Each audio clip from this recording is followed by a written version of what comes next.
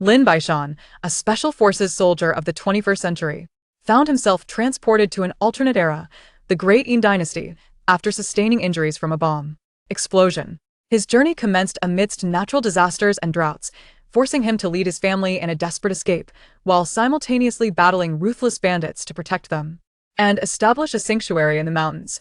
Witness his evolution as he forges his own legend in the midst of chaos, displaying decisive prowess in warfare and ultimately founding a formidable empire. Chapter 1. The Punishment of Whipping and the Crossing. Crack!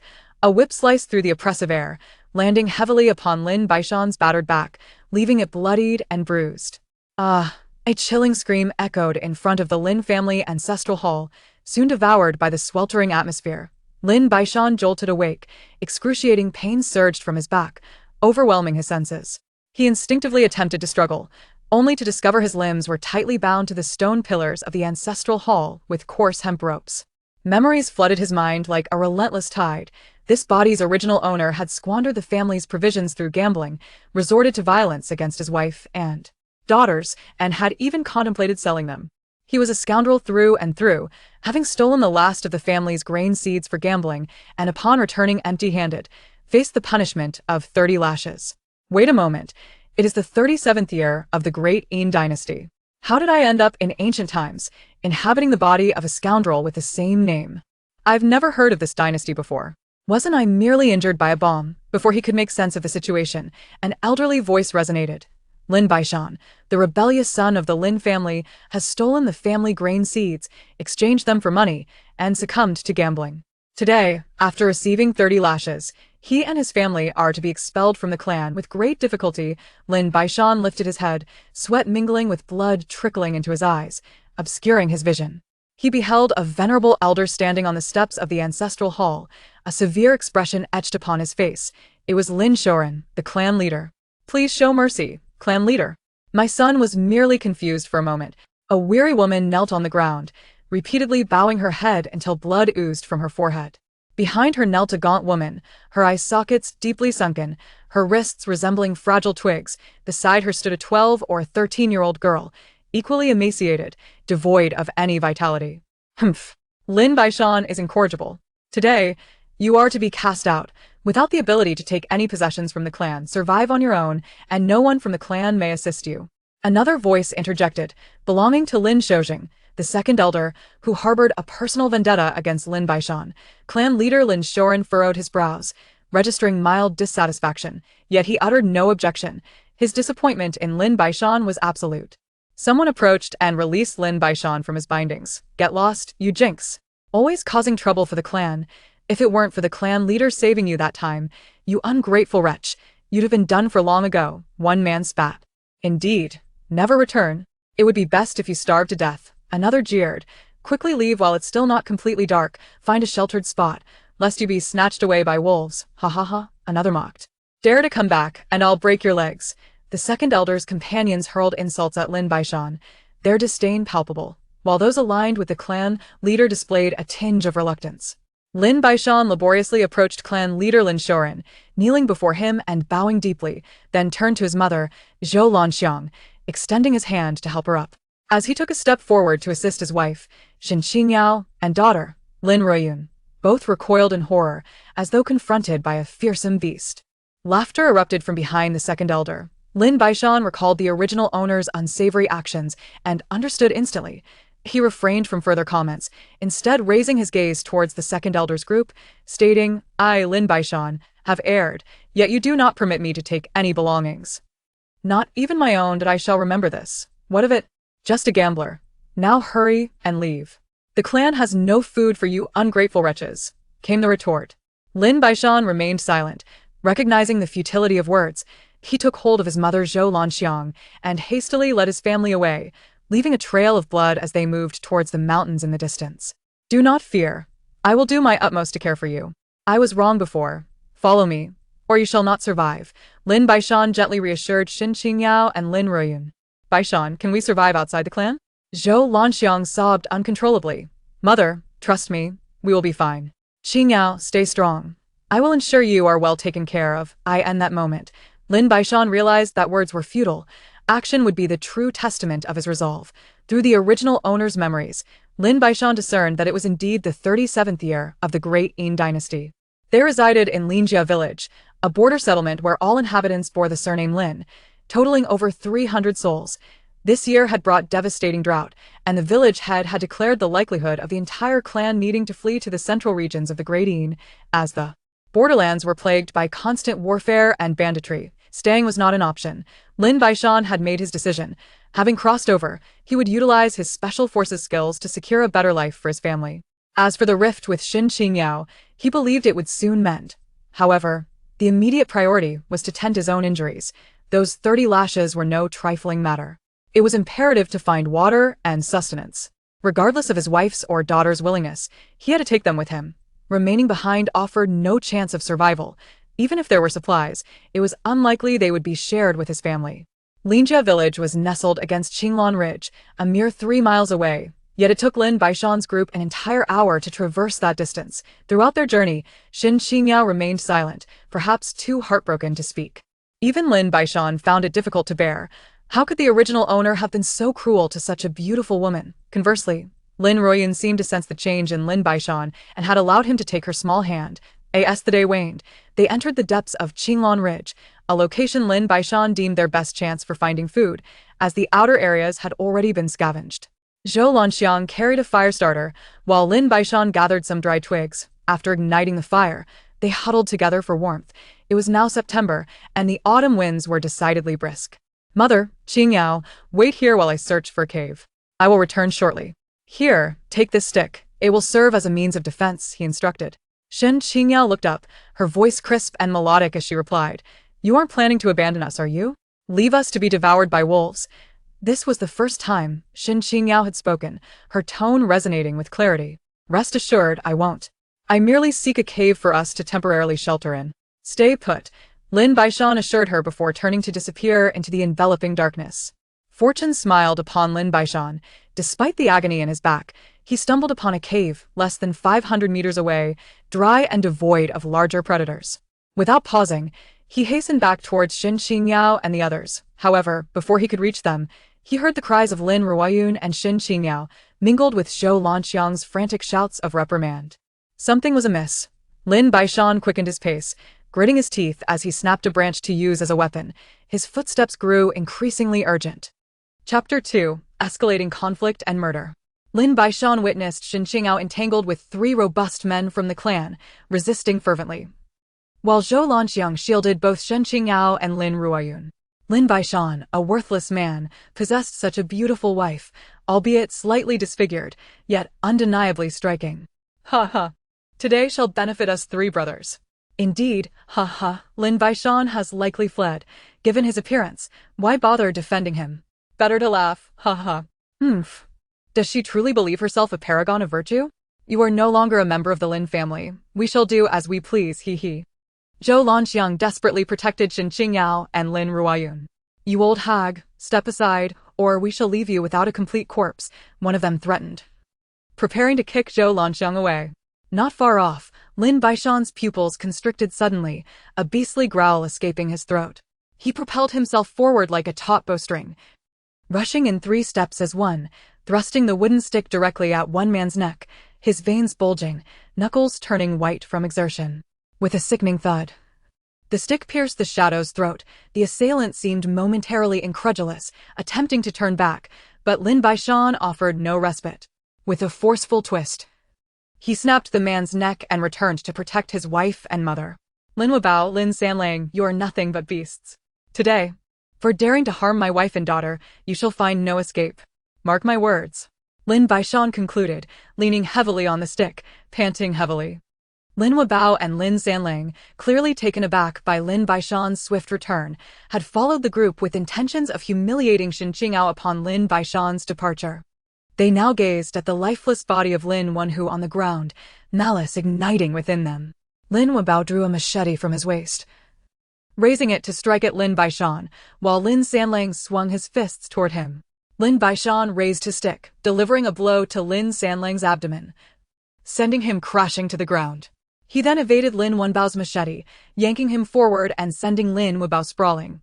swiftly retrieving the fallen machete and plunging it into Lin Wenbao's back, withdrawing it as the latter realized his doom was imminent. The flickering light of the fire illuminated Lin Baishan's face, devoid of emotion, chillingly cold as he approached the fallen Lin Sanling. The bloodied machete etching a crimson line upon the ground. Baishan, it was just a joke. Please, don't be angry. I can compensate you with food. I have food and water, Lin Sanling stammered, his typically arrogant demeanor now utterly disheveled, fumbling for rations and water.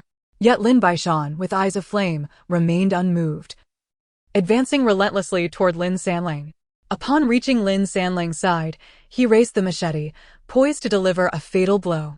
Stop, Lin Baishan. I command you to halt. Do you hear me? If you dare strike, your entire family shall perish. The voice of the clan elder echoed, followed by the sound of approaching footsteps. Lin Baishan, however, was undeterred, driving the machete into Lin Sanling's chest repeatedly, leaving him convulsing on the ground, devoid of life.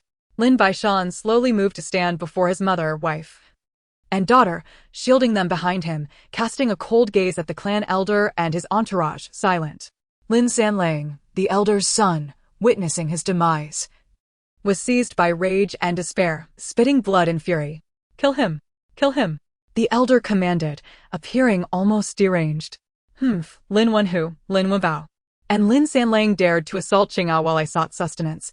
They shall not escape my wrath.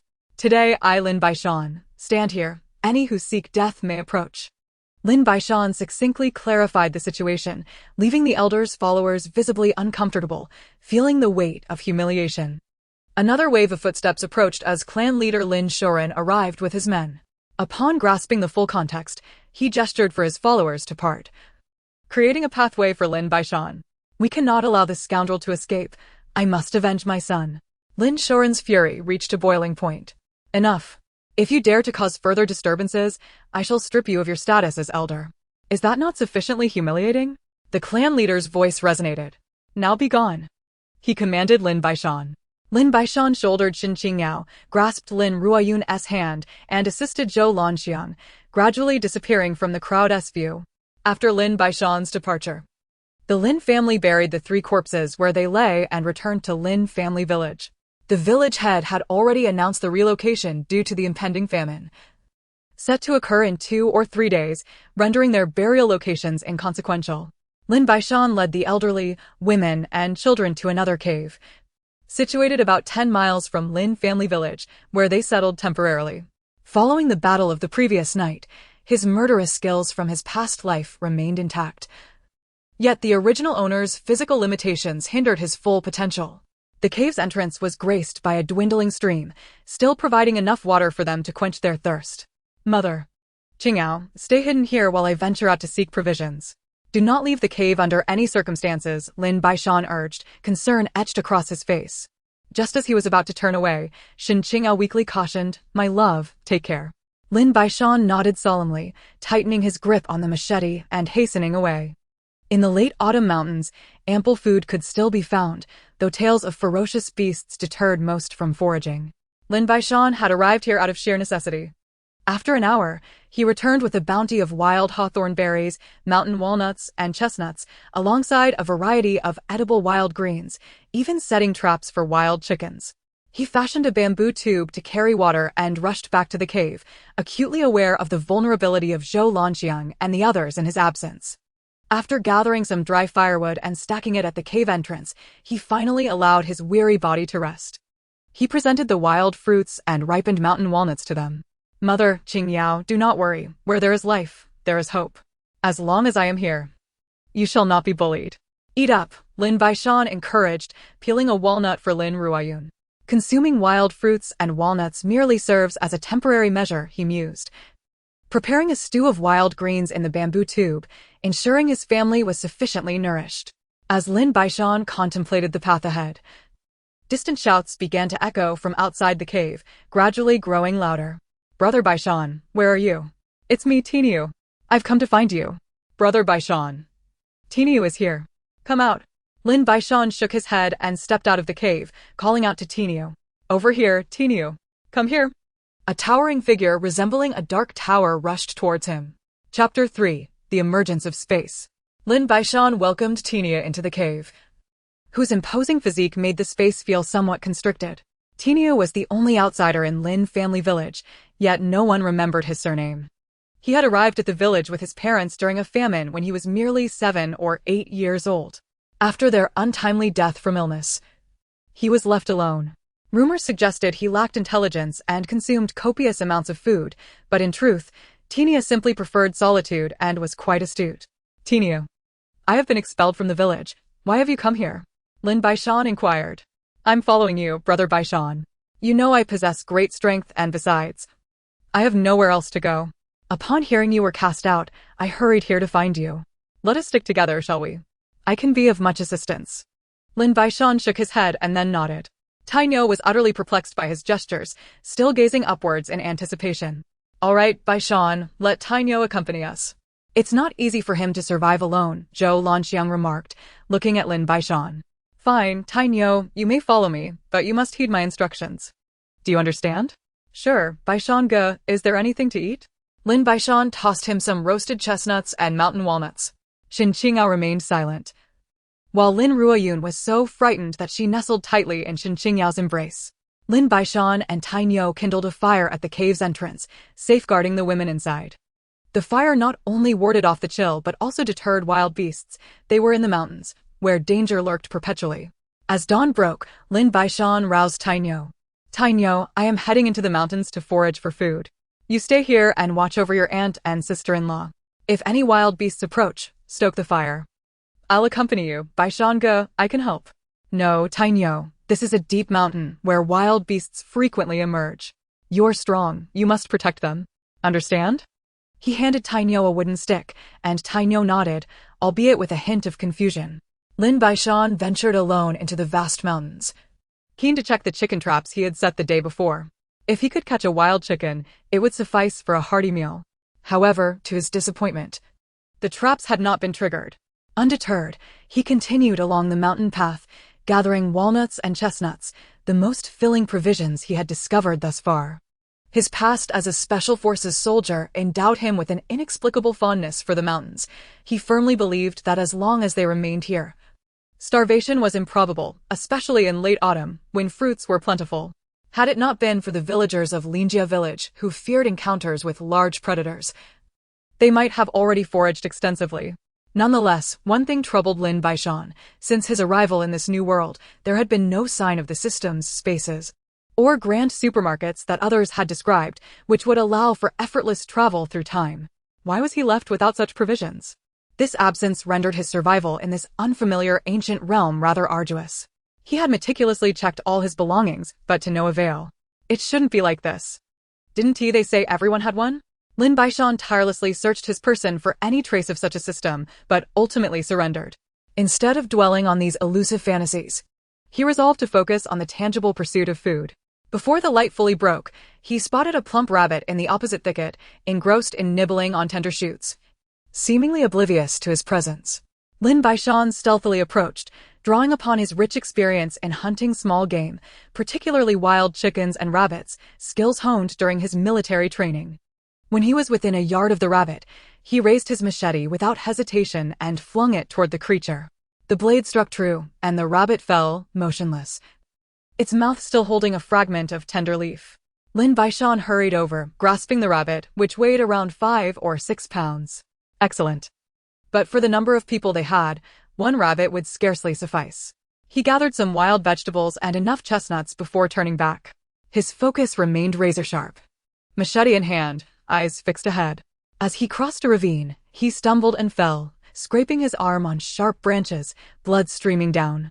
Unbeknownst to him, as the blood trickled to his wrist, a ring pattern on his arm glimmered faintly with a yellow light before settling back into silence, as if nothing had transpired. Suddenly, Lin Baishan felt a surge of warmth at his left wrist. He lifted his arm in astonishment, witnessing the ring pattern pulsating with yellow light intermittently. Setting down the rabbit and his gathered provisions, he scrutinized the ring. Before he could fully comprehend the phenomenon, he was drawn into a peculiar space, where the sun shone brightly overhead. The area was small, no more than an acre, with a spiritual spring to the right, surrounded by a thick mist that obscured his view. From initial astonishment to subsequent elation, Lin Baishan exclaimed, "Ha ha ha, heaven has not forsaken me. I finally possess a space. I am familiar with its potential for cultivating various crops." He laughed heartily within the confines of this newfound realm. With a mere thought, he returned to the outside world, reclaiming the rabbit and his gathered goods, now filled with a renewed sense of purpose as he made his way back to the cave. Soon he arrived, finding Tainyo dutifully guarding Zhou Lanxiang and the others, not resting for a moment. Upon seeing Lin Baishan return, Tainyo stood up. "Baishan-ge, you brought back so much delicious food. How wonderful." He grinned foolishly. "Wait here, I'll fetch some bamboo." Lin Baishan had already spotted a nearby bamboo grove. He cut a few stalks and returned to the cave. "Mother, Qingyao, come help. We have food." He instructed Zhou Lanxiang and Xin Qingyao to roast the chestnuts and walnuts while he approached the nearly dry stream to prepare the rabbit, filling bamboo tubes with water before heading back to the cave. Xin Qingyao regarded Lin Baishan with a gaze entirely different from the day prior. He seemed like a different person, leaving her with a surreal feeling. Yet, she would not forget how he had fiercely protected them. Perhaps he truly had turned over a new leaf?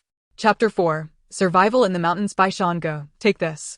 Tainyo had somehow procured a large iron pot, offering it to Lin Baishan. "Where did you get this?" Lin Baishan inquired. "From home. I came to find you. Of course I needed a pot to cook.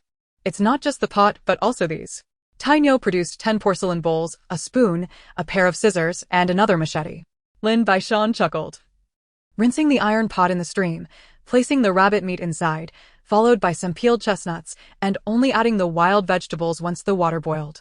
Lin Ruoyun, famished, kept glancing at Lin Baishan. "Ruoyun, in a moment, Daddy will give you a rabbit leg, be good." Lin Ruoyun nodded vigorously, oblivious to the guilt in Lin Baishan's eyes.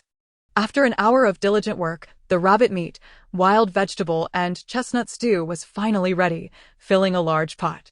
Along with the roasted chestnuts, walnuts, and some mountain fruits, the meal would suffice to sate their hunger. Returning to the stream, the moment Lin Baishan filled a bamboo tube with water, he recalled the spring water from the space. With a thought, he entered the space, filling 4 bamboo tubes with the sweet and precious spring water. After quenching his thirst, he emerged, feeling as though his wounds were less painful. He resolved to make the most of the space, ensuring that his family would lead a good life. Lin Ruoyun was gnawing on a rabbit leg, her mouth glistening with grease, while Lin Baishan gently wiped the remnants from the corners of her lips, gazing at her with deep affection. The original owner of this body, a scoundrel, had such a beautiful wife and daughter, yet failed to cherish them. Resorting to violence and scolding at the slightest provocation, his demise was well-deserved. Lin Baishan had consumed only a bowl of soup and a few chestnuts, leaving the rest for Xin Qingyao and the others. Xin Qingyao offered him a bowl of soup, but he declined, waving her off and rising to patrol the vicinity of the cave. Zhou Lanxiang observed Lin Baishan at that moment, her heart swelling with gratitude. "Mother, do you still have a bit of rice seed hidden away? I have a grand plan. We are deep in the mountains and must rely on hunting to survive." Lin Baishan's eyes ignited with fervor. There was but a last remnant left. Zhou Lanxiang opened her coarse cloth garment and retrieved a small pouch, handing it to Lin Baishan. The pouch was modest, containing approximately 2 pounds of rice seed. Lin Baishan cradled it as if it were gold, instructing Tinio to keep watch over the mother and daughter before brandishing a machete and stepping outside. In a secluded spot, he entered his spatial realm, carefully sowing the rice seeds into the earth and watering them with spring water, preparing to exit the space. As he turned back, Lin Baishan was momentarily taken aback. A small mound of earth was slowly heaving as if something beneath the surface was attempting to rise. The motion was slow but unmistakable. Even someone as worldly as he, having seen much before his transmigration, felt a tinge of bewilderment. What could this be? Fortunately, after about a quarter of an hour, the mound ceased its movements. Lin Baishan, summoning his courage, approached to discern the nature of this anomaly. Most importantly, he could not allow any unknown entity to exist within his space. From a distance, it appeared merely to be a mound, but as he drew nearer, he discovered it enveloped a stone tablet, inscribed with characters that eluded his comprehension no matter how hard he strained to read them. Ultimately, he had no choice but to exit the space. Upon returning to the spot where he had set the wild chicken traps, he was pleasantly surprised to find he had caught a wild chicken, albeit only weighing 2 to 3 pounds. It was far from sufficient. With so many mouths to feed, this meager meat would only suffice for a small pot of soup. Lin Baishan, prior to his transmigration, had been an exceptionally cheerful and humorous individual, but having just transitioned into his new identity, he appeared somewhat awkward. Nevertheless, his experience as a Special Forces soldier had established him as the master of these dense mountains. Not far from the wild chicken trap lay a narrow mountain path, freshly disturbed soil evident along its length, indicating recent activity. Lin Baishan scooped up a handful of the earth and inhaled its scent, a smile creeping across his face. It must be wild boar, and a sizable one at that, otherwise it would not have disturbed so much soil. Returning to the dense forest, he gathered numerous vines and set 5 wild boar traps along the path, securing the vines to trees by the roadside, employing both spring snares and nooses as composite traps. He placed chestnuts and mountain walnuts within the traps, layering them with leaves for camouflage. Then, Lin Baishan stealthily withdrew from the path, concealing himself nearby to wait. As he lay in the grass, pondering the strangeness of his spatial realm, having, by all rights, already established his dominion over it through blood oath, he could not fathom why the inscriptions on the stone tablet remained indecipherable. The more he thought about it, the more chaotic his mind became. Additionally, he recalled that just days prior, it had been declared that Lin family village would flee en masse to Engsub. What was he to do? Should he follow the main group to Engsub, or remain in these mountains? He was reluctant to stay in this place, too close to the border, especially given the current drought ravaging the land, leaving little water outside, compounded by rampant banditry and the ongoing warfare with the barbarian tribes. It seemed prudent to accumulate food and leave with the main group. Although he had been cast out of the family, he believed in his ability to ensure that everyone was well fed and clothed. Before he realized it, 2 hours had passed without sight of a wild boar. Lin Baishan remained unperturbed, knowing he had left his scent while setting the traps. Wild boars possessed an acute sense of smell and would not venture forth until the scent dissipated. Exhausted, Lin Baishan inadvertently drifted into slumber amidst the grass. As he reveled in a pleasant dream, a deafening roar jolted him awake.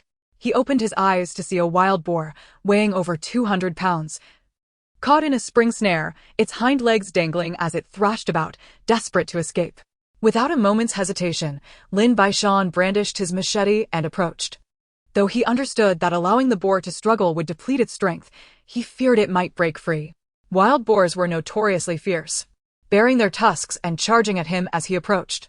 Seizing the opportunity, Lin Baishan plunged his knife into the boar's neck, pressing down firmly as it gradually succumbed to its wounds. Sitting on the ground, he panted for breath. Ordinarily, he would not find himself in such a state. But having gone days without sufficient food and having shared his meager rations with the mother and daughter, he felt weakened. After quenching his thirst with some spring water from his space, he intended to attempt to retrieve the boar into his realm when 2 figures suddenly appeared beside the path, approaching him. Ha, what splendid fortune! The second elder sent us to find food, and we stumbled upon this calamity. Now, with this wild boar, we'll eliminate him, and our merit will be undeniable. Lin Baishan tightened his grip on the machete, feigning a nervous and frightened demeanor, his body trembling. Chapter 5. Preparations. Before the fleeing Lin Baishan remained seated on the ground, motionless. He had already recognized the 2 figures as Lin Tushing and Lin Daju, henchmen of the second elder. Both were burly men brandishing machetes, advancing step by step toward him, their eyes fixed on the wild boar sprawled on the ground. Lin Baishan wobbled to his feet, the tip of his machete aimed at the 2, not uttering a single word. You pathetic coward. You dare kill Sanlang and the others? You were lucky. Today, you've run into us brothers. Don't even dare to dream. Lin Tushing's face twisted with malice. If we hadn't been unable to find food outside and had not encountered you, we would have settled your score for the 3 brothers. Lin Daju's machete hung low. He too noticed Lin Baishan's weakened state and had not prepared adequately. Who would have thought we could achieve such a great merit? Returning home. Before Lin Tushing could finish his sentence, Lin Baishan's machete shot forward like a lightning bolt, piercing his throat with blinding speed, leaving no room for defense. The blade sliced through Lin Tushing's throat, a spray of blood erupting as his mouth opened in shock, never to utter another word. Lin Daju stood frozen in disbelief, seemingly unable to comprehend that Lin Baishan had executed a fatal blow.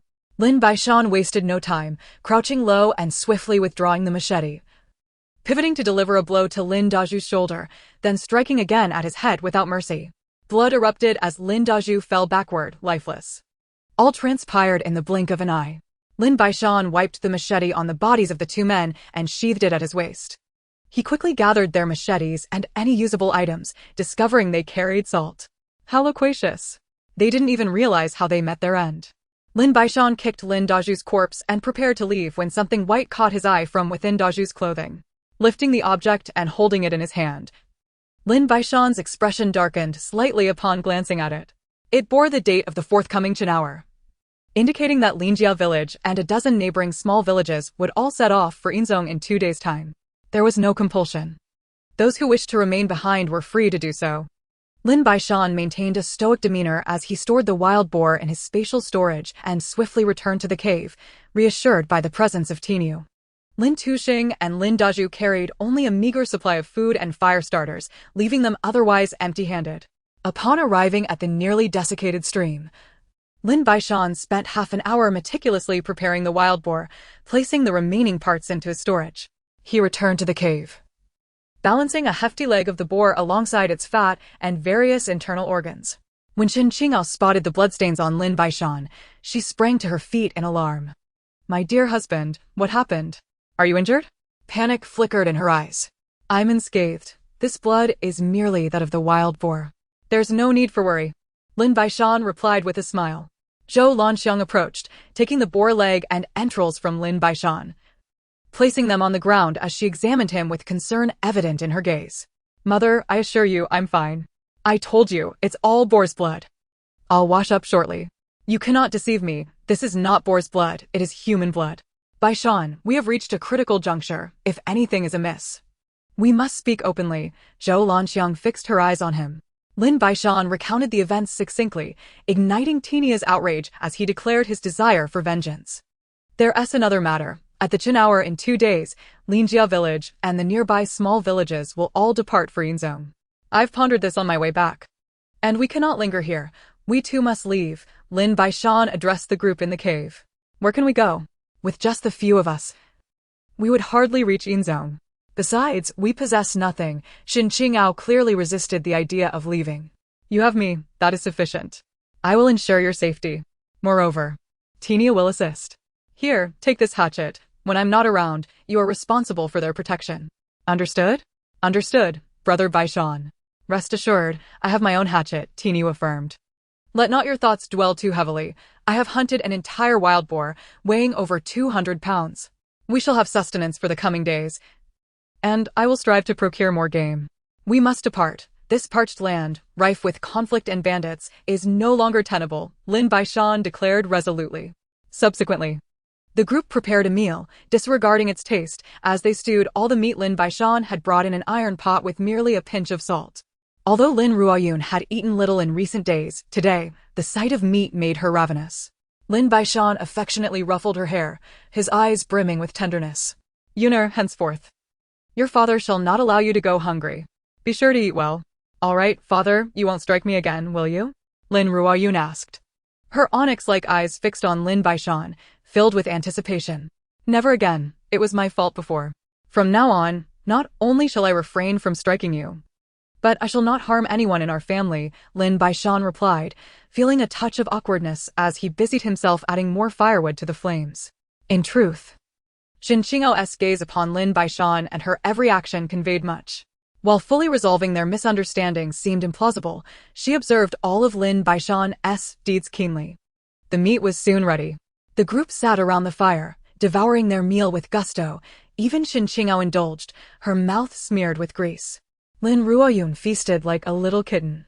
A single pig leg weighing over 20 pounds, along with a medley of assorted organs, ensured that for the first time, they felt truly satiated. Lin Baishan also retrieved ample spring water from his spatial storage for everyone to drink. After days of consuming spring water, the whip scars on his body had begun to scab and showed signs of shedding, which he deemed rather rapid based on his past experiences. He attributed it to the efficacy of the spring water. As twilight descended, Lin Baishan resolved not to venture out again that night. From a distance, faint shouts reverberated as he stood beside the fire at the mouth of the cave, Tinia by his side.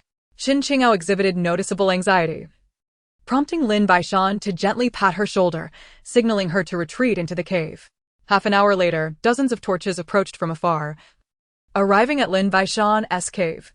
Brother Baishan, go back and apologize to the clan leader. We must all depart for Engsub in 2 days. And you cannot protect your wife and the others alone, Lin Baishan, who had grown up with Lin Baishan, urged, their bond deeply rooted. No need for that, Baishan. What brings you here? Don't mention it. Lin Tuxing and Lin Daju, under the elder's command, have gone missing. We heard they came into the mountains seeking food. So we came to search for them. Lin Baishan's expression bore impatience, not directed at Lin Baishan, but rather at the elder. Lin Baishan nodded. Brother Baishan, why not return with me? Lin Baishan began, but was interrupted by Lin Baishan. No need, Baishan. You should hurry and find them. Lin Baishan and his entourage bid farewell to Lin Baishan before departing. Lin Jia village was essentially divided into 2 factions, one led by the clan leader, comprising a larger group of around 100 to 200 people, while the elders' faction engaged in all manner of petty misdeeds. However, these matters were no longer Lin Baishan's concern. His sole focus was on protecting his family. As for escaping, he had yet to devise a plan. Before leaving, Lin Baishan covertly cast several glances at the blood on Lin Baishan, yet he refrained from uttering a word. Once more, Lin Baishan settled beside the fire, while Tinia gnawed on a piece of meat. Within the cave, Lin Ruoyun had already eaten her fill and drifted off to sleep. Determined to hunt as much as possible in the coming days to prepare for their escape, Lin Baishan contemplated the state of the rice seeds in his spatial storage, having been too preoccupied to inspect them properly. Tinia had already dozed off by the fire, and Lin Baishan entered his spatial realm, where the sun shone brightly. He approached the plot where he had sown the rice seeds, astonished to find them growing over a foot tall. Excellent, splendid. Ha ha, indeed. The flow of time within this space differs from that outside, he exclaimed with joy. The exact ratio of time remained unclear, but he would ascertain it once the rice was harvested. Lin Baishan approached the mound once more. From a distance, it resembled a grave, encompassing a stone tablet, the inscriptions on which he could not decipher, no matter how hard he tried. What is this? This entire space belongs to me. Yet this stone tablet remains shrouded in mystery, Lin Baishan mused. Taking out his hatchet, he made a small cut on his finger, allowing a few drops of blood to fall upon the stone tablet, treating it as a last resort. He stood silently, the stone tablet showing no signs of change. However, it seemed as though his blood had seeped into it. With a resigned shake of his head, Lin Baishan turned to leave, when suddenly, he felt something shift within his heart. The tablet erupted with radiant light. He turned back, striving to contain his excitement, waiting patiently for the brilliance to subside. After a quarter of an hour, the light settled, revealing a dense array of tiny characters on the stone tablet, which Lin Baishan approached to examine closely. This space is known as the Spirit Spring Reciprocal Realm. Time flows like a river, where 10 hours in this realm equates to merely an hour in the mortal world. Between the heavens and the earth, the auspicious grains and bountiful harvests flourish. The springs of spiritual essence flow abundantly, as pure and refreshing as sweet dew. To drink or bathe in it is to be cured of ailments, wounds healed instantaneously, nourished by the environment, rejuvenated with each intake, as the years accumulate. One ascends in stature, and after a long passage of time, the words of Lin Baishan once again become obscured. Lin Baishan comprehended the essence of the stone tablet, which conveyed that time within this space moves at an accelerated pace, and the waters of the Spirit Spring possess remarkable healing properties, while the realm itself is subject to enhancement. However, the initial phrase, Spirit Spring Reciprocal Realm, eluded Lin Baishan's understanding. With little of interest left to observe, he prepared to depart when he suddenly spotted a golden-hued key lying at his feet. He bent down to retrieve it. The key was irregularly shaped, and there was no indication on the stone tablet of where it might fit. After searching in vain, Lin Baishan had no choice but to exit the space. Iron Bull was still in deep slumber, and Zhou Lanxiang and the others in the cave had also succumbed to their dreams. Lin Baishan stoked the fire to a brighter blaze, rising to pace beside it. Iron Bull inadvertently awoke. Brother Baishan, why are you still awake? You ate so well today. Can't you sleep? No, Iron Bull. In 2 days, the people of Lin Family Village will be leaving this place, and we must make ample preparations. Unfortunately, we are deep in the mountains, and there is little we can prepare. Brother Baishan, what do you need? I can go back to the village and fetch it. I can bring anything useful from my home. Lin Baishan's eyes lit up. Indeed, he could not return to the village himself, but Iron Bull could. Furthermore, the villagers regarded Iron Bull as somewhat simple-minded, thus sparing him from scrutiny. In truth, Iron Bull was quite astute. He merely preferred not to converse with those he disliked. Iron Bull, do you have salt, bedding, a water flask, an iron pot, and such items at home? Yes, at the village entrance. Lin Lar took 2 of my chickens and gave me a large bag of salt. When I left, I thought it too heavy to carry. Brother Baishan. I'll go back and get it now. Since we are leaving, I will bring everything useful from my home. Without waiting for Lin Baishan's approval, Iron Bull dashed down the mountain. Lin Baishan shook his head, saying nothing, and continued to guard his family beside the fire. Since his arrival in this world, he had gradually adapted, even developing a slight fondness for it. He aspired to establish himself amidst the chaos, to carve out his own destiny, feeling confident in his abilities. As time trickled by, just before dawn, Iron Bull returned, laden with items: bedding, a water flask, a small pot, chopsticks, and, most notably, a hefty sack of salt, weighing perhaps dozens of pounds. This was a treasure, especially in such dire years, as salt was not easily come by. He unceremoniously dumped everything onto the ground. Brother Baishan. This is all I could bring. I felt the rest was of no use, so I left it behind. Very well, Iron Bull. You have done a tremendous service. With this sack of salt, we can survive, Lin Baishan exclaimed, somewhat excitedly. Brother Baishan, I also brought a bit of cornmeal. I almost forgot, thinking I wouldn't return. I decided to bring it along. We can make some porridge, Iron Bull said, scratching his head. All right, Iron Bull, go get some rest. After saying this, he handed him a bowl of spirit spring water, which Iron Bull drank eagerly. Brother Baishan, I don't know how it happened, but I ran so far and didn't feel tired at all. It's strange. Lin Baishan smiled without replying. He examined all the items Iron Bull had brought back, placing the sack of salt directly into the space for safekeeping. Without salt, one would lack strength. As for the other assorted items, they could be carried by the others. The sky was beginning to brighten, and he wondered if the people of Lin Family Village had discovered the bodies of Lin Tuxing and Lin Daju. Regardless, he would never confess to it. Since they had decided to leave this place, they must prepare food over the next 2 days, ensuring they had enough provisions for their journey. He had already explored the area and knew that a small path led out of the mountains a few miles ahead, which would connect them to the main road, allowing them to join the larger group traveling to Engsub. This was far preferable to relying solely on themselves. The wild chicken from yesterday had yet to be eaten. Lin Baishan prepared it, stewing it with spirit spring water, adding plenty of chestnuts and mountain walnuts. An hour later, the delicious aroma wafted through the air. Just as he was about to awaken Zhou Lanxiang and the others for a meal, a group of people suddenly appeared before him, members of the Second Elder S faction. They were bearing the bodies of Lin Tuxing and Lin Daju, their faces aflame with fury. Chapter 7. Preparing Food. Iron Bull stood beside Lin Baishan, both watching the irate group. Lin Baishan, it has only been a few days, and you have already slain 5 young members of our clan. Today, we have come to take your life to prevent you from committing further atrocities. The second elder emerged from the crowd, glaring at Lin Baishan with exasperation. The dozen or so strong men behind the second elder appeared restless. Lin Shojing, do you even think you are worthy to be an elder? I ask you, did you see me kill them? Lin Baishan replied calmly. Though I did not witness it. There are only a few of you in this mountain. How do you know there are only us? Just yesterday, I encountered people from Yangjiabao searching for food over there. To frame me, you need not fabricate charges, Lin Baishan interrupted him directly. You little brat, what did you just call me?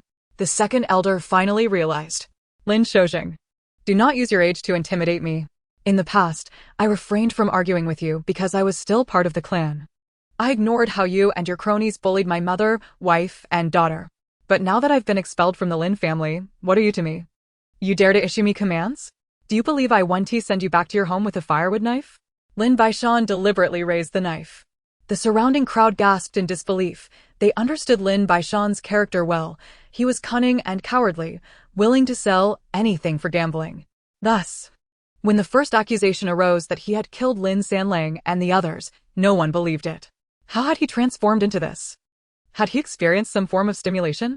The crowd murmured in their hearts. Get out of here. Brother Baishan and I are here, and we are not going anywhere. If I count to 3, anyone who has tea left will die here. Iron Bull's voice boomed. Lin Baishan glanced at him. The knife he held was clearly one of his own. 1, 2, 3. Before he could finish counting, the second elder's men, realizing Iron Bull's unpredictable nature and immense strength, chose to retreat, fearing the risk of confronting him. As the second elder's group departed, Xin Qingyao emerged from the cave, elegantly bowing to Iron Bull. "Thank you." Iron Bull chuckled. Having delayed for so long, the wild chicken was now thoroughly cooked. Lin Baishan called everyone to eat. He served chicken to Xin Qingyao, Lin Ruoyun, and Zhou Lanxiang, who smiled silently, proud to see her son finally growing up and capable of shouldering responsibilities.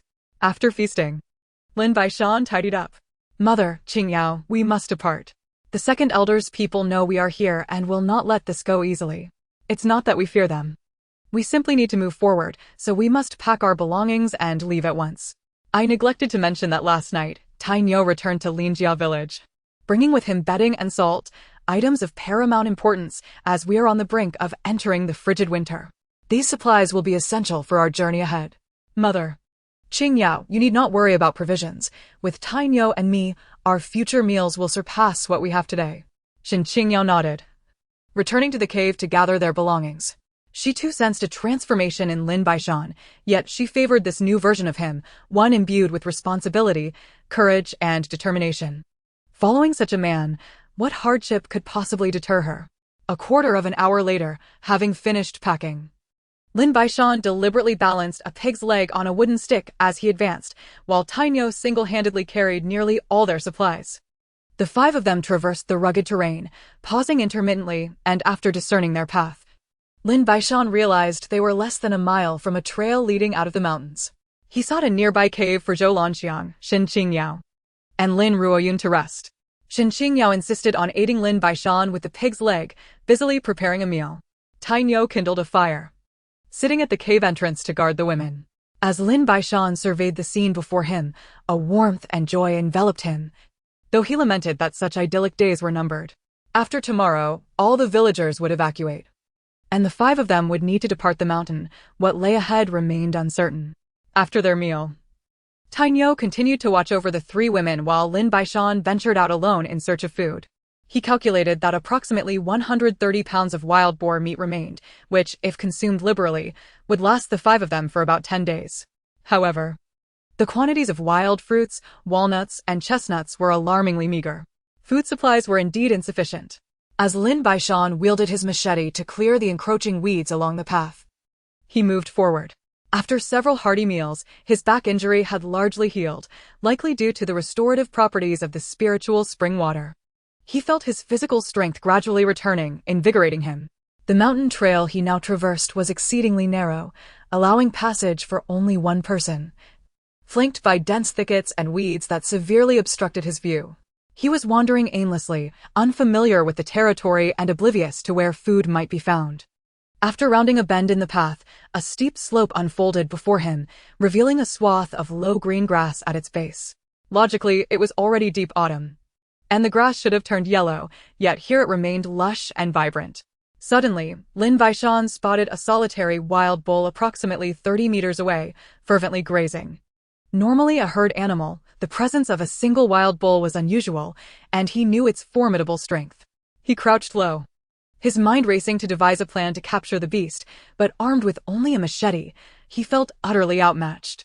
After what felt like an eternity, the black wild bull slowly turned away, leaving the grassy patch. Lin Baishan approached the area where the bull had grazed, assessing the terrain before steeling himself to dig a pit. The odds of capturing the wild bull were slim, but even a small chance warranted an attempt. With relentless determination, he began to excavate, though the tool was unwieldy, fortunate that the soil was soft and easy to dig. An hour passed, and he had dug a pit approximately 2 meters wide and 1.5 meters deep. Although it was still not deep enough, he could dig no further due to the presence of rock layers beneath. Lin Baishan sharpened several wooden stakes and inserted them into the pit's bottom, covering the top with camouflage before retreating 30 meters away to await his quarry. The sky darkened entirely, and concerned for his mother and wife, he returned to the cave. The pig's leg from noon remained uneaten, so he simmered some wild vegetables for a makeshift meal. He hoped that tomorrow's wild bull trap would yield results. Chapter 8. Capturing the Adult Wild Bull. At dawn, Lin Baishan departed the cave, heading to the wild bull trap he had set the day before. Upon reaching the steep slope again, he gazed down to see a herd of wild bulls grazing, with the nearest one less than 5 meters from his trap. A surge of exhilaration coursed through him. Capturing a wild bull would significantly bolster his food reserves, and with the rice planted in their space, future meals would be secure. Though the prospect was enticing, Lin Baishan waited a full hour as the herd remained stationary, engrossed in grazing. The group comprised over 30 wild bulls, predominantly adults, with only a few calves. Lin Baishan lay motionless in the grass, devoid of impatience. Hunting inherently involved a great deal of luck. Success was fortuitous, and failure incurred no loss, especially when it came to wild bulls, where opportunities to capture them were rare. Another hour slipped by, and at last, the herd took a few steps forward. From his vantage point, Lin Baishan noticed that one adult bull had wandered perilously close to the edge of the trap and was inching closer. Just a little further. "Don't stop," he urged silently. As if to taunt him, the bull nearest the trap remained fixated on grazing. Minutes stretched on, 15, 20, until... Just as Lin Baishan felt himself drifting into slumber, a piercing scream shattered the stillness. The herd scattered in a frenzy, vanishing without a trace. Lin Baishan sprang to his feet and raced toward the trap, knowing he needed to act swiftly. The pit he had dug was shallow, and although he had placed sharpened stakes at the bottom, the raw strength of an adult wild bull was formidable. He had to incapacitate it as quickly as possible. Upon reaching the trap, he found the adult bull thrashing desperately, its belly impaled by several stakes and blood pooling in the pit. Its struggles weakened as it began to lose consciousness. Seizing the opportunity, Lin Baishan drove his machete deep into the bull's neck. Warm blood spurted forth, and the bull let out a heart-wrenching bellow. Within a span of time, the creature lay still, lifeless in the pit. Lin Baishan did not leap into the pit immediately. He waited a moment longer to ensure the bull was truly deceased before jumping in. It was a young adult male, as evidenced by its horns. And had it not been injured, its power would have been beyond his capacity to withstand. Weighing between 800 and 1,000 pounds, this was merely a young adult. Fully mature bulls could exceed 1,000 pounds. He promptly stored the bull in his space before hastily departing. Though deep in the mountains, there was no guarantee they would remain undisturbed. The prolonged drought had nearly dried up the streams that usually flowed here. Choosing a secluded spot, Lin Baishan released the entire bull, using his machete to cut it into sizable portions, all of which he stored in his space. Drawing from his experience with the wild boar, he noted that meat did not spoil within his space. By the time he finished processing all the beef, a full hour had elapsed, and twilight was encroaching. He impaled the entrails and half a leg on a branch and made his way back to the cave. When he returned, the night had fully descended. Zhou Lanxiang and Xin Qingao were as anxious as ants on a hot pan, yet Tinio remained unperturbed, indulging himself in the wild fruits. "Look, sister-in-law, mother, I told you that brother Baishan would be fine. See, he has returned safely." As Tinio spoke, he took the burden off Lin Baishan's shoulder and placed it on the ground. "Brother Baishan, have you captured a wild bull?" Tinio's excitement was palpable. "Indeed. I dug a trap yesterday and planned to guard it overnight, but fearing you might worry, I returned.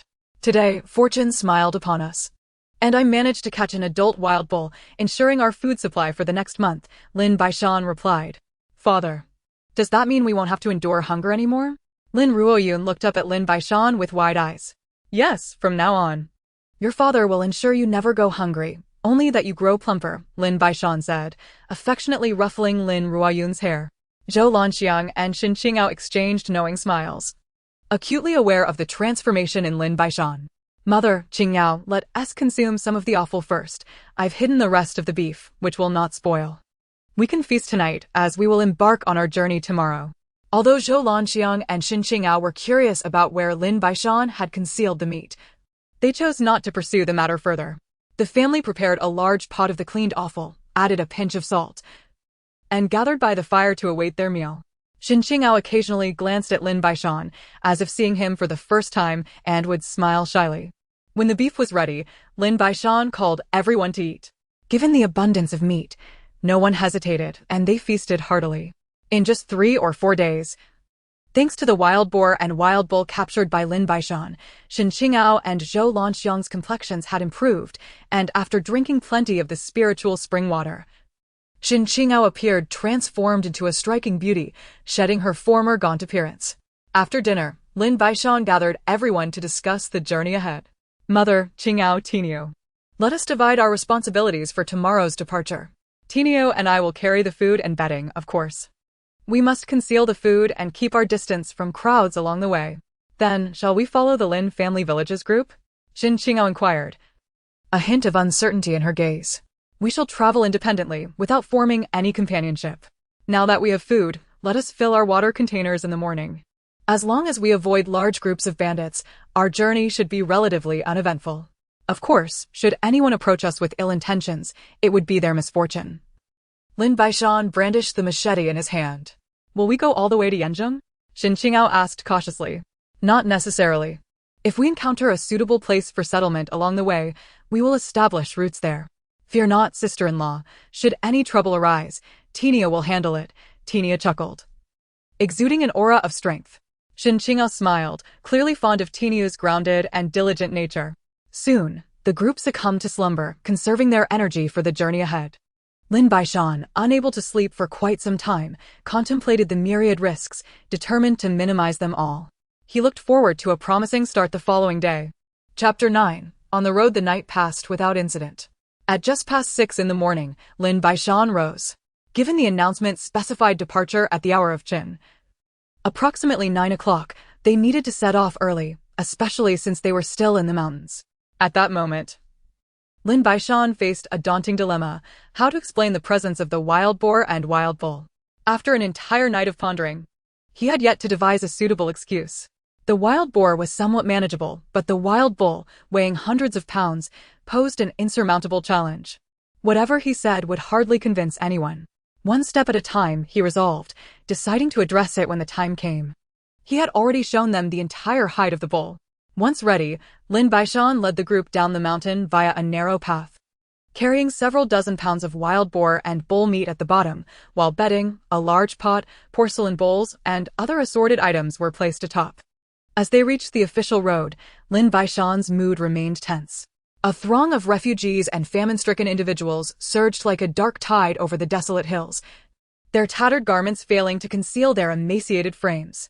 The north wind whipped up yellow dust across the cracked earth, and the official road was teeming with people. Children gnawed on tree bark while further away, several bodies wrapped in straw mats lay abandoned by the ditches. Crows circled above, their mournful cries piercing the stillness, and the distant sound of hooves echoed ominously. Refugees jostled one another, shoving their meager rations into the arms of their children. Were they soldiers or bandits approaching? To these people, there was little distinction. Both would seize whatever little food they had left. Lin Baishan spotted a cloud of dust in the distance and, with a flick of his mind, stored the wild boar and bull meat away, disregarding the risk of revealing his spatial abilities. If discovered by those on horseback, it could spell disaster. Everyone, keep moving forward. Do not linger here. If you wish to stay in your homeland, feel free to do so. But the official road must not be congested, a voice called out. With a crack of a whip, the nearest refugee received a harsh blow across his back. He said nothing, merely clutching his wound as he continued on, eyes filled with terror. Hold on, everyone. We are responsible for your safety. Accordingly, each of you must surrender half of your rations, or else the horsemen will draw their swords. A murmur of discontent rippled through the crowd. Lin Baishan remained still. Knowing that fleeing was futile, there were at least 30 horsemen, with no escape in sight. The refugees began to queue up to hand over their rations. Lin Baishan took half a bag of cornmeal from Tinio, poured out half, and held it in hand as they approached. The lead horseman glanced at Lin Baishan, accepted his offering, and waved him away quickly. As Lin Baishan and his companions moved farther away, they were oblivious to the scene unfolding about 200 meters behind them, where villagers from Linjia were also lining up to surrender their grain. Watching the procession of refugees and the hunched figures struggling onward, Lin Baishan sighed heavily, uncertain how many would reach Yanzhong. With the scant rations they had brought from home, they would be hard-pressed to last 3 days, especially after surrendering half to the soldiers. It seemed they could only take it one step at a time. The journey from the border to Yanzhong spanned approximately 2,000 miles, much of which was mountainous terrain. Though there was an official road, most people likely preferred to avoid it, as both soldiers and bandits frequently ambushed travelers there. Yet, straying from the road was fraught with even greater peril. Lin Baishan and his group moved briskly, buoyed by their full stomachs and strengthened bodies. The official road was crowded with families of refugees, each one gaunt and threadbare, their tattered clothing barely covering their forms. Of course, some wealthy families traveled with ox carts or horse-drawn carriages, accompanied by guards, making their journey considerably easier. The line of refugees seemed endless, while the so-called soldiers, after collecting ample rations, vanished without a trace, indifferent to the fates of the suffering masses. "Brother Baishan, where have you hidden the wild boar and bull meat?" Tinia whispered. "Don't concern yourself, it's safe. Just keep moving forward," Lin Baishan replied, a hint of exasperation in his tone. "My husband, shall we continue following the refugees? If we remain among them, we won't dare to cook," Xin Qingyao remarked. Xin Qingchu's concerns were not without merit. "Fear not. You can see the mountains all around. And they are not far off. For now, we shall focus on our journey, and when it is time for a meal, we shall venture into the mountains to prepare our food." Upon hearing Lin Baishan's words, the others felt a glimmer of hope. It was the only course they could take. Each day, Lin Baishan and his companions traversed approximately 40 miles, a remarkable pace, while subsisting on just 2 meals a day, always distancing themselves from the refugees to cook in the mountains. Although Shen Qingyao and Zhou Lanxiang were unaware of where Lin Baishan concealed the meat, they refrained from inquiring. On the evening of the 5th day, after another day of travel, Lin Baishan and his companions entered yet another unfamiliar mountain, searching for a cave to temporarily rest, a habit they had formed. Having traveled around 200 miles, the number of bandits in the area had noticeably diminished. After about a quarter of an hour into the mountain, they discovered a cave. Lin Baishan, armed with a machete, entered to find the cave remarkably dry, devoid of any signs of large animals having dwelled within. The group deposited their belongings at the cave's entrance, while Tainyo ventured nearby to gather dry firewood. Lin Baishan then retrieved a substantial ox leg, weighing around 40 pounds, from beneath the bedding. Initially, Lin Baishan had anticipated that the most significant challenge on their journey would be food, but he soon realized that the most pressing need was a source of water. Fortunately, the space they occupied contained a spiritual spring, and Lin Baishan often used its water for cooking, thereby improving the overall health of the group. Additionally, on the 5th day after Lin Baishan had planted the rice seeds, the rice in the space matured, yielding an impressive harvest of 60 to 70 pounds. Subsequently, he cultivated an entire acre of land with rice, and the remaining 20 to 30 pounds were ground into rice. Today marked the 3rd day, and in just 2 more days, Lin Baishan would have over 1,000 pounds of rice, with an unending supply to follow. Tainyo quickly gathered enough dry firewood to set up a large pot, using the machete to chop the ox leg into pieces, adding some wild vegetables they had foraged during their journey into the mountains. Lin Ruoyun had now become quite close with Lin Baishan and Tainyo, frequently lifting the lid of the wooden pot to peek inside. Lin Baishan smiled at Shen Qingyao. Over the past week, with an ample supply of food, both Shen Qingyao and Zhou Lanxiang had regained their rosy complexions and appeared vigorous as they walked. Lin Ruoyun, too, was bouncing with energy, a stark contrast to her previous pallor. The aroma of beef wafted from the large iron pot. "Brother, could you spare a bite to eat?" A weary and hoarse voice called out. Chapter 10, Xiaoduanyun and Xiaoduanyu. Lin Baishan sprang up, brandishing his machete towards the direction of the voice. The night had fully descended, and 2 figures stood not far away, their features obscured, yet they were tall and robust, seemingly armed. "Who are you? And why have you come to this place?" Lin Baishan demanded, as Tainyo also lifted his machete, ready for conflict. "Brother, do not misunderstand. I am Xiaoduanyun. And this is my brother, Xiaoduanyu. We have observed you for several days. Each evening, we seek refuge in the mountains, unlike others who sleep along the main roads. Brother, we harbor no ill intentions. We merely wish for a meal. If it is inconvenient, we shall take our leave at once." In the flickering light of the fire, Lin Baishan discerned the striking features of the 2 men, who wielded large knives and did not appear to be refugees. Why had they fallen to such a state? Lin Baishan stepped aside, gesturing with his left hand in a welcoming manner, while Tainyo remained poised with his machete. Lin Baishan gently pressed down on Tainyo's hand, urging him to lower the weapon. "What is your noble name, brother?" Lin Baishan inquired. My brother and I were discontented with the oppressive actions of the authorities and refused to collude with them in bullying our neighbors. The most intolerable act was their demand to seize half of the refugees' rations. It is not that we are lofty in principle, but we could not bring ourselves to comply, thus we were expelled from the military camp. For the past few days, we have had little more than water. Not a grain of rice has touched our lips. We stumbled upon your secret and sought a meal. Xiao Duanyun seemed quite embarrassed.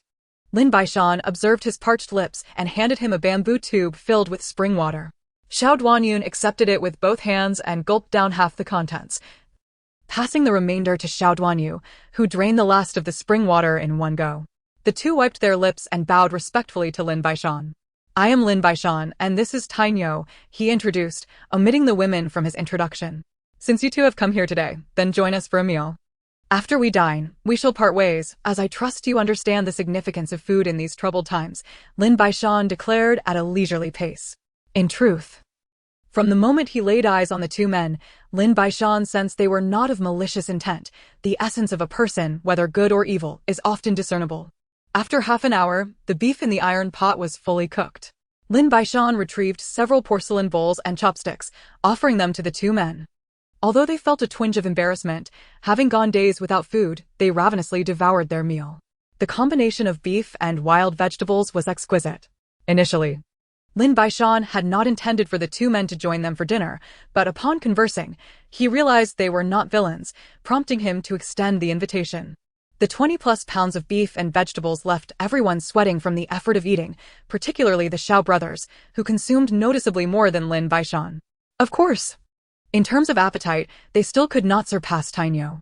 Once satiated, the two men again bowed in gratitude, leaving Lin Baishan feeling a touch embarrassed. Brother Lin, we are deeply grateful for your generosity in providing us with a meal today. My brother and I shall never forget this kindness. Although we possess little of value, here are 10 pounds of salt as a token of our appreciation, Xiao Duanyun announced, producing a cloth bag from his pocket to present to Lin Baishan. Lin Baishan accepted it without hesitation. Brother Lin, I noticed that you and this brother Tainyo are unarmed. These two large knives were taken from the military camp, and I bestow them upon you for protection. Once again, I thank you, Brother Lin. With that, Xiao Duanyun stood to leave. Hold on, Brother Xiao. In these times, individual strength is insufficient for survival. If you do not mind, accompany me. I promise not to let you go hungry, Lin Baishan proposed. At his words, Xin Qingao and Zhou Lanxiang's expressions changed dramatically, though they refrained from voicing their objections. Thank you, Brother Lin, for your kindness, but my brother and I, aside from our strength and some skills, may not be of much assistance to you. Have you truly considered this? Xiao Duanyun replied earnestly. Xiao Duanyu clasped his fists in gratitude. We are willing to accept, Brother Lin. Thank you for your kindness. Xiao Duanyun shook his head in resignation. Knowing his brother all too well, it seemed he had recognized that Lin Baishan was not an ordinary person, and his demeanor resonated with him, prompting his swift agreement. Very well, I welcome you both as brothers, but let me make one thing clear. Should either of you engage in treachery or deceit, I will not show you mercy. Rest assured, Brother Lin, we shall not commit any crimes, nor betray your goodwill, Xiao Duanyun replied solemnly, swearing an oath. Brother Lin, may I inquire if you and your companions are also bound for Yanzheng? Xiao Duanyun asked. Although we have only just met, I hold you in high regard, Brother Lin.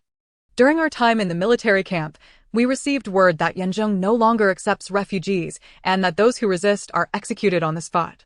Therefore, I suggest we travel another 300 miles to Wushan County, where the mountains abound, and seek a place to rest temporarily, Xiao Duanyun advised Lin Baishan. Lin Baishan remained silent, lost in contemplation. After a considerable time, Lin Baishan rose to his feet. Thank you, Brother Xiao, for the information. Let us first head to Wushan County, he said, then proceeded to introduce two individuals. This is my mother, Zhou Lanxiang, and this is my wife, Xin Qingao, along with my daughter, Lin Ruoyun. Lin Baishan had effectively acknowledged the two men. Xiao Duanyun once again paid his respects to Zhou Lanxiang and Xin Qingao. According to what Xiao Duanyun had mentioned, Wushan County should predate the Tang Dynasty, as the system of counties ceased to exist after the Tang. However, Lin Baishan had never heard of the Great Yin Dynasty, leaving him uncertain of the current era. Brother Xiao, starting tomorrow, I would appreciate it if you and Tainyo could escort these three. Regardless of whether they are officials or bandits, anyone who dares to harm them must be executed. As for provisions and water, I can manage that alone. A fierce killing intent ignited in Lin Baishan's eyes. Brother Lin, regarding officials, he began, but Lin Baishan interjected. In this world, officials are merely bandits in disguise. Do they ever consider leaving a way out for the common people? Lin Baishan challenged Xiao Duanyun. Elder brother, I have long stated that the current court does not care for us commoners. Therefore, if anyone dares to insult us again, we shall execute them and send them to the underworld to seek power, Xiao Duanyun declared, his disdain for the authorities evident. Very well, I will heed Brother Lin's counsel. Xiao Duanyun seemed to have made a firm resolution. After cleaning the large pot and utensils, everyone settled into slumber, with Zhou Lanxiang and her companions in the cave, while the others encircled the fire. Lin Baishan quietly entered the space. During the day when he retrieved the beef, he had noticed that the space seemed to have transformed. He had no time to examine it then, but as soon as he stepped in, he sensed that the space appeared somewhat larger. The distant earth mound had also significantly increased in size. Chapter 11. The Threat of Qin Shucheng. The space had indeed expanded, albeit not by much. Lin Baishan approached the mound, where the stone tablet appeared to have completely emerged from the ground, covered in densely packed inscriptions. Lin Baishan leaned in for a closer look. Apart from what he had seen previously, the smaller characters beneath had now become visible. In the realm of the spiritual spring, one may travel forth and return. Reaching the third level is required. However, to attain such a level, one must alleviate the suffering of the people, exhibit compassion, engage in beneficial deeds, punish the wicked, rectify the corrupt, promote a path of kindness, and perform righteous acts to elevate one's standing. Yet, one cannot be deemed a true master upon initial attainment. One must reach the second level to achieve complete alignment. Furthermore, a monument of merit shall be established, with all deeds inscribed upon it. Beyond these words, there was nothing more. Lin Baishan understood that he had long assumed the space had been fully claimed, only to discover that he needed to ascend to the second level. Additionally, the notion of traveling forth and back required reaching the third level. To upgrade the space, one must engage in acts of kindness, assist the impoverished, and punish corrupt officials. After Lin Baishan read the inscription, all characters vanished, and the words Merit Tablet reappeared, accompanied by the number 13,100. There were no other inscriptions. This indicated that upon reaching 100, he could upgrade to the second level, yet he felt he hadn't done much to earn this. Did his actions of providing a meal to Xiao Duanyun and Xiao Duanyu account for this? It was highly probable. In any case, the message was clear. He must strive to assist those in need and punish the treacherous. Having comprehended these matters, Lin Baishan exited the space, stood up, and began pacing a short distance from the fire. He resolved to keep the secrets of the space hidden from everyone, for revealing them could lead to his demise. At dawn, Lin Baishan awoke to find Shen Qingao preparing breakfast, chopping the leftover half of a beef leg into pieces, adding some mountain walnuts. The wild vegetables had run out, but she managed to cook some meat porridge. Soon after, Dayin Yo and the others awoke, and the Xiao brothers felt a twinge of embarrassment after days of hunger. Having finally eaten their fill, they had slept longer than usual. Last night, Lin Baishan had filled all the bamboo tubes with spiritual spring water, compelling his mother and wife to drink it daily. Once they were sufficiently nourished, it was already the hour of the dragon. Lin Baishan called for everyone to prepare for departure. According to Xiao Duanyun, they would need at least another 7 to 8 days to reach Wushan County, and the specifics of what awaited them there remained unknown. Lin Baishan had placed some wild boar meat beneath their luggage the previous night to ensure they had food for the day. As the group exited the mountains, they encountered a contingent of officials on horseback. One man wielded a long whip and carried a large sword, demanding that all passers-by surrender half of their rations. The mounted soldiers behind him looked menacing and slick. Xiao Duanyun's expression changed dramatically upon seeing the riders. That man is Qin Shucheng, a notorious villain. Be cautious. Xiao Duanyun walked ahead, followed closely by Lin Baishan and the others. As they approached Qin Shucheng, a voice laced with mockery rang out. Who do we have here? Is this not the esteemed Xiao Shicheng, the military lord? What brings you out here as a vagrant? Do not blame me for lacking compassion. All who pass must surrender half of their rations. Come now, Xiao Shicheng, hand it over. Qin Shucheng was clearly attempting to make things difficult for Xiao Duanyun. To Lin Baishan's astonishment, the previously arrogant soldiers behind Qin Shuqing lowered their heads upon seeing Xiao Duanyun. "Qin Shuqing, we have no rations to spare, and we must continue on our way. Brother Lin, let us go. I dare anyone to stop us," Xiao Duanyun retorted nonchalantly. "You dare defy the orders of the military lord?" Qin Shuqing replied incredulously. "Qin Shuqing, you must know I do not favor repeating myself. If you do not yield, I shall take your head," Xiao Duanyun declared, drawing his sword, with Xiao Duanyu following suit. "Very well, Xiao Duanyun, I shall let you pass today, but only for today. Were it not for old ties, I would not be so lenient." With that, he stepped aside. Xiao Duanyun did not even glance at him as he strode forward. Lin Baishan, burdened with the luggage, remained silent throughout, drawing no attention. Qin Qingyao's palms were slick with sweat from anxiety. As they moved further away, Qin Shuqing watched them depart, a strange smile curling at the corners of his mouth. Xiao Duanyun walked ahead, his brow furrowed. He knew Qin Shuqing well enough to realize that he was not so easily appeased. The fact that he had let them go with just a few words unsettled him. It was not fear but an unsettling feeling in his gut. Lin Baishan quickened his pace and patted Xiao Duanyun on the shoulder. Xiao Duanyun forced a smile. The number of refugees on the road was increasing, as were the corpses. Everyone sought to escape the borderlands, yet leaving such places proved difficult. Qin Qingyao's initial fear had dissipated. She felt fortunate to have Lin Baishan by her side, as everything was organized efficiently. She had completely forgiven him. Regarding the past as merely a fleeting dream, Lin Baishan observed the growing number of refugees collapsing from hunger along the road, or succumbing to the authorities' demands for rations. Under the guise of protection, they stripped away layer after layer of their dignity. The people were ragged, their clothes tattered and patched. Utterly unprepared for the impending cold, their faces gaunt, cheekbones prominent, and eyes sunken, revealing helplessness, confusion, and despair. In the makeshift encampments for refugees, cries of anguish and groans echoed everywhere as disease ravaged the crowd, and the shadow of death loomed over every soul. Lin Baishan sighed heavily. At present, his abilities could only ensure that his family and the Xiao brothers were well fed, and he could not even guarantee warmth for them. Although he possessed an entire buffalo hide, he had no time to fashion it into garments. At noon, only a small amount of water was consumed, and Lin Ruoyun was given a piece of meat, while the others pressed on with empty stomachs. They traversed over 50 miles, and by evening, they once again reached the outskirts of the mountains. They sought out a secluded cave, set up a large pot, and began to stew the meat. After a whole day of travel, they had exhausted all supplies except for wild boar and beef. As the aroma of the beef wafted through the air, the group eagerly devoured the meat, and even Lin Baishan found himself ravenous. After about 15 minutes, they were mostly satiated, leaving some meat in the pot for Lin Ruoyun.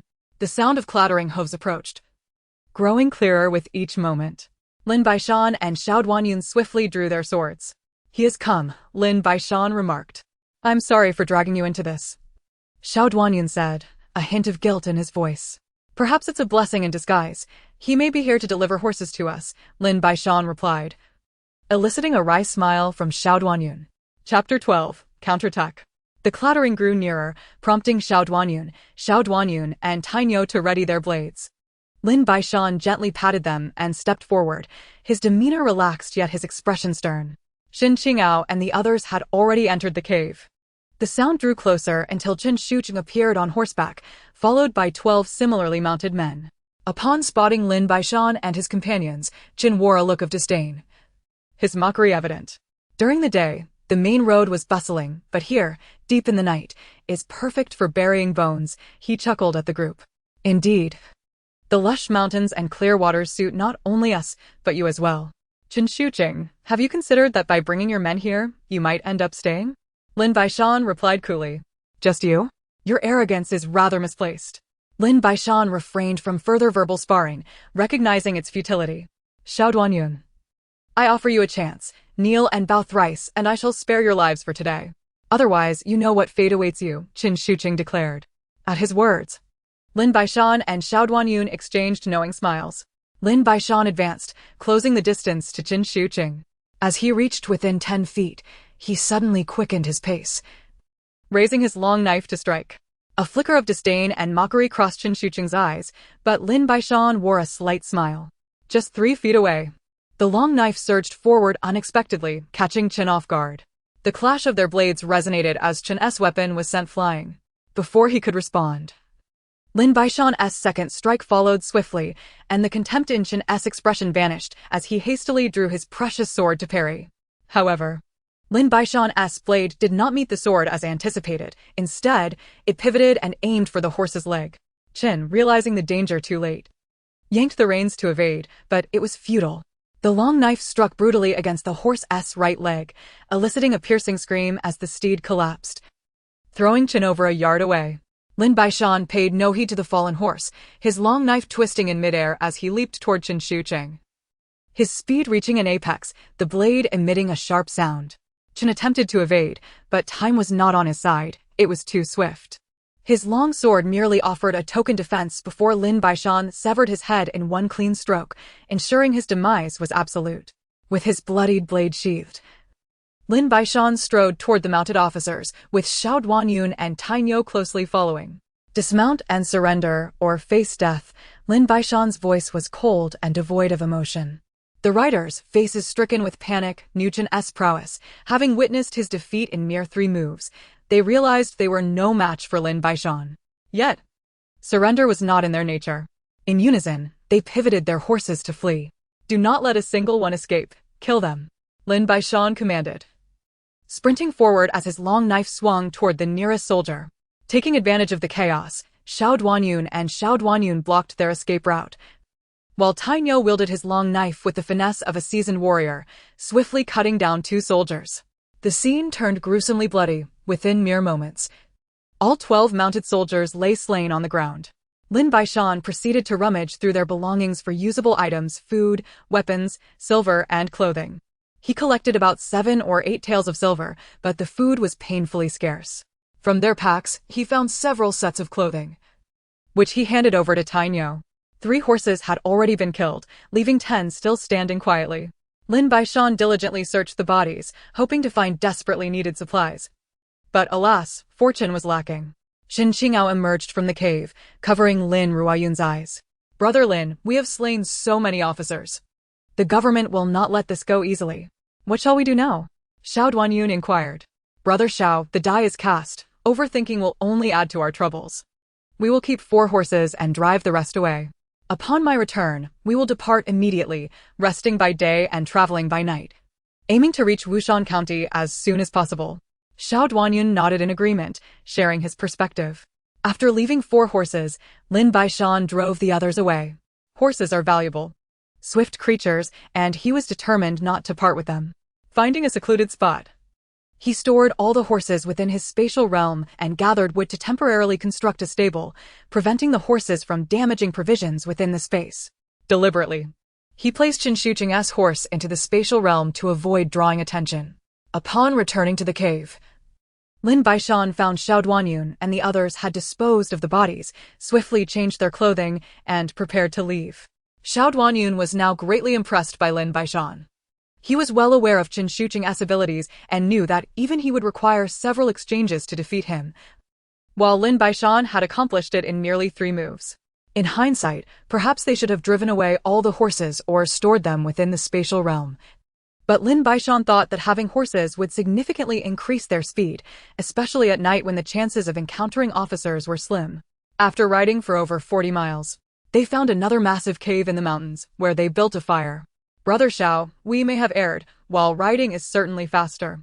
These horses are likely recorded by the authorities. Tomorrow, we should proceed on foot and release these horses, Lin Baishan suggested. It's a pity to release them. We could slaughter one for food, Xiao Duanyun countered. No, Brother Xiao, we have enough food for now. Let's not take that risk. If they see you, they will certainly conduct a thorough search.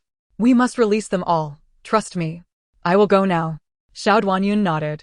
Half an hour later, Lin Baishan returned, having stored all the horses in his spatial realm and fed them some wild grass.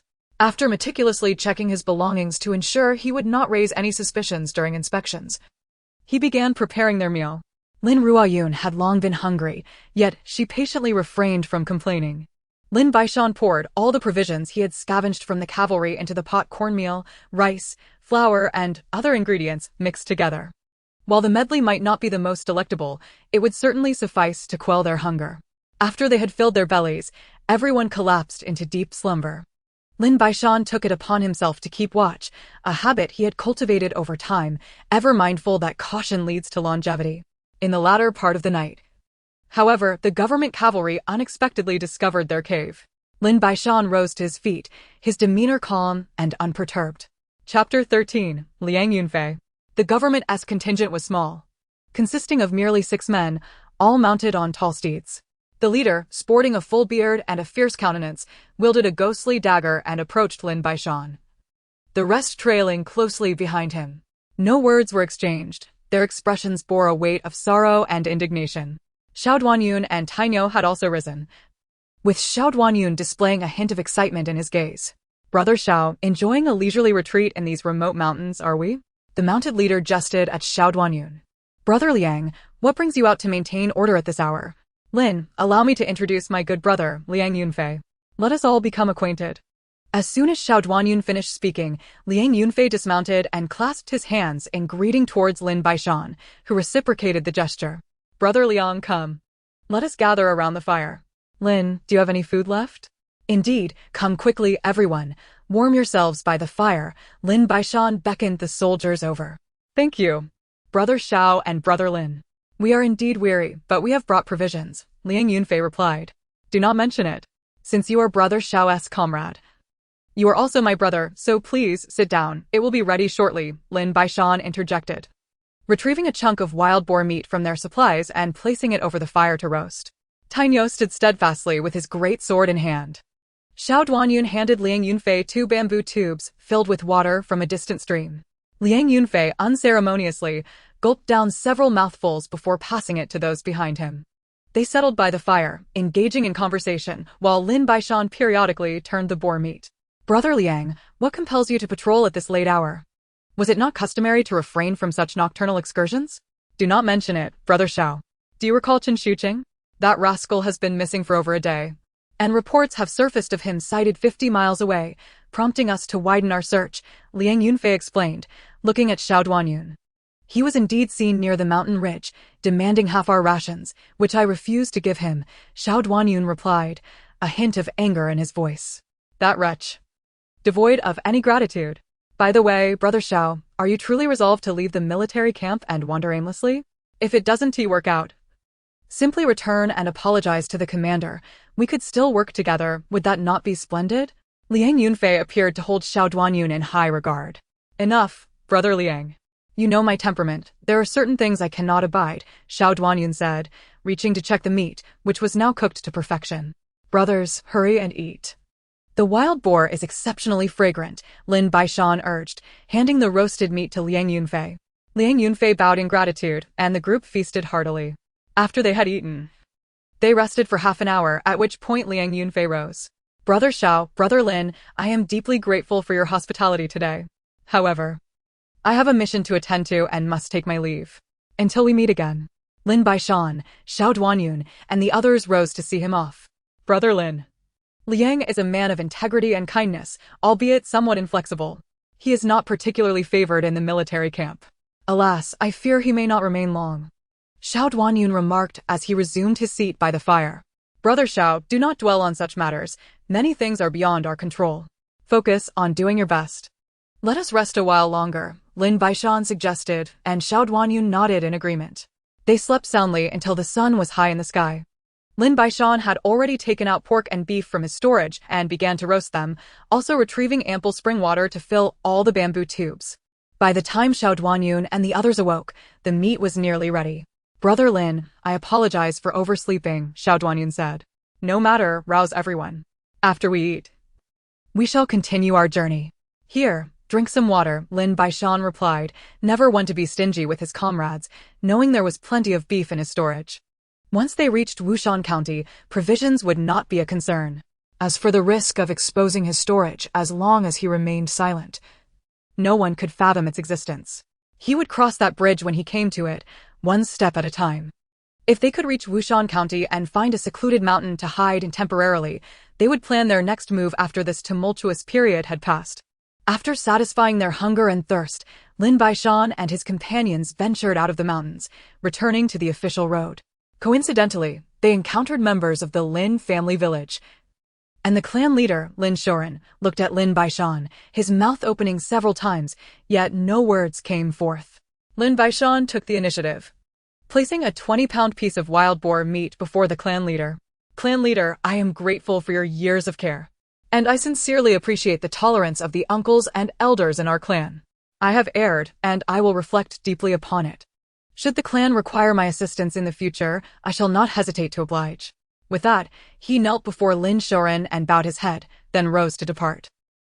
Such sweet words, yet it is merely a ploy to return to the Lin clan for food and drink. A treacherous wretch, that young scoundrel.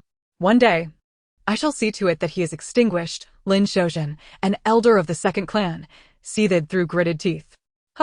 You old fool. Dare to speak to me in such a manner, and I shall take your life, along with those behind you. Anyone who wishes to test me may do so. Should there be a next time, your life will be forfeit. We are leaving, Lin Baishan declared, leading his companions away. The clan leader's followers pleaded on Lin Baishan's behalf, but Lin Shoren remained resolute in his silence. Many in the clan knew of the leader's fondness for Lin Baishan, yet for reasons unknown, he refused to raise his hand this time.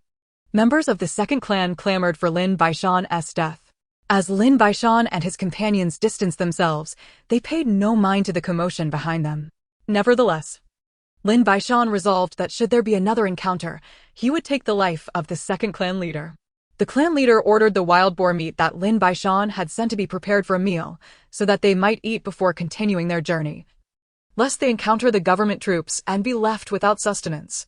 Thus, they traveled for 3 more days, with only 60 miles remaining to Wushan County. In the evening, Lin Baishan and his group ventured back into the mountains, seeking a cave, which they found not far from a small stream. Though the water was scant and nearly dried up, it would suffice for their meals. Lin Baishan foraged for wild vegetables and mountain walnuts nearby, stewing 20 pounds of beef in preparation for their journey to Wushan County the following day. Lin Ruoyun busied herself collecting firewood, while Xin Qingao prepared the meal, and their mother, Zhou Lanxiang, tended to the fire. The others awaited their meal, and Lin Baishan reveled in this fleeting tranquility. Yet what tomorrow would bring remained uncertain. One day at a time, he thought. Lin Ruoyun gnawed on a piece of beef while Xin Qingao watched her with affectionate eyes, also taking small bites. In a world so chaotic, nothing could be more delightful than savoring one's favorite food.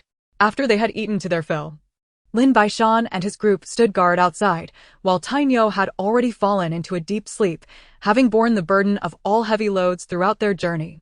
At the break of dawn, the chilling howls of despair echoed from outside the mountain, accompanied by the anguished cries for help. Lin Baishan stood up, listening intently to the commotion beyond the mountain, his brow slowly furrowing. Chapter 14. A Battle on the Official Road. From the shouts heard by Lin Baishan, it was evident that bandits had arrived and were pillaging the refugees along the official road. Should we venture out now, or wait a while longer? Xiao Duanyun, gripping his long knife, found it increasingly difficult to restrain himself. Brother Xiao, let us hold off for a moment. Our strength is still insufficient. Should we encounter a larger group, we may suffer greatly, Lin Baishan cautioned, his own long knife trembling slightly in his grasp. We must go out and eliminate them. These bandits are devoid of humanity, Xiao Duanyu exclaimed, filled with righteous indignation. Lin Baishan shook his head, realizing they could not proceed. His elderly mother and wife would undoubtedly become targets for the enemy. The Xiao brothers understood this as well. Now was not the time to act. After waiting for half an hour in silence, Lin Baishan led a few individuals out of the mountains. As they emerged, they saw clouds of dust in the distance, where dozens of cavalrymen swiftly intercepted the recently plundered refugees. The blood along the roadside had yet to dry, and the bodies of the slain citizens littered the official road. Everyone halt, surrender half your rations. No dilly-dallying from this point onward, barked the leader of the cavalry, exuding an aura of menace, his spear impeccably clean, without a trace of blood. The refugees immediately erupted in cries. The bandits took all our provisions. Where were you when they attacked? We must surrender half our rations daily. You'd be better off killing us. A burly man, towering and square-faced, with a little girl on his back, shouted defiantly.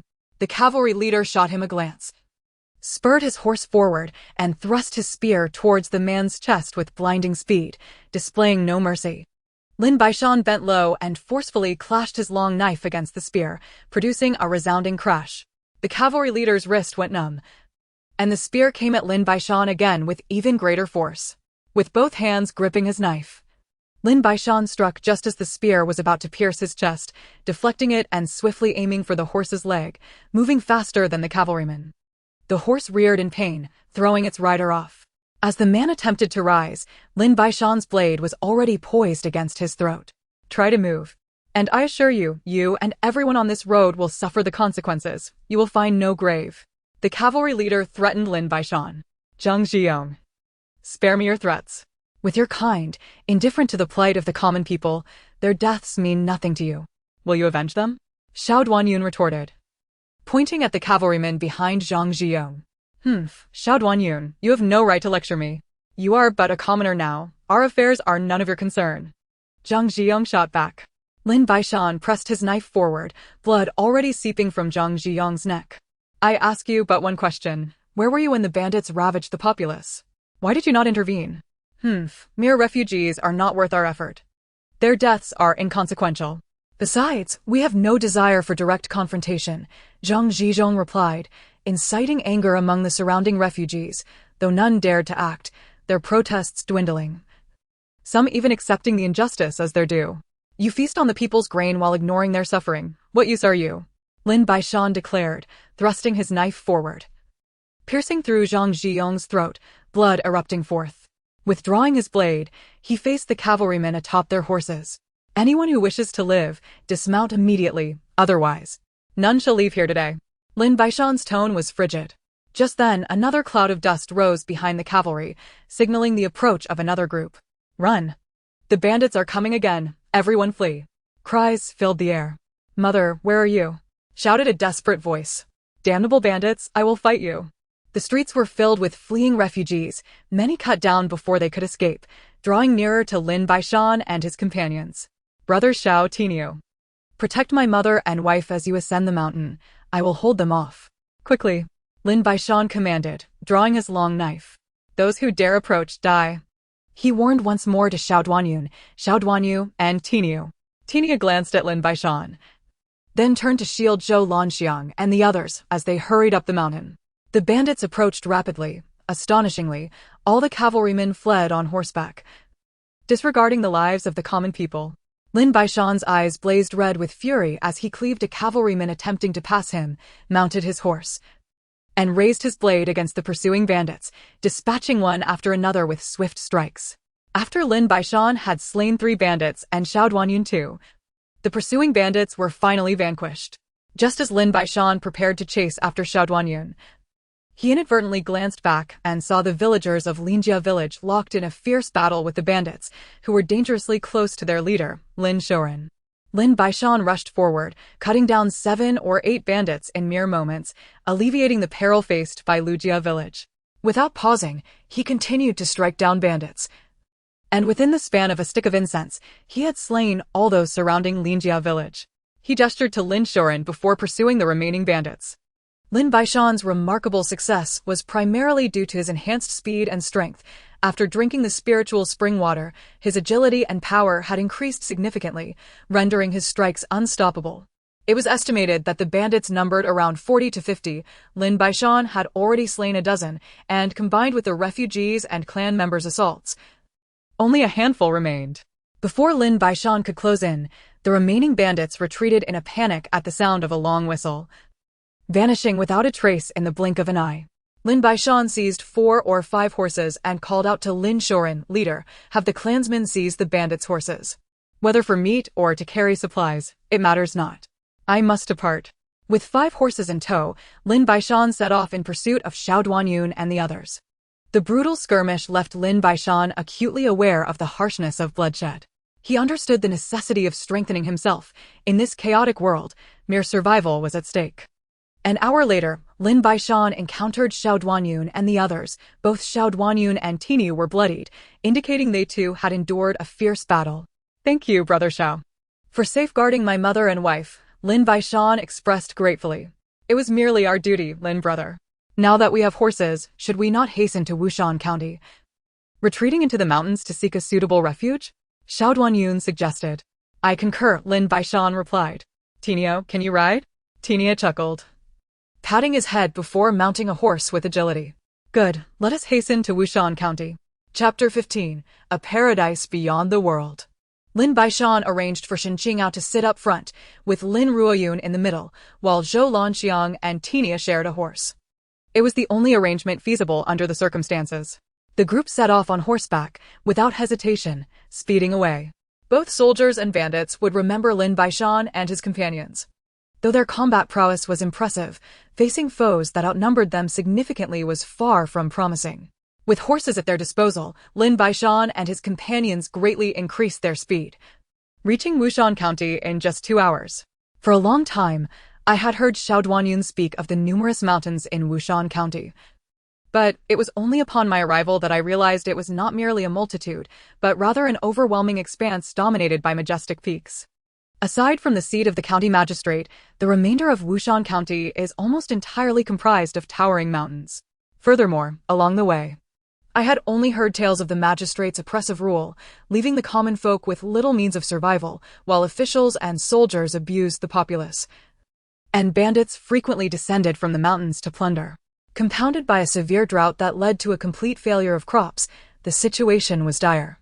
Now, as the displaced populace sought passage, Wushan County had intercepted a significant number of these refugees, forbidding them from proceeding further, prompting many clans and local gentry to retreat into the mountains.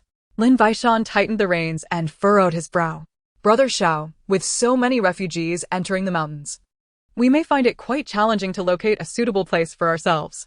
Even if we do find one, it may already be occupied. I see that over there. The opposite mountain seems uninhabited.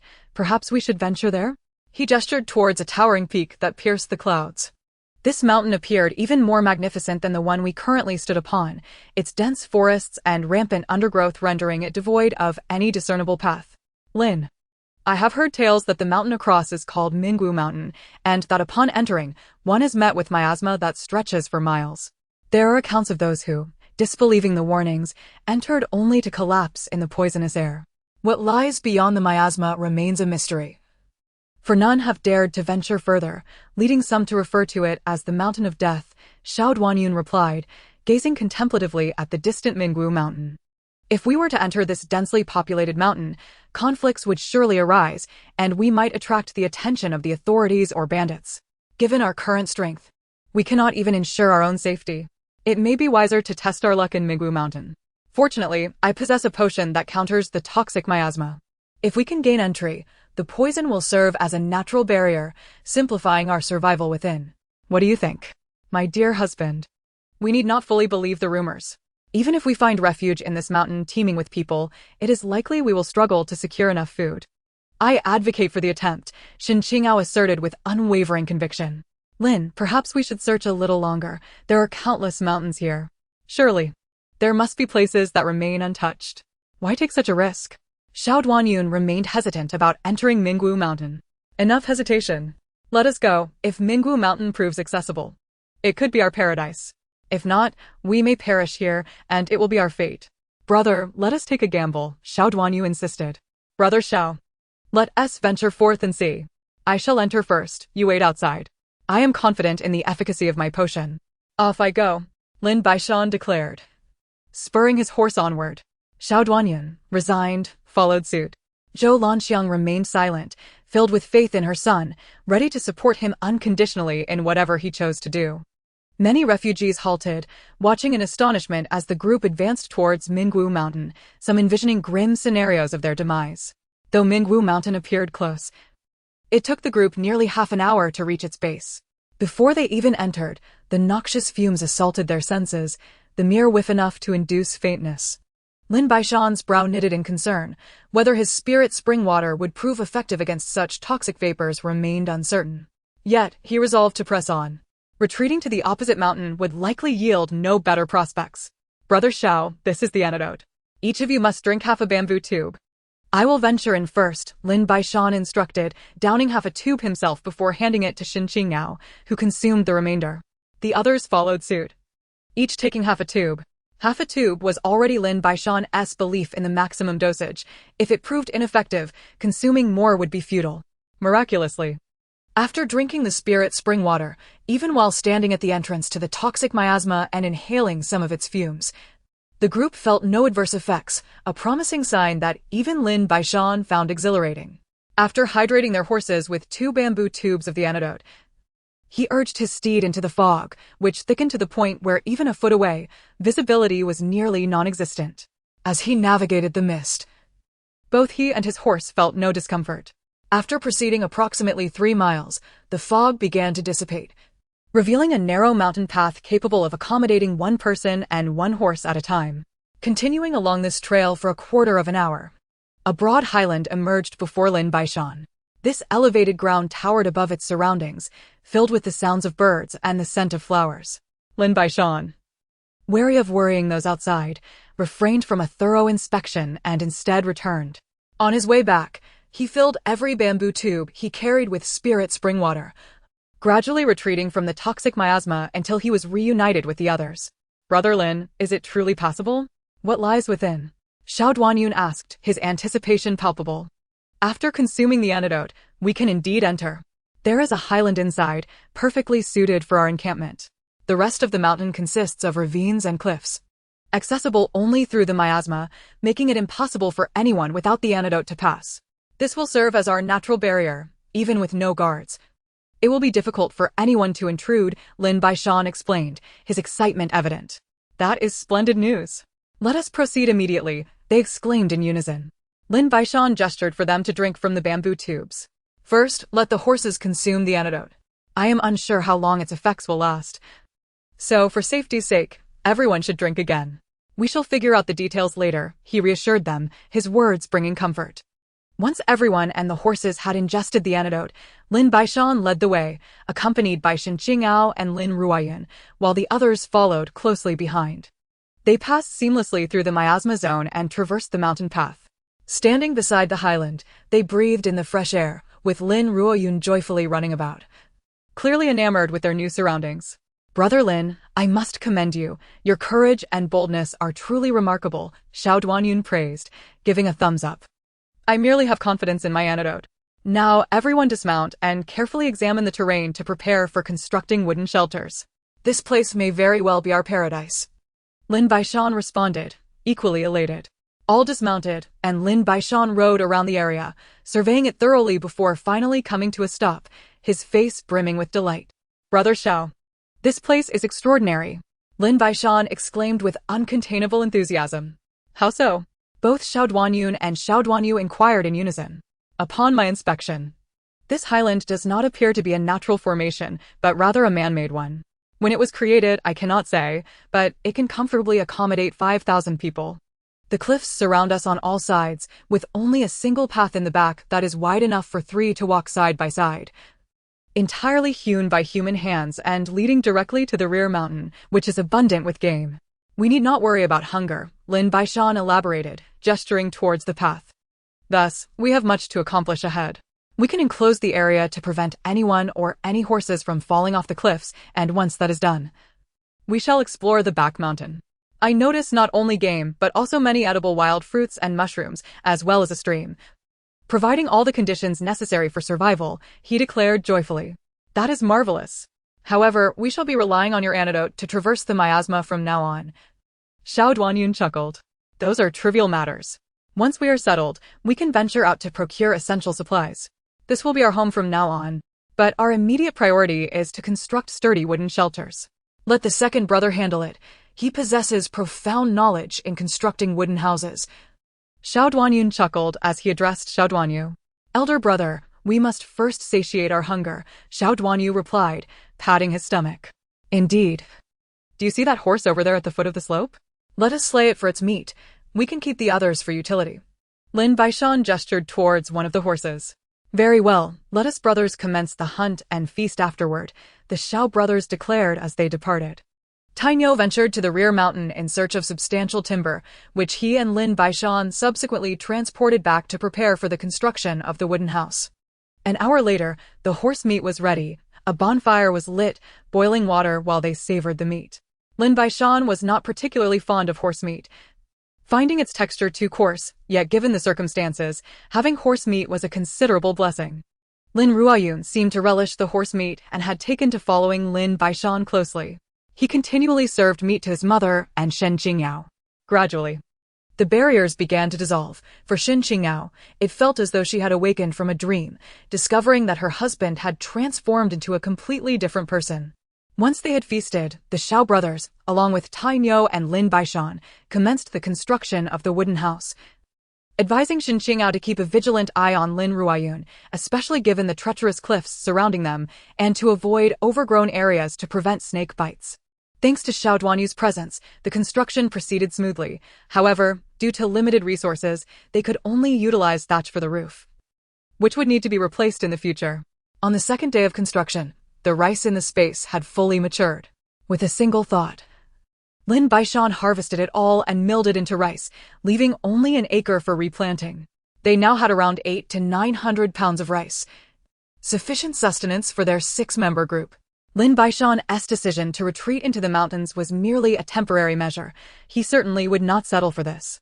He harbored greater ambitions, and for now, this was a pragmatic choice, ensuring that Zhou Lanxiang, Shen Qingyao, and Lin Ruoyun had a place to call home, freeing him to pursue his future endeavors without constraints. The construction of the houses consumed 5 full days, one for Zhou Lanxiang and Lin Ruoyun, one for the Xiao brothers, one for Lin Baishan and his wife, one for Tai Niu, and an additional kitchen and latrine. The next phase was relatively straightforward. The Xiao brothers and Tai Niu set about erecting sturdy timbers around the cliffs to prevent both people and horses from plummeting, while Lin Baishan ventured into the mountains to hunt. He departed at dawn and returned at dusk, dragging back a wild boar weighing less than 100 pounds along with 3 wild chickens, as well as collecting numerous walnuts and wild vegetables. The mountain, untouched by human presence, was replete with resources. Tai Niu received part of the game while Lin Baishan returned with a dozen bamboo tubes filled with spring water. The only downside of their location was that the creek was somewhat distant from the wooden house, approximately a mile away. Lin Baishan prepared the wild boar and entrusted it to Shen Qingyao for stewing, while Tai Niu cheerfully tended the fire. "Brother Lin, we forgot to build a stable, otherwise our horses won't withstand the rain or snow," Xiao Duanyun remarked with a grin. He was quite content with their current situation, as finding such a refuge in these chaotic times was exceedingly rare. Indeed, yet it is unlikely to rain. This is a year of severe drought. Lin Baishan responded with a hint of resignation. "Winter is approaching and rain and snow will surely increase." "True, Brother Xiao. I plan to venture out tomorrow to procure some essentials. If I can bring back some rice, that would be ideal. Above all, we need to buy some salt." Lin Baishan mused, gazing at the towering trees around them, feeling a twinge of melancholy. Having traversed into this world, he never anticipated finding himself in such a predicament. "Should I accompany you?" Xiao Duanyun offered. "No, it is imperative someone stays behind for guard duty. Although the risk is minimal, caution is still necessary. I will leave some antidote behind. However, I advise against venturing out. I will scout the situation first," Lin Baishan replied, and Xiao Duanyun nodded in agreement. While they had a temporary abundance of food, numerous other necessities were still lacking for a comfortable existence here. Most importantly, Lin Baishan yearned to discern the state of affairs beyond their secluded refuge. After a day of diligent work, Lin Baishan and the others constructed the stable and completed half of the cross beams around the cliffs. That evening, they continued to feast on wild boar and some beef. After several days of meat and copious spring water, the faces of the 7 appeared remarkably rosy. Early the next morning, Lin Baishan instructed Zhou Lanxiang and Shen Qingyao to keep a close watch on Lin Ruoyun, cautioning them to prevent him from straying into toxic fog regions. He mounted a horse, drank from the spring water, and slowly made his way out of the misty fog mountain. As he exited, a wave of heat enveloped him. It had only been a few days, yet the outside air felt oppressively warm. Lin Baishan rode off without a clear destination in mind, for there was no one around the vicinity of Misty Fog Mountain. However, the foot of the opposite mountain was bustling with people, densely populated. He urged his horse forward, eager to discover who was gathered there and if the Lin family had ventured to this side. Soon, he reached the opposite side and, in a fleeting moment, recognized a familiar face. "Xiao Chengzi, why are you running? Come here." Lin Baishan called out to the 15 or 16-year-old grandson of the clan leader from Lin family village. Xiao Chengzi hurried over, panting. Uncle Baishan, where are the clan leaders now? Why are you the only one here? Many have perished in the clan. And we barely managed to seize a mountain. However, now a group has come demanding we vacate. I set out to seek support from the elders. They're unreasonable and even injured grandfather. Xiao Chengzi's eyes brimmed with tears. Come, mount up. I will go see for myself who dares to harm our clan leader. Lin Baishan seethed with fury, pulling Xiao Chengzi onto the horse as they galloped away. Chapter 17, Slaying 7. Guided by Xiao Chengzi. Lin Baishan arrived at the foot of a great mountain, where a throng of people gathered, an estimated 500 to 600. Xiao Chengzi led Lin Baishan to the Lin family's temporary encampment, where the clan leader, Lin Shoren, bore a gash on his left arm. Lin Baishan dismounted and offered Lin Shoren some spring water from a bamboo tube. Clan leader, didn't Xiao Chengzi mention we had secured a mountain? Why are we still here? Alas, Baishan, you must not entangle yourself in this matter. We have decided to temporarily retreat and seek another mountain. The path ahead is obstructed, and we can only rest here until the gates of Wushan County reopen, then we will advance further. When Xiao Chengzi departed, that clan had already been driven away. And now it is the Qin clan who are numerous and aggressive. The elders are missing, and their fates are unknown, Lin Shoren lamented. Lin Baishan grasped the situation. They were abandoning the mountain to seek a new refuge, yet the area was swarming with people, leaving no mountains available for their settlement. Before he could respond, a young man from the Lin clan approached, his eyes swollen with distress. Clan leader, the Qin clan has gone too far. They just killed Guzi and Yengo and are threatening to abduct their wives. What should we do? Upon hearing this, Lin Baishan's eyes blazed with fury, his chest heaving, and his trembling hands clenched tightly. Clan leader, I shall confront them, Lin Baishan declared, vaulting onto his horse without waiting for the clan leader's approval. Following the young man to the Qin clan's location. Haha, the Lin family is truly a joke, devoid of any courage. Haha, now that the conditions have changed, you must leave all the women of your clan behind if you wish to depart. Otherwise, you shall all perish here. A man from the Qin clan, armed with a long spear, boasted arrogantly. Lin Baishan galloped his horse to the front of the speaker, swinging his massive blade downward with astonishing speed, leaving no time for a reaction. The opponent's spear was only raised symbolically when Lin Baishan's strike severed his arm, leaving half of it on the ground. Just as the man attempted to flee, Lin Baishan swiftly beheaded him with a clean stroke. I too am of the Lin lineage. Let anyone who dares to challenge me step forward, Lin Baishan declared nonchalantly. Two men from the Qin clan emerged, only to be cut down by Lin Baishan's two strikes. Then three more approached, one of whom was burly and brandishing a large hammer, appearing quite fearsome. However, he proved to be nothing more than a fade, as Lin Baishan swiftly cleaved the top of his head before he could even lift the hammer. Having dispatched 6 men in quick succession, Lin Baishan turned to address his kinsmen. In the Lin family, we have ancestral teachings. When faced with formidable foes, those who retreat shall be executed, and those who fear battle shall also be slain. What have you done? Is death truly so terrifying? Our women are being taken from us. Why do you not raise your weapons and fight? His words caused many young men of the Lin family to lower their heads. It was not that they did not wish to fight, but rather that their clan leader forbade it. Qin clan, you must either withdraw from this mountain now or prepare for a bloody battle today. You number only 100 more than us. I shall see how many of you can perish. The faces of the Qin clan changed dramatically as they had not anticipated Lin Baishan's sudden emergence, which had already led to the deaths of 6 of their own. A mere Lin family dares to speak so insolently. Today, I shall send you back to your ancestral home. A tall and robust man from the Qin clan, wielding a long knife and riding a mighty steed, approached Lin Baishan. I am Chen from the Qin clan. Lin Baishan did not afford him the chance to introduce himself. He struck down without hesitation, the speed of his blade akin to a meteor, reaching the man's neck in the blink of an eye. The Qin man's spirit departed before he could even raise his knife, his head severed cleanly. What need have I for your name? Lin Baishan continued, Qin clan.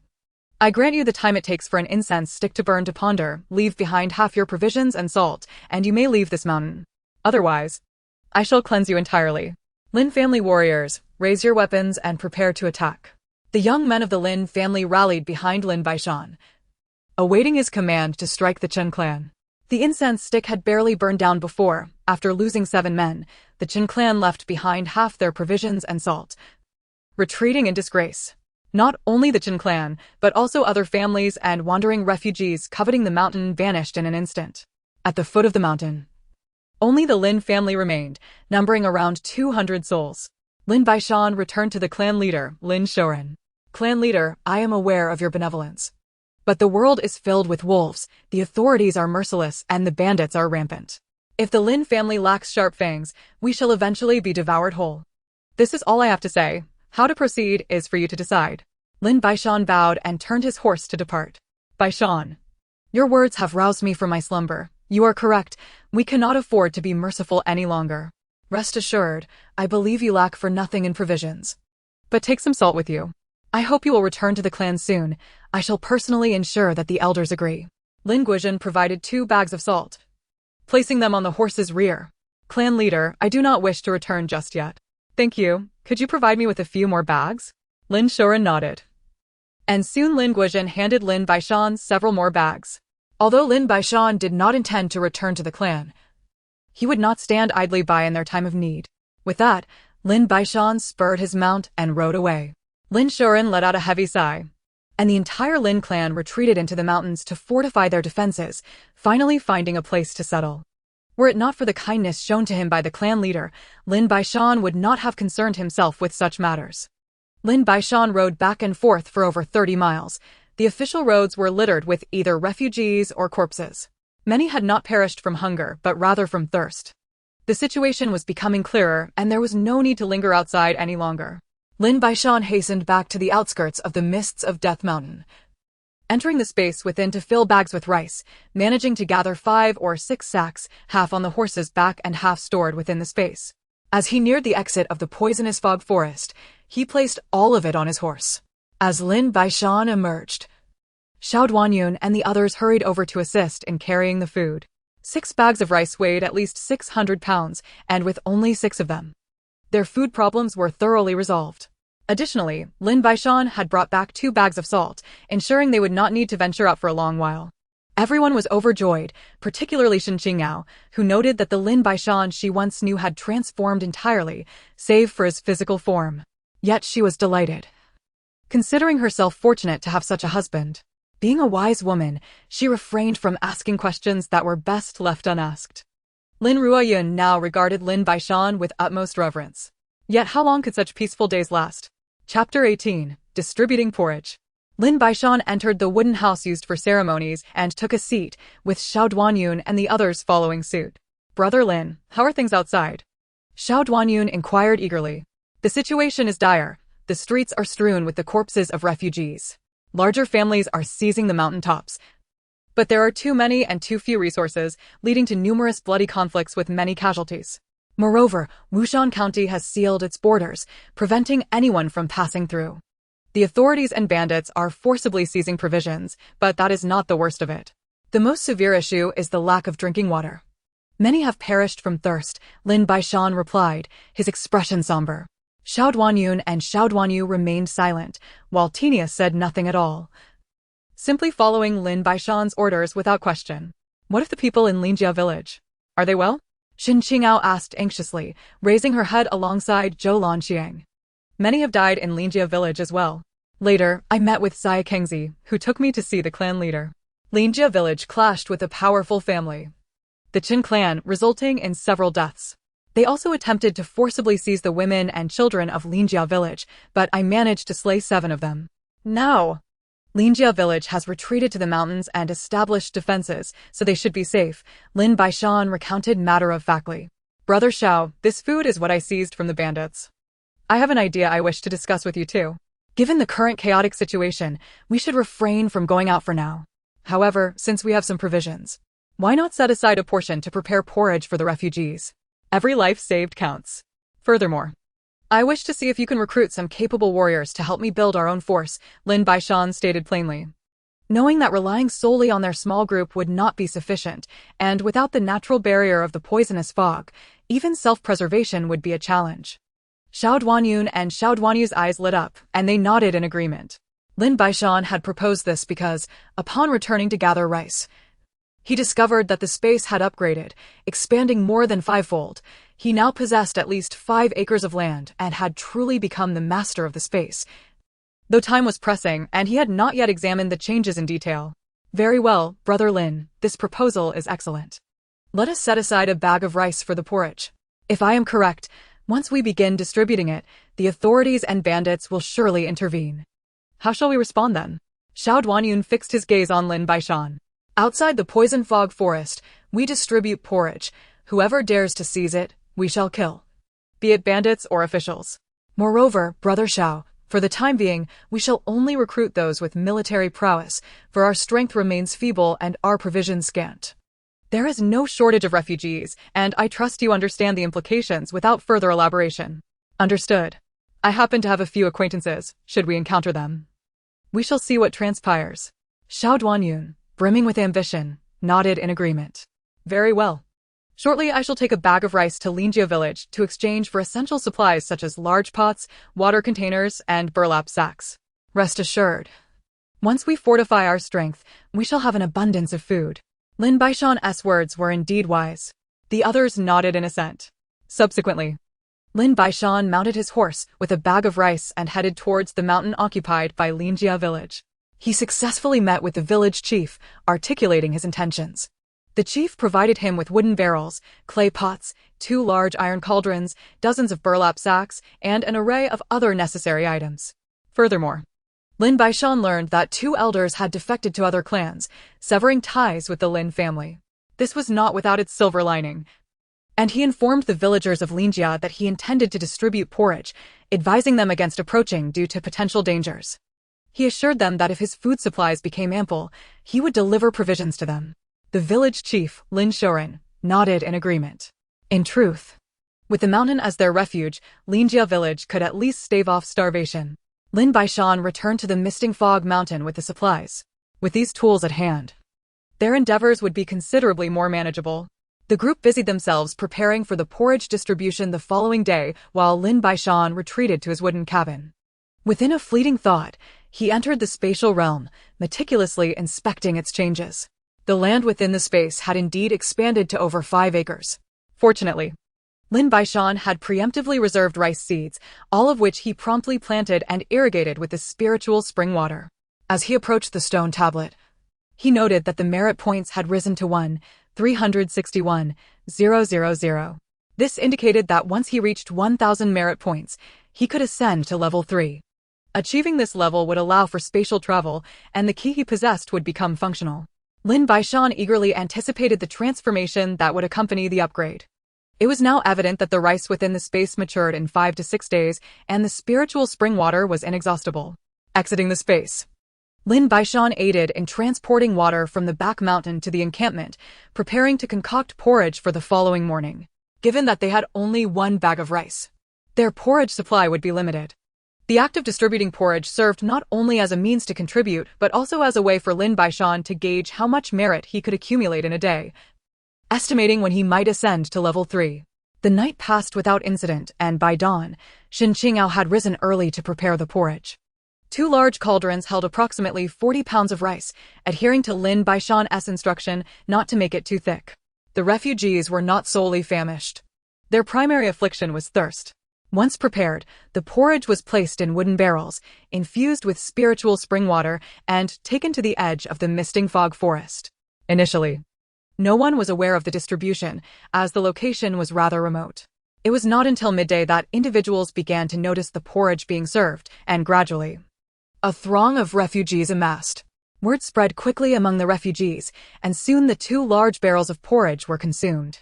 Observing the seemingly endless stream of refugees, Lin Baishan sighed inwardly, realizing that his contributions were minuscule, especially given the limited food supplies at his disposal. Though he had ample beef, the drought and famine compelled him to reserve some for contingencies.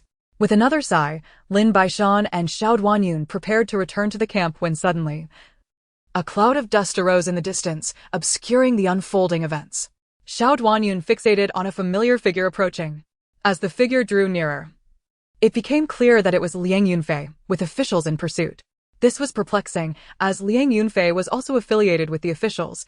How had conflict arisen?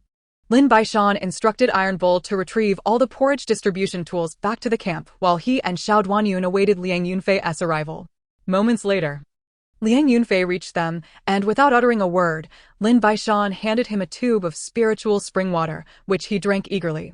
"Brother Liang, what troubles you?" Xiao Duanyun inquired, glancing at the approaching pursuers. "Do not mention it.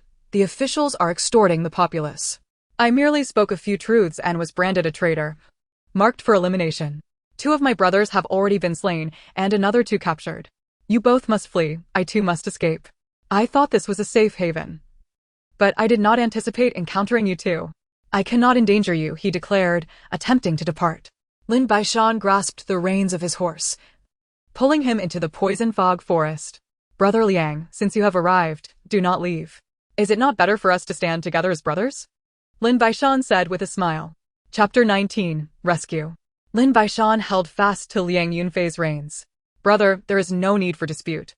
Let us take refuge within before you are captured. You cannot outpace them forever. Strength in numbers is key.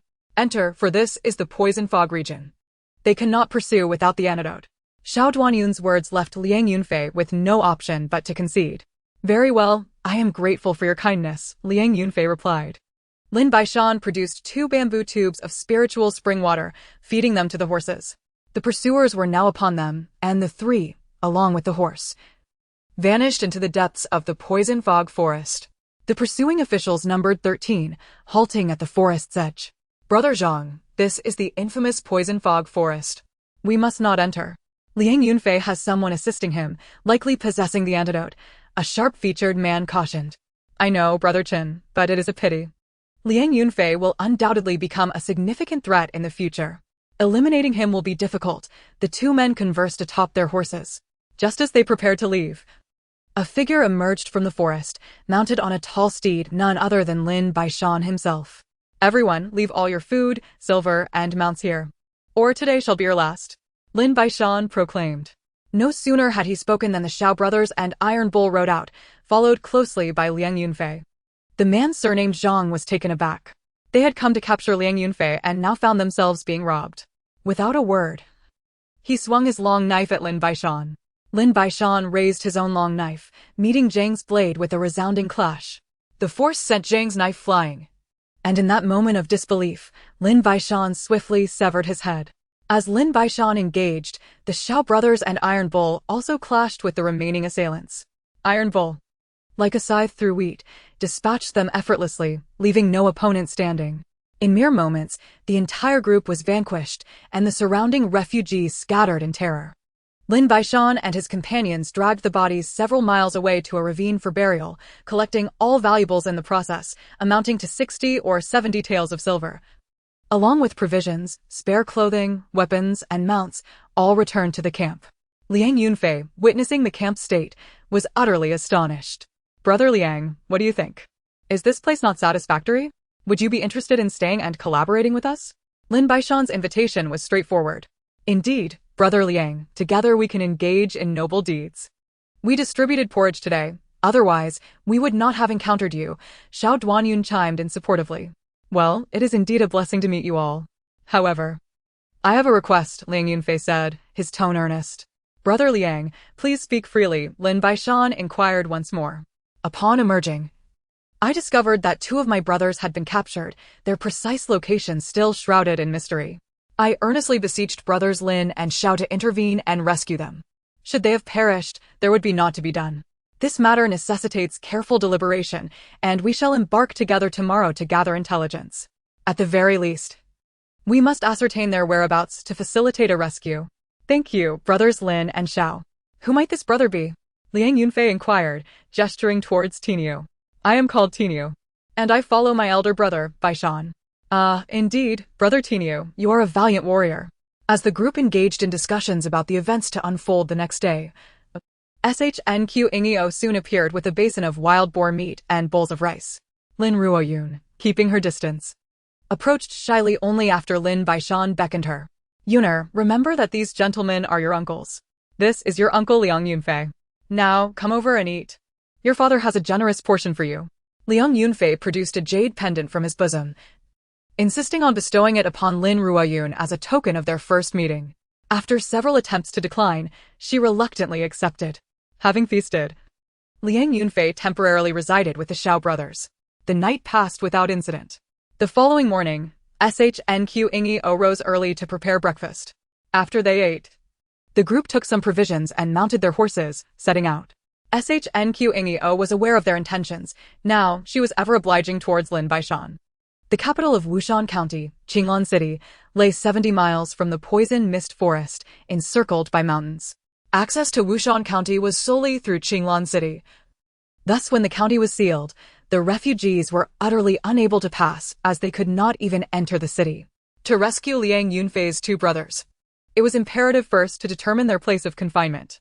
The four of them awaited outside, while Liang Yunfei disguised himself and ventured into the city to investigate. After 2 hours, he returned. Brother Lin, Brother Xiao, they are imprisoned in the earthen prison of the North City. And I've heard they are to be executed in 3 days. Furthermore, the earthen prison is not within the city but rather over there. Liang Yunfei indicated towards the northern direction with his left hand. How many guards are stationed there? The specifics remain unclear, but it is said there are at least 200 men. How shall we effectuate the rescue? Lin Baishan pondered in silence for a long moment. Brother Xiao, there should not be many familiar faces here, and even if there are, they may not be aware of your release from the authorities. Thus, we shall masquerade as officials to test the waters. That won't suffice. Officials require documentation to retrieve prisoners. Without papers, how can we proceed? Xiao Duanyun expressed his doubts. If we can merely see them, we shall seize them by force. Who needs documents? Brother Liang, lead the way, and we shall follow in your wake. With a bold demeanor, the group rode towards the north prison. Before they reached the earthen prison, they were ordered to halt. Lin Baishan paid no heed. By order of the military lord, we are here to take the prisoners Zhang Jun and Chen Jiqing. Open the gate swiftly. Here is the documentation. Lin Baishan waved a piece of brocade towards the guards atop the prison. Why have we not received orders?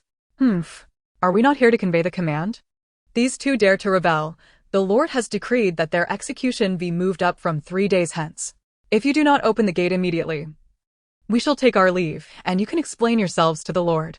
Lin Baishan threatened to turn his horse around. Very well, we shall open the gate. The guards on the city wall descended to unlock the gate, allowing Lin Baishan and his companions to ride in. Hurry.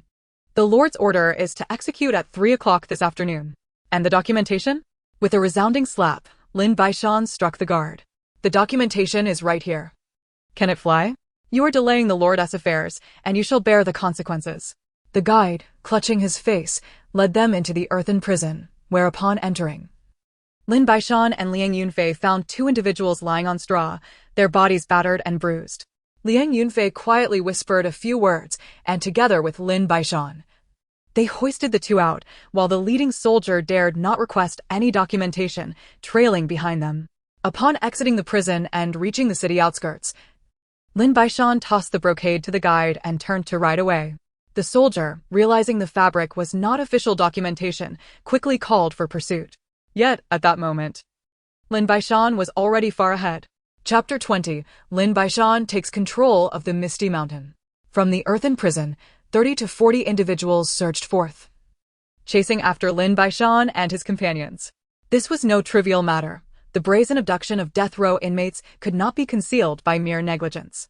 Lin Baishan and Liang Yunfei moved with remarkable speed, yet with 2 individuals on 1 horse, the distance of pursuit gradually diminished. The soldiers behind them continuously loosed arrows.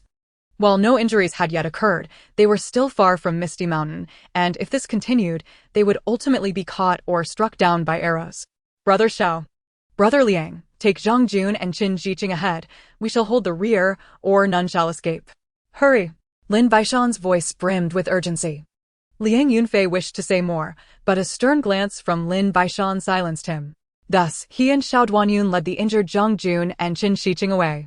Just before departing, Lin Baishan tossed them several bamboo tubes of spirit water. Lin Baishan turned his horse around, waiting for the others to arrive alongside Xiao Duanyun and Tiniu.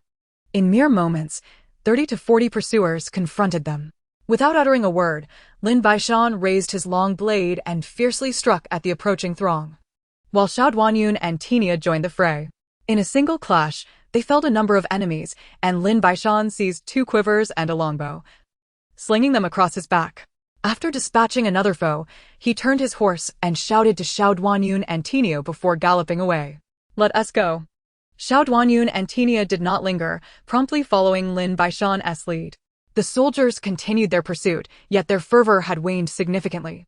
Lin Baishan occasionally glanced back, loosing arrows. Regardless of whether he struck or not, the psychological effect proved remarkably effective.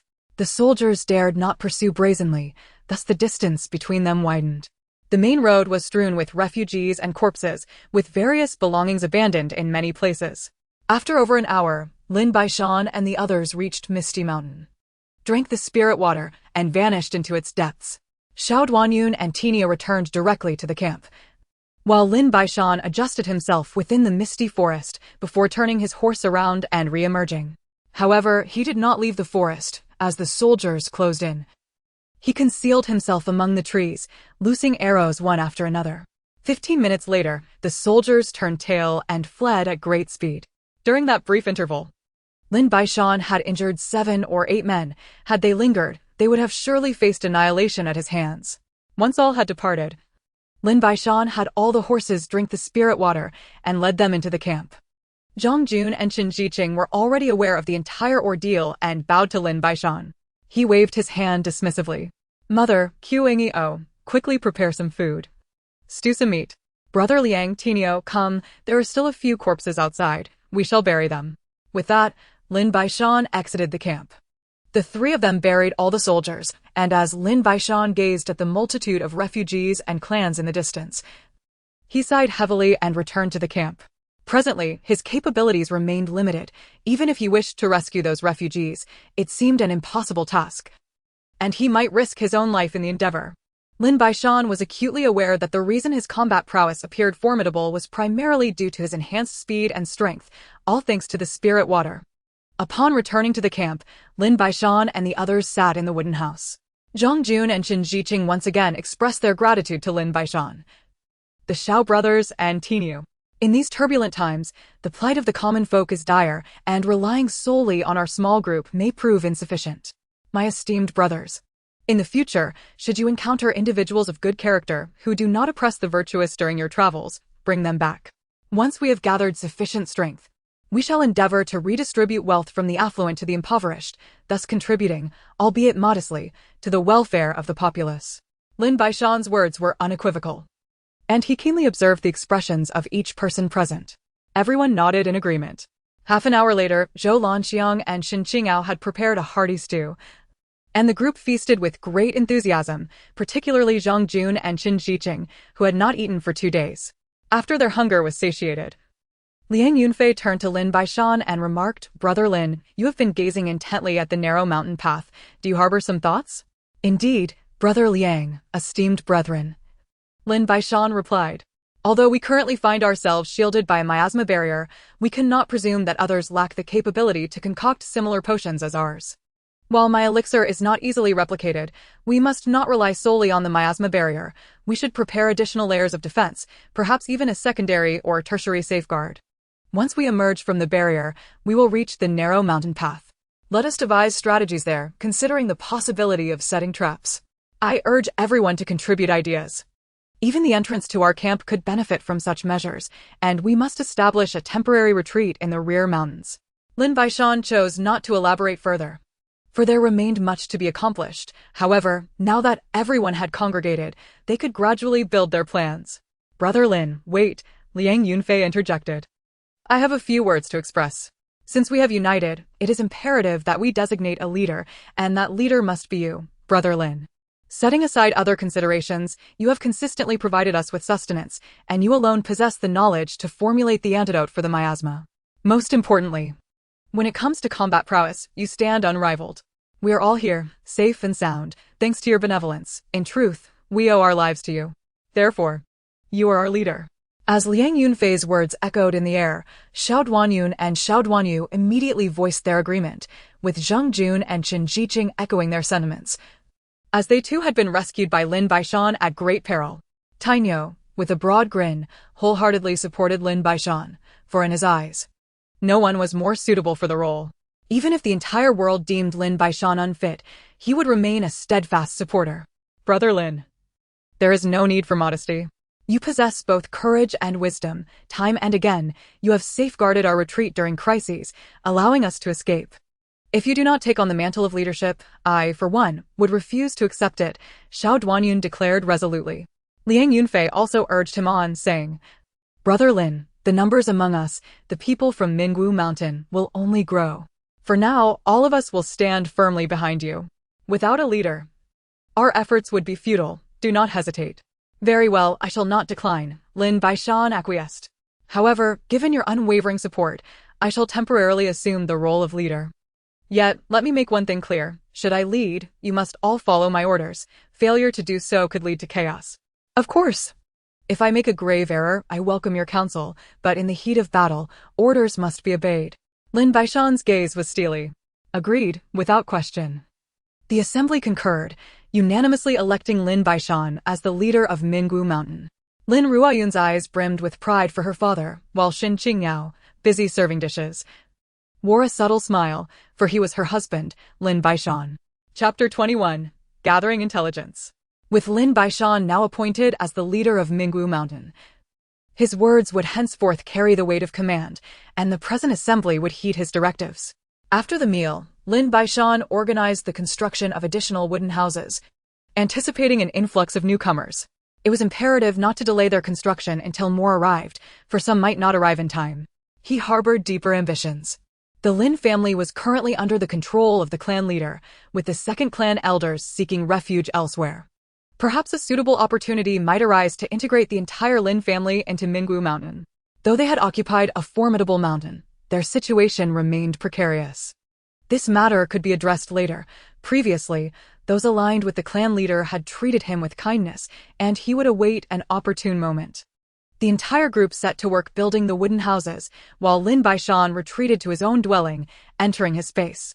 The rice was thriving splendidly, with no significant changes elsewhere.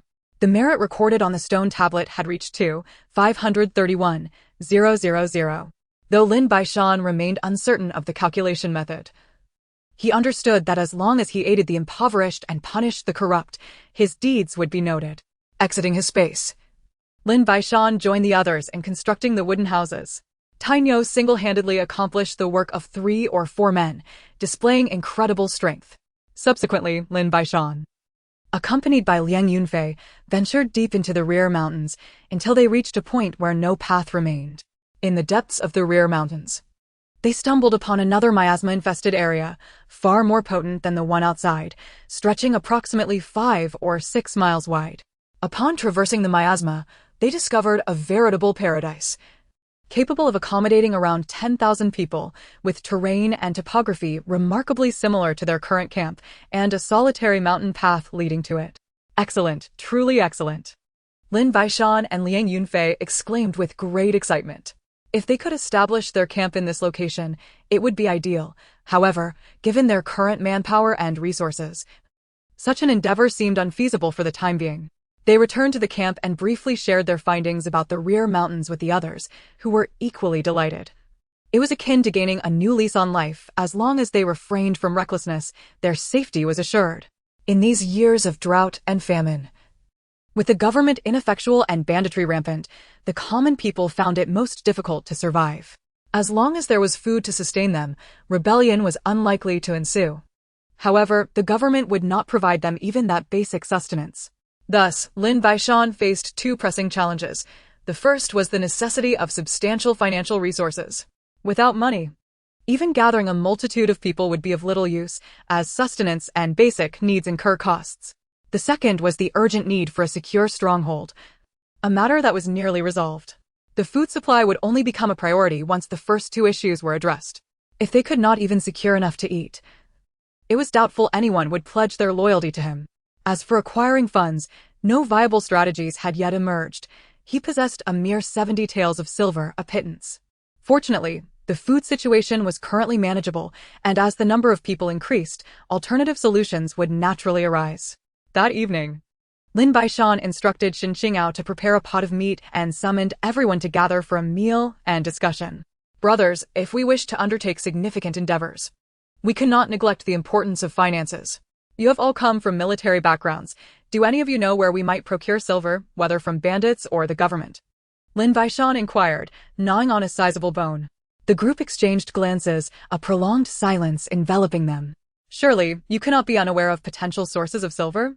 Lin Baishan continued, his chewing unabated. Brother Lin, we are aware, but those places are no joking matter. Given our current strength, it would be impossible for us to succeed. We could very well lose our lives there, Liang Yunfei replied, wiping remnants of food from his mouth. I am not suggesting we act immediately. I merely wish to be informed and prepared, Lin Baishan clarified. Just tell me what you know, I am not well versed in these matters. Allow me to explain. Liang Yunfei began. If we seek to acquire silver, there are several avenues available to us. The first is the government treasury, which holds vast sums of silver. Primarily tax revenues and salaries for officials. However, it is heavily guarded and nearly impenetrable. The second option involves banks and pawnshops, where significant amounts of silver and promissory notes are stored, along with other precious items. Thirdly, it is the affluent families nearby who dig cellars to hide their silver and have employed numerous bodyguards or escorts, thus elevating the danger significantly. These are the primary concerns. After Liang Yunfei finished speaking, he turned to Lin Baishan. Very well then. Tomorrow, we shall venture forth together to Wushan County to scout for opportunities, specifically targeting those wealthy families that are devoid of compassion and seeking out the unscrupulous moneylenders and pawnshops. We must gather intelligence before making our move. Meticulous planning is essential to ensure our success, Lin Baishan remarked, tilting his head to address Liang Yunfei and the others. The others nodded in agreement. Recognizing that Lin Baishan was not one to act impulsively, thus preemptive reconnaissance seemed prudent. After their meal, Zhou Lanxiang and Xinqingao cautioned Lin Baishan to exercise caution while gathering information so as not to fall into a trap. Lin Baishan nodded in acknowledgement. The night passed without incident. At dawn the next day, Lin Baishan, Liang Yunfei, and Xiao Duanyun set out, leaving the others to guard the camp. The trio opted to travel on foot, having altered their appearances to avoid easy recognition, especially since they had recently liberated Zheng Jun and Qin Shiqing from the dungeon. They donned tattered clothing akin to that of common refugees and leaned on wooden staffs, staggering towards Qinglan City. As the largest city in Wushan County, Qinglan City undoubtedly housed the government's treasury. They spent the day gathering information and successfully uncovered details regarding the treasury, pawnshops, and moneylenders, as well as the cellars of prominent families in the larger nearby villages. The reconnaissance went surprisingly smoothly, although Lin Baishan found it peculiar. He chose not to dwell on it. Upon returning to camp, after Liang Yunfei and Xiao Duanyun entered, Lin Baishan discreetly slipped away, unaware that two shadowy figures were trailing him, stopping just short of entering Mingwu Mountain, merely a few meters behind him. Brother Chao, we should hasten our return. These individuals are not to be trifled with. Their inquiries into the treasury and pawnshops indicate they are preparing to act, one of them urged. Foolishness. You know well the current state of the government. Reporting to them would be akin to seeking shelter under a tiger's paw. I must admit a certain admiration for these people. Should the opportunity arise, I would wish to join them, the other replied. Do not be naive. The government has issued a warrant for their capture. These individuals will eventually be apprehended. If you refuse to return, I shall head back alone, the first retorted. Turning to leave, Lin Baishan drew his bowstring taut and loosed an arrow towards the departing figure. Chapter 22, Discussion. With a swift whoosh, the arrow struck true, piercing the neck of the fleeing man, who collapsed lifelessly to the ground. The one referred to as Brother Chao did not flee, instead. He slowly turned to face Lin Baishan, gazing at him intently. I am aware of your intentions. The government has indeed issued a warrant, but I harbor a certain admiration for you. However, it is essential to note that the information you seek is likely a deliberate misdirection from the authorities, he stated calmly. Then why do they not simply apprehend us? Lin Baishan inquired directly. Because your numbers are insufficient for a comprehensive capture, he replied. Lin Baishan gradually lowered his bow and approached the man. May I ask your name and why you choose to divulge this information to me? Lin Baishan's mind was rife with questions. My name is Chao Yunju. Although I currently serve in the government, my wife and daughter were brutally slain by bandits, and my pleas for justice were ignored. The so-called officials above care only for their own gain, leaving me utterly disillusioned. Much of the information you seek is accurate, But proceeding could lead you into a trap, Chao Yunju confessed, his face flushed with emotion. Very well, you mentioned wanting to join us? Is that genuine? Lin Baishan scrutinized him intently. Absolutely sincere. Yet, I understand that without proving my worth, earning your trust may be unattainable. I am now alone. Tell me how I might gain your confidence, Chao Yunju replied, his agitation somewhat subsided. You speak the truth. I cannot blindly lead you into danger. If you are indeed a government informant, it would spell our doom. For now, return and report that the man was killed by bandits, without any preparedness on our part. As for our next steps, I will seek you out, Lin Baishan spoke deliberately. Very well then. I take my leave, and should you require anything, do not hesitate to call upon me, Chao Yunju said, handing Lin Baishan a piece of coarse fabric inscribed with his address and official title. Watching Chao Yunju's retreating figure, Lin Baishan lingered, pondering the implications. This Chao Yunju could either genuinely wish to escape the government or be a master of deception, setting a trap for himself and others. Lin Baishan remained uncertain, yet leaned towards the former. Emotions rarely lie, and Chao Yunju evidently bore resentment, perhaps even hatred, towards the authorities. Lin Baishan returned to the camp. Deep in thought, he found some credibility in Chao Yunju's words, but could not fully trust them. The priority was to ascertain whether his claims held any truth, especially since they were all wanted fugitives in the eyes of the government, rendering further inquiries futile. Who then could they send? Summoning everyone. Lin Baishan recounted the encounter in detail. While there is some merit to Chao Yunju's words, we must not take them at face value. I propose we halt our current endeavors and dispatch others to reconnoiter, preferably individuals unknown to the authorities, Liang Yunfei suggested, garnering nods of agreement from the others. But who should we send? Clearly, none among us can go, one voiced concern. Let us pause for now. Both reconnaissance and action pose excessive risks. We should allow the heat to dissipate before proceeding. I have another proposal. The nearby mountains teem with bandits. Shall we not first deal with them? That could work. After all, bandits are hardly virtuous, and they must have looted many treasures that we could reclaim in the name of justice, Xiao Duanyun grinned. When it comes to bandits, I am well acquainted. Feel free to inquire about any details, as I recently gathered intelligence on their activities, Jin Jiming interjected. Are you referring to the bandits of Wushan County or those from elsewhere? Lin Baishan's expression turned grave. Both, though primarily from the borderlands of Dingbian County. I do have some information regarding Wushan County, albeit not entirely comprehensive. Lin Baishan fell into thought once more. The borderlands of Dingbian County were their homeland, and having narrowly escaped, it felt odd to contemplate returning. However, he had no intention of disturbing the bandits in Wushan County just yet, as he wished to avoid alerting them. Who is the most notorious bandit leader in Dingbian County? Lin Baishan asked in a low voice.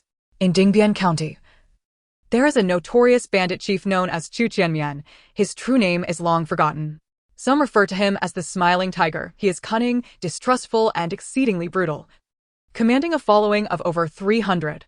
He does not spare even the government, having repelled several attempts to eradicate him, with the authorities suffering losses each time.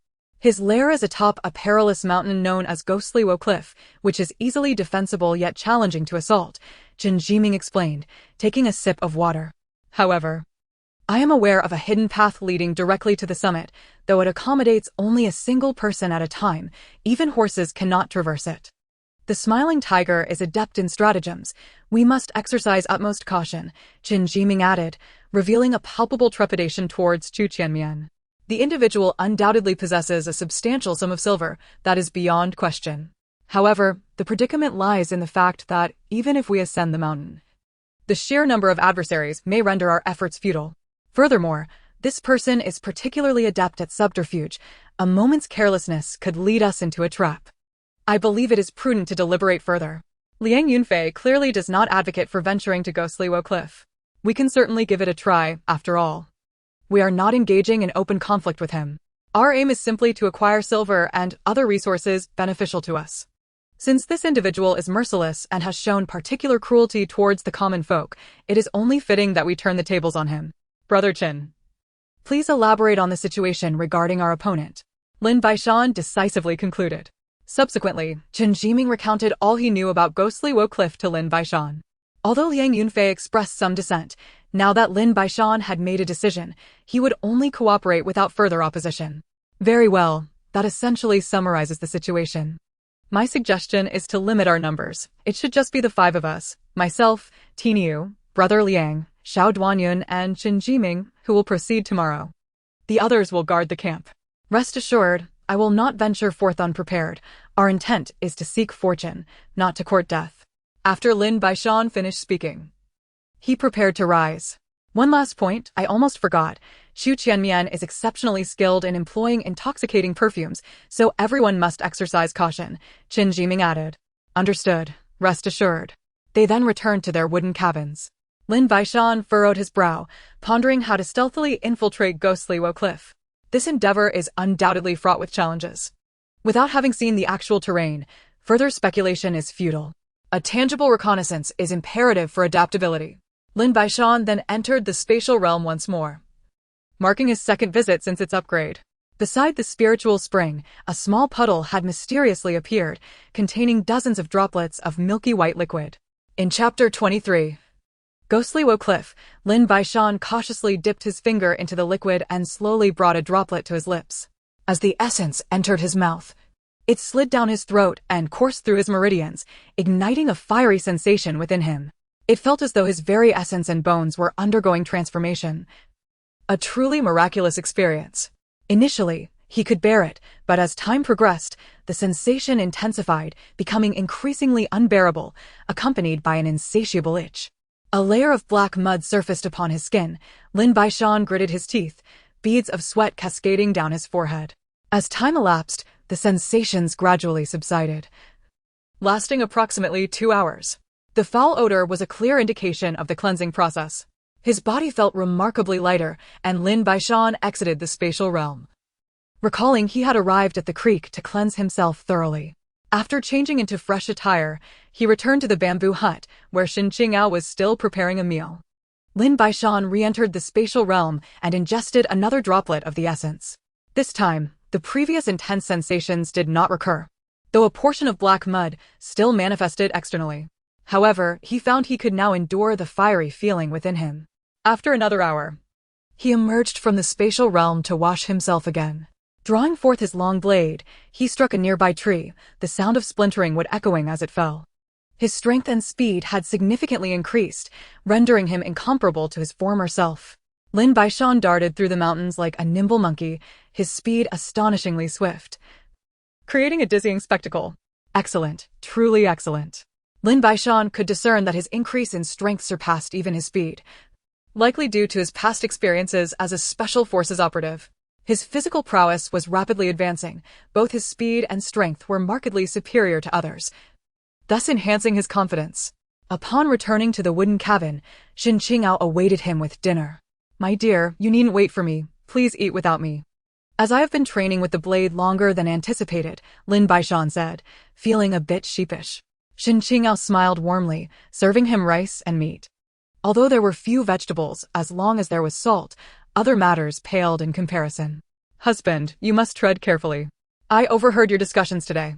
I shall not impede you, but please exercise utmost caution. We 3 await your return at home. I understand your dissatisfaction with our current situation, but all must proceed under the premise of safety. Shin Qingao spoke slowly. I am not dissatisfied with our current circumstances. I merely wish to aid the common people.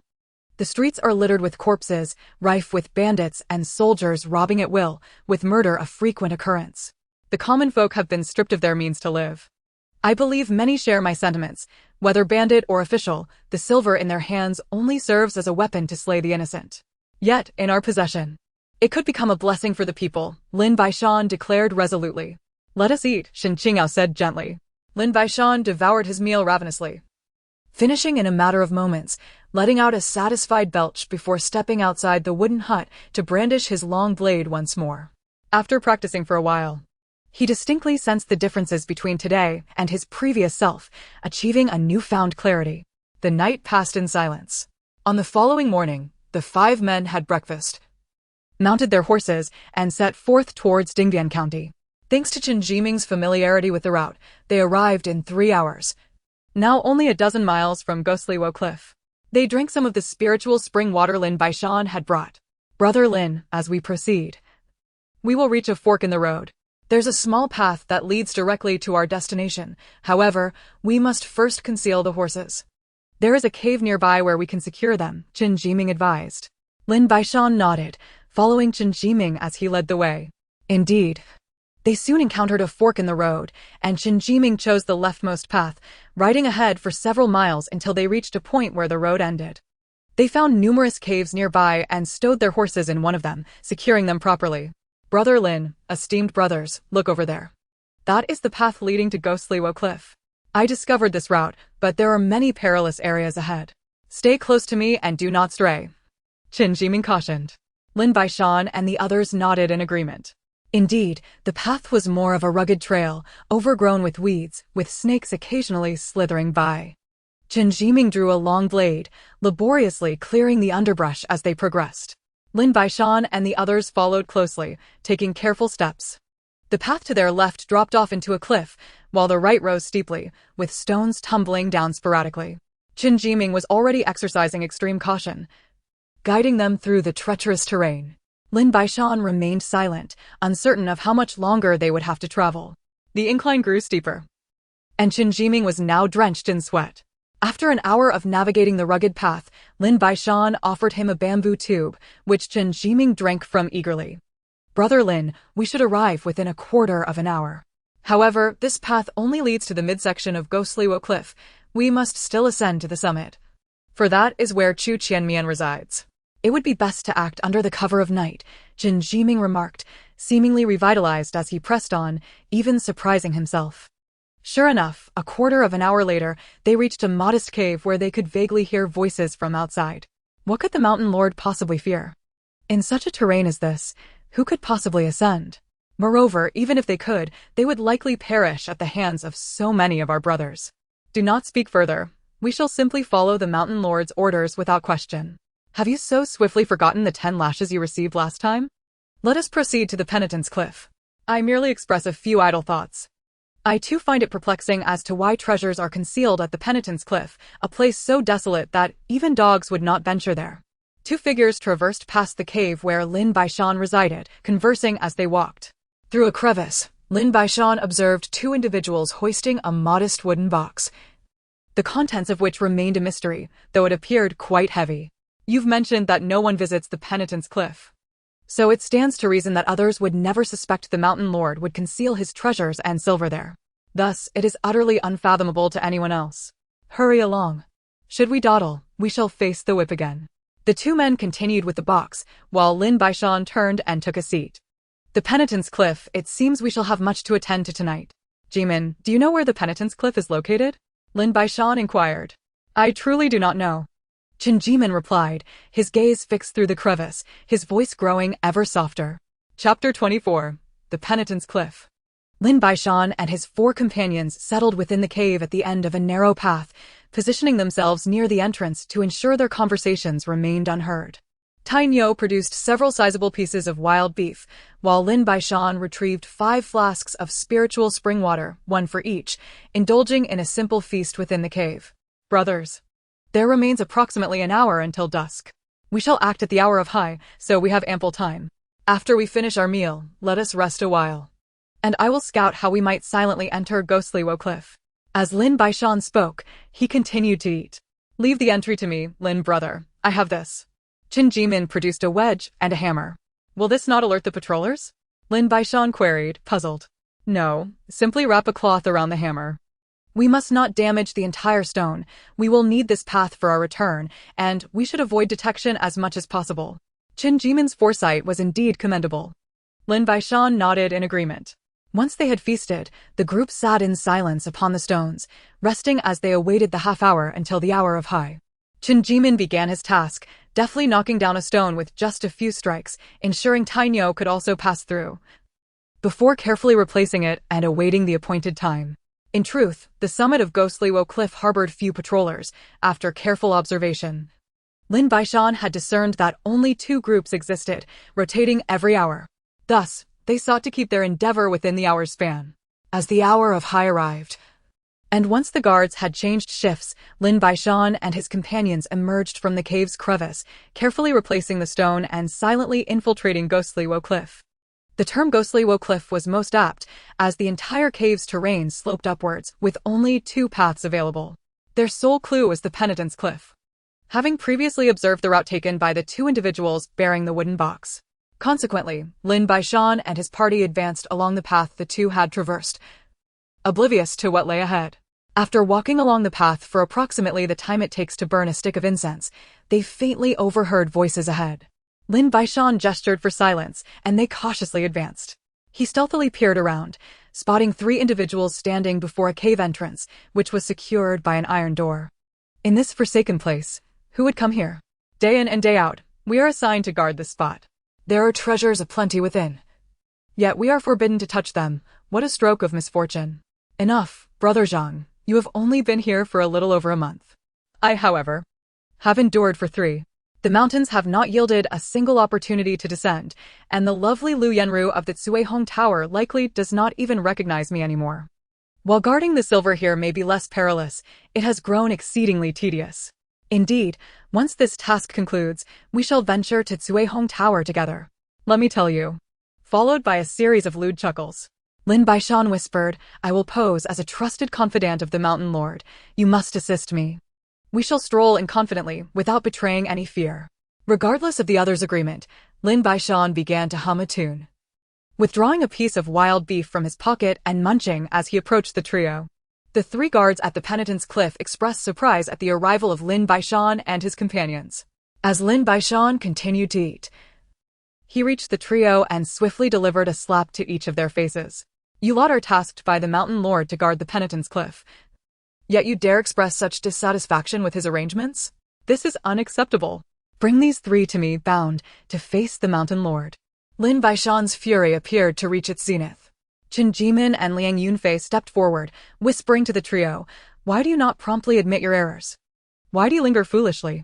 If you reach the Mountain Lord, your lives may very well be forfeit. The 3 men seemed to grasp at a lifeline, bowing and apologizing profusely to Lin Baishan. Very well. Since this is your first offense, I shall let you off lightly. I have a few questions for you. Answer truthfully or face the full brunt of the punishment. It is fortunate for you that I arrived. Had old Nyo come, you would already be 3 corpses. Thank you. My lord. Please, inquire away. There is nothing we do not know here. Let it be clear, I am here on the Mountain Lord's orders to ask these questions. Still, I shall refrain from further interrogation to avoid any impression of malice. It would be best to return and report the truth to the Mountain Lord. Upon finishing, Lin Baishan prepared to depart. My lord, please, do not hesitate to ask. We will not divulge a word of your presence. The 3 men were nearly in tears. Very well, I shall ask a few simple questions. How often do you inspect the items here, and what do they primarily consist of? Lin Baishan inquired, his expression stern. Primarily, there are gold and silver ingots, silver notes, gold bars, jewels, and various antiques, paintings, and porcelain, the man named Zhang replied hastily, casting a glance at the others with a smirk. The other 2 appeared quite vexed, having been overshadowed by Zhang's eagerness. Excellent. Apart from here, where else are the treasures of Ghostly Woe Cliff stored? Lin Baishan continued. I know this. Besides the penitent's cliff, there is the treasure storage cave adjacent to it, which we also guard, another man interjected eagerly. You 2 have done well. Though you have erred, your attitude is commendable. And as for you, my lord, you may ask anything. I too possess knowledge, though I was merely outpaced by them, the 3rd man lamented with a woeful countenance. All is known? Lin Baishan questioned, skeptical. Absolutely. Please inquire. No need for further questions. Unlock the iron door. The Mountain Lord has sent me to inspect for any losses. Lin Baishan feigned a relaxed demeanor. I will open the door for you. The final man exhaled in relief, hurriedly proceeding to unlock it. Lin Baishan and his 5 companions followed the 3 inside. The so-called penitent's cliff was not a cliff at all, but rather a vast cavern, at the far end of which loomed a precipice, adorned with an array of wooden boxes containing various treasures. While Lin Baishan maintained his composure, the other 4 behind him grew increasingly impatient. Ah, indeed. Quite satisfactory. The guarding has been well executed. Thus, as per the Mountain Lord's instructions, I shall reward you for your diligence. In the future, guard well. And do not dwell on frivolous thoughts. After all, would it truly be so difficult to let you descend the mountain? Lin Baishan picked up several strings of copper coins and a few pieces of silver, distributing them among the three men, who were overcome with elation. Open the treasure storage cave as well. I wish to see it, Lin Baishan commanded, fixing his gaze upon the innermost iron door. My lord, please do not test us. The key to the treasure storage cave resides with the mountain lord, and we cannot unlock it. The three men replied in unison. Excellent, truly excellent. I am quite fond of you three. How about this? When I return, I shall speak with the mountain lord and arrange for your transfer to serve directly under me. Lin Baishan proposed with a smile. That would be wonderful. Thank you, my lord, they replied in unison. While they were still responding, Lin Baishan shot a glance. And in an instant, Jin Jiming, Xiao Duanyun, and Liang Yunfei each slit the throats of one of the three men. Brother Baishan. Why didn't you call me for the killing? Tinia asked with a naive expression. Next time, Tinio. Now, go and move the items, focus on the valuable ones, and be quick. You three as well. Let's take everything we can carry, Lin Baishan urged, his tone sharp with haste. The other three scrambled to select the most precious items, but with only 2 hands each, they could manage little. Liang Yunfei tore his own garment, using it to bind as many treasures to his body as possible. All right. Retreat to the narrow path immediately and wait for me there. Go now, Lin Baishan commanded. No sooner had he spoken than the 4 swiftly departed. After they left, Lin Baishan gathered every last treasure from the Cliff of Reflection into his spatial storage, leaving not a single copper coin behind. He verified that the 3 men were unmistakably dead before hurrying away. Rejoining the path, he replaced the stone slab and set down the wooden chest he had been carrying. You 4 must return at once. You have about half an hour. I will remain here to see if I can retrieve anything from the treasure vault. Go quickly. Lin Baishan handed the chest to Liang Yunfei. Liang Yunfei seemed on the verge of speaking, but ultimately held his tongue. The 4 immediately set off, retreating along the narrow path, laboriously carrying their loot to where the horses were hidden. They secured all the treasures onto the horses and galloped away. In truth, both Xiao Duanyun and Jin Jiming had wanted to say something, but they recalled Lin Baishan's earlier admonition. On the battlefield, orders must be obeyed without question. Thus, they remained silent, trusting fully in Lin Baishan's judgment and confidence. Alone, Lin Baishan concealed himself in a cave at the path's end. As time crept by, his entire being seemed to surge with adrenaline. The treasures from the Cliff of Reflection were indeed valuable, yet they paled in comparison to what lay within the treasure vault. Once the shift change occurred and the incident was discovered, someone would surely report to the so-called Mountain Lord. In the ensuing chaos, he might seize the opportunity to make off with the goods. Lin Baishan's plan was sound in theory, but its execution posed immense difficulty, so much so that success seemed nearly impossible. It was merely a hopeful notion, and he was well aware of that. Not long after the replacement guards passed by his hiding spot, sharp whistles pierced the air, followed by shouts. Alert! The Cliff of Reflection has been breached. All the treasures are gone. Notify the Mountain Lord at once. Damn it! Who dares target our Ghost Sorrow Cliff? More whistles shrilled, and the entire cliffside swarmed with bandits brandishing weapons. Within a quarter of an hour, a tall, imposing figure emerged bald, with piercing eyes, clad in brocade robes, and calmly fingering a string of Buddhist beads. He strode steadily toward the Cliff of Reflection. This was undoubtedly the infamous Chu Qianmian.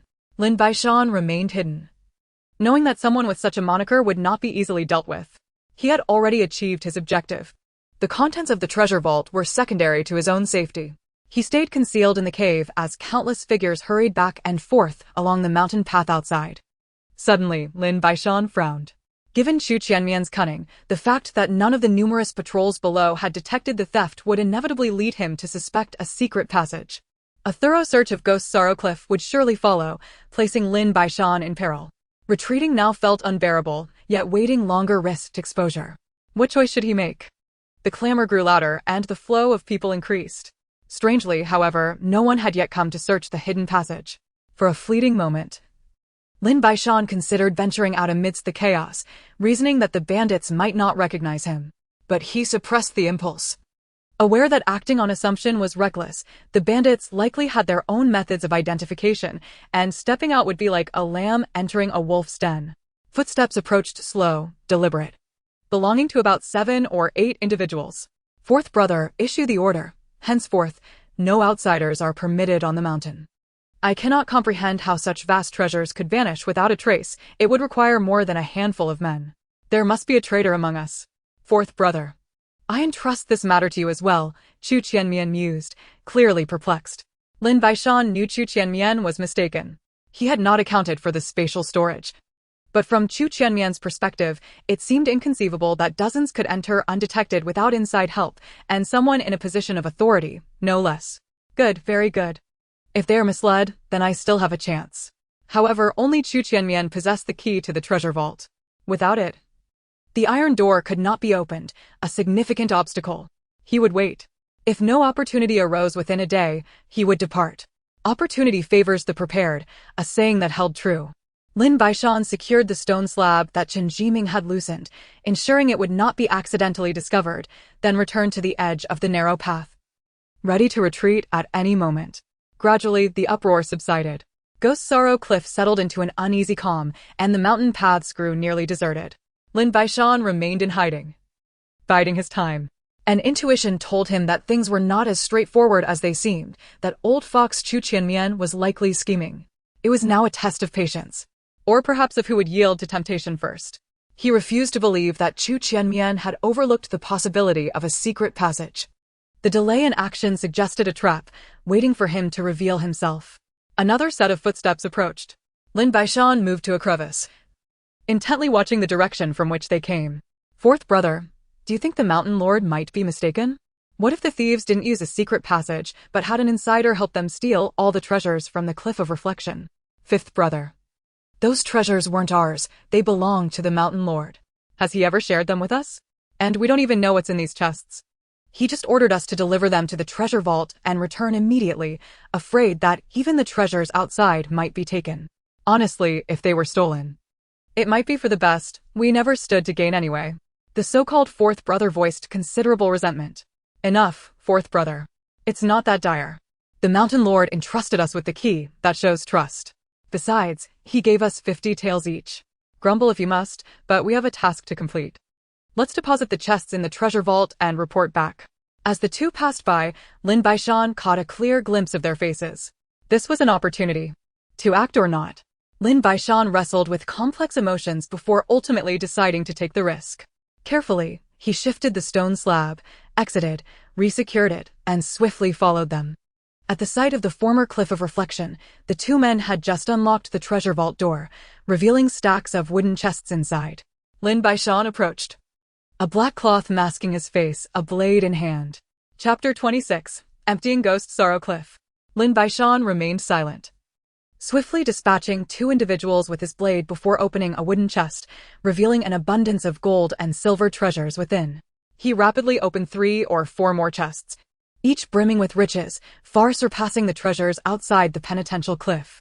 Without a moment's hesitation, he gathered all the valuables into his spatial storage within mere breaths, casting no glance elsewhere, and delivered 2 additional strikes to the fallen men before exiting the treasure cave. He advanced swiftly towards the location of the small path.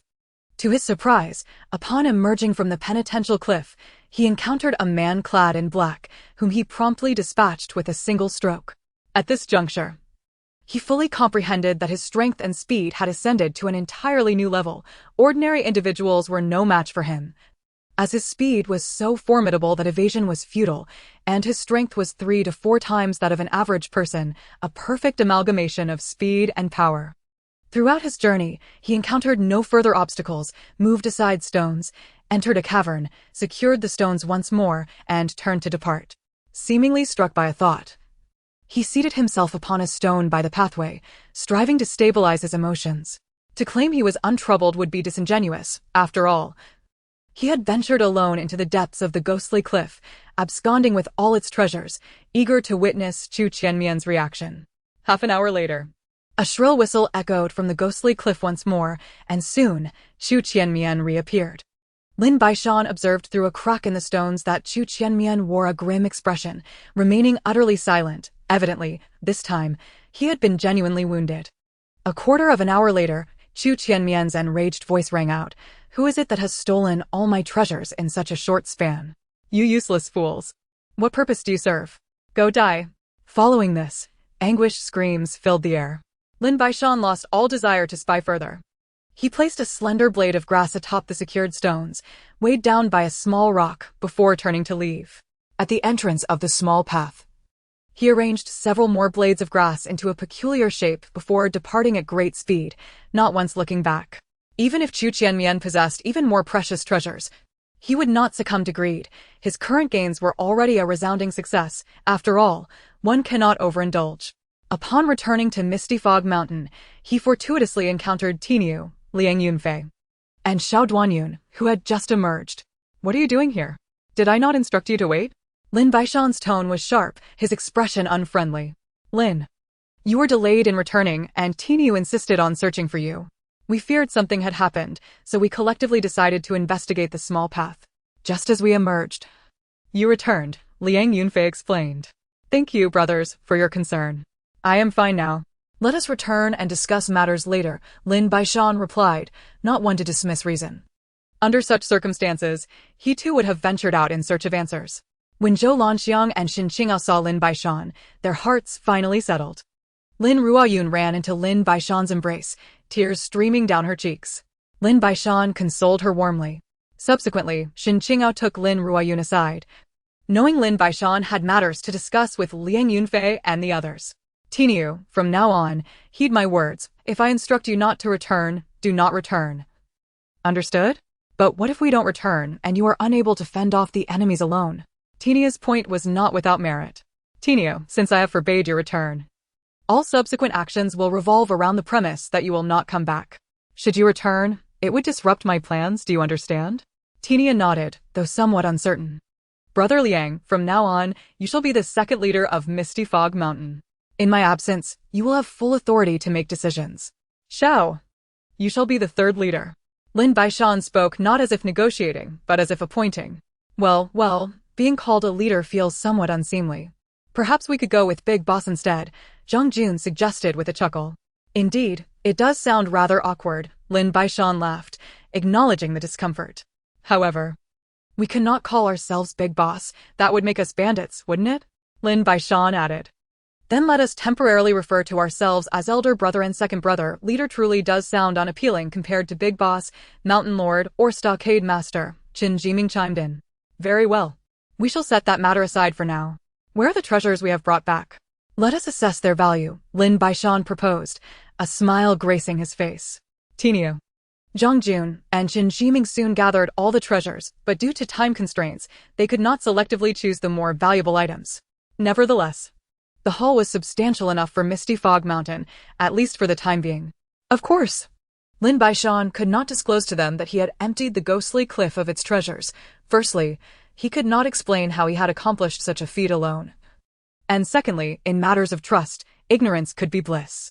Without these treasures, perhaps everyone could coexist peacefully, but with them, discord was likely. Once everything was organized, Liang Yunfei estimated they had around 10,000 taels of silver. All the valuables would be entrusted to Xiao Duanyu for safekeeping and record-keeping, as she was meticulous by nature. Xiao Duanyu felt deeply honored by this trust. "Brother Liang, is there any way we could exchange some of this for food, cloth, salt, or wine? In my view, these are the true essentials for survival." Lin Baishan's words resonated with the others. Exchanging should be feasible, but the prices will likely be exorbitant, considering the current dire circumstances: drought, warfare, banditry, and the suffering populace. Only wealthy landlords or bandits would have surplus grain to exchange, and the authorities certainly will not sell grain, at least. No one dares to do so publicly. "Perhaps I will venture out in a few days to investigate," Liang Yunfei replied, concern etched on his face. "What's wrong, Brother Liang? Is there something troubling you? You seem out of sorts," Lin Baishan inquired directly. "Lin, my parents passed away early, leaving me and my sister to rely on one another. Previously, while I worked for the government, my sister managed to scrape by on my wages. Now that I am here, I cannot help but worry about her safety." "Brother Liang, why wait until now to reveal such an important matter? Where's your home? We shall set off immediately to bring your sister here. Let us go. Right now," Lin Baishan declared, rising to his feet. "Lin, do not rush. My sister is skilled in martial arts. Ordinary people cannot harm her. However, her stubborn nature means she would never use her skills to intimidate others, which is why she requires my assistance. We should go tonight. It would be too conspicuous during the day." We are all wanted criminals now, Liang Yunfei said with a wry smile. Very well, we shall depart after dinner. Prepare yourselves. Lin Baishan said, his gaze resolute. Chapter 27, Liang Yunxiao. After dinner, Lin Baishan, Liang Yunfei, and Tinia set off together. Too many people would attract unwanted attention. Liang Yunfei's home lay approximately 100 miles from Misty Fog Mountain, and it took the three of them over an hour to arrive. As they drew nearer to his home, Liang Yunfei's anxiety grew. Brother Liang, I believe it would be safer for you to wait outside the village. Just tell us where your home is and give us a token. I fear the authorities may be waiting for you there, Lin Baishan suggested. We should go together. My sister is exceedingly stubborn. If I do not go, she will not leave, Liang Yunfei replied helplessly. Lin Baishan nodded in agreement. The three men muffled their horses' hooves and quietly entered Liang Yunfei's home in Liangjia Hollow, though it mattered little whether they muffled the sound or not. For the village was largely deserted, with its inhabitants having fled to escape the calamities. Arriving at Liang Yunfei's doorstep, he could see the flickering light of an oil lamp through the wooden gate. A sense of relief washed over him. At least Mei was most likely at home. Yunxiao. Is that you? Liang Yunfei inquired softly. The door creaked open, revealing a poised woman with a slender waist and graceful stature. Clad in a sleek dark outfit that accentuated her sharp lines, her features were striking yet fierce, with slightly upturned phoenix eyes, a prominent nose, and tightly pressed lips. Brother. It truly is you. Come inside quickly. Are these two your friends? Liang Yunxiao beamed with joy. Yes, came the response from within. The three of them stepped inside. Yunxiao. Gather your belongings immediately and accompany me. I will explain on the way. I am no longer in the service of the government and am being hunted. So we must leave swiftly, Liang Yunfei urged, casting glances outside. All right, brother. Please wait a moment. A few days ago, someone came looking for you. And I suspect trouble is at hand. I will be ready shortly. Liang Yunxiao understood the gravity of the situation and quickly packed, extinguished the oil lamp, locked the door, and mounted a horse alongside Liang Yunfei, preparing to depart. Are you really in such a rush? I have waited for you here for many days without a word. A voice emerged from the shadows to the left. Wang Fuzhong, what are you doing here? Liang Yunfei asked, immediately regretting his words, for it was evident that the man had come to apprehend him. Brother Liang, come back with me to meet Lord Juho. You know he holds you in high regard. He won't concern himself with trivial matters. Do not mislead yourself, Wang Fuzhong replied, stepping aside to reveal a dozen men behind him. Liang Yunxiao's eyes were filled with disbelief, unable to fathom the number of people lying in wait at their doorstep to capture her brother. We have some rapport, yet I must leave today. If you obstruct me, our friendship ends here. Farewell, Lin. Liang Yunfei flicked the reins, preparing to leave. You may find it impossible to depart, Liang Yunfei. At this juncture, you are still dreaming. You have committed heinous crimes, slaying officials. You must be detained today, Wang Fuzhong declared, waving his hand as the men surged forward, encircling Liang Yunfei and the others. Lin Baishan and Tinia had already drawn their long knives. Are you truly prepared for this? Liang Yunfei's gaze sharpened, fierce and unwavering. Unless I detain you, I cannot justify my actions to Lord Junho. Wang Fuzhong remained unmoved. Lin Baishan urged his horse forward, reaching Wang Fuzhong's side and raising his long knife with the force of a mountain, striking down without uttering a word. Wang Fuzhong, however, was agile enough to evade the blow. Lin Baishan, slightly taken aback, lifted his knife again, delivering a rapid strike from above. Unexpectedly, Wang Fuzhong couldn't dodge in time and raised his steel knife to counter the attack. With a resounding clash, Wang Fuzhong's weapon flew from his grasp, and Lin Baishan swiftly followed up with another strike, cleaving him in two. With a flurry of movements, he launched himself at the encircling crowd, and as he engaged, Liang Yunfei and Tinia joined the fray. With Wang Fuzhong slain, the remaining assailants scattered in disarray, and after dispatching 5 or 6 more, the trio made their escape. Lin Baishan, Liang Yunfei, and Liang Yunxiao rode swiftly away, with Lin Baishan and Tinia trailing closely behind. As Lin Baishan surveyed the dimly lit road, he noted that just days prior it had been bustling with people, now devoid of life save for a few fallen bodies. It was likely that many had sought refuge in the mountains, unable to withstand the dual oppression of bandits and officials. They hastily returned to Minggu Mountain. After providing Liang Yunxiao with spiritual spring water, they entered the encampment. Only then did Liang Yunfei finally allow himself to relax. Leading Liang Yunxiao to his wooden cabin, he recounted the events that had transpired. Liang Yunxiao appeared genuinely elated. Brother, I have always warned you that the government is unkind. Do not assist in their tyranny. Thankfully, your epiphany has come not too late. Does this mean you will remain here from now on? Liang Yunxiao inquired. Indeed, Brother Lin is a man of integrity. As you have seen, his combat prowess is formidable, and I may not even be his equal in 10 matches, Liang Yunfei admitted, having first-hand experience.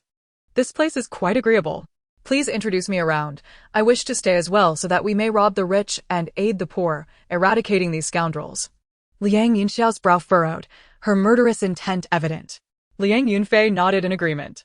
The two then proceeded to the ceremonial hall. Brother Lin, esteemed comrades, this is my sister, Liang Yunxiao, who voluntarily joins Minggu Mountain. I hope you will look after her in the future, Liang Yunfei said with cupped fists. My name is Liang Yunxiao, and I bow in greeting. She mimicked her brother's gesture, prompting Liang Yunfei to regard her as though she were a curious creature. Yunxiao, simply be yourself. Your brother is unaccustomed to this, Liang Yunfei chuckled. The others could not help but laugh at the sight of Liang Yunxiao, who appeared boisterous and fiery, now embodying the demeanor of a bashful young lady, which was quite perplexing. Liang Yunxiao felt a bit embarrassed. Very well, Brother Liang. The adjacent wooden cabin shall be designated for Yunxiao. Tomorrow we shall host a welcome feast for her. It is too late today, we should rest, Lin Baishan declared before turning to leave. Liang Yunfei escorted Liang Yunxiao to her cabin. Brother, why do I feel like Brother Lin seems a bit unhappy? How could he be happy? Our home was ambushed, and you were oblivious. Liang Yunfei initially intended to say more, but decided against it. I truly had no idea. Nor have I ventured outside. I shall be more vigilant in the future, Liang Yunxiao assured him. Liang Yunfei nodded. The night passed without incident. In the dead of night, Lin Baishan entered the hidden realm. The rice had matured once more, surpassing the previous yield significantly, totaling over 5,000 pounds. With food secured, peace of mind followed, as this supply could sustain the mountain's inhabitants for several months. Yet, the numbers would inevitably grow. As dawn broke, Tinu approached Lin Baishan. Brother Baishan, you asked me to guard the entrance of Minggu Mountain. Today, Xia Kengzi has come looking for you. I have brought him in. Lin Baishan's heart sank, and he hurriedly stepped outside. Chapter 28, A Second Rescue for the Lin Clan. Lin Baishan arrived at the ceremonial hall, where Xia Kengzi sat uneasily, while Liang Yunfei conversed with him. What has transpired, Xia Kengzi? Lin Baishan asked urgently.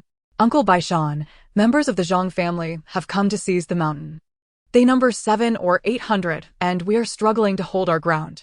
With the advantage of terrain, they have not yet breached our defenses, but if this continues, we cannot say for certain what will happen.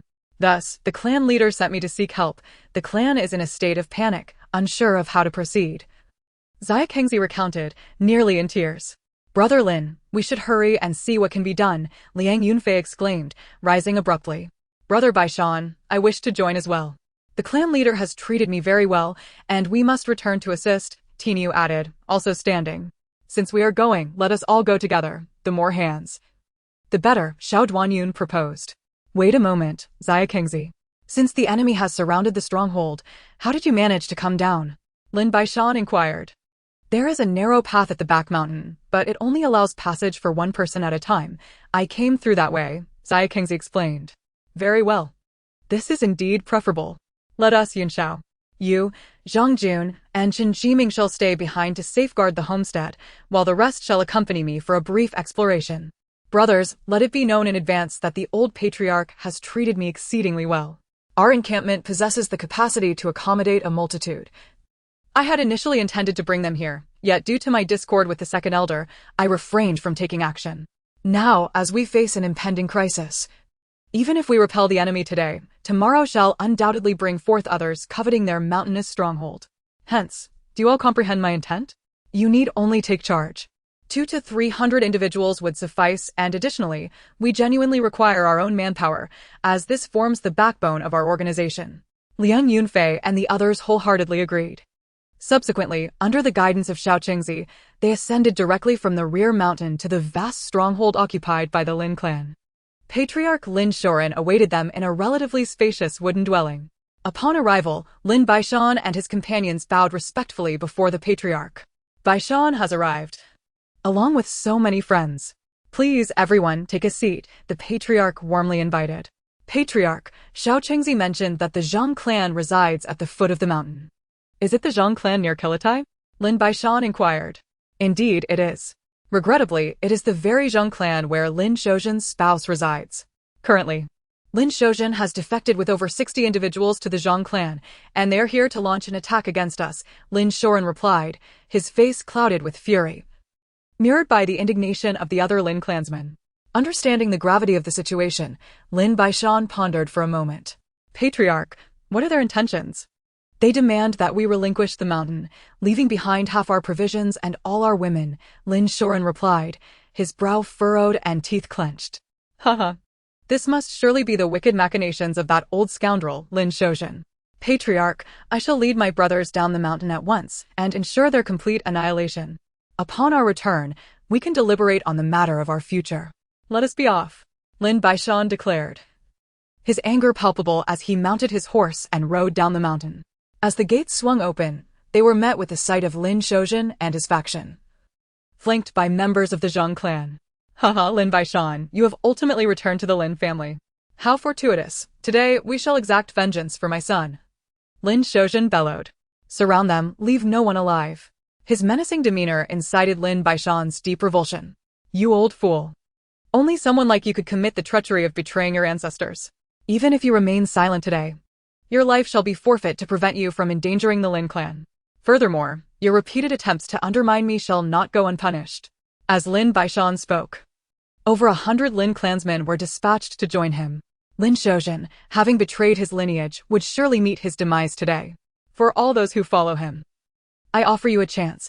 Return to the Lin clan now, or soon we shall meet in battle, with no regard for life or death.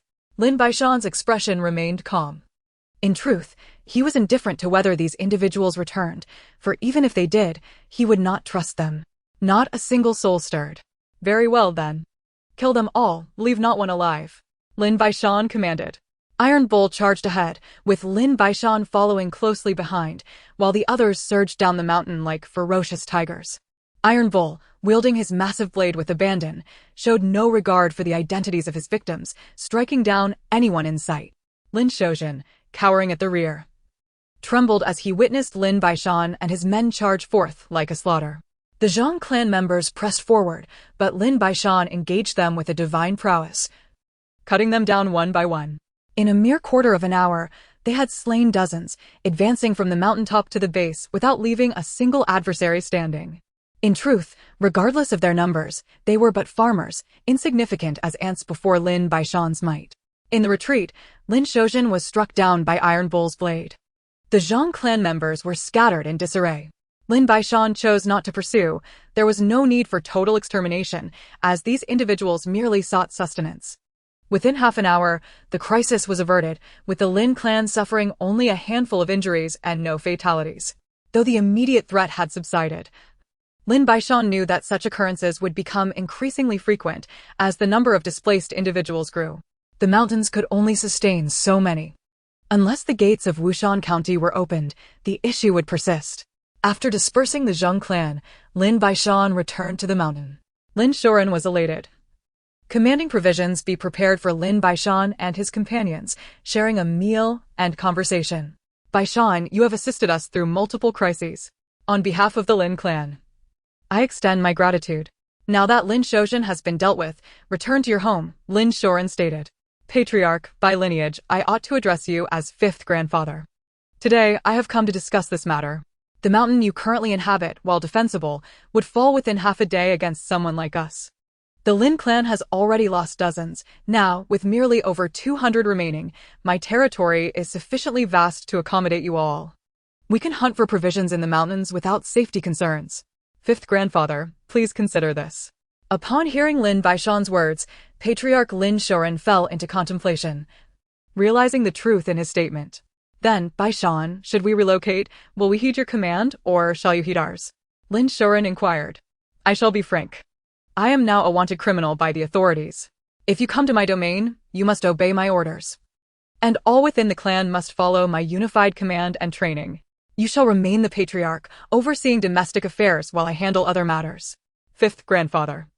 My motives are not for power, but for a purpose you will come to understand in due time. Do you intend to oppose the authorities? To establish your own faction? Yes, and in time, more will join our cause, Lin Baishan replied candidly. Very well, we shall proceed as you suggest. Lin Shoren resolved to embrace the risk. Chapter 29. The Lin clan takes residence in Minggu Mountain. Fifth grandfather, there is one more point. As the encampment is temporarily established, I will designate certain areas as off-limits. And provisions will initially need to be hunted. However, I will also provide some. This means that while transitioning to my territory, the safety of the clan will be assured. Yet a portion of provisions must be sourced independently at first. I am not concealing anything. I currently possess substantial funds, but have yet to convert them into provisions. And I require everyone to follow my lead for ease of management, Lin Baishan expressed, noticing some reluctance among certain Lin clansmen. Very well, Baishan, I shall certainly support you. Lin Shoren affirmed. Since you have no objections, I shall now inquire of the elders within the clan. Do you have any concerns? Speak candidly. Lin Baishan addressed those who had previously voiced dissent. Baishan, our hesitation is not born from disagreement, but rather from our past as mere farmers.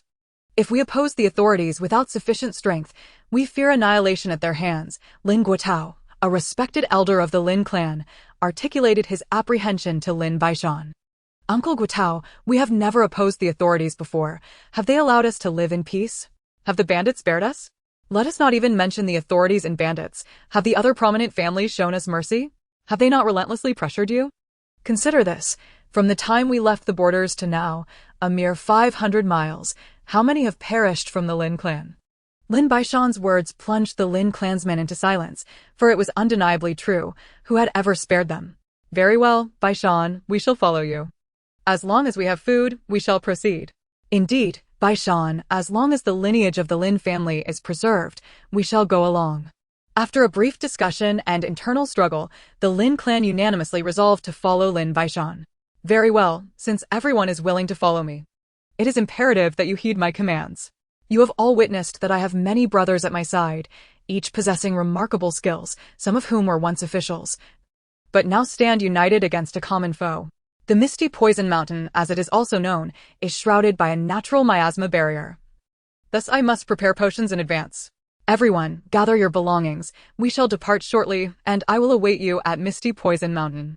After Lin Baishan concluded his instructions, he asked Liang Yunfei to remain behind while he and the others returned to prepare.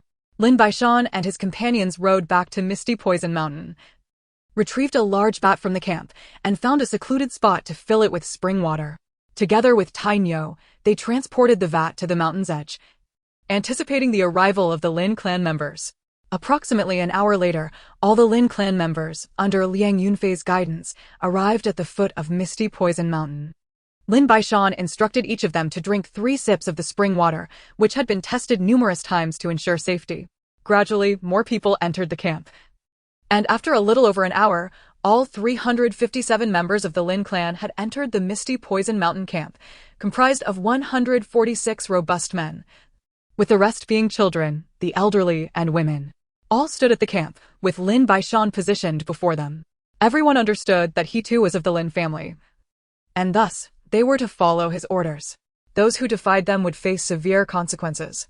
Do not think I jest, especially not the traitors. Their punishment will be merciless. Furthermore, the rear mountain will be designated as restricted territory. No one shall enter areas marked as off-limits. Now, Liang, lead everyone to the rear mountain to fell trees and construct wooden houses. Select 20 women to prepare meals. I will provide provisions for the first 3 days. Once settled, hunting and training will commence. Let us begin. Fifth elder, please designate the women for cooking. Upon uttering these words, Lin Baishan approached Shin Qingao and Zhou Lanxiang, who, upon seeing the Lin clan members arrive, were filled with joy. Mother, Qingyao, for the first 3 days, we will supply food and rice. I have stored approximately 1,000 pounds of rice in the 3rd wooden house on the right. Qingyao, you will oversee the provisions and, of course, I will have Tainyo assist you, Lin Baishan said with a smile. The adage many hands make light work proved true. Within 3 days, all the wooden houses were constructed, and meals consisted of rice porridge or rice, with occasional servings of wild boar meat, infinitely better than their previous conditions across the mountain. The Lin clan members held Lin Baishan in high regard. After 3 days, under the leadership of Liang Yunfei, Xiao Duanyun, and Zhang Jun, the young and strong members of the Lin clan ventured into the rear mountain to hunt. For them, hunting was a fundamental survival skill learned from a young age. An abundance of game was delivered to the camp, including 2 wild bulls, ensuring a temporary surplus of food. The vastness of the rear mountain, coupled with the miasma, meant that game was plentiful, and a shortage was not to be feared anytime soon. 10 days later, the entire Lin clan had integrated into Misty Poison Mountain, where laughter and joy resonated through the camp, starkly contrasting the desolation outside. At noon, Lin Baishan gathered all the Lin clan members and Liang Yunfei. It has been 10 days since our arrival at Misty Poison Mountain, and I wish to announce several matters. First, we shall select 100 young men from the Lin clan for training and education, forming the foundation of our strength here. Second, 5th Elder. You are familiar with our clan situation. Please select 10 individuals skilled in commerce. I will provide them with funds to procure food, salt, cloth, horses, water barrels, and other living necessities from outside the mountain, with a 20-man team assigned to ensure their safety. I wish to clarify that both the trainees and those procuring supplies will receive a stipend. Lin Shoren nodded in agreement. The selected trainees and supply team were soon finalized to Lin Baishan's satisfaction, with Lin Shoren proving to be an astute clan leader. Following Lin Shoren's recommendations and Lin Baishan's evaluations, for robust individuals, Lin Guotao, Lin Guozhen, Lin Guozhang, and Lin Guocheng were chosen as team leaders, with Lin Shoren as the overall commander, merely overseeing their conduct. The ultimate decision-making authority resided with Lin Baishan. With the addition of 300 to 400 people, Misty Poison Mountain now thrived with life. Adopting Lin Baishan's training regimen, Liang Yunfei served as the chief instructor, conducting daily training sessions in groups of 3, imparting martial skills. Lin Baishan did not aspire for them to become independent generals, but merely hoped they could wield their potential effectively in times of large-scale conflict. Presently, Misty Poison Mountain still lacked many corresponding departments, which would need to be gradually developed. After thorough discussion, it was decided that Lin Guotao would lead a team to purchase grain and other supplies from Qinglan City. The following morning, dozens set out in a grand procession. Liang Yunfei, Xiao Duanyun, Zhang Jun, Chen Jiming, and Lin Baishan concealed themselves within the ranks. Chapter 30, Resource Acquisition. Lin Baishan felt uneasy about sending them alone, particularly given the presence of bandits and officials along the route, as well as desperate refugees who might attack passing merchant caravans. Although the situation was precarious, Lin Baishan had dispatched scouts to Qinglan City and learned that food could still be procured with sufficient funds, albeit at steep prices. Over the past days, the rice in Lin Baishan's spatial realm had matured twice, and he now possessed over 10,000 pounds of rice. The journey to Qinglan City proved relatively smooth, despite encounters with a few bandits who were swiftly dealt with by Lin Baishan and his companions. Upon entering Qinglan City, Lin Guotao led his group directly to the Xingfa grain shop, the largest grain store in the city. The shopkeeper, surnamed Li, was rumored to have connections with a high-ranking official in Qinglan City, which facilitated his prosperous business. Lin Baishan had brought only private silver and jewels, ensuring no complications would arise, as he would never permit the circulation of official silver acquired from the Ghost Worry Cliff. The attendant who greeted Lin Guotao exhibited a glimmer of apprehension at the mention of purchasing a large quantity of grain, raising Lin Baishan's alertness. Please wait a moment. Esteemed guest, I shall summon the manager, the attendant said before retreating to the back. Shortly thereafter, a rotund figure followed the attendant, approaching the counter. Esteemed guest, I hear you wish to purchase a substantial amount of grain. May I inquire what you require? I am Shin Sueon, the portly man said, fixing his gaze on Lin Guotao. Primarily rice, but a variety of grains would be appreciated. Do you have any in stock? Lin Guotao replied. Indeed, we have some, though the prices have risen significantly. Previously, 1 tael of silver could buy 120 pounds of rice. Now, it has diminished to 80 pounds. If you find the current prices excessive, you may wish to wait. Perhaps one day they will decrease, Shin Sueon remarked, narrowing his eyes. Then 80 it shall be. Regardless of the amount of silver, it cannot fill empty stomachs. I will take 300 taels worth of rice. My entire clan awaits their meals, Lin Guotao responded, somewhat resigned. Recently, grain purchases have been restricted. You may acquire a maximum of 200 taels worth. What do you say? Shin Sueon scrutinized Lin Guitao, lost in thought. Very well. Let it be 200 taels. My cart awaits outside. Please load it, Lin Guitao concluded, producing the 200 taels and handing them to Shen Sueon, who inspected the money thoroughly before instructing the attendant to prepare the order. In the realm of folk silver, no one seemed to perceive any issues.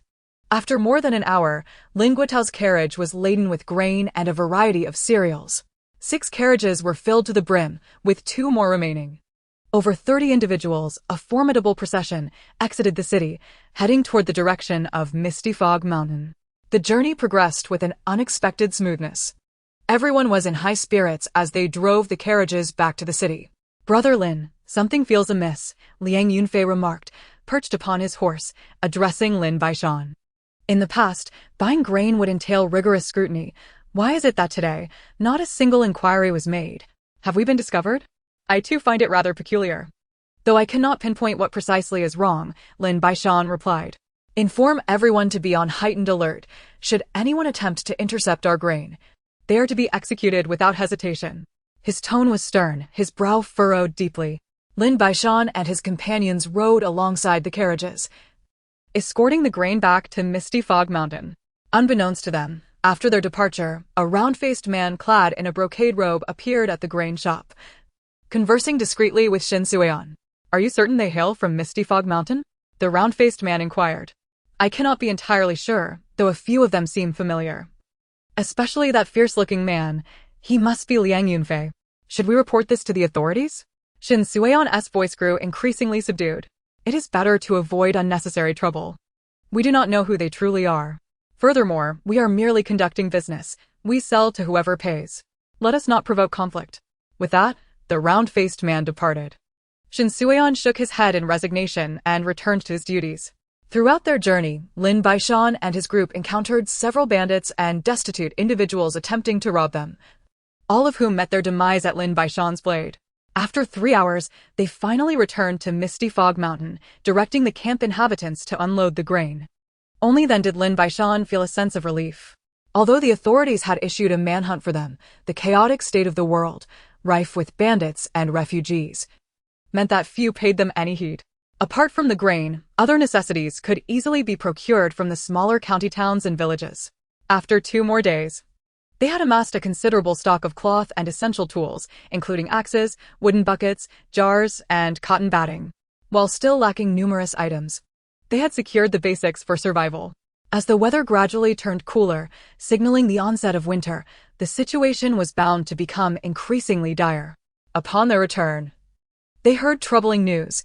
The Great Dayin Dynasty had suffered a catastrophic defeat against the barbarian tribes, who were advancing deeper into their territory. The Ushan County had closed its gates, with pursuing forces behind them and no passage ahead. The common folk were suffering immensely, with the barbarians proving even more ruthless than bandits, committing acts of arson, murder, and unspeakable violence. The government remained inactive, preoccupied with finding ways to flee, showing no regard for the lives of the common people. In this context, Lin Baishan began to comprehend their predicament. As wanted fugitives, the authorities were incapable of pursuing them. They were too busy contemplating their own escape. Hence, transporting grain would be futile. It would be more prudent to sell it for silver, as the others certainly did not lack for sustenance. Having unraveled the complexities of the situation, Lin Baishan promptly resolved to send individuals to Qinglan City to procure as much grain as possible. He would follow behind to provide protection. If they could stockpile sufficient provisions before the barbarians arrived, then his ambitions would become significantly more attainable. In the ensuing 10 days, Lin Baishan and his group continually traveled to Qinglan City to acquire grain, opting to exchange jewels instead of silver, as Shen Sueon appeared to have a greater affinity for precious stones. Consequently, they managed to secure substantial quantities of rice and cereals, while also acquiring vast amounts of ironware, cloth, cotton batting, oil, and salt, essential supplies. They expended all the resources obtained from Ghostwo Cliff. Now, Misty Fog Mountain boasted a substantial reserve of grain and various supplies, enhancing their capability to withstand enemy assaults and natural disasters. Though their numbers had not increased, Lin Baishan led the Lin clan in setting up an array of traps at the miasma exit.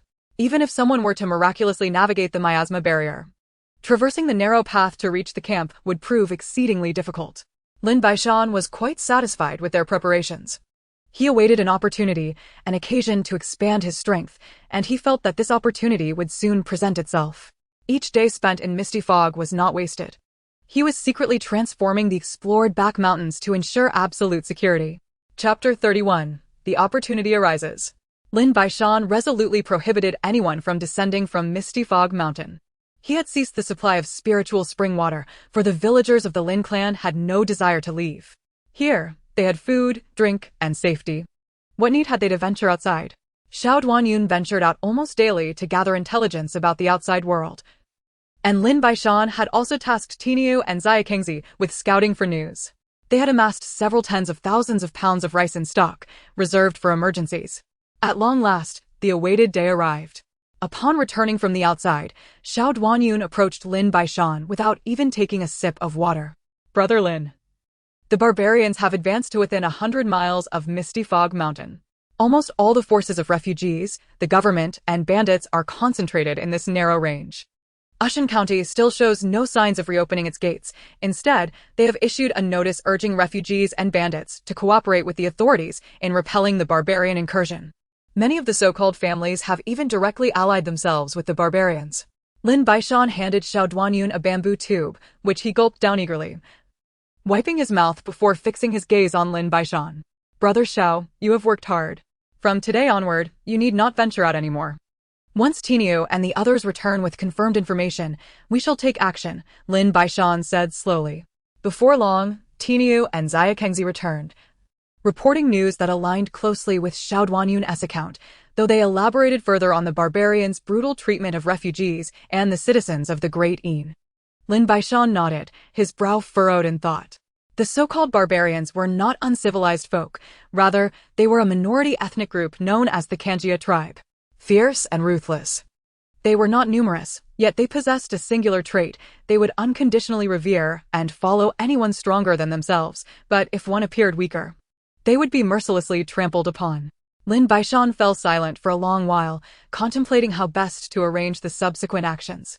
Their numbers were too few, and their talents scarce. Their only advantage lay in a stable abode and ample provisions. Yet, the term ample provisions was relative. Once their numbers swelled, they might soon find their supplies insufficient. What should he do? Lin Baishan hesitated. His past self would have acted decisively, but circumstances had shifted. He now had to consider the welfare of many. A single misstep could lead to a cascade of errors. In his mind, this was the opportune moment to attract virtuous and ambitious individuals, for he was certain many would be eager to confront the barbarians.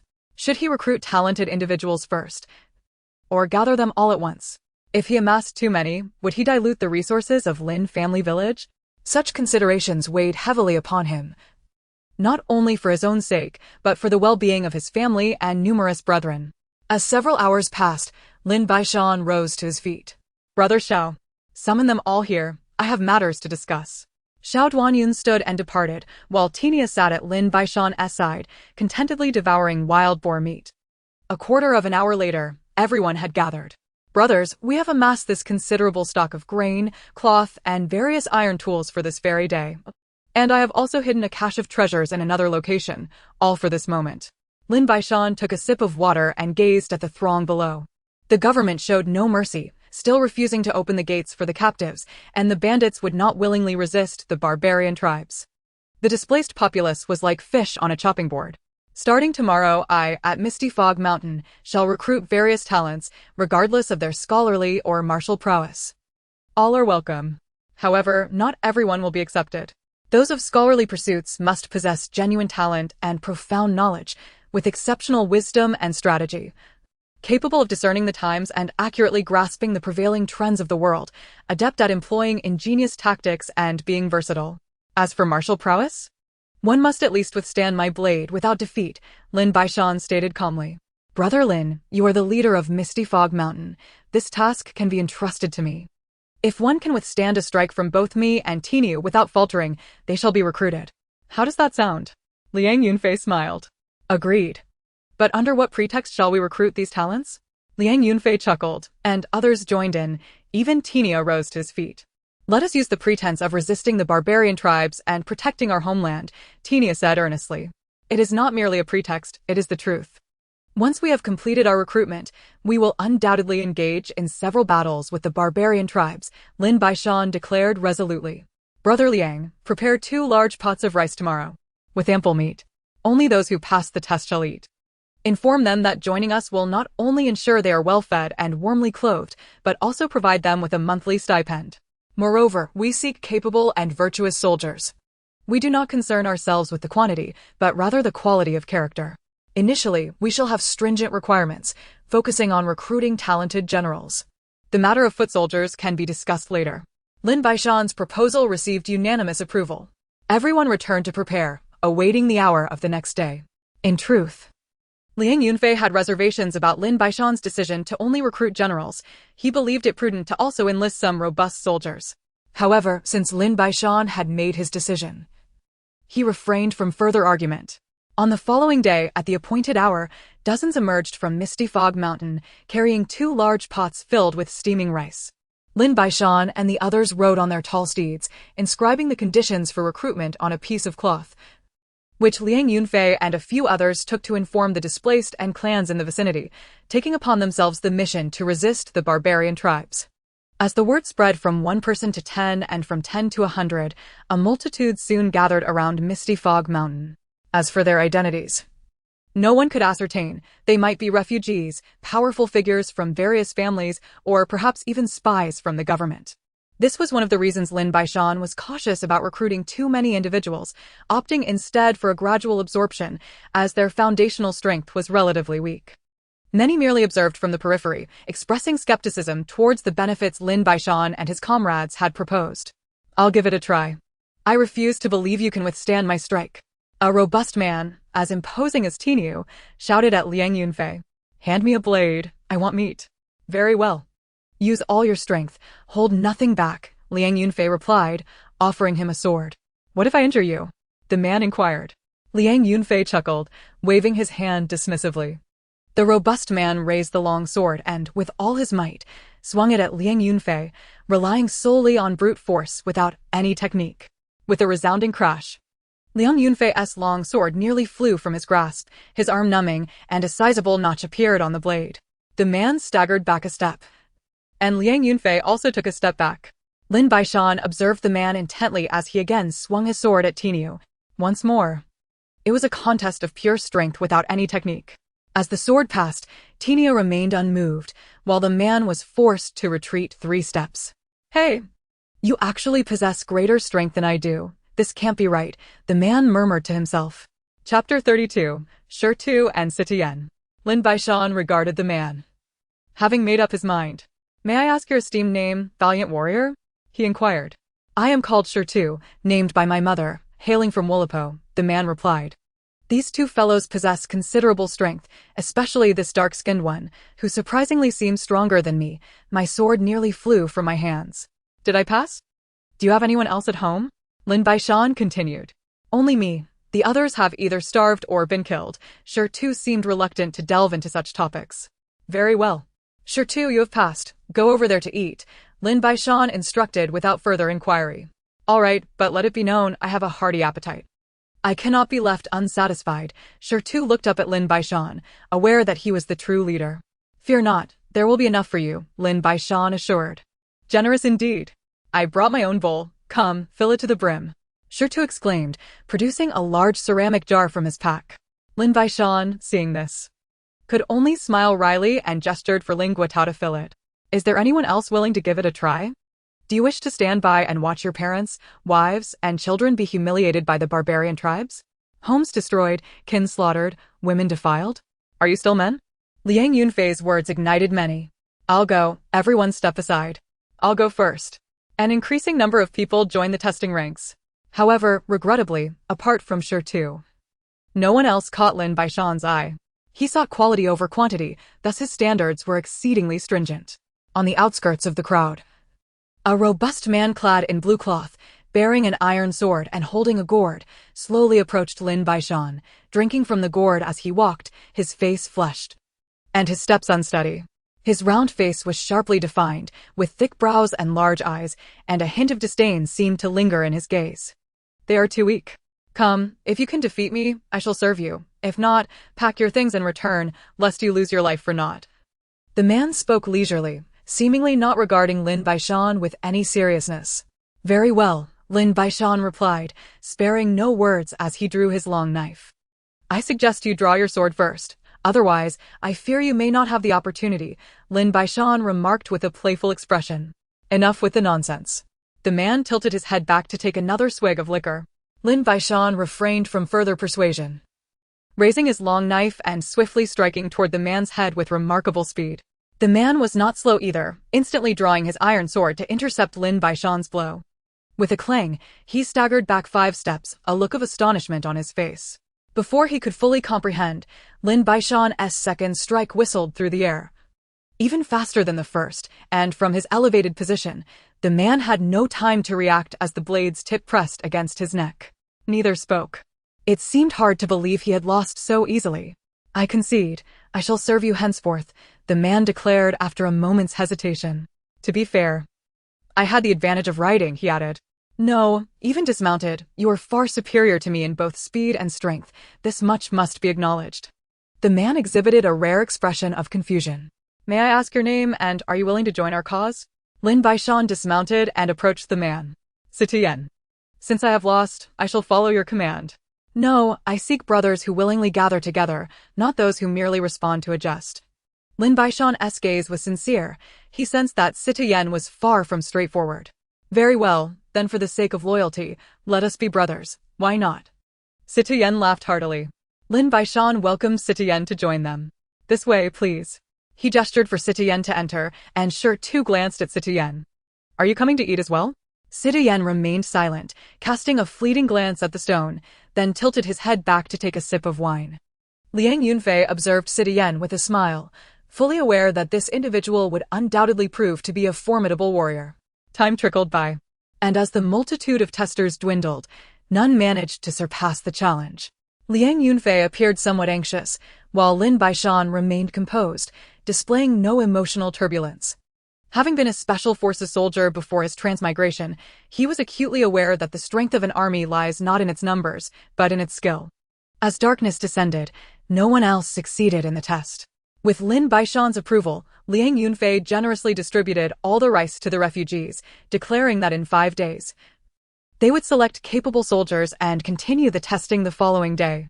Lin Baishan was highly satisfied with the day's events. The arrival of skilled individuals like Shirt Tu and Xiao Citiyen was indeed a stroke of luck. That evening, Xin Qingao and the women and children of Lin family village prepared a lavish feast to welcome the 2 newcomers, and Shirt Tu relished every morsel. After they had eaten their fill, Lin Baishan bid farewell to everyone and instructed Liang Yunfei to arrange accommodations for Shirt Tu and Citiyen before returning to his own cabin. The next day at dawn mirrored the first, with villagers bringing out 2 large pots of rice, once again overseen by Liang Yunfei and Tinu for testing. Just as the iron pots were set down, a cloud of dust billowed in the distance as 40 to 50 mounted government soldiers approached the recruitment site at Minggu Mountain. "You rabble unlawfully raising arms with treasonous intentions, surrender now or face a fate worse than death." The officer in charge looked down upon Lin Baishan and the others with an air of arrogance, regarding them as mere insects beneath his heel. "How dare you come here to make a fuss? With such energy, you should be resisting the barbarian hordes. Look at you, all plump and well-fed. You must have tormented the common folk for your own gain. Since you've come today, you shan't leave." Lin Baishan raised his long knife and charged into the ranks of the government soldiers, cutting through them as one would slice through vegetables. In mere moments, all who stood in his path fell before his blade, none able to withstand his might. Within a brief span, only a handful remained, paralyzed with fear upon their steeds. "Brother Sidhu, Brother Shirtu, I leave the rest to you," Lin Baishan said with a smile. The 2 said nothing, leaping into action, mounting their war horses. And after a cacophony of tragic cries, all the government soldiers were slain.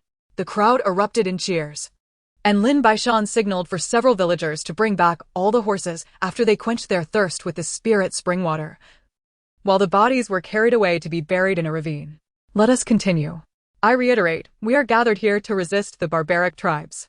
Of course, the tyrannical government, with its exorbitant demands and lack of benevolence, is also our adversary. If you are afraid, you may return home now." Lin Baishan's words were harsh, yet undeniably truthful. Well spoken and well executed. "Allow me to give it a try," came a short man, dark-skinned and holding a long smoking pipe, who approached. He appeared to be in his 30s, though he bore the wear of age, particularly with his glossy, elongated pipe. "I shall not wield a large knife. It is not my forte. I prefer this," he declared, extending the pipe. Liang Yunfei did not refuse, regardless of the weapon, as long as one could withstand a blow. They would pass the test. Once positioned, Liang Yunfei swung his blade, having anticipated this moment for quite some time. The man did not initiate an attack, thus. Liang Yunfei made the first move. The short man stood motionless, and as the long knife approached within a foot of him, he suddenly redirected the pipe to intercept it. In the blink of an eye, the man leaped into the air, appearing behind Liang Yunfei, and struck down with the pipe towards his head. It was as if Liang Yunfei had eyes in the back of his head. He blocked the pipe with his long knife, ready to retaliate. "Enough. You have passed." Lin Baishan interjected just in time. "My name is Lu Xing'an. I must clarify that engaging in combat is not my specialty, but I can certainly lay traps. And when it comes to survival, I am willing to risk my life," Lu Xing'an said slowly. "Excellent. Your expertise in traps is precisely what I seek. Please, let us dine first, and we shall converse further afterwards," Lin Baishan replied with a smile. Lu Xing'an nodded and entered to fill a bowl with rice, devouring it hungrily, as if he had not eaten for many days. Unbeknownst to the others, Lu Xing'an had only stepped forward after witnessing Lin Baishan slay the government soldiers, and his gaze towards them was one of barely restrained ferocity. Lin Baishan and Liang Yunfei observed all of this with keen eyes. The crowd grew larger. Yet fewer dared to step forward for the test. Many, upon witnessing Lin Baishan and his companions dispatch such a significant number of government forces, hurriedly withdrew. They believed that with the strength of Lin Baishan and his allies, not only would they be unable to resist the barbarian tribes, but the government could easily eradicate them at any moment. "I understand your concerns. You fear being slaughtered by the government should you join us. I, Lin Baishan, state this. No matter how many men the government sends, they shall only return in defeat. If you doubt my words, wait and see. If no one is willing to test themselves, then we shall conclude for today, Brother Liang." "Hold on, I wish to give it a try. But may I ask you a question before I do?" A burly man approached Lin Baishan, wielding a wolf-toothed club. "Speak, I shall not conceal any answers within my capacity." Lin Baishan replied with a serious demeanor. "You speak of resisting the barbaric tribes and slaying the cruel officials and soldiers. This is not a matter to be taken lightly. And such actions could cost you your head. Indeed, I am grateful to all of you for not abandoning me. I ask all present, who among you is not a victim?" With the closure of Wushan County, the barbarian tribes rampaged just miles away, slaughtering countless refugees. I ask you, what is our way out? Can you guarantee your survival until tomorrow? I can. You all know that Minggu Mountain is also known as Mingdu Mountain. Without my antidote, anyone who enters shall perish. If I can comfortably survive within, why would I venture out? Lin Baishan's words remained uncompleted, yet all understood his intent. Well, I am Xin Qianren. If you can withstand a blow from me, I shall remain and fight alongside you. However, should you ever forget today's words, I Xin will take my leave. Very well, Brother Xin. Please proceed, Lin Baishan said as he dismounted, gripping his long knife, prepared for Xin Qianren's assault. Xin Qianren swung his wolf-toothed club with one hand, aiming directly at Lin Baishan's head. Lin Baishan raised his knife, opting not to meet the strike head-on, but instead deftly deflected the club, then countered with a flurry of strikes aimed at Xin Qianren's joints. Lin Baishan's speed was overwhelming, forcing Xin Qianren into a defensive position, gradually losing ground. Suddenly, Lin Baishan retracted his long knife. Brother Xin, you and I are evenly matched. Should you choose to assist me, I shall not let you down. In truth, I have already lost, that is a fact. As long as you can truly resist the barbaric tribes and the government, I, Xin Qianren, will follow you. Since I emerged from the mountains, no one has ever pushed me to such a state. Brother Lin, you could have slain me in 3 moves. Xin Qianren's face glistened with sweat. Nonsense, do take a seat. Brother Liang, we shall conclude for today and continue tomorrow. With that, Lin Baishan offered Xin Qianren and Lu Xing'an some spirit spring water, and everyone returned to the camp. When Xin Qianren and Lu Xing'an beheld the true visage of the camp, they could not help but marvel. Such a place was indeed wondrous, providing a sense of security. Subsequently, Lin Baishan hosted a banquet. Though the dishes were simple, he felt immense joy, for Xin Qianren was undoubtedly a fine general, and with Lu Xing'an's expertise in traps, the safety of the camp would be greatly enhanced. Certainly, one must ascertain whether Lu Xing'an possesses genuine capabilities. Nevertheless, today is a momentous occasion worthy of celebration. As long as Lin Baishan remains at Minggu Mountain, there shall be no cause for concern. After indulging in a hearty meal, the crowd retreated to their respective wooden cabins, while Lin Baishan, unable to sleep, made his way to his mother, Zhou Lanxiang's cabin. Baishan, I wish to know, is what they say true? Are you indeed planning to establish your own power and oppose the government? Zhou Lanxiang's eyes were filled with worry. Mother, there is no need for concern. The current government is rotten to its core. It is not merely I who will rise against it, many will join the fray. As you have seen, we face formidable obstacles in the form of the miasma barrier. However, I have never regarded this miasma as an insurmountable line of defense. So, please rest assured, the government cannot harm us. After speaking, Lin Baishan assisted his mother into bed. Very well, I cannot restrain you. However, Baishan, should the situation become untenable, you must withdraw promptly. Lin Baishan nodded in agreement. In truth, ever since he traversed into this world and acquired space, he harbored the ambition to pierce through this decaying realm. Yet, he had never confided this aspiration to anyone. What he faced now was merely the rudimentary beginning. The extent of his future accomplishments remained uncertain. He was aware that the path he chose would be fraught with difficulty and peril, yet in such chaotic times, failing to establish a power and undertake feasible actions would be the true betrayal of himself. One must endeavor to see if success is attainable, mustn't one?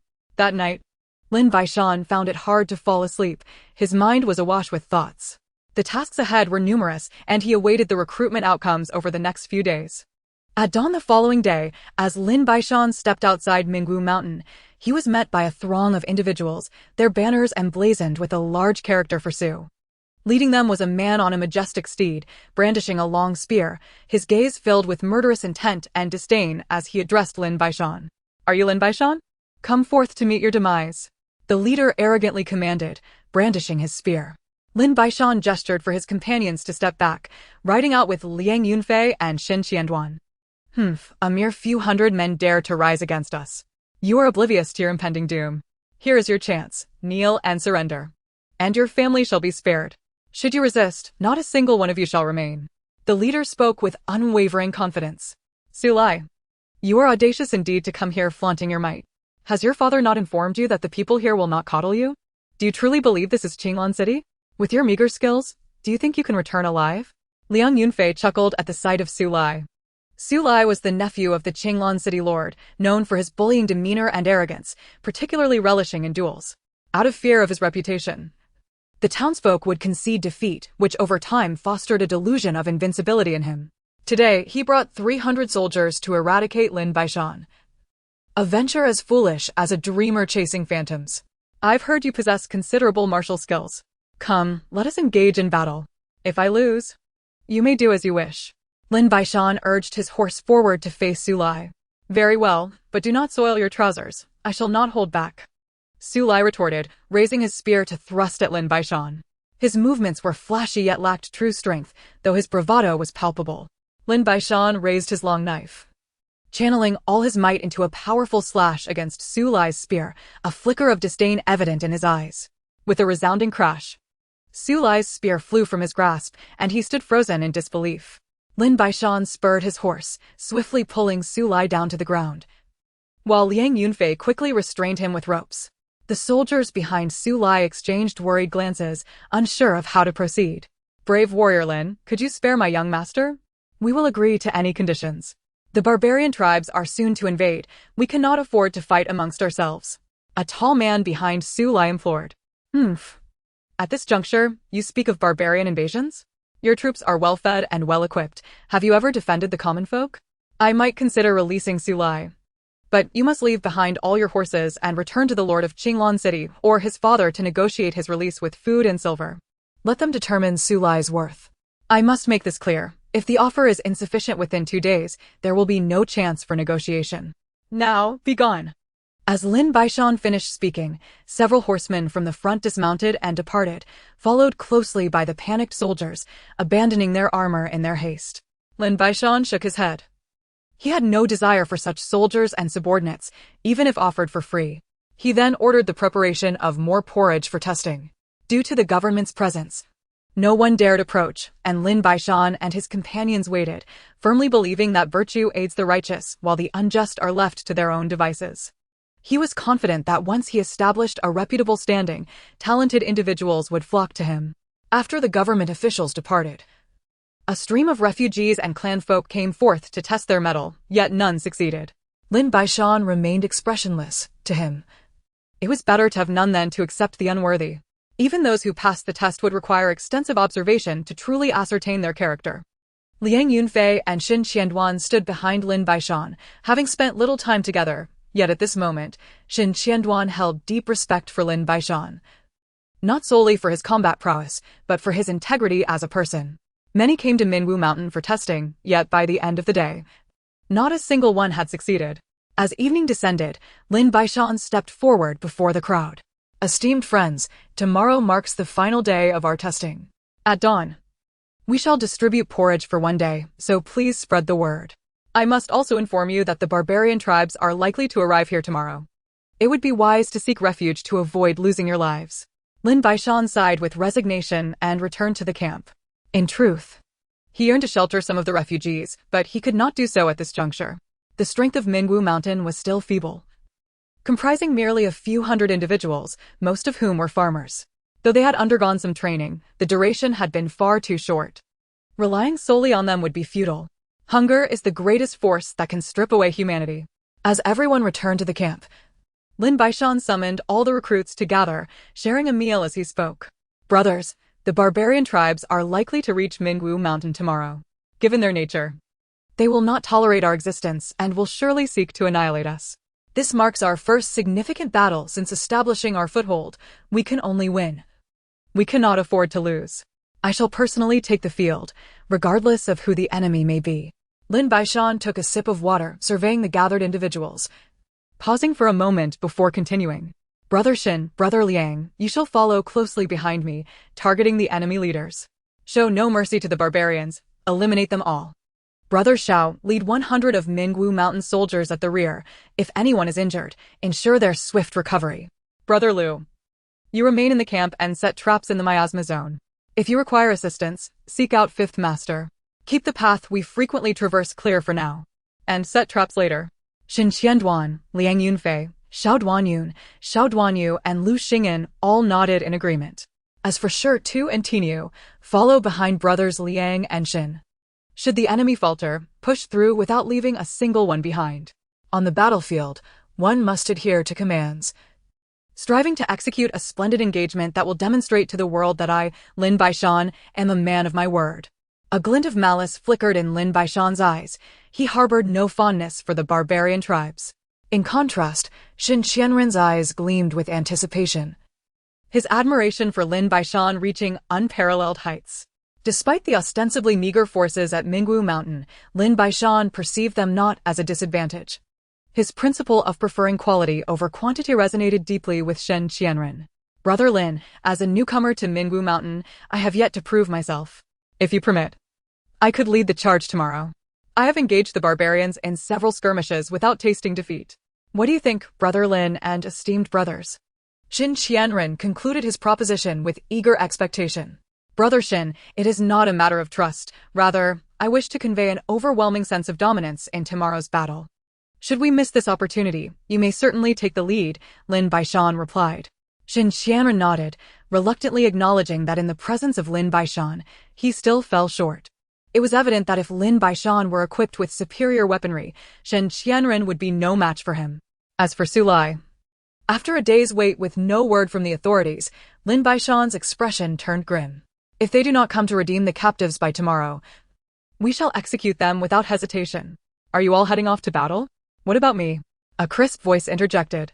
Chapter 35. The initial clash with the barbarians. What brings you here? Return at once. This is war, not a jest, Liang Yunfei admonished the speaker, Liang Yunxiao. Brother, when you brought me out, We agreed to slay the bandits and those corrupt officials who prey on the common folk. Have you forgotten so soon? Liang Yunxiao stood his ground, a large sword strapped to his back. Brother Lin, do lend your voice to this matter, Liang Yunfei implored Lin Baishan. Yunxiao, tomorrow's battle will be exceptionally arduous. As you have observed, our numbers are limited, and we face a critical flaw, the absence of archers, which leaves us lacking in ranged attacks. Furthermore, our camp requires protection, as the Lin family has many women and children. Therefore, I have arranged for you, Zhang Jun and Qin Jiming to guard the camp. Should anyone dare to attack, they shall be slain. What say you? But there is a miasma barrier outside our camp. No one can enter, Liang Yunxiao countered, gazing intently at Lin Baishan. Do not harbor such delusions. If I can bypass it, so can others. There are countless extraordinary individuals in this world. If the miasma barrier were infallible, I would not have instructed Brother Lu to set traps outside it. After we depart, you must remain vigilant for enemy incursions. This is our stronghold. If we lose it, we shall face dire consequences. Lin Baishan's concern was subtly evident. Rest assured, we shall safeguard the camp. I shall refrain from joining the battle tomorrow. Next time, you must take me with you. Liang Yunxiao settled himself in a nearby spot as Lin Baishan continued to elucidate the potential scenarios for the morrow. The admiration for Lin Baishan among his companions grew exponentially. Not only was he a formidable warrior, but his strategic acumen surpassed that of others severalfold, adept at identifying the adversary's most critical weaknesses. The rest would have to be resolved on the battlefield. Once everyone had departed, Lin Baishan entered his spatial realm again. The rice paddies had matured once more, and with a mere thought, he harvested and replanted. After consuming several drops of spirit liquid, he found that apart from expelling a small amount of impurities, it no longer significantly affected him. Taking a cleansing bath in the spirit spring water, he removed the filth from his body before making his way toward the merit monument, where the number had risen to 2,871,000. Clearly, he needed to engage in more virtuous deeds to expedite the upgrade of his space, aiming for at least level 3, so he could utilize the key and experience the so-called spatial traversal. As Lin Baishan pondered, he suddenly felt an intense burning sensation enveloping him, as if something was crawling over his body, an unbearable itch that he could not control. Instinctively, he scratched. But the more he did so, the worse it became, leaving marks of blood on his arms and legs. In a moment of unconscious action, Lin Baishan produced a drop of spirit liquid and swallowed it. After 3 breaths, the maddening itch subsided entirely, and the wounds began to heal. What is happening? I did nothing. No, it was after my bath, Lin Baishan thought. He drew his long knife and swung it forward, testing its speed, a smile creeping onto his lips. To his astonishment, the spirit spring water had such remarkable effects. Merely bathing had nearly doubled his speed and strength. Now, even without employing any techniques, few in this world could match his velocity. Of course, he possessed no techniques. The only skills he retained were those learned during his time in the military prior to his transmigration. Since bathing proved effective, he decided to indulge once more, envisioning a large wooden tub to immerse himself in. This time marked the longest duration Lin Baishan had spent in the spatial realm since his arrival. He bathed over 10 times, each time showing a noticeable enhancement in speed and strength. When Lin Baishan finally emerged, Xin Qingao regarded him with wide eyes, as if he were a fool. Husband, what happened just now? I called your name repeatedly, yet you did not respond, she queried in bewilderment. I was simply exhausted. Tomorrow, we face the barbarians, and I fell into a deep slumber, Lin Baishan replied without revealing any flaws. Husband, how can you be so certain the barbarians will come to Mingwu Mountain tomorrow? They may very well choose to attack other smaller towns or head directly to Wushan County, for that is indeed their target, Xin Qingao observed. Lin Baishan glanced up at Xin Qingao, acknowledging her perceptiveness. I merely listened to Yunxiao. I believe her assertions hold merit. He added, do you know why the barbarian tribes are referred to as the Kanjia clan? It is because they possess a vengeful nature, bearing grudges over the slightest grievances, and they idolize the strong, often following them. By openly challenging them, I have become a thorn in their side, even without a large army. They will surely send a smaller force to eliminate me. I am certain they will come, and I hope they do so swiftly. Lin Baishan's gaze was resolute. Husband, it is vital to tread cautiously. Rest now, Xin Qingao advised, extinguishing the oil lamp as they prepared to sleep.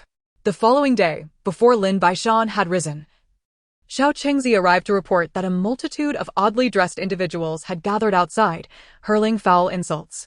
Liang Yunfei and Xin Qianren had already engaged them. Lin Baishan smiled. Those who were meant to arrive had finally done so.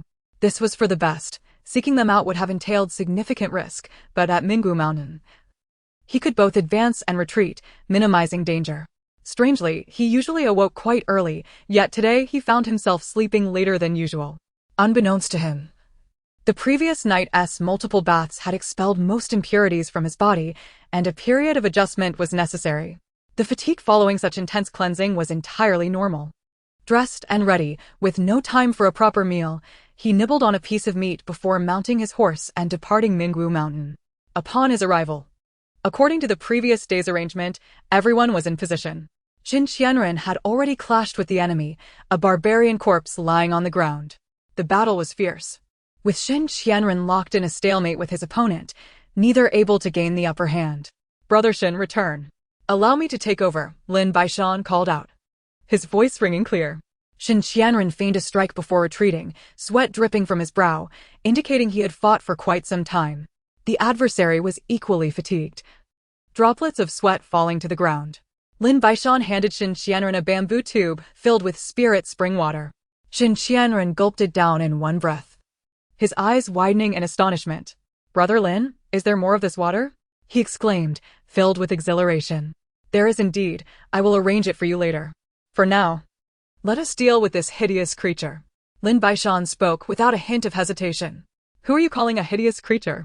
The barbarian, who had previously battled with Xin Qianren, spoke in a gruff voice, filled with indignation. "I am referring to you. What of it, hideous creature? You cur. Are you still angry?" With that, Lin Baishan urged his steed forward, unsheathing his long blade, beckoning the adversary with a casual gesture. The provocation was unmistakable. "Come now. Allow Lin to escort you back to your homeland, barbarian." The opposing barbarians glared furiously. Chapter 36, like slicing through melons. The leader of the barbarians also spurred his horse forward. Despite having just fought Xin Qianren, Lin Baishan's blatant insult to the barbarian was intolerable to him. "State your name, lest you perish and become a wandering ghost." The barbarian leader, brazen and overbearing, raised his long blade, clearly superior to Lin Baishan's by several magnitudes. Lin Baishan said nothing, instead swinging his sword toward the barbarian, his speed deceptively slow, provoking a look of contempt in the barbarian's eyes. However, when Lin Baishan's blade was merely 3 feet away from the barbarian, it suddenly accelerated, appearing before him in an instant. The barbarian, quite formidable himself, barely managed to deflect Lin Baishan's blade, the clash producing a resounding echo. As the two steeds brushed past each other, Lin Baishan swung his long blade toward the barbarian's head with astonishing speed, the motion so swift that it was almost indistinguishable. Before the barbarian could react, his head had already severed and fallen to the ground, while Lin Baishan seized the long blade from his grasp, the headless corpse of the barbarian continuing to charge forward before collapsing. Quick, too quick, both the barbarians and Xin Qianren's group felt momentarily dazed. Indeed, the man may be somewhat unsightly, but this blade is remarkable. I shall keep it. I have slain your leader. Who among you will seek vengeance? Are you barbarians not as fierce as you boast? What, have you lost your tongues?" Lin Baishan taunted, urging his horse to the fallen barbarian's body, removing the scabbard, and kicking the corpse aside. "Having slain him, let us advance together." The remaining dozen barbarian leaders, recognizing Lin Baishan's prowess, surged forward, all spurring their horses to attack. Lin Baishan raised his newly acquired long blade, dispatching one after another without affording them a moment to respond, skillfully evading their strikes from atop his steed, leaving them unable to inflict even a scratch upon him. Xin Qianren and the others, initially preparing to assist, stood frozen, a bittersweet smile creeping upon their lips. 13 barbarians fell, one after another, as Lin Baishan cut through them with ease, leaving not a single survivor. The remaining barbarian soldiers were left in shock. Could combat truly be waged in such a manner? Kill them all, leave no one behind.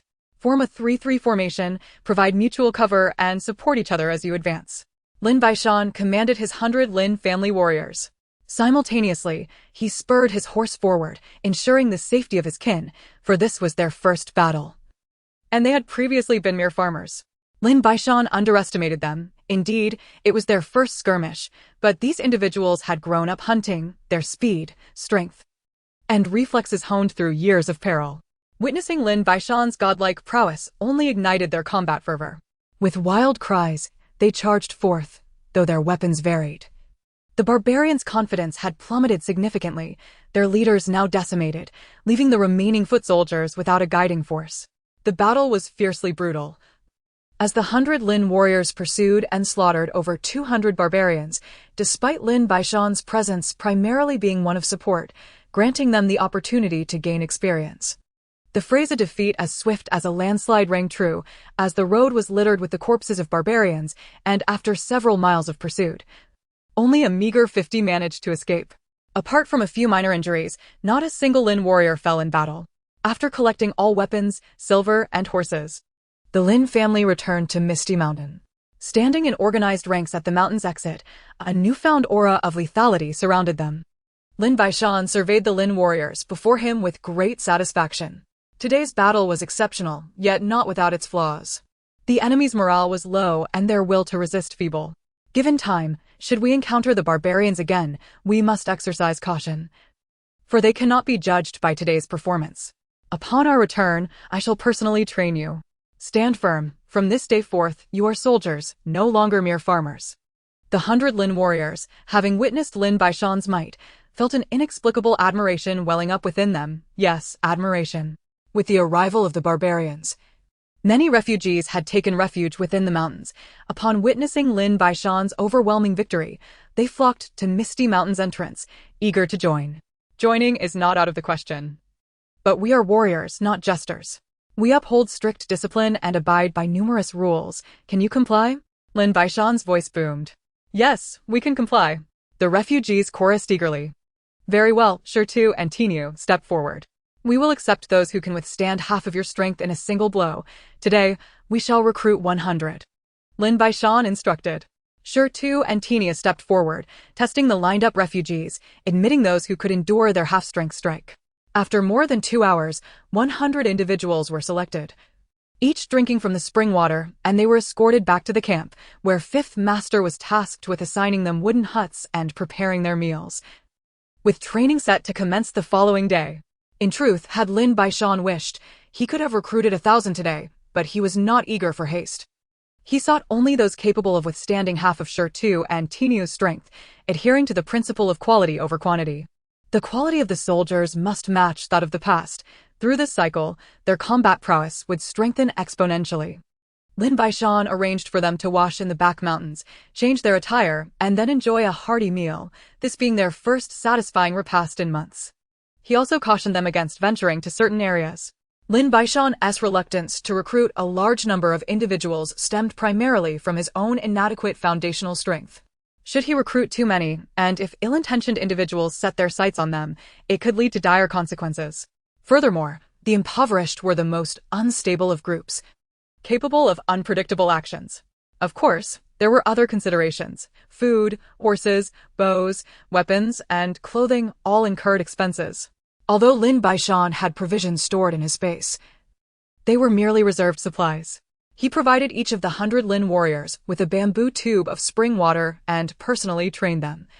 These 100 would become Lin Baishan's personal troops. With the day still young, Lin Baishan led all the recruited talents, Xin Qianren, Liang Yunfei, Liang Yunxiao, Xiao Duanyu, Sitian, Zhang Jun, Jin Jiming, Shirtu, and Tinu to the camp located behind the miasma barrier of the back mountain. The group marveled, declaring it a marvel of craftsmanship. Entirely unexpected. Esteemed comrades, this shall serve as our second camp. Brother Liu, please lead a team to set traps, and upon your return today, I would like everyone to brainstorm a name for our army. In time, we must establish a formidable reputation. Tomorrow, I have a surprise in store for all of you. For if my predictions hold true, the barbarians will not relent, and we shall continue the fight. With that, Lin Baishan turned to depart, and everyone followed closely behind, now wholly devoted to him. The path of conquest was about to commence. Chapter 37, Purification of the Soul and Bone. Once everyone returned to the front camp, Lin Baishan assigned Liang Yunfei the responsibility of training the 100 recruits. Early the next morning, Lin Baishan rose with the dawn, summoning everyone. At his feet lay a wooden tub. "Esteemed brothers," Lin Baishan said with a smile, "yesterday, I tasked you with devising a name for our army. I wonder if you have arrived at any conclusions? Brother Lin, since you bear the surname Lin, we shall follow your lead. In terms of combat prowess, courage, and strategy, you surpass us all. I propose a straightforward name, the Lin Family Army," Shen Qianduan remarked, genuinely admiring Lin Baishan. "Isn't that subject to debate?" Lin Baishan furrowed his brow, expressing his reservations about the name Lin Family Army, though he did not dismiss it outright. "Brother Lin, esteemed brothers, I believe Lin Family Army is quite fitting. An army must possess a soul, and Shen's words ring true. Throughout the entire Wushan County, who can boast achievements like Brother Lin? Neither in the past nor in the future will there be another. I, Liang Yunfei, do not belittle myself, but I know I cannot survive more than 3 moves under Brother Lin's command. Thus, Lin Family Army is highly appropriate and will bolster our military prestige." Liang Yunfei's words garnered nods of agreement from the others, all of whom were skilled in their own rights, but found their talents overshadowed by Lin Baishan, leading to genuine admiration for him. "Brother Lin, esteemed brothers, while the Lin Family Army is indeed commendable, I wish to propose that our mists of Fog Mountain shall not be limited to just this one army. Let the Lin Family Army remain with Brother Lin as his personal guard. I suggest we name another, the Tsangming Army, symbolizing aspirations that reach for the heavens, breaking the old order to forge a new world, wielding absolute dominance on the battlefield. How does that sound?" Xiao Duanyun's suggestion illuminated the eyes of Lin Baishan and the others present. "I find it quite agreeable. The Tsangming Army is splendid," Lin Baishan concurred first, with others quickly echoing their approval, recognizing the name's suitability for Mists of Fog Mountain. "Very well, since everyone is in accord. Our first army shall be named the Tsangming Army. I propose that Shen Qianduan lead us, with the 2 Xiao brothers as vice-commanders. In the future, we will establish a second and third army, and I will appoint or propose roles for those present. Rest assured, everyone will have their part to play."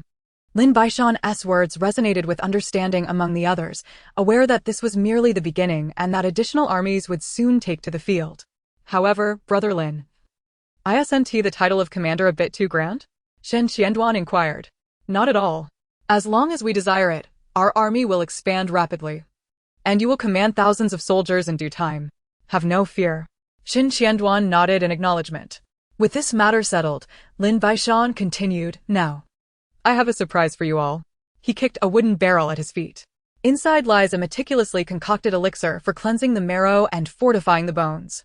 Each of you shall receive a bowl, which will significantly enhance your speed and strength. Yun Xiao, please fetch the bowls and prepare the bathing barrel. As for the rest of you, drink at your leisure. Afterward, you will expel dark sludge from your bodies for a quarter of an hour. Based on the circumstances, I will administer a second and third bowl until the effects wane." Lin Baishan beamed with delight. The others were electrified, for such a potion was not something one would typically share. They all understood the terrifying speed and strength Lin Baishan possessed, and now an opportunity lay before them. There was no reason not to feel exhilarated. Shen Qianduan and Liang Yunfei were the first to step forward, each downing a bowl before returning to their seats, followed by others who eagerly consumed the elixir. To enhance its authenticity, Lin Baishan had added a touch of something black, giving it a thick appearance and unpleasant taste, but the effects were anticipated to be remarkable. Within a quarter of an hour, Shen Qianduan and Liang Yunfei rose first, sweat glistening on their brows, with traces of black sludge expelled from their faces. "Brother Lin, esteemed brothers, we shall..." Before he could finish, the others surged to their feet, rushing toward the back mountain in a frenzy. Lin Baishan chuckled softly as Liang Yunxiao swiftly filled a bowl and departed, seemingly unable to contain his eagerness. Half an hour later, everyone reconvened in the ceremonial hall, each face alight with joy. Liang Yunxiao arrived fashionably late, flushed and invigorated, greeting Lin Baishan with a salute before taking his seat. "Brothers, this elixir is reserved solely for my comrades. Others shall not receive even a drop. It contains various precious medicinal ingredients. 3 days hence, we shall drink a second dose, and I believe you will feel your strength and speed have significantly increased." "Significantly increased? I feel at least a 30% enhancement. Brother Lin, shall we have a friendly spar?" Shen Qianduan proposed, brimming with confidence. "Perhaps not, Brother Shen. Your growing strength delights me, Yet I must forewarn you, should anyone betray our mists of Fog Mountain, I will pursue them to the ends of the earth and strike them down. Lin Baishan's tone turned steely. At that moment, Xiao Chengzi rushed in, breathless. Uncle Baishan. Outside there are at least 500 barbarian warriors, led by one named Silla, who has specifically called you out for battle. There are over 30 mounted warriors. And their display is quite formidable, he reported, stepping aside. Xiao Chengzi, go tell that Silla that I shall emerge in half an hour. Inform him to clean his neck. As I wish to convey my words precisely, Lin Baishan instructed. Xiao Chengzi hurriedly exited. Brother Lin, shall we not go out now? Why wait? Qin Jiming questioned, somewhat perplexed. Currently, their desire for vengeance is fervent, and their morale is high. I shall not emerge for at least an hour and a half. At that point, they will likely be enraged and most prone to revealing weaknesses, allowing me to incite their fury and disrupt their rational thought, Lin Baishan replied calmly. The others appeared to grasp his reasoning, albeit vaguely. After Xiao Chengzi made several trips back and forth, Lin Baishan finally mounted his steed and leisurely led his men out of mists of Fog Mountain. Silla, you presume to challenge me? Time and again. You have contradicted yourself, such cowardice. If you wish to fight, then fight. If you dare not, come forth and surrender. What sort of hero do you think you are? Do you truly believe you can withstand my mighty army? Silla raged, his temper flaring. You wretched creature, did I summon you here? Do you think this land beneath your feet belongs to your barbarian kin? What of it? Is it so grave to await your father for a short while? Are you so eager to meet your demise? Lin Baishan taunted, spurring his horse forward to the front lines. Silla, infuriated, charged his steed toward Lin Baishan, ready to unleash a torrent of curses. However, Lin Baishan swiftly swung his blade, slicing through Silla's mount with astonishing speed, akin to a flash of light. The horse split in two, and Silla plummeted to the ground. Before he could regain his footing, Lin Baishan severed his head, blood spraying forth. Xin Qianduan and the others stood frozen, while the barbarian warriors behind Silla were rendered utterly bewildered. Quickly, too swift. No, this is far too easy. Kill them all. Leave not a single one alive, Lin Baishan commanded, exuding an aura of formidable authority. Chapter 38. Victory Against the Odds. As Lin Baishan's order echoed, Xin Qianduan and Liang Yunfei followed closely behind, with the others not wanting to lag, drawing their weapons and charging forth. Iron Bull and Stone, competing fiercely, thrust their blades forward, while behind them, 200 soldiers surged forward, eager for retribution against the officials and bandits who had oppressed them for too long. Despite the 500 barbarian warriors, under the relentless pursuit of Lin Baishan, Shen Qianduan, Liang Yunfei, Stone, and Iron Bull, it became a matter of one strike per foe. Liang Yunxiao joined the fray as well, though she had not anticipated that the battle would escalate into such a swift chase. The tide of battle turned drastically. The rapid demise of their commander dealt a catastrophic blow to the morale of the soldiers, instilling profound fear as many were slain before they could even mount a defense. Over 200 pursued and slaughtered the 300 to 400 with an overwhelming darkness, and in the hands of Lin Baishan, there was simply no match. His speed and strength became a nightmare for the enemy. Without any specific techniques, those unable to match his velocity were destined to meet their demise. An hour later, the barbarian horde abandoned more than 300 corpses and fled in disarray. Although there were casualties on Misty Fog Mountain, with 13 of Lin's men injured, thankfully none severely. Thanks to the repeated rescue efforts by Lin Baishan and others, the recruited forces suffered 7 fatalities and over 20 injuries.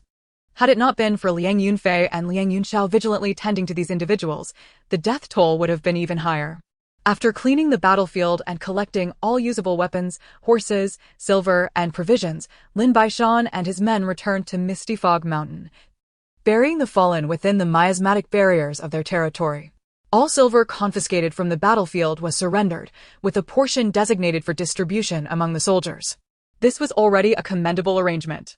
Medics were dispatched to treat the wounded soldiers, and special provisions were made to ensure the injured received adequate nourishment for swift recovery. Xin Qian noted that many of Lin Baishan's policies diverged fundamentally from those of other armies, and Lin had assured them that once their numbers reached 1,000, he would establish a more comprehensive system of rewards and punishments. 1,000 men would be achieved soon. Once all soldiers were settled, the women prepared fragrant meals to celebrate the victorious return of the soldiers and their leaders, enveloping the entire Misty Fog Mountain in a jubilant atmosphere. After the feast, Lin Baishan summoned all the leaders for a meeting. "Brothers," he began, "I have received intelligence that tomorrow at the hour of the rooster, 2 squads from the government will arrive for protection, numbering around 1,000, departing from Wuma Slope towards Qinglan City, and then proceeding from Qinglan City to Yanzheng. What they are escorting remains uncertain, but it undoubtedly includes silver, jewels, and provisions. This information is confirmed, obtained by Lu Xing'an and his 30 scouts." Lin Baishan paused, surveying the gathered crowd. "What are we waiting for? Let us ambush them tomorrow. Though our numbers are few, every one of us is a formidable fighter. The government troops are but paper tigers. I have single-handedly slain over 30 of them before." Sure Tu shouted loudly. "Indeed, we cannot allow them to transport those goods away. These scoundrels have no regard for the common folk. The mere thought of it fills me with rage." Zhang Jun gritted his teeth. "We are undoubtedly going to ambush them. But with their 1,000 men against our mere 200, we may find ourselves at a disadvantage." Xiao Duanyu voiced his concerns. "I believe that since they will depart at the hour of the rooster, it will take them at least 3 hours to travel from Wuma Slope to Qinglan City. And burdened with heavy loads, their speed will be further hampered. It is possible they may not even arrive in 4 hours. Most of you may not have noticed. But to reach Qinglan City, they must traverse the Starfall Valley, which is approximately 2 hours away from Qinglan City. We are merely 1 hour away from Starfall Valley. Thus, we need not confront them head-on. Instead, we should lay in wait at Starfall Valley, ensuring they cannot exit," Liang Yunfei exclaimed, striking the table with fervor. "Excellent. Additionally, we can employ fire attacks or hurl stones at them. Once they have expended a significant amount of energy, we can charge down and annihilate them." "Brother Liang, what a brilliant strategy!" Xin Qianren laughed heartily. "Brother Liang and I are of one mind, but our objectives extend beyond mere trophies. We seek the goods upon their carts as well. Let us deliberate further, assessing whether we can incapacitate a majority of their forces with stones. If we can reduce their numbers to 500, they will be ours for the taking. At the hour of the tiger tomorrow, we shall all set forth for Starfall Valley. Only upon arrival can we ensure our success. Prepare the meals in advance and depart at the hour of the tiger." Dismissed. With that, Lin Baishan turned and departed, prompting the others to return as well. Though they were acutely aware of Lin Baishan and his comrades' combat prowess, the disparity of 200 against 1,000 still seemed somewhat audacious. Liang Yunxiao was particularly exhilarated. She felt fulfilled during this period, and Lin Baishan had been remarkably trustworthy, bringing her along for every battle after the first day. Conversely, Lu Xing'an harbored concerns, while Xiao Duanyun was not entirely supportive of such a reckless venture. The gradual development of Misty Fog Mountain was a promising endeavor that did not necessitate taking risks. However, Lin Baishan had his own considerations. He sought to forge a formidable ironclad army, especially in the early stages of development. He needed to secure several impressive victories to attract more righteous individuals to join their cause. Reputation spreads faster than anything else. Suddenly, Lin Baishan approached Lin Shouren. "Fifth Master, have the 50 battle flags for the Tsangming army you commissioned been completed?"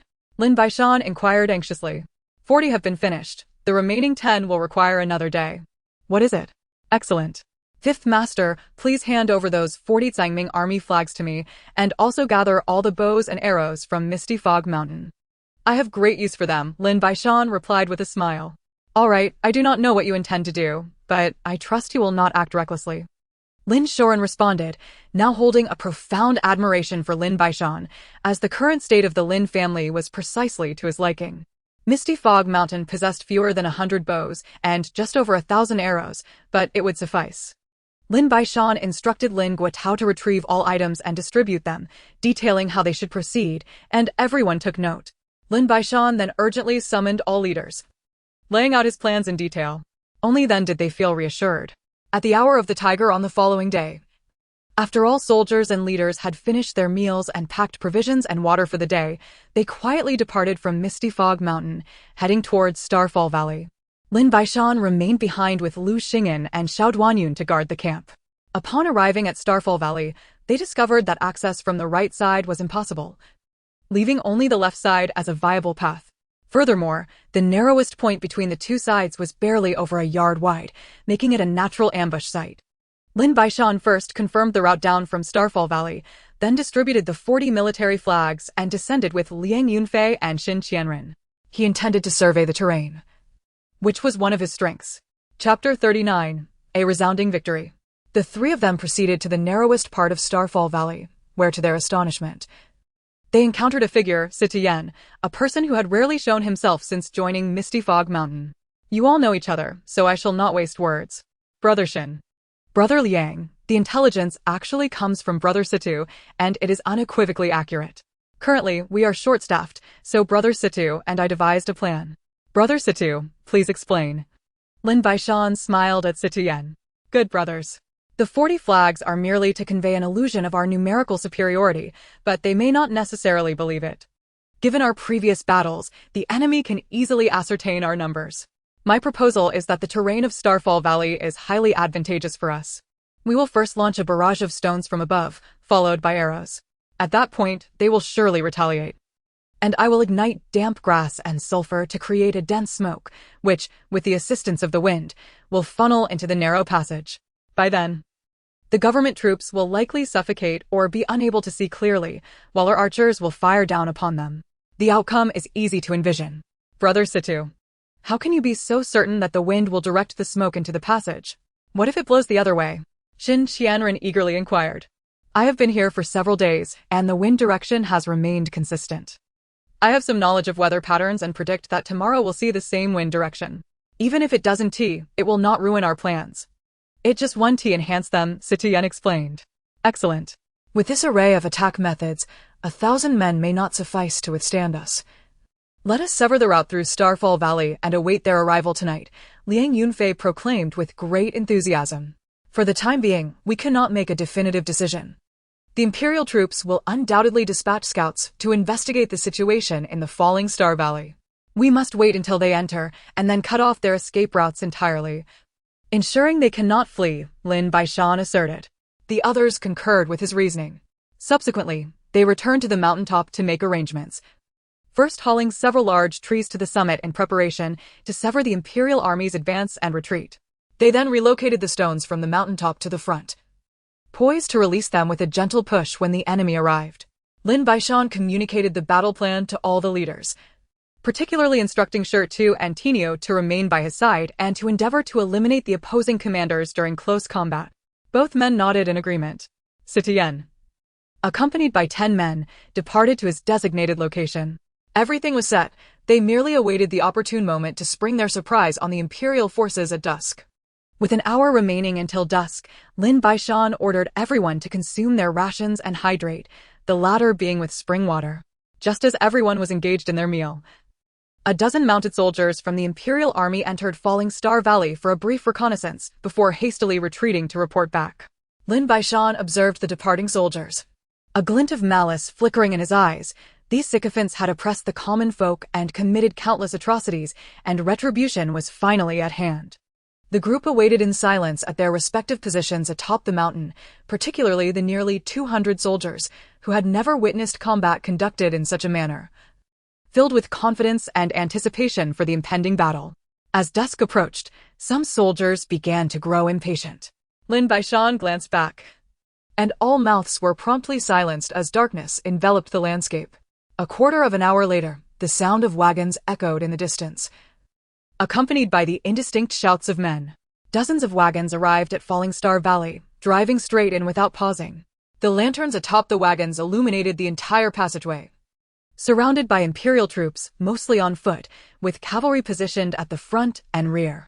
As each wagon passed, the moment they all entered the encircled trap Lin Baishan had meticulously prepared, a sharp whistle pierced the air, and the soldiers responsible for pushing the trees executed their orders, sending 6 or 7 trees crashing down upon the mounted leaders below, killing dozens instantly and completely blocking their path.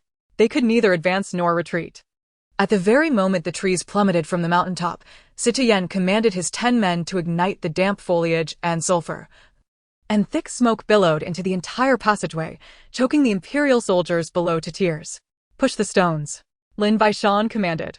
Over 200 men simultaneously shoved the stones at their sides down the slope, unleashing a cacophony of anguished screams as chaos erupted, with some seeking refuge beneath the wagons. Push again, Lin Baishan ordered, his gaze devoid of compassion. The thunderous sounds of devastation resounded again, followed by another wave of piercing cries. Fire the arrows. 100 men ignited their oil-soaked arrowheads and loosed them in unison. Flames erupted everywhere, accompanied by thick smoke and the wails of the dying. Some were crushed by falling stones, others struck by arrows, and even more trampled underfoot. Utilizing the lantern light, Lin Baishan commanded the release of all arrows, causing pandemonium in the narrow space as bodies and horses piled together. "Push again," he ordered, directing that the final stones be sent tumbling down. The cries of the crowd mingled in a frenzy. Lin Baishan tied a red cloth around his left arm, prompting all to produce similar cloths from their pockets and tie them on as well. "Everyone, follow me down and annihilate them completely to avenge the suffering of the people. Do not cluster together, move." Lin Baishan did not mount a horse, but sprinted towards the valley below. Xin Qianduan, Liang Yunfei Shi Tu, and Tina closely followed Lin Baishan into the rear of the valley, while the others maintained formation and charged ahead. Lin Baishan was the first to reach the valley entrance.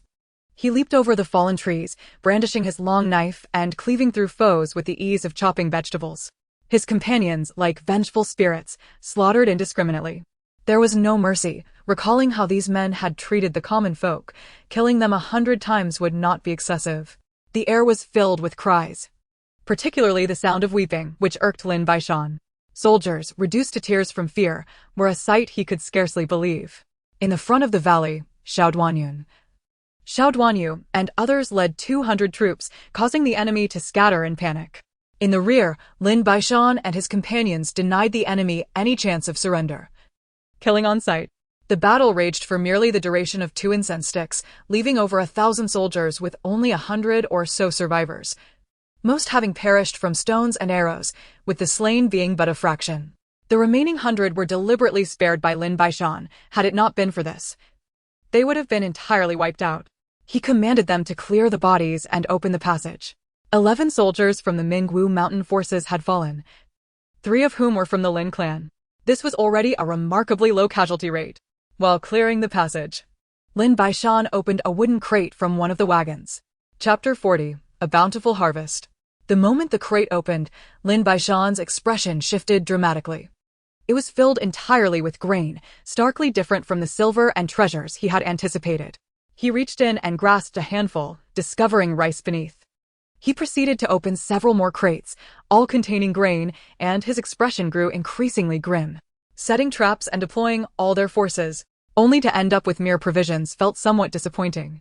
He beckoned over an officer who was hauling corpses. "Is all that you transport grain?" Lin Baishan inquired.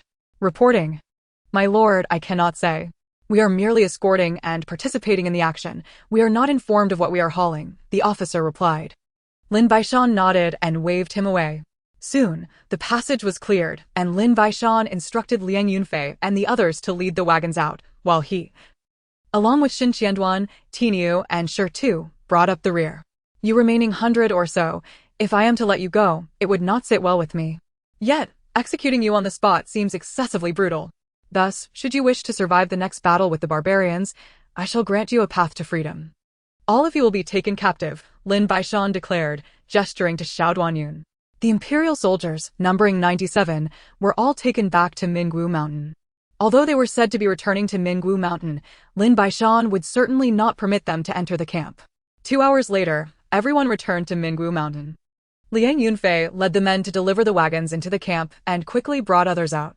Lin Baishan retrieved a black pill from his pocket, placing it in a small bucket beside him, and gave each captured soldier a few sips of melted water. "What you have ingested is a lethal poison. You will require an antidote every 3 days, or you shall perish. You are free to leave now. But I demand you gather intelligence on the imperial soldiers and the barbarians. Return within 3 days to report. Whoever uncovers vital information will be fully pardoned," Lin Baishan commanded before turning to enter the miasma barrier. The others unfastened the bamboo tubes on their persons, drinking the spring water as they returned to camp. The soldiers outside seemed incredulous at the reality of their release. Were they truly free to go? Did they not fear not returning? Was the poison genuine? All pondered these questions before hastily fleeing, prioritizing escape over what might come 3 days hence. The poison Lin Baishan provided was indeed homemade. He did not lie. If they failed to return for the antidote in 3 days, they would indeed succumb to its effects. It remained to be seen how many would believe him. Lin Baishan ordered the wooden crates to be unloaded from the cart, arranging them in a neat row before opening them one by one. Half of the crates contained rice, while the other half was filled with gold, silver, and jewels. These individuals were likely the relatives of certain high-ranking officials from Qinglan City, who resided elsewhere and were preparing to flee through Qinglan City, only to be eradicated by Lin Baishan. The rice amounted to over 10,000 pounds, and the wealth was sufficient to equip an army of 10,000. All items were stored away, and Lin Baishan returned to his wooden cottage, entering his space, where the rice had matured once more. The merit on the merit stone had reached 3,761,000, indicating that upgrading to level 3 was not a simple task. With a single thought, he gathered all the rice, ground it into grains, and then replanted it, resulting in over 30,000 pounds of rice now in the space. After a brief respite and a meal, Lin Baishan proceeded to the ritual hall and summoned Su Lai, who had been occupied for the past few days and had not received any attention. Su Lai, it seems you are not of much importance, even after 3 days. Your family has yet to send anyone to redeem you. It appears you truly deserve your fate. Bring him out and execute him, Lin Baishan proclaimed loudly. Wait, may I write a letter to my uncle and father? If there is still no response, I shall have no regrets in death, Su Lai said. No longer arrogant, but instead filled with an inexplicable sense of loss. Lin Baishan nodded in agreement, recognizing that Su Lai was not an ordinary person. Killing him outright would be a waste. Su Lai then penned a letter, which Lin Baishan dispatched to Qinglan City, handing it to the guards at the city gate before returning. Currently, Mingwu Mountain was well stocked with provisions, and morale was high, having achieved victory in 3 battles. Lin Baishan commanded that no battles take place today and instructed the recruitment of an additional 200 soldiers at the Mingwu Mountain exit, maintaining the previous standards. Liang Yunfei, Tinio, and Shi Tu set out immediately.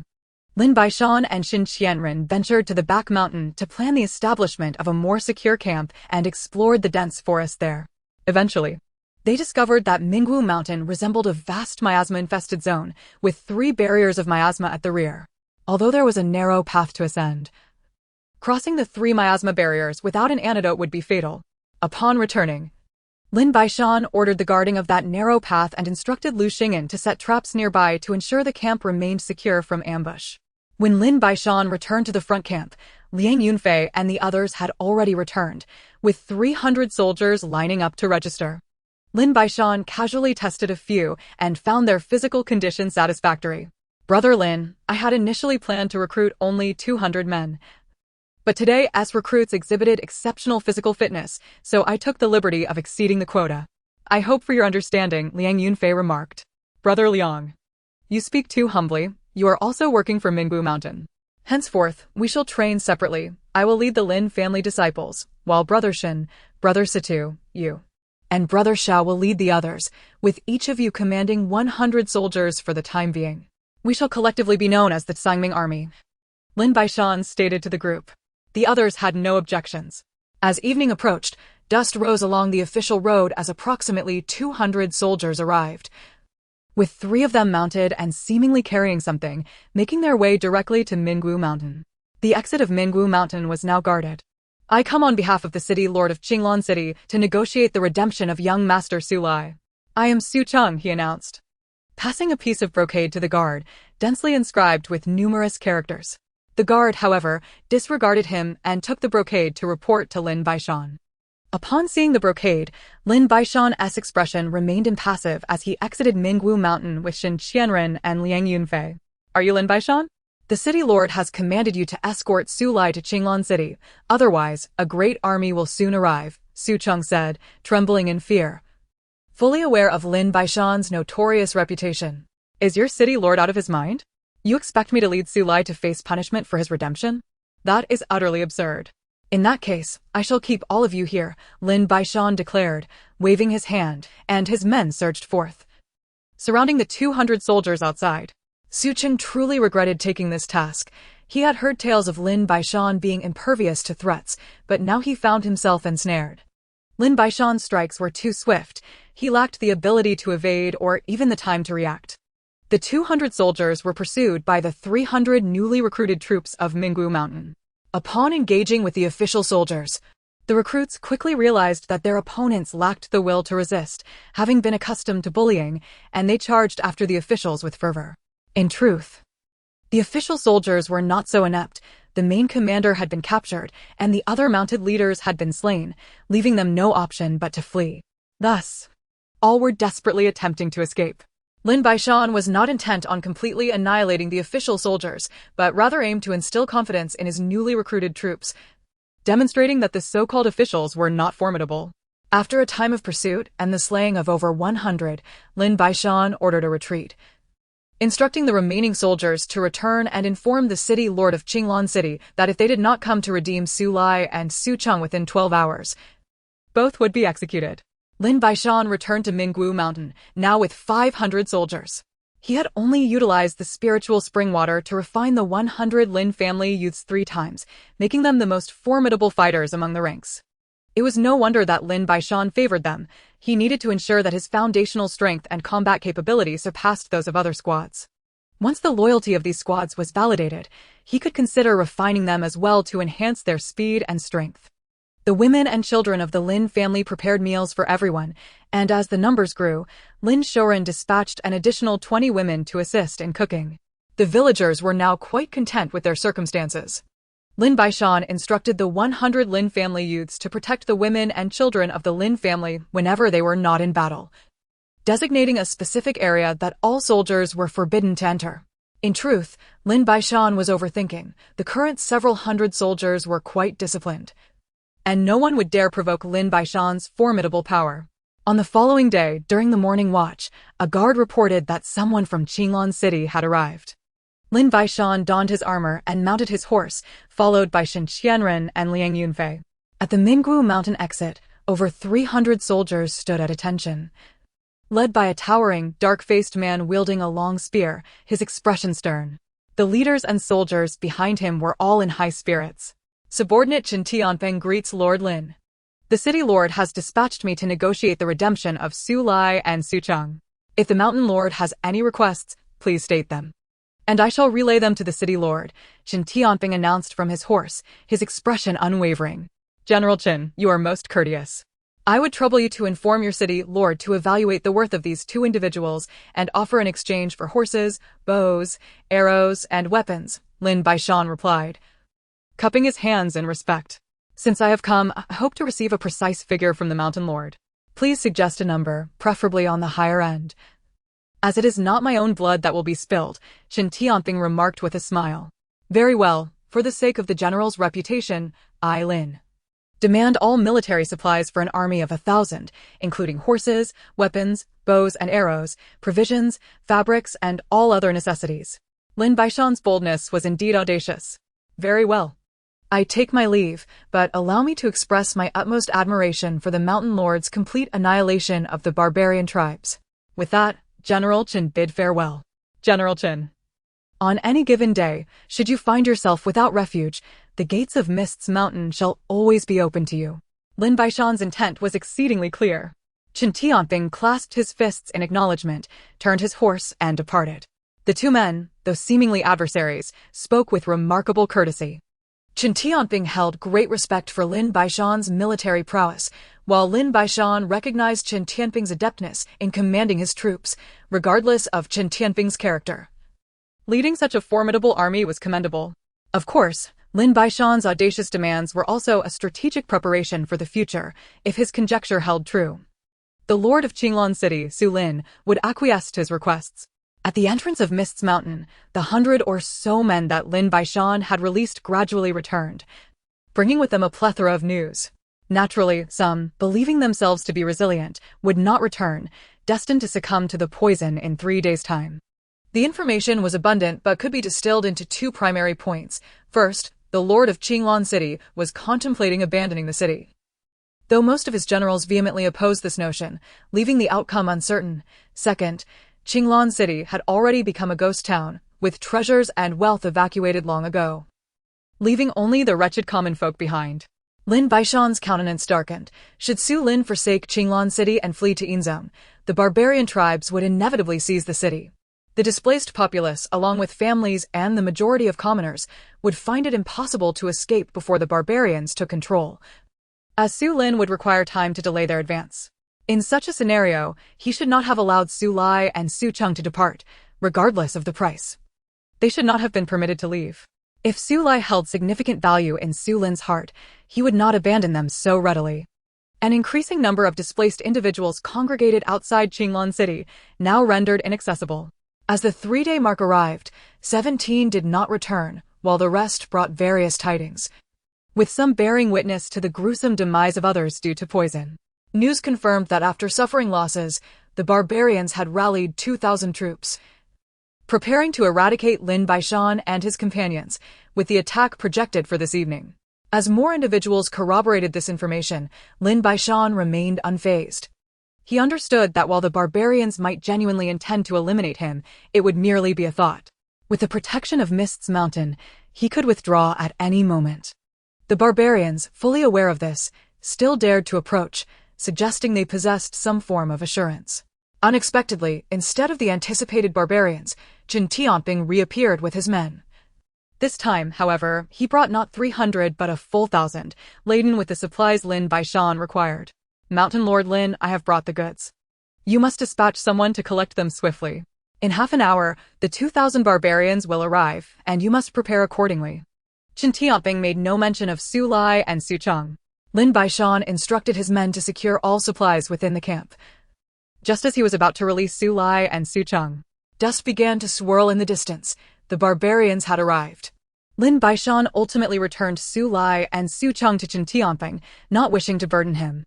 Mountain Lord Lin, while the barbarians are formidable in battle, they are petty in spirit. Today, I am fortunate to witness your prowess in action. It would be my honor to assist should you require it, Qin Tianping remarked, gazing at Lin Baishan. No need, General Qin. After all, we are all subjects of the Great Yin. The invasion of the barbarians must be met with retribution. Today, I shall demonstrate for you all.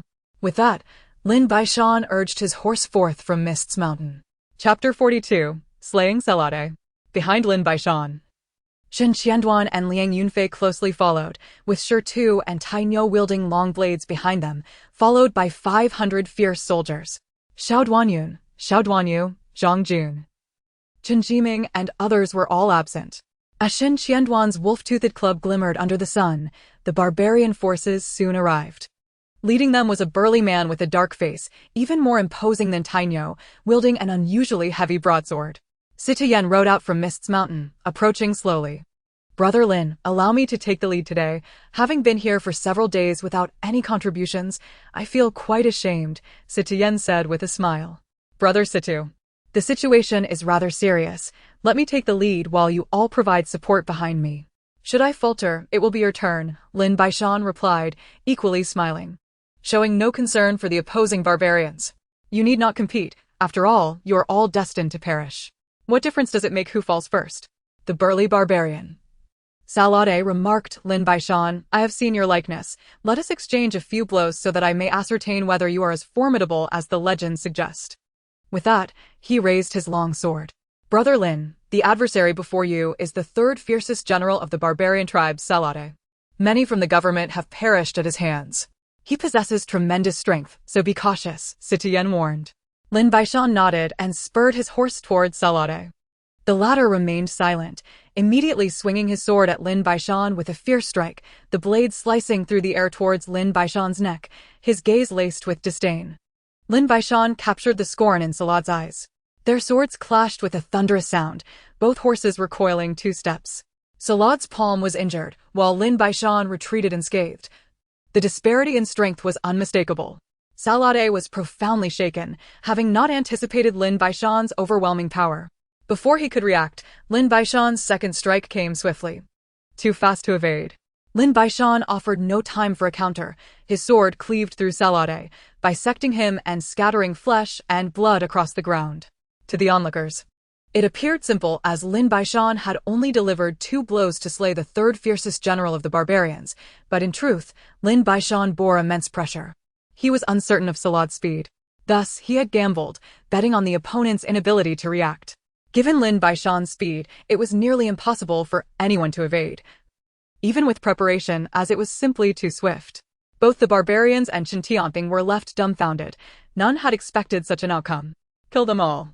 Leave no one behind. Lin Baishan shouted, charging towards the remaining barbarians, closely followed by Shen Qianduan and the others. Like a ferocious tiger descending a mountain, Shen Qianduan's wolf-toothed club was lethal upon contact. Shi Tu and Tainyo swung their long swords, creating a path of devastation. Chen Tianping and his soldiers were left in shock. They had never witnessed a battle unfold in such a manner. The initial 10 or so men had caused the barbarians to flee in disarray, while the soldiers behind them surged forward with battle cries. In an instant, the scene turned into one of overwhelming dominance. After a moment's hesitation, Chen Tianping commanded his men to pursue and slay the barbarians.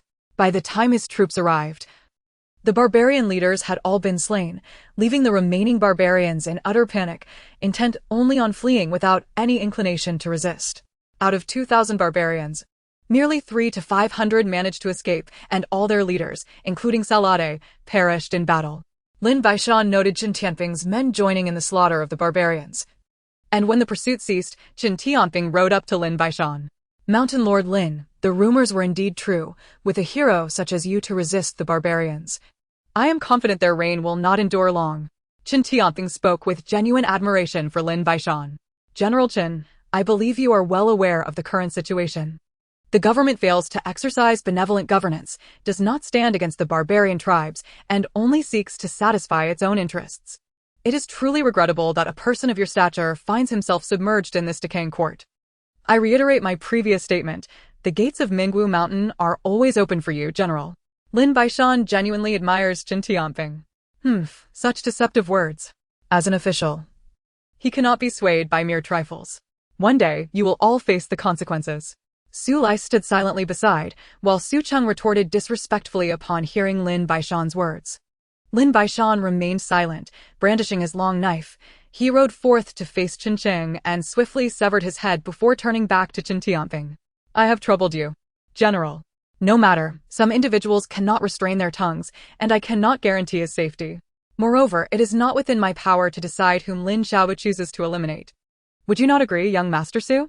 Chen Tianping remarked with a smile. Indeed, I have gained much insight today, Su replied. Very well, General Chen. We shall part ways here. Lin Baishan clasped his hands in salute. Chen Tianping returned the gesture. Lin Baishan led everyone directly back to Mingwu Mountain. Shen Qianduo had said nothing throughout, his entire being drenched in blood, exuding an aura of silent authority. He had not anticipated that within merely a few days of following Lin Baishan, he would engage in 3 battles against the barbarian tribes, each concluded with overwhelming force. By today, he realized that Lin Baishan would undoubtedly become a harbinger of death. The 500 soldiers of Mingwu Mountain had suffered 23 casualties, and Lin Baishan ordered their proper burial. This battle yielded a significant bounty of war horses, bows, arrows, and silver, many likely plundered from the barbarians. Coupled with the supplies Chen Tianping provided for the ransom of Su Cheng and Su Lai, Mingwu Mountain was now adequately equipped to support an army of 2,000. Everyone was in high spirits, and after the meal was prepared, Lin Baishan unprecedentedly allowed Shen Qingao to sit beside him. Esteemed comrades, over the past few days, we have secured several victories. I trust many of you may have begun to feel prideful and inflated, believing we could vanquish even Salade, and that no one could stand against us. However, brothers, our strength lies in surprise. Once everyone becomes familiar with our tactics, achieving such grand victories will become exceedingly difficult. Therefore, we must strive to remain low-key and endeavor to let others forget us. After saying this, Lin Baishan raised his wine cup and drank deeply, with Shen Qingao refilling it once more. Brother Lin, there is no need for such modesty. I have faith in your prowess. There is no one who can anticipate your strikes. No one can evade your blade, I assure you. Shen Qianduo drank in agreement. As for future actions, simply issue your commands, and I shall undoubtedly follow in your wake. Shen Qianduo reaffirmed his loyalty. Lin Baishan was greatly pleased, raising a cup of wine in a toast to Shen Qianduo from afar. The others erupted in hearty laughter, drinking cup after cup. Chapter 43. The Rescue of Chen Tianping. Last night, the people of Mingwu Mountain indulged excessively in drink, yet Lin Baishan forbade anyone from becoming inebriated. Although they did not fully enjoy the festivities, Lin Baishan's orders were to be followed without question. The following day, Lin Baishan arose early. He found Shen Qianduo and Sitian engaged in a sparring match. Xin Qianduo typically wielded a wolf fang club, yet today he had taken up a long sword. The two exchanged blows, relishing the friendly contest. You two possess such refined interests. Lin Baishan chuckled as he approached. Brother Lin, I must inquire, how is it that your speed is so extraordinary? At times, I feel my eyes struggle to keep up, Xin Qianduo asked. The secret lies here, Lin Baishan replied, handing each of them a bamboo tube filled with spring water. This potion, which I stumbled upon, can cleanse the marrow and unleash one's potential. Of course, a single dose will not suffice. In the future, I shall provide you with this regularly, and as your capacities develop, I will increase the dosage. To achieve my current speed, it may take approximately 3 years. Lin Baishan smiled. Brother Lin, if I could attain your speed, none would stand a chance against my wolf fang club. Haha. I shall rely on you in the days to come. Xin Qianduo laughed heartily. Sitian also clasped his hands in respect towards Lin Baishan. Lin Baishan returned the gesture. Shortly thereafter, they all gathered in the council hall, where each morning various news was delivered. Lin Baishan summoned everyone to analyze the situation based on the information received. The 100 or so soldiers had become Lin Baishan's free informants, albeit with an unpredictable schedule. This morning's report piqued Lin Baishan's interest. Word reached him that upon returning, Chen Tianping had been denounced by Su Lai for neglecting Su Cheng's fate and for colluding with Lin Baishan to slay the barbarians. Chen Tianping offered no explanation and departed immediately. Although the lord of Qinglan City, Su Lin, feigned indifference, he secretly investigated Chen Tianping and dispatched men to capture Chen Tianping's wife and parents. After Chen Tianping eliminated them, he managed to escort his family to safety and is currently being pursued by government troops near Shaodang Mountain. Fortunately, several of Chen Tianping's subordinates fought valiantly to protect his family, creating a stalemate with the soldiers. Many soldiers, recalling Chen Tianping's merits, refrained from unleashing their full force in the pursuit. However, with only a handful of men left, it was only a matter of time before he was captured. Esteemed comrades, as you have witnessed, Chen Tianping is a capable leader, courageous and astute, and I hold him in high regard. I have informed him twice that should he find himself without a place to go, he is welcome at Minggu Mountain. However, such individuals are often quite obstinate. If we do not come to his aid, he may not be inclined to join us. Lin Baishan's intentions were already quite clear. He wished to rescue him. Brother Lin, let us not hesitate. Send troops to his aid. If the information is accurate, he may not hold out much longer, Liang Yunfei urged. What are your thoughts, everyone? Lin Baishan inquired once more. Brother Lin, do not hesitate. Regardless of whether Chen Tianping joins us at Minggu Mountain, we must first rescue him. He is a man of utmost integrity, of whom I have heard much. Xin Qianduo asserted. Very well, since everyone agrees, I shall personally go forth and bring him back. Lin Baishan declared as he rose to his feet. This time, no one contested him. They were all astute individuals, aware that Lin Baishan sought to reclaim Chen Tianping. Lin Baishan set out with Tai Niu and Shi Tu to render assistance, leaving the others to guard Minggu Mountain. He took 200 soldiers and marched forth towards Shaodang Mountain. Shaodang Mountain lies approximately 50 to 60 miles from Qinglan City and 70 to 80 miles from Lin Baishan's Minggu Mountain, and they hastened on their way. Given the distance, fearing delays, Lin Baishan instructed Shi Tu and Tai Niu to lead the 200 soldiers behind him while he rode ahead alone to provide support. It was indeed a testament to Lin Baishan's skill and audacity. No one else would dare undertake such a risk. By the time Lin Baishan arrived, Chen Tianping had already been encircled by layers of soldiers. Most critically, Chen Tianping was accompanied by his family. Had he been alone, he likely would have broken through by now. At that moment, he was left with only 6 men, all drenched in blood. A deep gash marred Chen Tianping's back, exceeding a foot in length. Yet his gaze remained resolute, devoid of any sign of capitulation.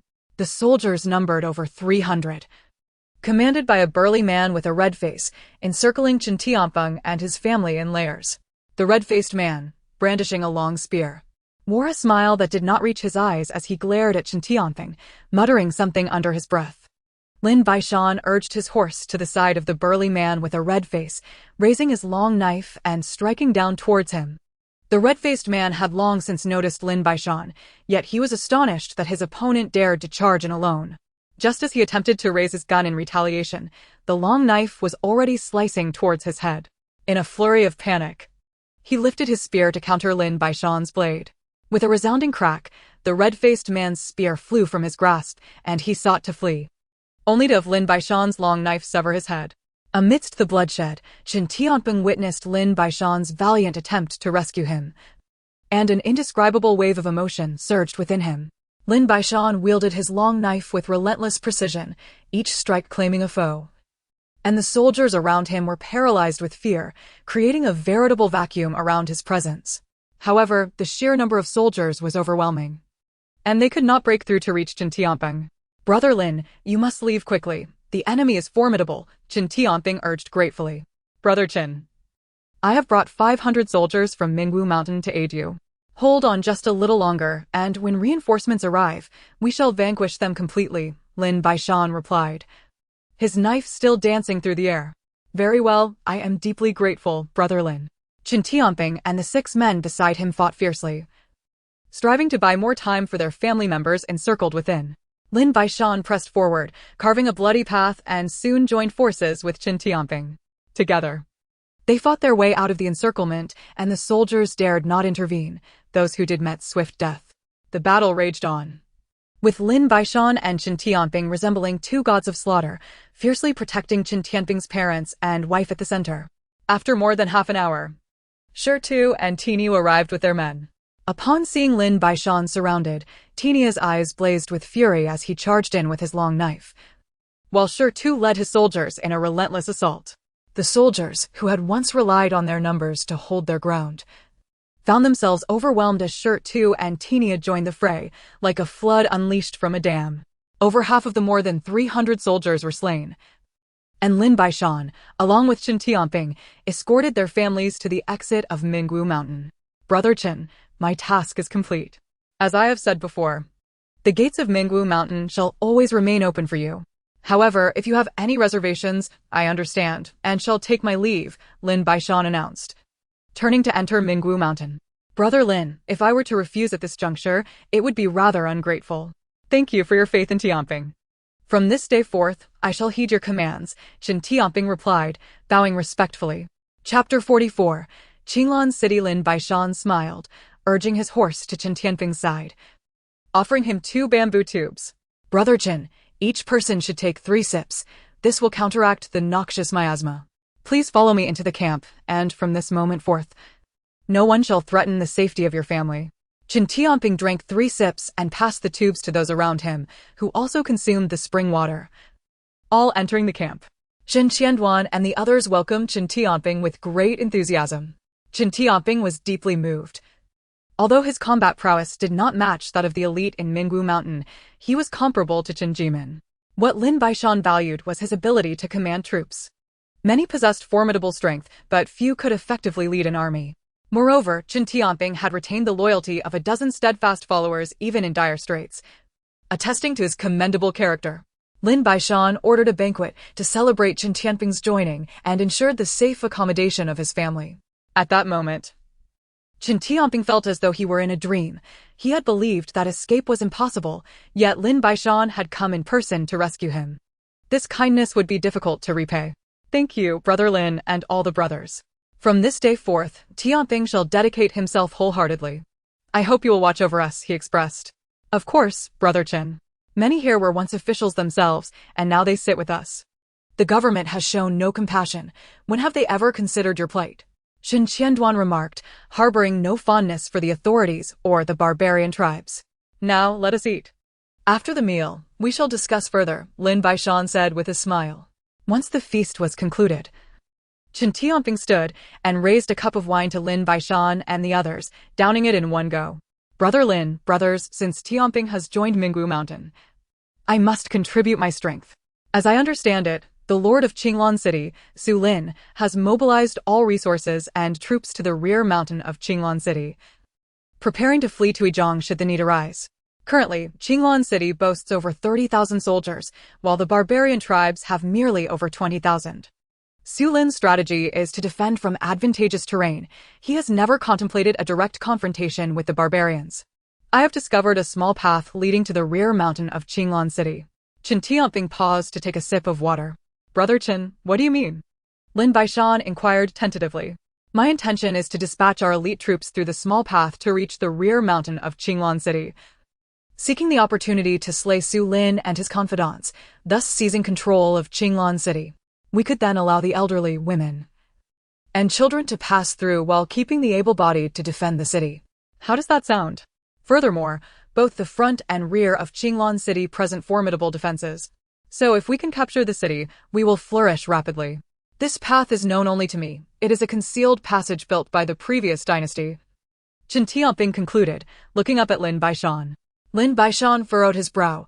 The idea seemed promising, yet Qinglan City had 30,000 soldiers, while they possessed a mere 500. The disparity was too vast, and even if they reached the rear mountain via the small path, eliminating Su Lin would not be an easy feat. It was uncertain whether they could escape unscathed, presenting a significant risk. Chen Tianping awaited Lin Baishan's response, filled with a burning desire to eliminate Su Lin and his family, believing that only then could he appease his wrath. Chen Tianping had been one of Su Lin's trusted aides, solving problems for him time and again. He had never imagined that he would be targeted for annihilation by Su Lin over a baseless accusation. The group fell silent, anxiously awaiting Lin Baishan's decision. They understood the perilous nature of Chen Tianping's proposal. One misstep could lead to their demise amidst the soldiers, leaving them without a burial place. Everyone, I have made my decision. We shall take a gamble, but we cannot solely rely on this small path to eliminate Su Lin. Moreover, even if Su Lin were slain, his subordinates and family would not be easily dealt with. However, if we not only kill Su Lin but also seize all their resources, many will have to reconsider their positions, Lin Baishan declared. But the issue is that these resources are likely guarded by the army. Su Lin is not a fool. He wouldn't neglect to assign sentinels. Our numbers are too few, making success improbable. Liang Yunfei expressed a pessimistic view. What if we disseminate this information? The barbarian tribes would undoubtedly launch an all-out assault on Qinglan City, and Su Lin would likely hesitate to abandon it. This would lead to a fierce battle between them. We merely need to await their mutual destruction and then seize the opportune moment to strike. The odds of success would be greatly enhanced. Additionally, I have brought back numerous hallucinogenic powders from Guizhou Cliff, Lin Baishan replied with a smile. The group appeared less than enthused. To them, this seemed a high-stakes gamble. If they succeeded, Minggu Mountain could rapidly develop, perhaps even capturing Qinglan City. However, if they failed, they might pay with their very lives. Unbeknownst to them, Lin Baishan was not merely interested in the resources of Qinglan City. What he truly sought was to control the city as a stronghold.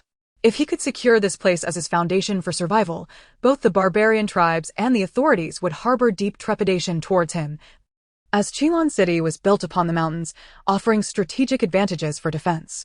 At that time, with a certain capital amassed, remaining hidden within the misting mountains as one does now, one could easily disregard both the barbarians and the officials, waiting for an opportune moment to address them.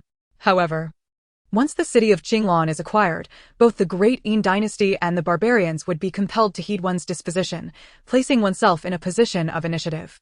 Though the great Dayin Dynasty proclaims itself as the paramount dynasty, it is surrounded by numerous powers far stronger than itself. The relative peace enjoyed by the great Dayin Dynasty with its neighbors is largely due to the existence of Qinglan City, which is flanked by towering mountains. As long as Qinglan City is well guarded, the great Dayin Dynasty shall remain secure, for it is entirely encircled by mountains, with Qinglan City serving as its sole exit. The so-called strength of the barbarians is, in fact, feeble. Their combined forces do not exceed 50,000.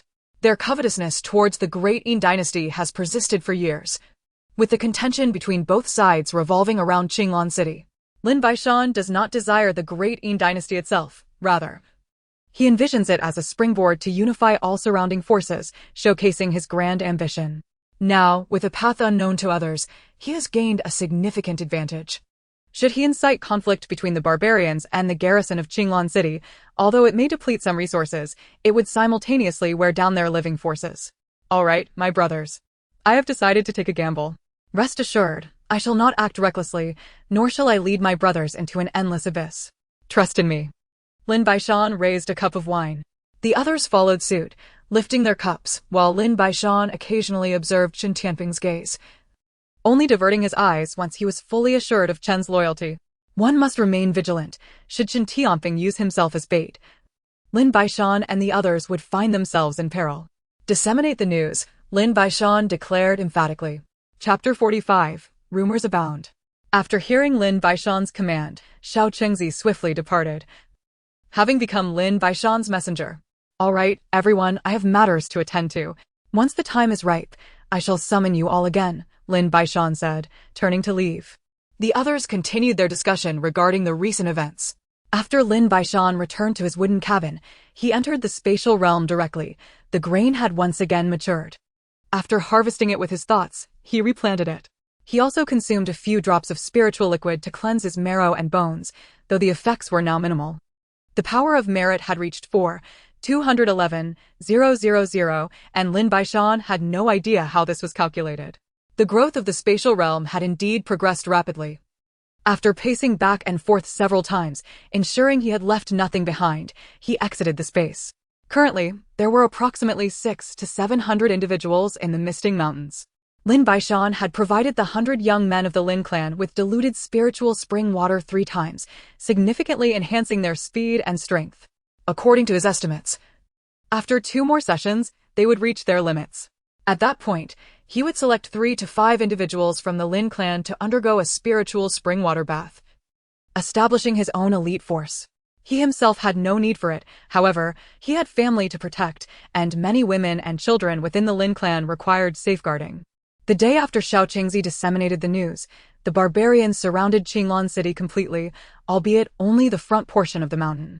Reports indicated that the barbarians had mobilized their entire force, intent on capturing Qinglan City, launching relentless assaults employing various siege engines. Lin Baishan dispatched scouts daily to gather intelligence. He needed to be apprised of all developments between the barbarians and the officials to make informed decisions. Lin Baishan understood that should the barbarians attack Qinglan City, the resources from the rear mountains would undoubtedly be depleted in large quantities.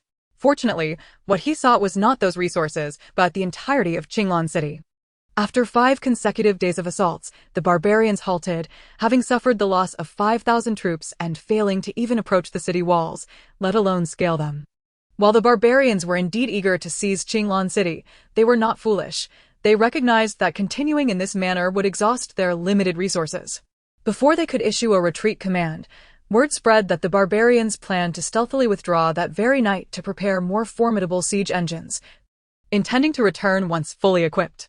When this news emerged, not only were the barbarians bewildered, but the officials were equally perplexed. The barbarians found themselves in a predicament. Retreating was fraught with danger as the officials would likely pursue them, yet remaining would yield no benefit. The officials grew wary, sensing an unseen hand orchestrating these events. Should the barbarians retreat, they would feign ignorance and allow them to depart, but the situation had changed. Knowing full well the enemy intended to leave without pursuing would result in dire consequences if discovered by their superiors, compounding their troubles. The Great Dayin Dynasty had dispatched a military supervisor, making life difficult for Su Lin as well. The officials had begun preparations to pursue the barbarians. Caught in a bind, the barbarians assumed an aggressive stance. Retreat was not an option at this juncture. 5 more days passed, and once again, news circulated that the barbarians intended to withdraw that night. The barbarian commander, Salatu, slammed his hand down, shattering the table in front of him. Should they withdraw, they would certainly be pursued by the officials, compelling them to abandon the plan. Meanwhile, the Misting Mountains were filled with laughter, particularly from Zhang Jun, who was laughing uncontrollably. Unable to fathom how merely 2 pieces of news could entangle the barbarians and the officials so tightly, Lin Baishan did not join in the laughter. He was aware that the barbarians were nearing their limits. Next time, even if the officials pursued them, they would inevitably retreat. Furthermore, given the officials' nature, they might not dare to chase the barbarians. A strategy must be devised to provoke the officials into taking the initiative. Xin Qianren also refrained from laughter. He could distinctly sense that neither side had truly unleashed their fury during these 10 days. Without genuine hostility, losses on both sides would remain manageable, resulting in diminished opportunities for his group. Xin Qianren fervently hoped for the growth and development of the Misting Mountains, sensing that Lin Baishan was no ordinary individual, and his ambitions extended far beyond the confines of the Great Dayin Dynasty. After dispersing, Lin Baishan summoned Xiao Chengzi and whispered a few words to him. Xiao Chengzi then departed with 12 individuals. Soon after, another piece of news spread like wildfire. claiming that the barbarians were reallocating troops and would send reinforcements in 2 days, equipped with a plethora of siege engines to launch a fierce assault on Qinglan City. The military supervisor of Qinglan City could no longer remain idle and commanded Su Lin to launch an attack against the barbarians, ensuring they were severely weakened. Su Lin found himself in a difficult position. He had never considered abandoning Qinglan City, nor fleeing to the Great Yin. He understood that the barbarians could not breach Qinglan City and was unsure how the rumors had ensnared him into the enemy's scheme. With the military supervisor's arrival, it was evident that he was no longer trusted. Now, faced with the supervisor's order to attack the barbarians, if he failed to comply, he would face criticism. Yet if he did comply, he risked substantial losses to his accumulated assets. He sought to preserve his remaining resources, ensuring that he would not be underestimated. Since the supervisor had spoken, execution was inevitable.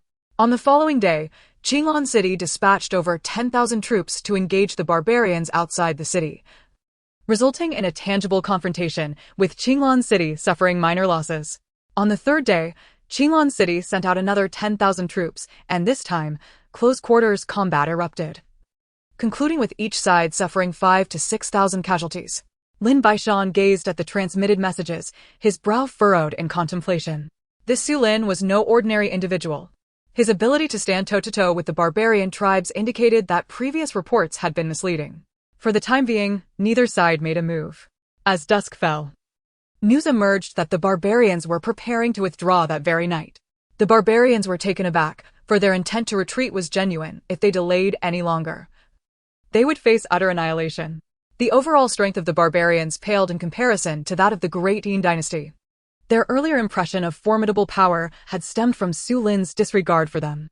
Unconcerned with the veracity of the information, Su Lin arranged his troops, preparing for a night pursuit of the barbarians. Meanwhile, the barbarians had already packed up and stealthily retreated before the hour of the rat. Mere moments after their withdrawal, a contingent from Qinglan City surged forward to engage them in battle. Observing the fierce clash from the city walls, Su Lin bore a slowly blossoming smile.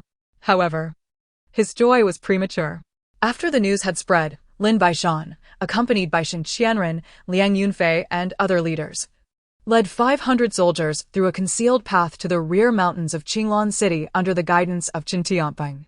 They concealed themselves along the path, waiting for the perfect moment to strike. Chapter 46. Seizing Qinglan City. After sending out troops to pursue the barbarians, the garrison left inside the city had dwindled to its bare minimum. At the hour of the dog, Lin Baishan, alongside his companions dressed in official garb, strode confidently through the streets.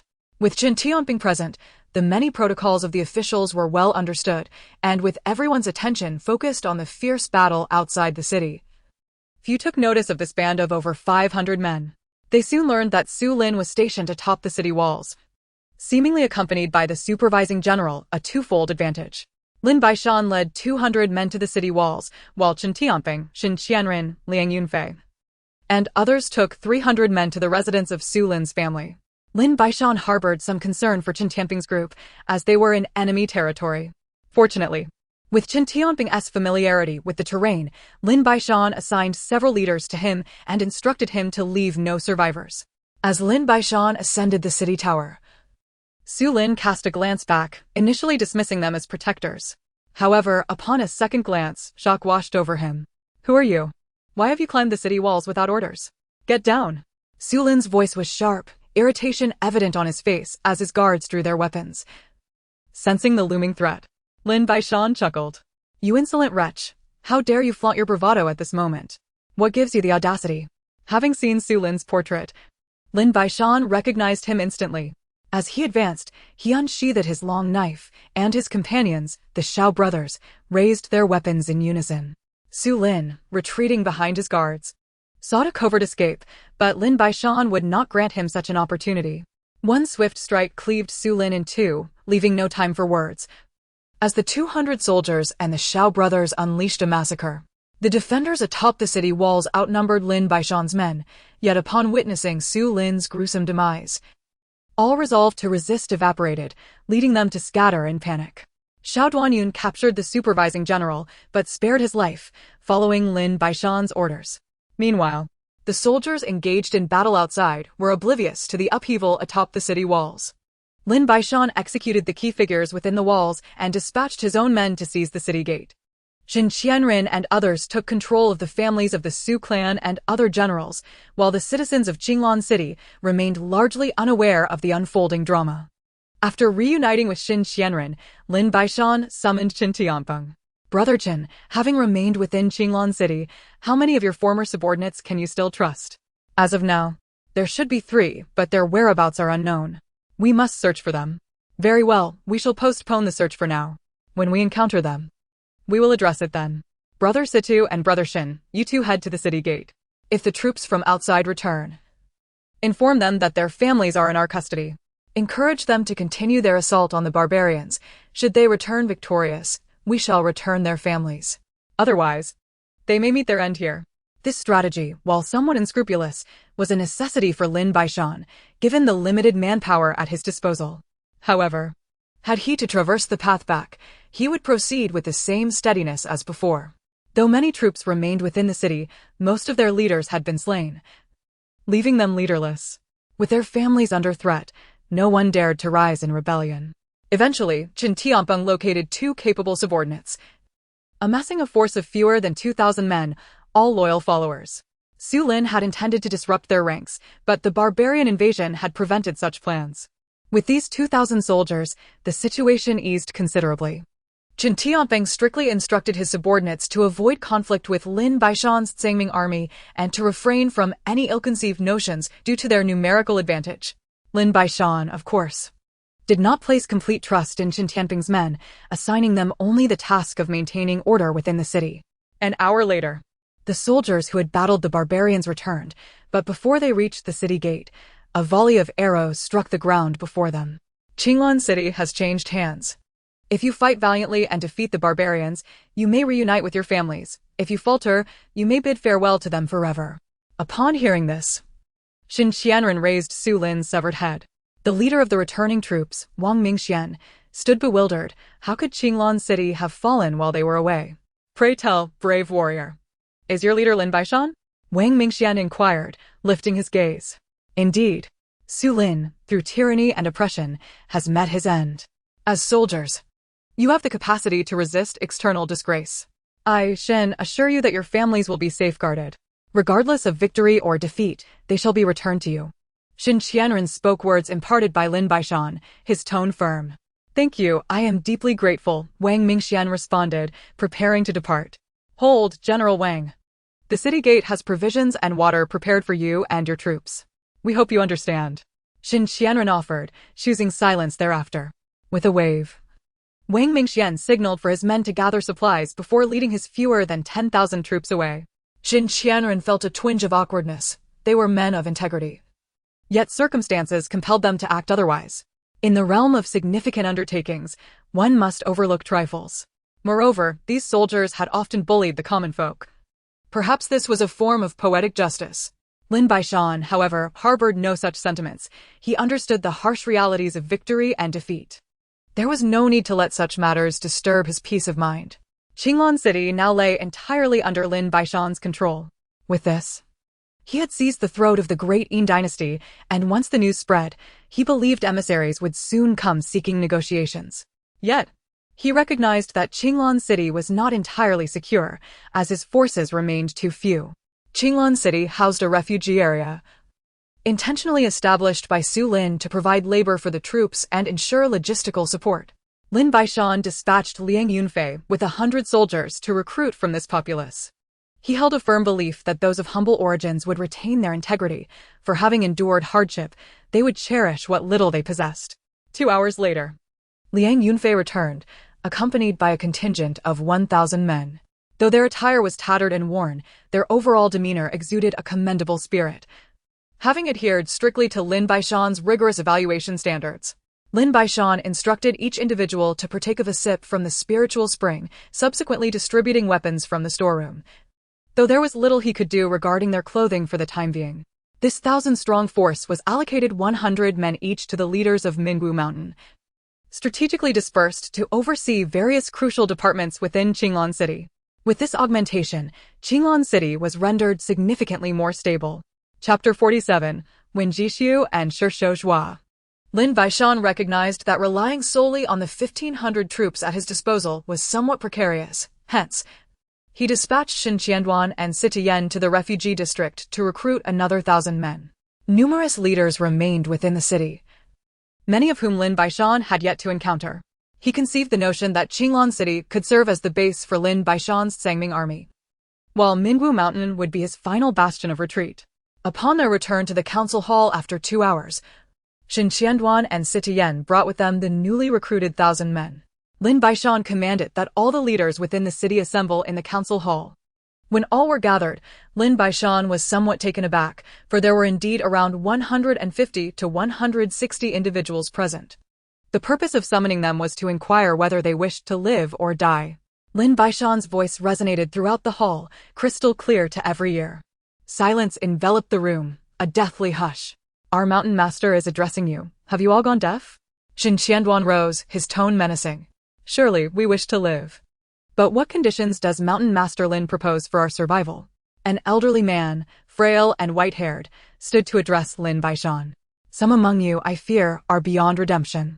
I possess a list, compiled from the grievances of the city's populace regarding your actions over the years. You ought to be aware of your own transgressions. Anyone who has oppressed the common folk or taken advantage of their neighbors shall face execution today. Brother Xin, read the list aloud, execute each upon their mention. Any who dare resist shall meet their end on the spot. Lin Baishan's gaze was piercing, fixed intently upon the assembly.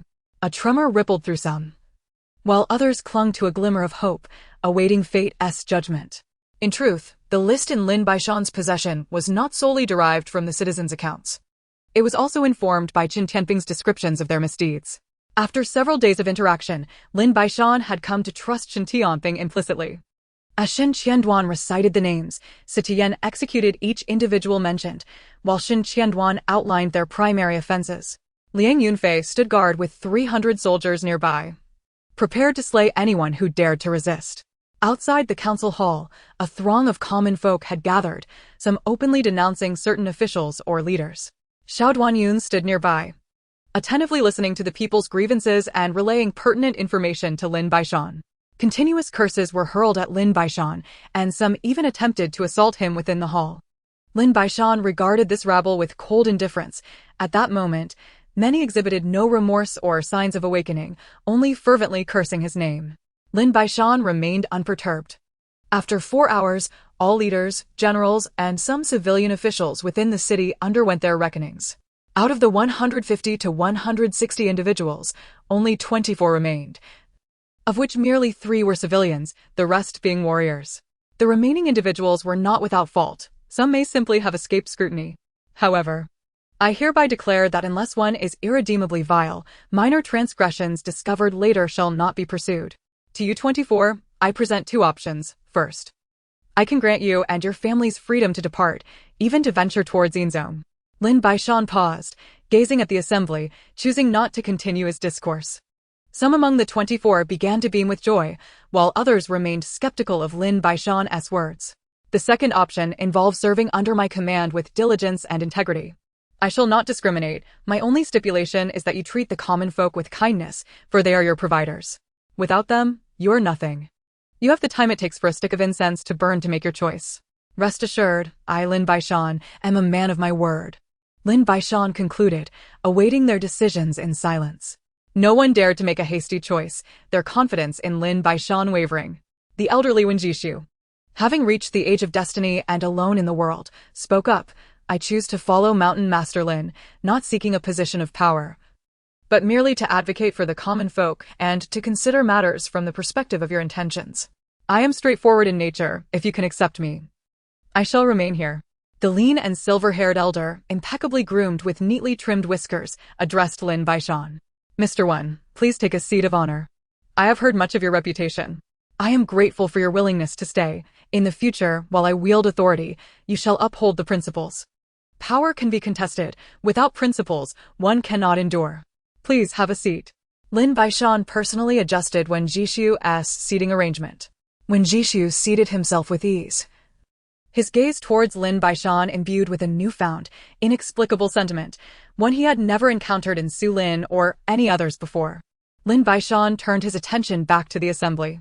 Most of you vie for fame and fortune, yet he seeks peace for the realm. Such integrity is rare among warriors. But I have witnessed it among scholars. Lin Baishan's earlier hostility had softened somewhat. Lin Baishan possessed considerable insight into Wenjishu, not merely through Qin Tianping's accounts, but also from the numerous commendations he received from the populace. Just as Wenjishu settled, another individual, a robust figure with broad shoulders and sharply defined features, rose from the assembly. I, Shishozhua, am willing to follow Mountain Master Lin in eradicating corrupt officials and oppressors of the common folk. I wonder if the Mountain Master would consider me. Shishozhua bowed respectfully. Lin Baishan descended from his seat once more, personally assisting him to a proper place and ensuring he was comfortably seated. I have long heard of your name, General. Being one of the esteemed underlings of Su Lin, yet I have not had the pleasure of meeting you until now.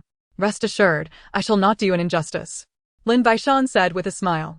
Shishozhua attempted to rise several times, but was gently pressed back down by Lin Baishan. Lin Baishan was well-versed in the art of utilizing talent. The proceedings became markedly simpler from that point onward.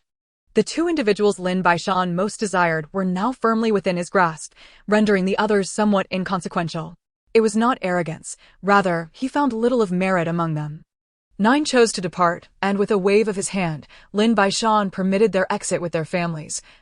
But he issued a stern warning: should they oppose him in the future, they would face annihilation.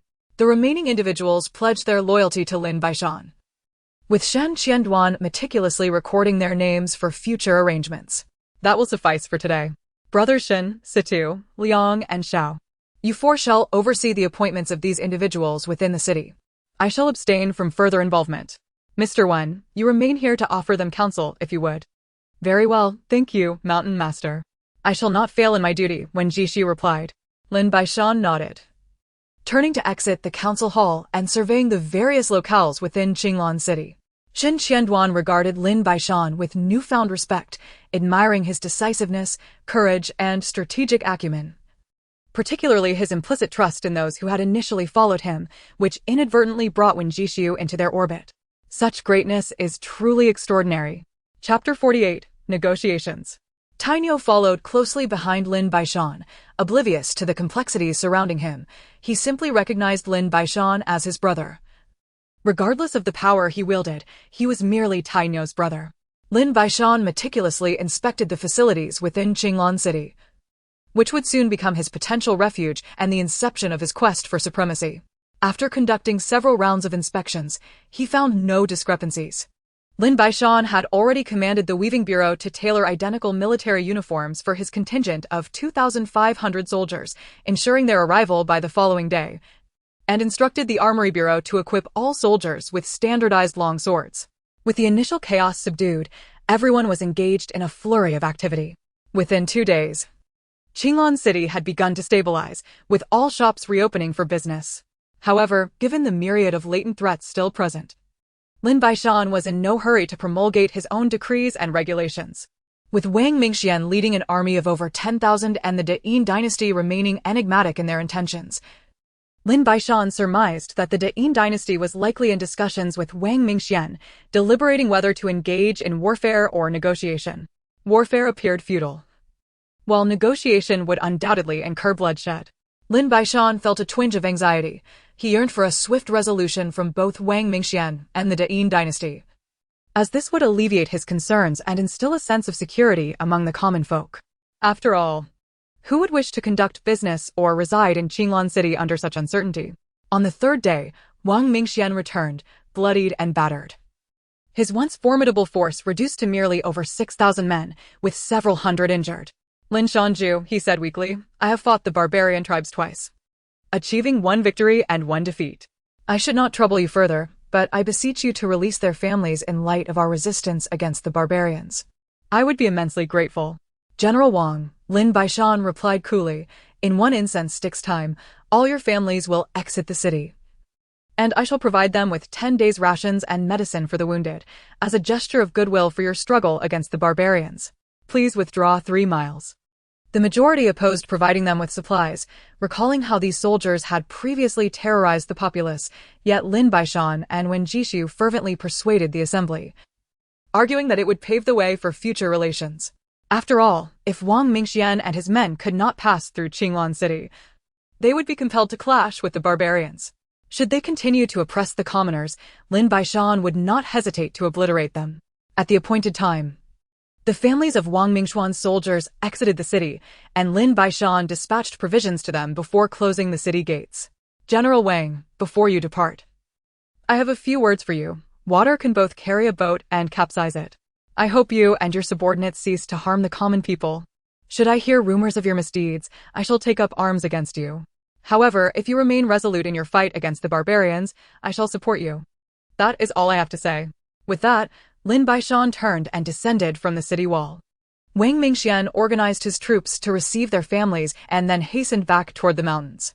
He felt a sense of defiance against Lin Baishan, despite the rumors surrounding him. He remained skeptical. Nevertheless, with Qinglan City now under his control, Wang Mingxian was determined to reclaim it for the Dayin Dynasty. Unaware that Lin Baishan would ever allow such a thing, Lin Baishan harbored his own thoughts.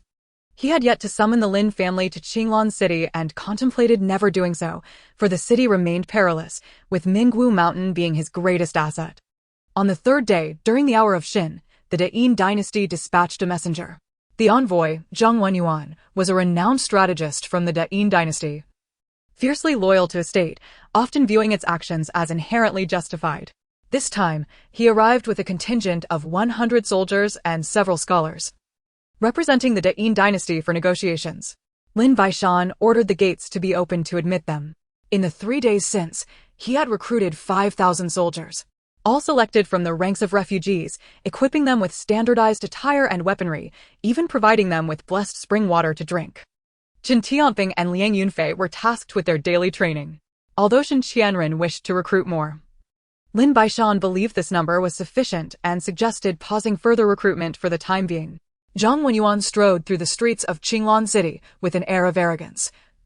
His demeanor flippant, subconsciously, he seemed to regard Qinglan City as a possession of the Dayin Dynasty, believing Lin Baishan was merely seeking personal gain. Shen Qianren found their arrogance intolerable, while Lin Baishan merely smiled and gestured for Zhang Wenyuan to enter the ceremonial hall. Upon entering the hall, Zhang Wenyuan plopped down into a seat. Lin Baishan instructed that tea be served. After taking a sip, Zhang Wenyuan spat it onto the floor. Is this how you treat your guests? This tea is something even a dog would refuse in the Dayin Dynasty. Bring me something better. His attitude was exceedingly contemptuous. Shen Qianren struggled to contain his frustration, while Lin Baishan's expression darkened as he turned to Zhang Wenyuan. Zhang Wenyuan, I must remind you that Qinglan City is under my control. You are here to negotiate, not to indulge in luxury. Should you dare to overstep again, I shall have you executed and replace you with someone else. You dare? Zhang Wenyuan retorted, brimming with arrogance. The Dayin Dynasty boasts 1 million soldiers. Annihilating a mere Lin Baishan is a trivial matter. I am here to negotiate your surrender. State your conditions and be quick about it. Do you and your companion share this sentiment? Lin Baishan inquired with a smile, addressing the dozen scholars behind Zhang Wenyuan. They all heed my words. Hurry and state your terms. I have matters to attend to, Zhang Wenyuan insisted. Suddenly, Lin Baishan produced a dagger, casting it towards Zhang Wenyuan without hesitation. It struck his arm, silencing him before he could finish his sentence. A piercing scream echoed through the hall.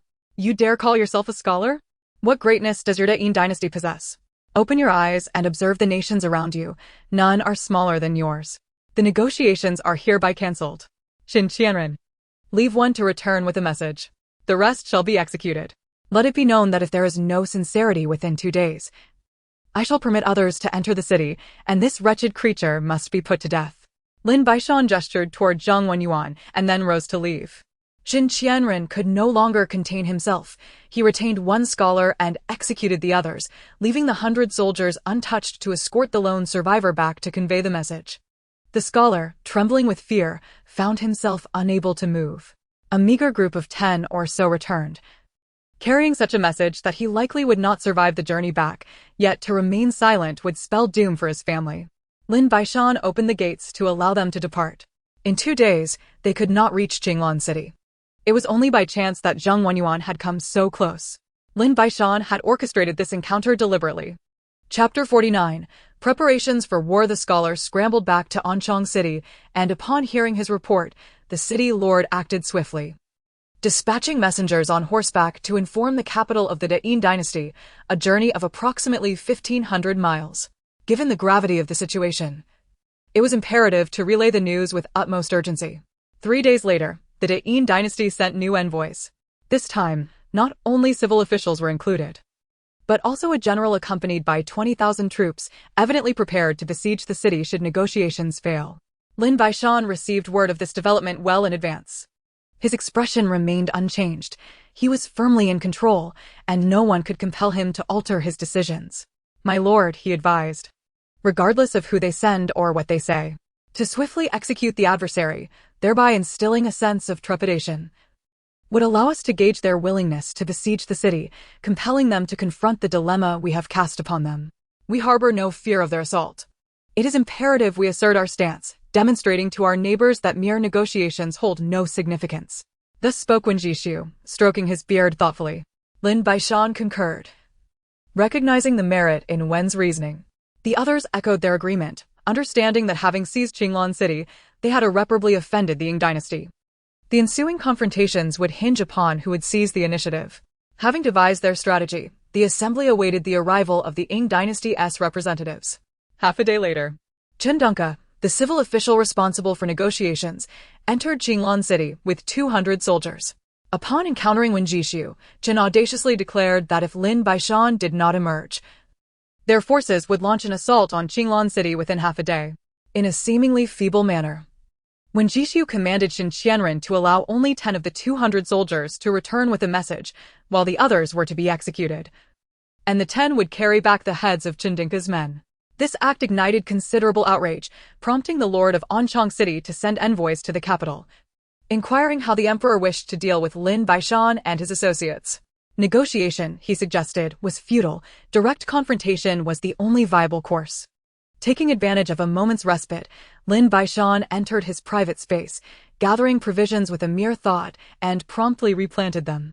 His merit point soared to 5,861,000, indicating a swift ascension. 2 days had elapsed, and Anchang City awaited orders from above, yet none arrived. On the 3rd day, they received instructions accompanied by an elder and 200 soldiers. The elder produced the emperor's decree, commanding the army to remain inactive for the time being, as he intended to negotiate the following day. This elder, Jia Zhengdao, was no ordinary figure. He was a compiler of the imperial edict and had volunteered to undertake this task when others hesitated. On the morrow, the elder rode alone into Qinglan City, asserting that bringing more soldiers would be futile. While this assertion held some truth, few could embody such nonchalance. After reviewing the documents, he was granted entry and guided to the ceremonial hall. Lin Baishan had anticipated Jia Zhengdao's arrival and awaited him with keen interest, while Wen Jishu sat at Lin's side. Xin Qianren, Liang Yunfei, and others flanked them, bestowing upon the elder a measure of respect. "Congratulations, Lord Lin," Jia Zhengdao began, acknowledging Lin Baishan's new title. "Qinglan City is a boon for me, however, it may not be so for you. Let us dispense with pleasantries, Mr. Jia. What terms has the Ying dynasty set forth?" Lin Baishan, disliking prolonged discourse, understood well that the Ying dynasty would likely not yield concerning Qinglan City. "The emperor has instructed me to convey that any conditions you propose will be met. Whether you require provisions, iron, textiles, or horses, we can accommodate you. Even monetary compensation, just specify the amount. The sole condition is your relinquishment of Qinglan City, after which we can assist you in finding another stronghold. What say you, Lord Lin?" Jia Zhengdao's eyes narrowed, scrutinizing Lin Baishan. "Regrettably, Qinglan City is my first conquest, and its unique positioning renders it irreplaceable. No amount of silver or provisions will persuade me to relinquish it.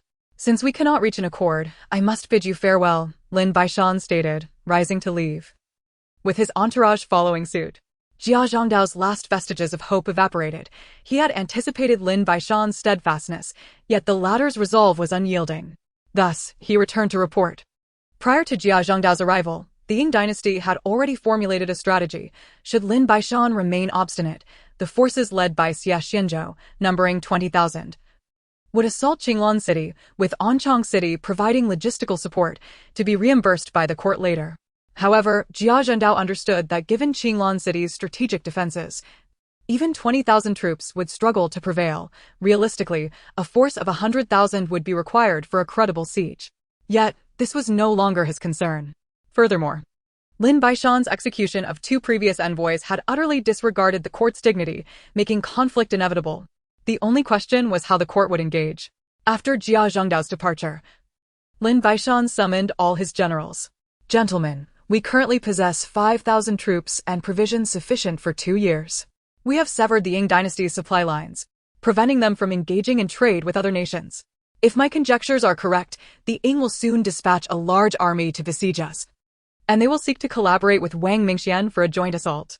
Upon concluding his address, Lin Baishan scanned the assembly of commanders, who were primarily former leaders now led by Shen Qianren, Sitian, and Liang Yunfei. What's the worry, Brother Baishan? Iron Bull is willing to take 1,000 men and slay them, alleviating your concerns, boomed Iron Bull, his voice resonating powerfully. Iron Bull, rest assured. There will be battles for you to fight, but you must obey orders, Lin Baishan replied. Iron Bull nodded solemnly. Lord, our current troop numbers are insufficient.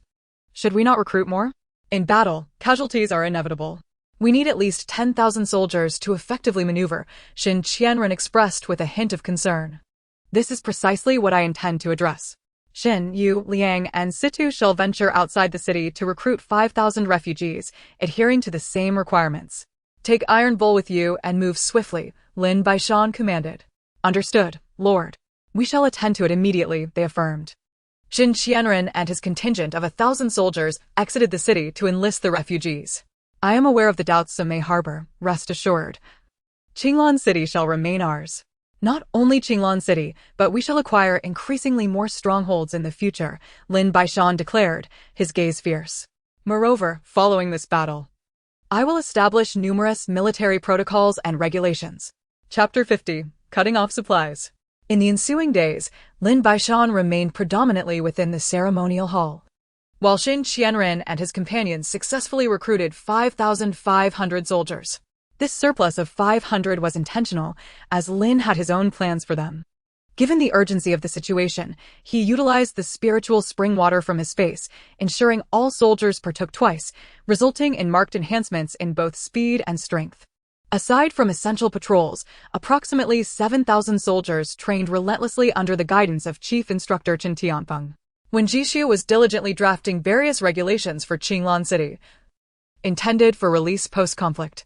Although Qinglan City stood as an isolated fortress, it was surrounded by numerous villages and small towns now observing and waiting to see if Qinglan City could withstand this trial. Lin Baishan sought to establish his authority through this conflict and had informed Shen Qianren that they would recruit no more than 10,500 soldiers for the time being. Should losses occur, they could be replenished, but expansion beyond this number was not permissible. 5 days passed, and the provisions within the space matured once more. After harvesting, Lin Baishan replanted them. The Ying dynasty had yet to send any troops, but Lin understood this to be merely the calm before the storm. The Ying dynasty was undoubtedly preparing thoroughly. Scouts dispatched by Lin had reported that they had established contact with Wang Mingxian, coordinating a dual assault. Lin Baishan recognized that aside from Qinglan City, other locations were indeed challenging to traverse. However, challenging did not equate to impossible. A few individuals could manage to scale mountains and cross rivers, but facilitating the passage of horses and large forces was akin to a fool's dream. Both sides were ardently preparing for the inevitable confrontation. No one knows how much time remains, but the news Lin Baishan received filled him with a sense of impending conflict. He summoned everyone to the council hall for deliberation. Ladies and gentlemen, I have received word that Xia Xianzhou now commands an army of 35,000 troops and has allied with Wang Mingxian, planning a joint assault on Qinglan City at the hour of the high on the 16th. This intelligence is indisputable. Today is the 13th.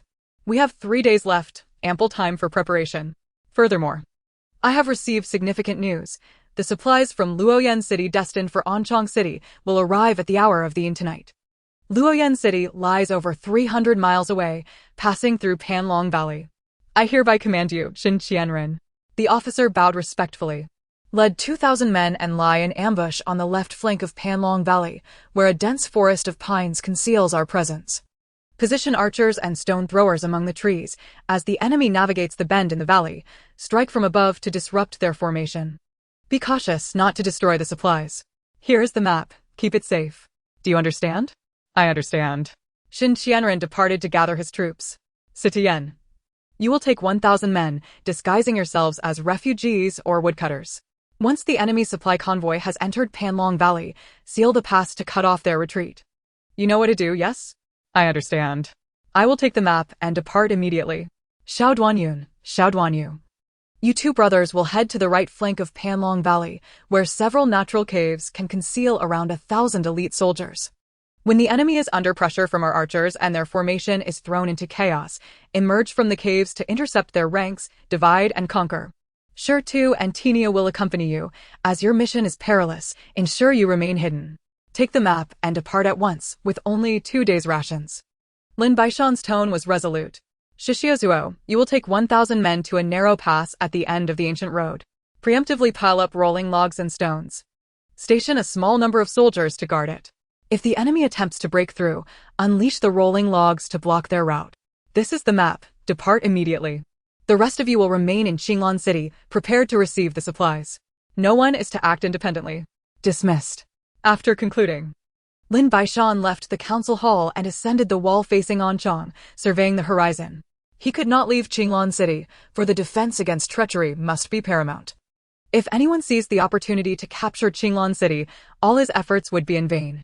Although he harbored some concerns about tonight's operation, he had faith in the capabilities of his men. If they could intercept the supplies, the battle would become significantly more manageable. His only worry was that the battlefield lay within enemy territory. Should they be discovered, it would spell trouble. Nonetheless, he had repeatedly instructed them to proceed with stealth before entering the council hall. Lord, when shall I set out? Qin Tianbeng inquired from behind Lin Baishan. Brother Qin, you will lead 2,000 men to follow behind the departing troops and eliminate all enemy scouts. Then conceal yourselves at Luofeng Slope. The high mountains and dense forests can easily hide a few thousand men. If they are pursued after intercepting the supplies, you will provide cover for their retreat. Remember, if the situation becomes untenable, burn the supplies to protect their return. I will send someone to meet you outside the city. Lin Baishan's eyes reflected his deep concern. Actually, my lord, there is no need to worry excessively. Even if Xie Xuanzhou's men catch wind of our plans, it will be futile. For I have also learned that they are divided into 2 factions. The other faction is led by a man named Fu Ziming. As commanders, we must do what we can. Lin Baishan nodded, acknowledging that due to the urgency of the situation, he had not had much time to consider the maps and intelligence he had received. Time trickled by, and everyone remained in anticipation. Lin Baishan, particularly, began to feel a twinge of apprehension about whether he had been too audacious. At the hour of the Z, the unmistakable sounds of battle echoed from the direction of Anchang City, merely 15 miles from Qinglan City. Still uneasy, Lin Baishan ordered Zhang Jun and Qin Jiming to lead 1,000 men to provide support. He was indeed anxious, one might even say restless, unable to personally engage in combat, as he did not have complete confidence in anyone, given that this was their first collaboration. To claim he felt no worry would be disingenuous. As the cries of battle drew nearer, Lin Baishan could clearly see Xin Qianren and Citiyen at the rear of the convoy, providing cover as the supply wagons hastily approached Qinglan City.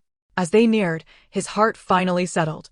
It was not until all the supplies had entered the city that he allowed himself to breathe a sigh of relief, leaving only Qin Tianbing, Citiyen, Shen Qianren, and Zhang Jun, along with Qin Jiming's men, to engage in combat with the Yingzhou forces.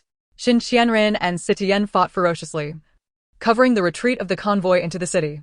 The Yingzhou soldiers attempted to advance towards Qinglan City, but were repelled by the archers atop the walls. Lin Baishan ordered the gates closed and hurried down from the wall to assess the battle's toll. They had managed to recover just over half of the supplies. Those they could not retrieve were burned, and more than 1,300 soldiers had perished in this operation. Acceptable losses, given that it was their first engagement.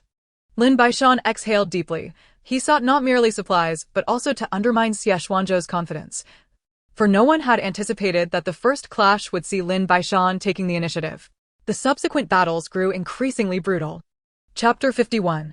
Strategizing responses. Lin Baishan organized all soldiers who had participated in the battle and ensured that the wounded received immediate medical attention. He had already prepared spiritual spring water for all combatants to drink. Just as Lin Baishan was engrossed in his tasks, Xiao Qingzi approached to report that Xie Xianzhou was personally challenging him at the city gates, demanding Lin Baishan come forth. You have fought all night and are weary. Now I shall go out and slay your commander, Lin Baishan declared, grasping his long knife and mounting his horse to ride out. Lin Baishan brought only 500 soldiers.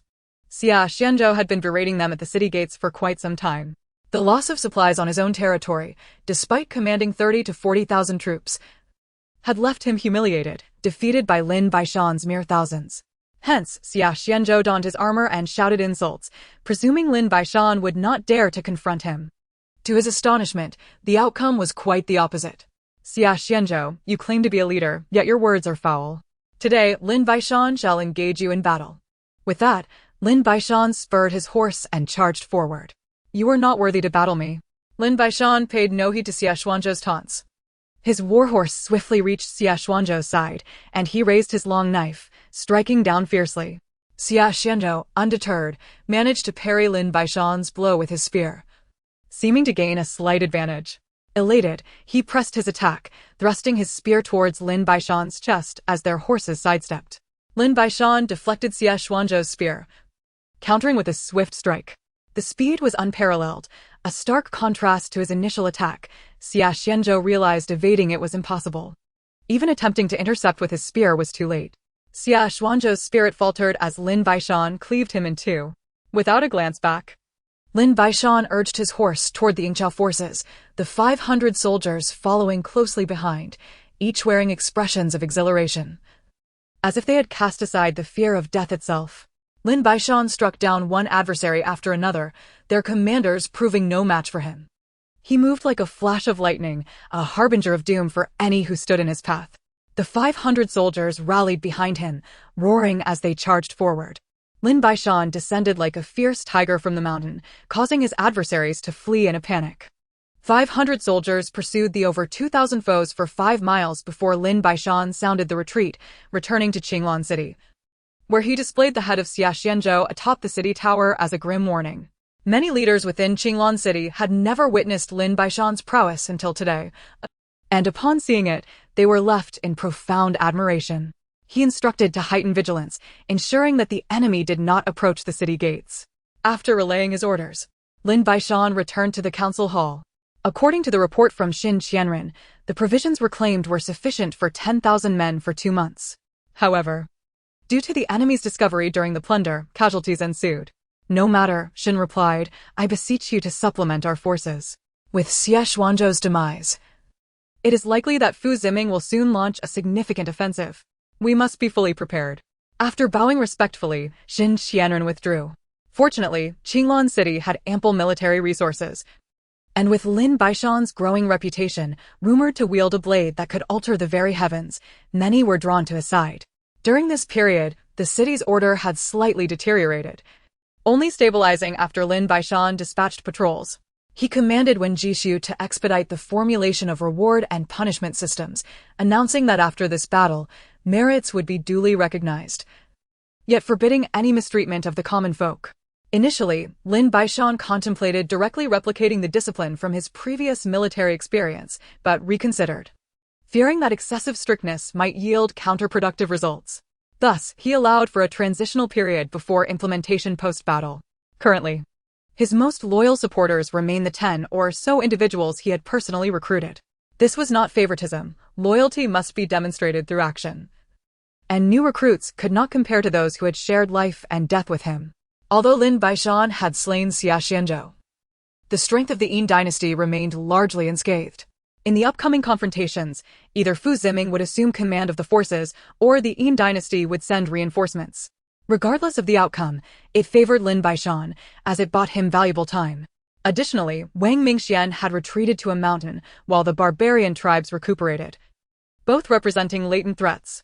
Relying solely on Qinglan City's natural defenses often proved insufficient to deter such ambitious wolves.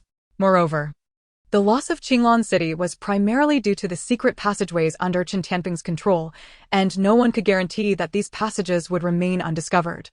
Lin Baishan now hesitated over whether to seal these passages, believing it would eliminate at least one potential hazard.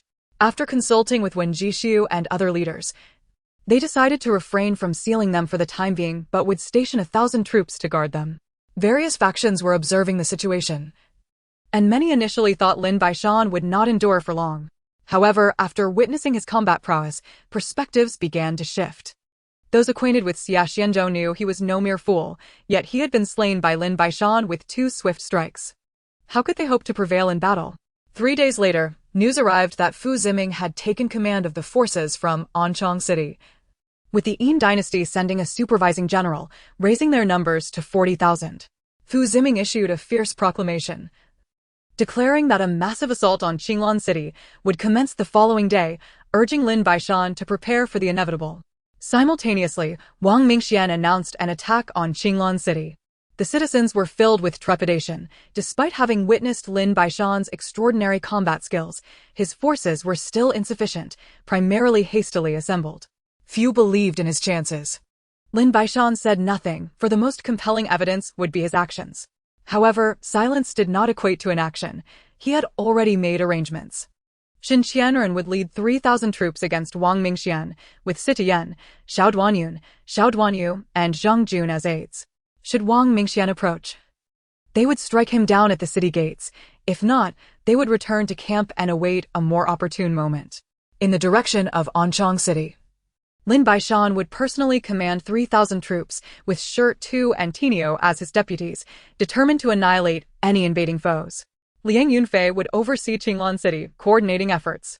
After this battle, Lin Baishan intended to take the initiative, no longer remaining in passive defense within the city. He produced spiritual spring water, distributing it among all soldiers and generals. Particularly, the 100 Lin family guards experienced a surge in combat capability, able to contend with 500 ordinary soldiers without faltering. At dawn the following day, troops from the Yin Dynasty appeared simultaneously at the Anchang City and Wang Mingxian fronts, igniting Lin Baishan's fury upon discovering that Wang Mingwen had allied with the barbarian tribes to assault Qinglan City. "My lord, do not worry. I will ensure they do not escape," Xin Qianren assured confidently, having consumed the spiritual spring water provided by Lin Baishan, rendering him far more formidable than before. "Rest assured, my lord, none of the invading enemy shall escape today," Sitian added. Chapter 52, Dual Front Assault. Brothers, let us not underestimate our foes. I recognize your exceptional combat prowess, yet you've only been given 3,000 troops. Should you fail to decisively crush the enemy, it may lead to dire consequences. Lin Baishan cautioned, shaking his head slightly. "Do not worry, my lord. We will ensure they have no return," Xin Qianren boasted once more. "Very well. We shall fight together and leave none standing. Liang, I entrust Qinglan City to you." With that, Lin Baishan mounted his horse, leading 3,000 troops out of the city gates. Liang Yunfei nodded silently, understanding the immense trust Lin Baishan placed in him by assigning him the defense of the city. A soldier would die for one who truly understood him. In his heart, he had already regarded Lin Baishan as an elder brother. Xin Qianren and the others donned their armor and rode out of the city as well. In this dual-front battle, those remaining in the city were prepared to launch a rescue and support at any moment. In truth, Liang Yunfei felt no concern for Lin Baishan. He believed no one could threaten him, no one at all. Lin Baishan surveyed the approaching army of at least 10,000 from the Yin Dynasty, undaunted, and urged his horse to the front lines. "Lin Baishan, I commend your cunning in seizing Qinglan City. However, I advise you to surrender to avoid a fate worse than death," declared the General Hu Changfeng. Lin Baishan did not wait for him to finish, spurring his horse and raising his blade to deliver a swift strike, executed with such speed and precision that he offered no mercy. In a moment of panic, Hu Changfeng raised his spear in defense, but before he could react, it slipped from his grasp. When he raised his gaze again, Lin Baishan's long knife was already descending upon him, the terror in his eyes marking his final moments. His head fell to the ground, and his steed stood still, neighing in distress. "Who else dares?" Lin Baishan brandished his bloodied blade, challenging the enemy. 5 generals from the Yin Dynasty emerged, weapons drawn, charging towards Lin Baishan. Instead of retreating, Lin Baishan advanced, raising his long knife, delivering lethal blows without restraint. Within 10 breaths, all 5 lay defeated. "Who else dares?" Lin Baishan turned his horse, his blood-soaked knife held high, forcing the Yin troops to retreat, none daring to engage further. Lin Baishan pressed forward, brandishing his knife against the Yin army. Behind him, 3,000 soldiers followed closely, howling like hungry wolves as they charged into the enemy ranks. Follow me, and today, half of the spoil shall be surrendered, the rest will belong to you. Charge. Lin Baishan plunged into the midst of the Yin forces, as if entering a realm devoid of resistance, his long knife dancing in the air, cutting through the enemy with ease. His soldiers quickly reinforced him, engaging in fierce combat with the Yin troops.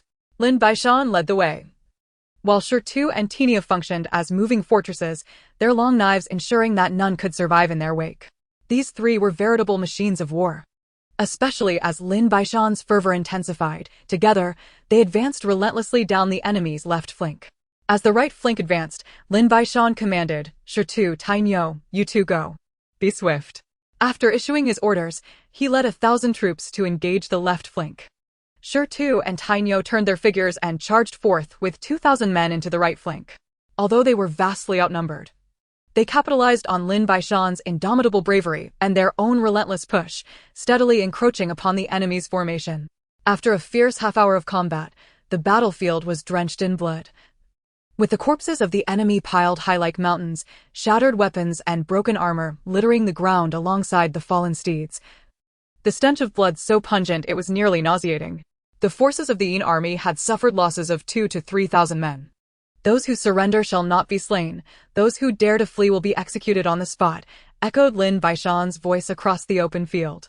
Shirtu and Tainyo ceased their onslaught, their chests heaving violently, sweat mingling with blood cascading down their cheeks. Yet their eyes remained fiercely fixed on the remnants of the Yin army. As they surveyed the mountains of corpses and the three formidable figures standing like demigods, the remaining soldiers of the Yin army finally broke down. Some discarded their weapons and knelt in surrender, followed by a wave of kneeling voices. The wind swept across the wilderness once more, carrying not dust, but the heavy scent of blood. Out of 10,000 Yin soldiers, at least 3,000 to 4,000 knelt in surrender. Lin Baishan ordered all to scour the battlefield and escort the surrendered Yin soldiers back to Qinglan City, thus marking the end of the battle towards Anchang. Upon returning to the city, Lin Baishan, disregarding any need for rest, took Shirtu and Tainyo towards Wang Mingxuan's direction. The battle there still raged on, but Wang Mingxian had already been slain by Shen Qianduan, and Sitayen had dispatched Wang Mingxuan's 2 deputy commanders. However, with the barbarian forces still present, they could not pursue the Yin army. At this moment, Shen Qianduan was engaged in a fierce duel with the barbarian general, their combat proving evenly matched, neither able to best the other. Lin Baishan urged Shen Qianduan, come back, rest for a moment, I shall handle the rest. After saying this, he galloped to the site of their confrontation, raising his long blade to strike at the barbarian leader. Shen Qianduan shot a fierce glare at the barbarian general before retreating back to the city gates, leading the Tsangming army to pursue the now leaderless Yin troops. The barbarian general, exhausted, had just turned to withdraw when Lin Baishan's swift strike, like a howling gale, sent his spirit fleeing. The speed was too great for him to evade, and he was cleaved in two. Follow me to slay. Lin Baishan called to the Tsangming army, recently victorious against the Anchang forces. Emboldened, the soldiers surged forward once more, pursuing the barbarians. It was not merely their valor, but the overwhelming presence of Lin Baishan that inspired such fervor. The ensuing battle proved straightforward. Shen Qianduan and Lin Baishan each pursued a segment of the enemy, who discarded their armor and fled in disarray.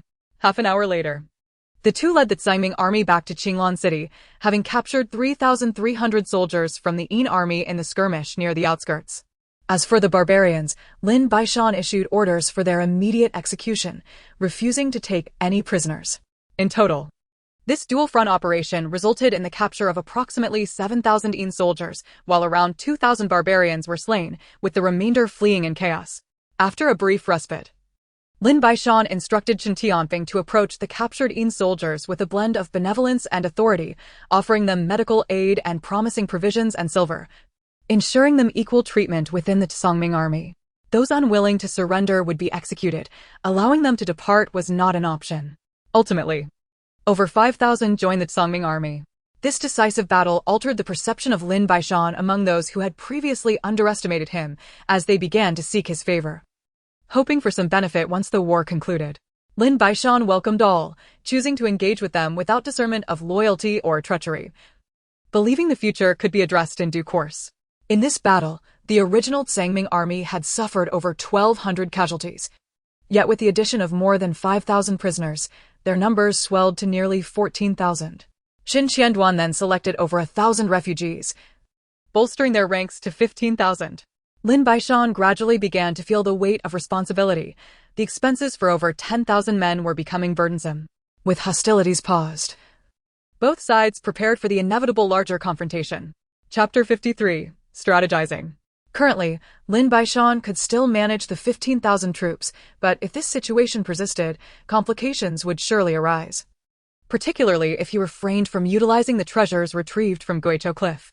Lin Baishan speculated that the Dayin Dynasty would likely change their tactics after 1 or 2 more battles. They could not afford further losses. Although the Dayin Dynasty might have ample resources, their stronghold was effectively besieged by him, and faced with the inability to breach the defenses, they would surely seek alternative solutions. He, as the initiator, felt no urgency to make hasty decisions. Lin Baishan divided the 15,000 troops into 6 squads, personally leading one of 5,000, with Liang Yunfei as his aide, and Shi Tu and Tayin You in charge of external engagements. The remaining squads were led by Xin Qianduan, Sitian, Chen Tianfeng, Shi Shouzhua, Zhang Jun, and Chen Jiming, each commanding 2,000 soldiers for training. With the Great War still ongoing, various systems of rewards and punishments had yet to be established. Lin Baishan procured spiritual spring water from his spatial storage and distributed it among Xin Qianduan and the others, ensuring all soldiers consumed it. Lin Baishan and Xin Qianduan convened in the ceremonial hall, with Wen Jishu seated beside Lin Baishan. Gentlemen, having fought 2 battles against the Dayin Dynasty, both concluding in our favor, we now face a pressing issue. With the expansion of our forces, resources such as food, salt, iron, and horses are becoming scarce. We must replenish our supplies. I have silver. Who is willing to venture forth to procure these necessities? Lin Baishan spoke calmly. City Lord, our current supplies can sustain us for over 2 months. There is no need for haste. The pressing question we must consider is the outcome we desire. Wen Jishu responded eagerly. What outcome could we possibly desire? Qinglan City should undoubtedly belong to us, and we must demand that the Dayin Dynasty provide us with everything we need. Should they refuse, let them suffocate within their own confines, Xin Qianduan asserted boldly. Lin Baishan smiled at Xin Qianduan, who held immense admiration and loyalty towards him, coupled with formidable combat prowess. What of the others? Do any of you have thoughts to share? Lin Baishan continued to inquire. City Lord, for the Dayin Dynasty, they surely wish to resolve this matter swiftly and reclaim Qinglan City. However, such aspirations are unrealistic. I anticipate that in the coming days, we will face a fierce battle. We must secure a resounding victory. Otherwise, the Dayin Dynasty will not entertain negotiations. I believe we should focus solely on how to win this battle, Sitian stated, rarely voicing his opinion. Lin Baishan nodded thoughtfully. City Lord, esteemed generals, allow me to express some sentiments that may not be well received. The core issue between Qinglan City and the Dayin Dynasty lies in how to balance both parties' fundamental demands. We seek the City Lord's actual control over Qinglan City, while the Dayin Dynasty desires to preserve the dignity and essential interests of their dynasty, such as permitting their court envoys, merchant caravans, and citizens free passage, ensuring their trade and diplomatic relations with the outside world. If my assumptions are correct, after 1 or 2 more decisive victories, the Dayin Dynasty will likely dispatch envoys to confer an official title upon the City Lord. In name, Qinglan City would still belong to the Dayin Dynasty, yet they would be required to pay exorbitant silver for passage. The question arises, can we accept their conferred title? Wen Jishu articulated slowly. The assembly fell into silence, each individual bowing their heads, uncertain of how to respond to this query. To agree to such nonsense, Brother Baishan could easily establish his own court, provided he treats the common folk with kindness. In no time, he could bring this wretched Dayin Dynasty to its knees. At that point, we would seize their territories, rapidly develop our strength, and with a united populace, we would fear no one. The voice of Tayin You, deep and resonant, hinted at a flicker of wisdom. The others stared at him as if he were a ghost. Previously, Tayin You had been perceived as simple-minded, yet here he stood, revealing such insight. When Jisoo cast a glance of appreciation at Tayin You, surprised to find his thoughts mirroring his own. Lin Baishan, too, was taken aback by Tayin You's perspective. Let us not delve further into this for now. If that is the case, we can discuss it later. However, one thing is certain, Qinglan City will always remain ours. Lin Baishan interjected, halting Wen Jisoo from continuing. He understood that Wen Jisoo was suggesting an acceptance of the Yin Dynasty's endorsement, while secretly growing stronger. Yet, he had not considered the sentiments of Shen Qianren and his group, who would undoubtedly reject such notions. Particularly Chen Tianping, who himself should devise a plan to eliminate Wen Jisoo's ideas at the earliest opportunity. As Wen Jisoo attempted to voice another thought, Lin Baishan silenced him with a glance. The scholar was indeed a scholar, while Wen Jisoo's intentions were not misguided indeed. They were the most efficient. One must also take into account the views of Shen Qianren and his cohort. Just as Lin Baishan was about to disperse the gathering, he noticed Xiao Chengzi rushing towards him. Upon seeing the large assembly, he hesitated, prompting Lin Baishan to wave him over. Xiao Chengzi hurried to Lin Baishan's side and whispered a few words in his ear before darting back out. Esteemed colleagues, the Yin Dynasty has allied with the barbarian tribes and has given us a final ultimatum of 1 day. Should we refuse, they will jointly launch an attack against us. I have decided that we shall first annihilate the barbarian tribes, who buzz around us like a persistent fly, and then turn our attention to the Yin Dynasty. What say you? Agreed. Let us proceed with this plan. Lord City Master, I am willing to lead the charge, declared Shen Qianren, his eyes gleaming with determination. I shall join as well, said Si Tuyen, his gaze fierce and filled with vigor. To hell with them. Stone chimed in, rarely speaking but filled with conviction. If we can vanquish them, our influence will expand significantly. I, too, support this, Lord City Master, echoed Xiao Duanyun. Others voiced their agreement. And Lin Baishan surveyed the group, nodding with a smile. Liang Yunfei, uncharacteristically, wore a smile as well, evidently. They were united in their resolve to eradicate the barbarian tribes. Very well, since we are all in accord, I shall personally lead 5,000 men into battle. Shen Qianren, Si Tuyen, Xiao Duanyun, Stone, and Tainyo, you shall accompany me. Liang Yunfei, safeguard Qinglan City. Chen Tianping, expedite the training. We shall soon face the Yin Dynasty in a decisive battle. Once Lin Baishan had finalized the arrangements, everyone departed the council hall. Lu Xing'an strode in, clasping his fists in salute. Lord City Master, all provisions are ready and numerous traps have been set along the concealed paths, ensuring our plans are foolproof. Excellent work. At midnight, transport the supplies to the battlefield. Prepare to cook and ready ourselves for the assault on the barbarian tribes, Lin Baishan replied, his gaze sharp and resolute. Lu Xing'an bowed and exited. The location of the barbarian tribes had been confirmed. Tonight, they would be eradicated. Lin Baishan returned to his quarters, relying on his own sources of information. Presently, Shen Qianren, Si Tuyen, and Liang Yunfei were deemed entirely trustworthy, while Chen Tianping was nearly so. As for the others, he held reservations. Tonight would witness yet another monumental battle. Chapter 54, Capturing Silla. At midnight, Lin Baishan led 5,000 soldiers, with Shen Qianren commanding 2,000, Si Tuyen 2,000, and Xiao Duanyun and Xiao Duanyu each leading another 2,000, all preparing food and bringing along dry rations. Lin Baishan had previously provided all with spirit spring water. This battle as outcome against the barbarian tribes would profoundly impact Qinglan City. All tactical details had been deliberated, and Lin Baishan moved forward with 5,000 troops on a direct assault. The barbarian tribes were currently encamped at Powu Ridge, a little over 50 miles from Qinglan City. Coincidentally, this mountain harbored a miasma barrier that the barbarians could not penetrate due to their lack of antidotes, forcing them to remain on the outskirts. Thus, Lin Baishan chose this moment to strike, having distributed spirit spring water, allowing for a potential retreat into the miasma.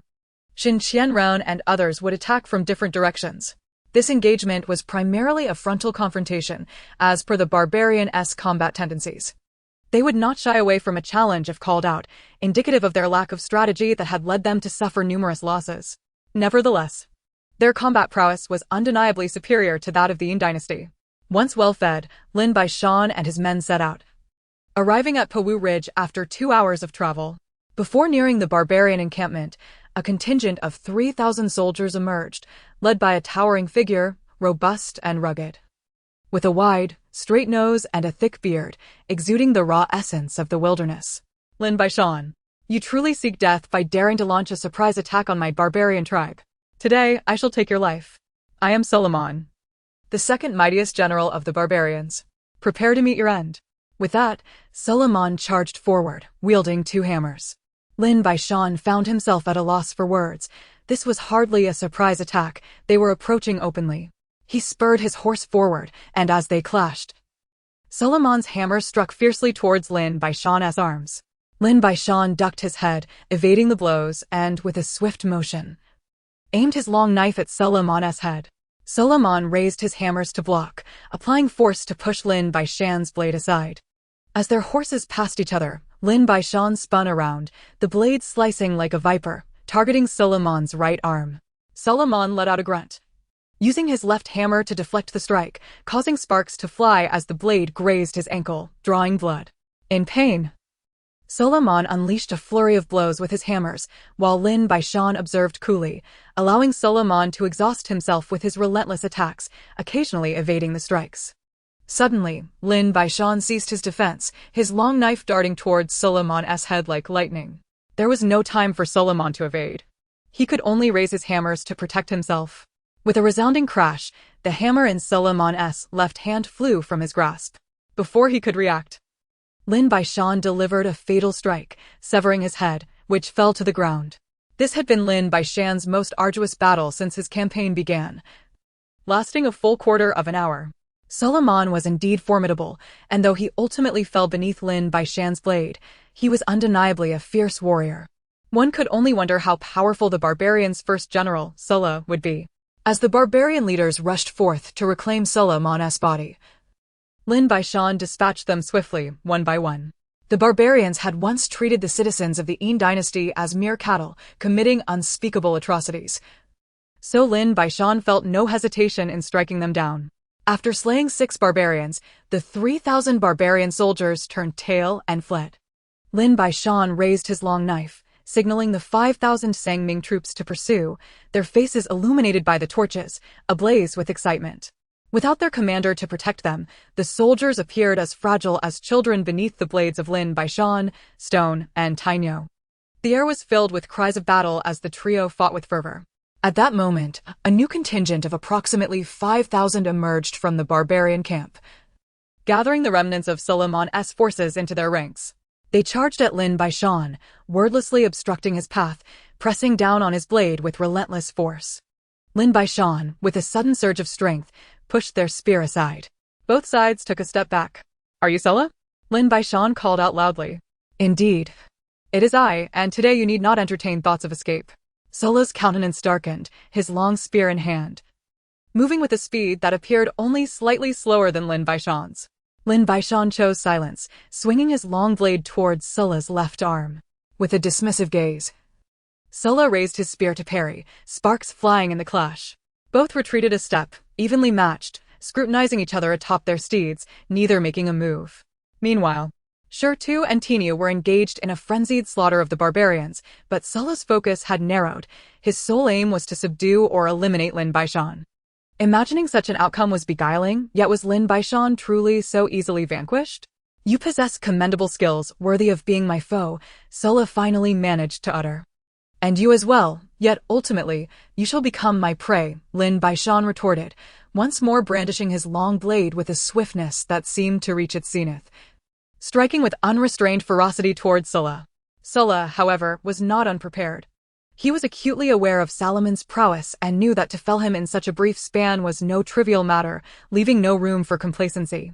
He raised his spear to block, expecting a familiar exchange of blows, but Lin Baishan's strength surged unexpectedly, sending a tremor through his arm, nearly causing him to lose grip on his weapon. More alarmingly, Lin Baishan's second strike was already upon him, leaving no time for reaction.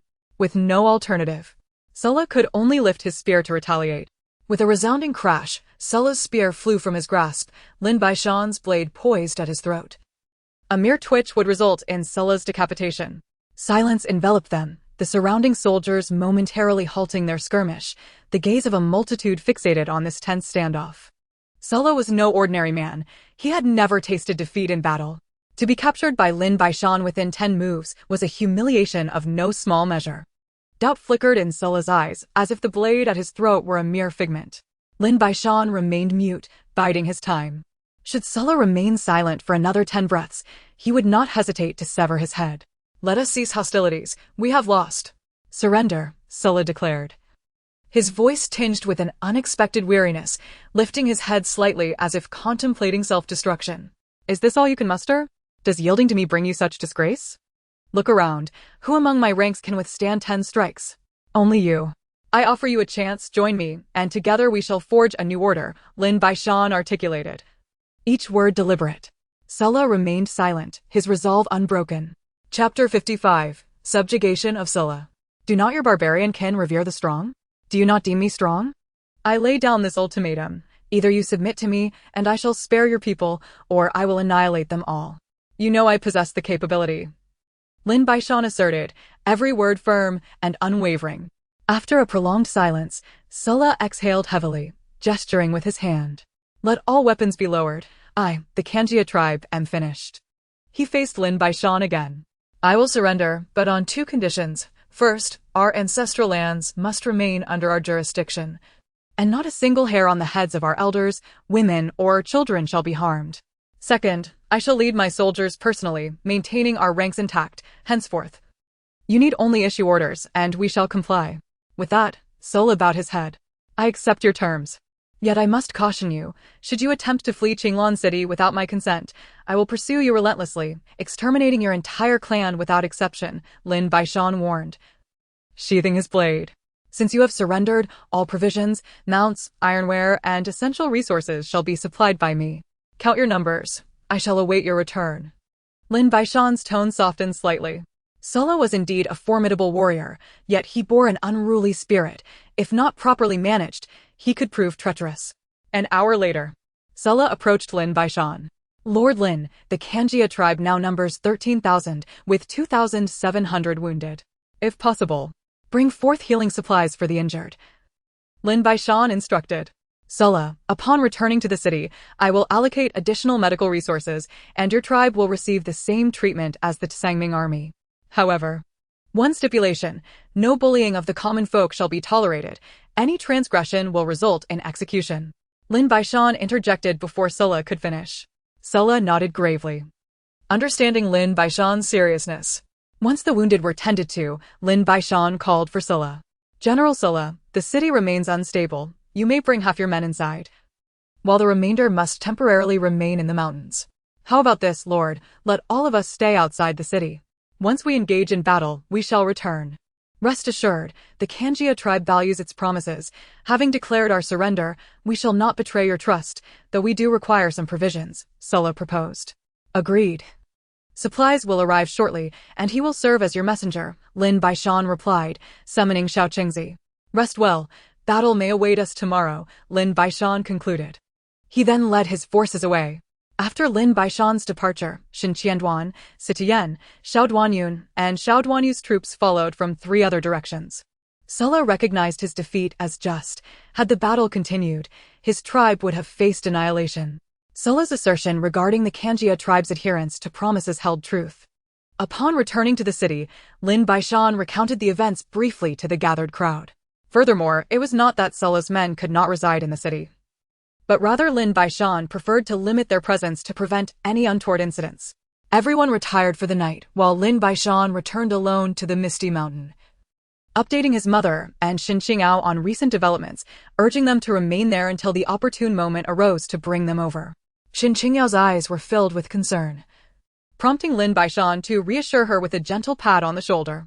Subsequently, Lin Baishan made his way back to Qinglan City, where the populace was already aware of his victory over the Kanjia tribe and their subsequent surrender. Excitement rippled through the citizens. They no longer bore the previous anxieties, and many looked forward to a promising future with confidence, particularly as the Tsangming army had committed no injustices against the people and had actively aided them, earning an exceptional reputation. On the following day, there was still no movement from the Yinchao. Lin Baishan, accompanied by Tinyu, journeyed to the mountains where Sulla was temporarily stationed, bearing provisions and a substantial supply of medical supplies, along with 10 military physicians. General Sulla, there is currently no conflict, but I anticipate it will arise within a day or 2. There is a matter requiring your attention. Bandits plague the nearby hills, tormenting the populace with their nefarious deeds. Therefore, I need you to lead your troops to eradicate them completely. You may keep half of the spoils, while the other half must be surrendered. What say you? That is acceptable, but what if some bandits wish to surrender? We cannot simply execute them all indiscriminately, Sulla countered. That is for you to discern. Bandits generally number no more than 300 to 500. Should any genuinely wish to surrender, accept them for now. We can discuss it further when I am able to assist. You will also bolster your ranks, which is not an unwise strategy, Lin Baishan clarified. Is that permissible? Are you not also in need of reinforcements? Sulla inquired. I lack no soldiers. I simply do not wish to expand at this time. You have lost considerable manpower recently, so replenishing your forces to 20,000 is feasible. The objective is to rid the entire Qinglan city region of bandits and corrupt officials, allowing the common folk to farm in peace, free from fear, Lin Baishan articulated clearly. Very well, my lord. I shall take charge of this matter. Within a month. I assure you that not a single bandit will remain in the entire Qinglan city region. Furthermore, I shall deploy patrols to ensure safety. And my Kanjia clan shall not allow a single person to oppress the common folk. However, I have a minor request, my lord. The Kanjia clan is burdened with many elderly, weak, women, and children. Given the severe drought afflicting the land, might you allocate some provisions for them? As long as they can survive, it would suffice. Sulla appeared somewhat embarrassed. Very well. Once this battle is concluded, I shall provide the necessary resources for you. General Sa. Remember this. The common people are the foundation of our existence. Had it not been for the ongoing conflict, I would have already commenced distributing porridge. I trust you comprehend this. If not, simply follow my instructions, and in due time, you shall understand. Lin Baishan rose, preparing to depart. Sulla escorted him out. General Sa. Upon the conclusion of this battle, your Kanjia clan may station half of your soldiers in Qinglan City. This is not due to a lack of trust, rather. We still require personnel to patrol and guard the area, and a rotation will be necessary. Thank you, my lord. Sulla expressed his genuine gratitude, recognizing that Lin Baishan was indeed treating all fairly. As Lin Baishan returned to Qinglan City, a subordinate approached with news. Tonight at the hour of high, the Dayin Dynasty has gathered approximately 30,000 troops from Anchang City to assault Qinglan City. Lin Baishan had anticipated this confrontation for several days and had already devised his strategy. This time, he intended to annihilate all 30,000 of them. There were two routes from Anchang City to Qinglan City. One was narrow, suitable for single riders, and although it was a long detour, it was exceedingly safe, essentially eliminating the possibility of ambush. The other path traversed 3 gorges, with the second gorge being particularly lengthy, approximately 2 to 3 miles, making it an ideal spot for an ambush. The third gorge was just over a mile. Gazing at the map, Lin Baishan fell into contemplation. It seems I must alter our ambush location. Chapter 56. The Encirclement of Fu Ziming. My lord, I still believe the second gorge is the superior choice. Both sides are well suited for ambush, and the gorge's length ensures that once the Ying troops enter, escape becomes virtually impossible. Xin Qianduan and Liang Yunfei fervently advocated for an ambush in the second gorge. Although the second gorge was a natural ambush site, the Ying generals were not fools. They would undoubtedly send scouts ahead to investigate. Having suffered losses before, no matter how advantageous the location, if they did not enter, it would be futile. The third gorge, however, was different. After scouting the first 2, they would inevitably let their guard down at the third. Enough of this bickering. Time is of the essence. All of you, heed my orders. Lin Baishan quelled the dissent. General Shin, you shall lead 2,000 soldiers to ambush on the left side of the third gorge. Begin your preparations from the south, leaving the north as clear as possible, as the Ying soldiers may scout that direction. As always, use stones, logs, and arrows with ignited cloth. Zhang Jun, stones, and Chen Jiming shall accompany you. General Situ, I assign you the same number of troops to ambush on the right. Attack as soon as the Ying army is about to exit the gorge. Tainyo Yo and Shi Shouzhua will accompany you. Lin Baishan instructed. Generals Xiao Duanyun and Xiao Duanyu, you shall wait at the gorge's exit and commence your assault after the left and right flank attacks conclude. The two nodded in agreement. As for me, I will delve deep into the third gorge's end and encircle them from behind once you begin your assault. Chen Tianping will join me. Generals Liang Yunfei and Liang Yunxiao will guard Qinglan City with utmost caution. We shall depart in an hour. With that, Lin Baishan stood and the others rose to leave, all accustomed to following his commands. The citizens of Qinglan City, witnessing the mobilization of such a substantial military force, understood that a significant battle was imminent. As Lin Baishan set forth, he gazed at the throngs of citizens and felt a twinge of emotion. He had only distributed a small amount of grain, yet the streets were filled with townsfolk coming to send them off to battle. "Lord Lin, do take care," they implored. "May you return triumphant. Fellow villagers, do not panic. Await our victorious return. We shall be back within 2 days," Lin Baishan assured them, bowing repeatedly. Qinglan City was strictly off-limits. Before departing, Lin Baishan had checked his spatial realm, discovering that the grain had once again ripened. After harvesting with his mind, he replanted the seeds. The merit tablet had now reached a total of 7,321,000. He believed it would soon elevate to level 3. With tens of thousands of pounds of grain stored within the spatial realm, Lin Baishan led his 3,000 troops from Qinglan City, heading directly towards the gorges. He had another mission, to eliminate all Ing scouts along the way.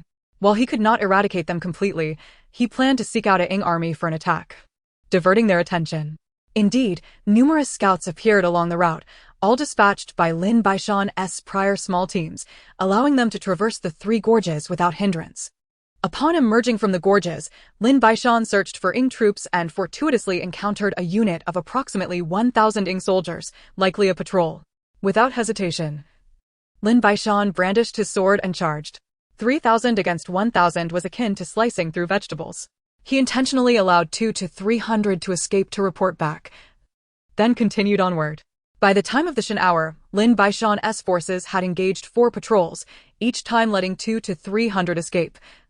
While moving further from the gorges, Qin Tianping genuinely relished the day's combat, primarily due to Lin Baishan's remarkable strength. None could stand against him. Afterward, they encountered no more patrols, only sporadic scouts appearing. Initially, Lin Baishan ordered his teams to eliminate them, but gradually he ceased to concern himself with them. By the time they reached 20 miles from the gorges, scouts became increasingly rare. Simultaneously, word of Lin Baishan's presence reached Fu Ziming in Anchang City. Upon hearing this news, he snorted disdainfully. A brash fool. Tonight, you shall learn what battle entails. Command, prepare the meals and set out at the hour of you. Fu Ziming was confident in his judgment, having received reports indicating Lin Baishan was still searching for Ing patrols, showing no inclination to return. At the hour of you, Fu Ziming personally led an imposing force of over 25,000 towards Qinglan City.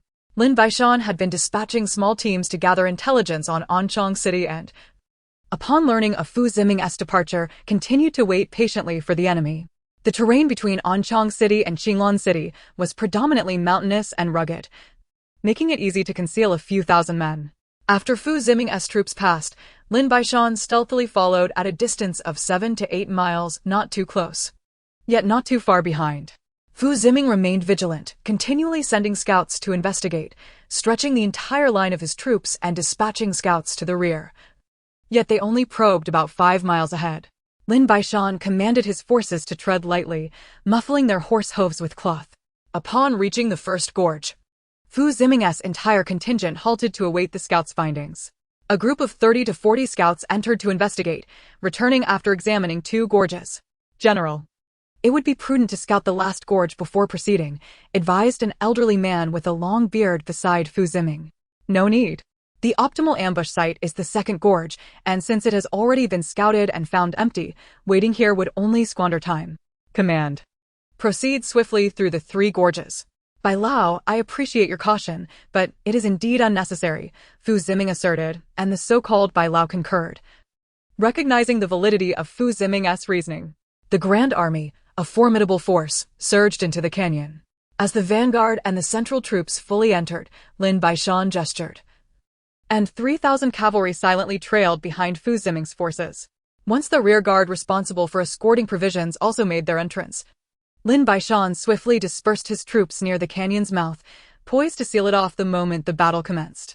At this juncture, Xin Qianren, along with Sitian and Xiao Duanyun, had already taken their positions, eagerly awaiting the arrival of the Ing army.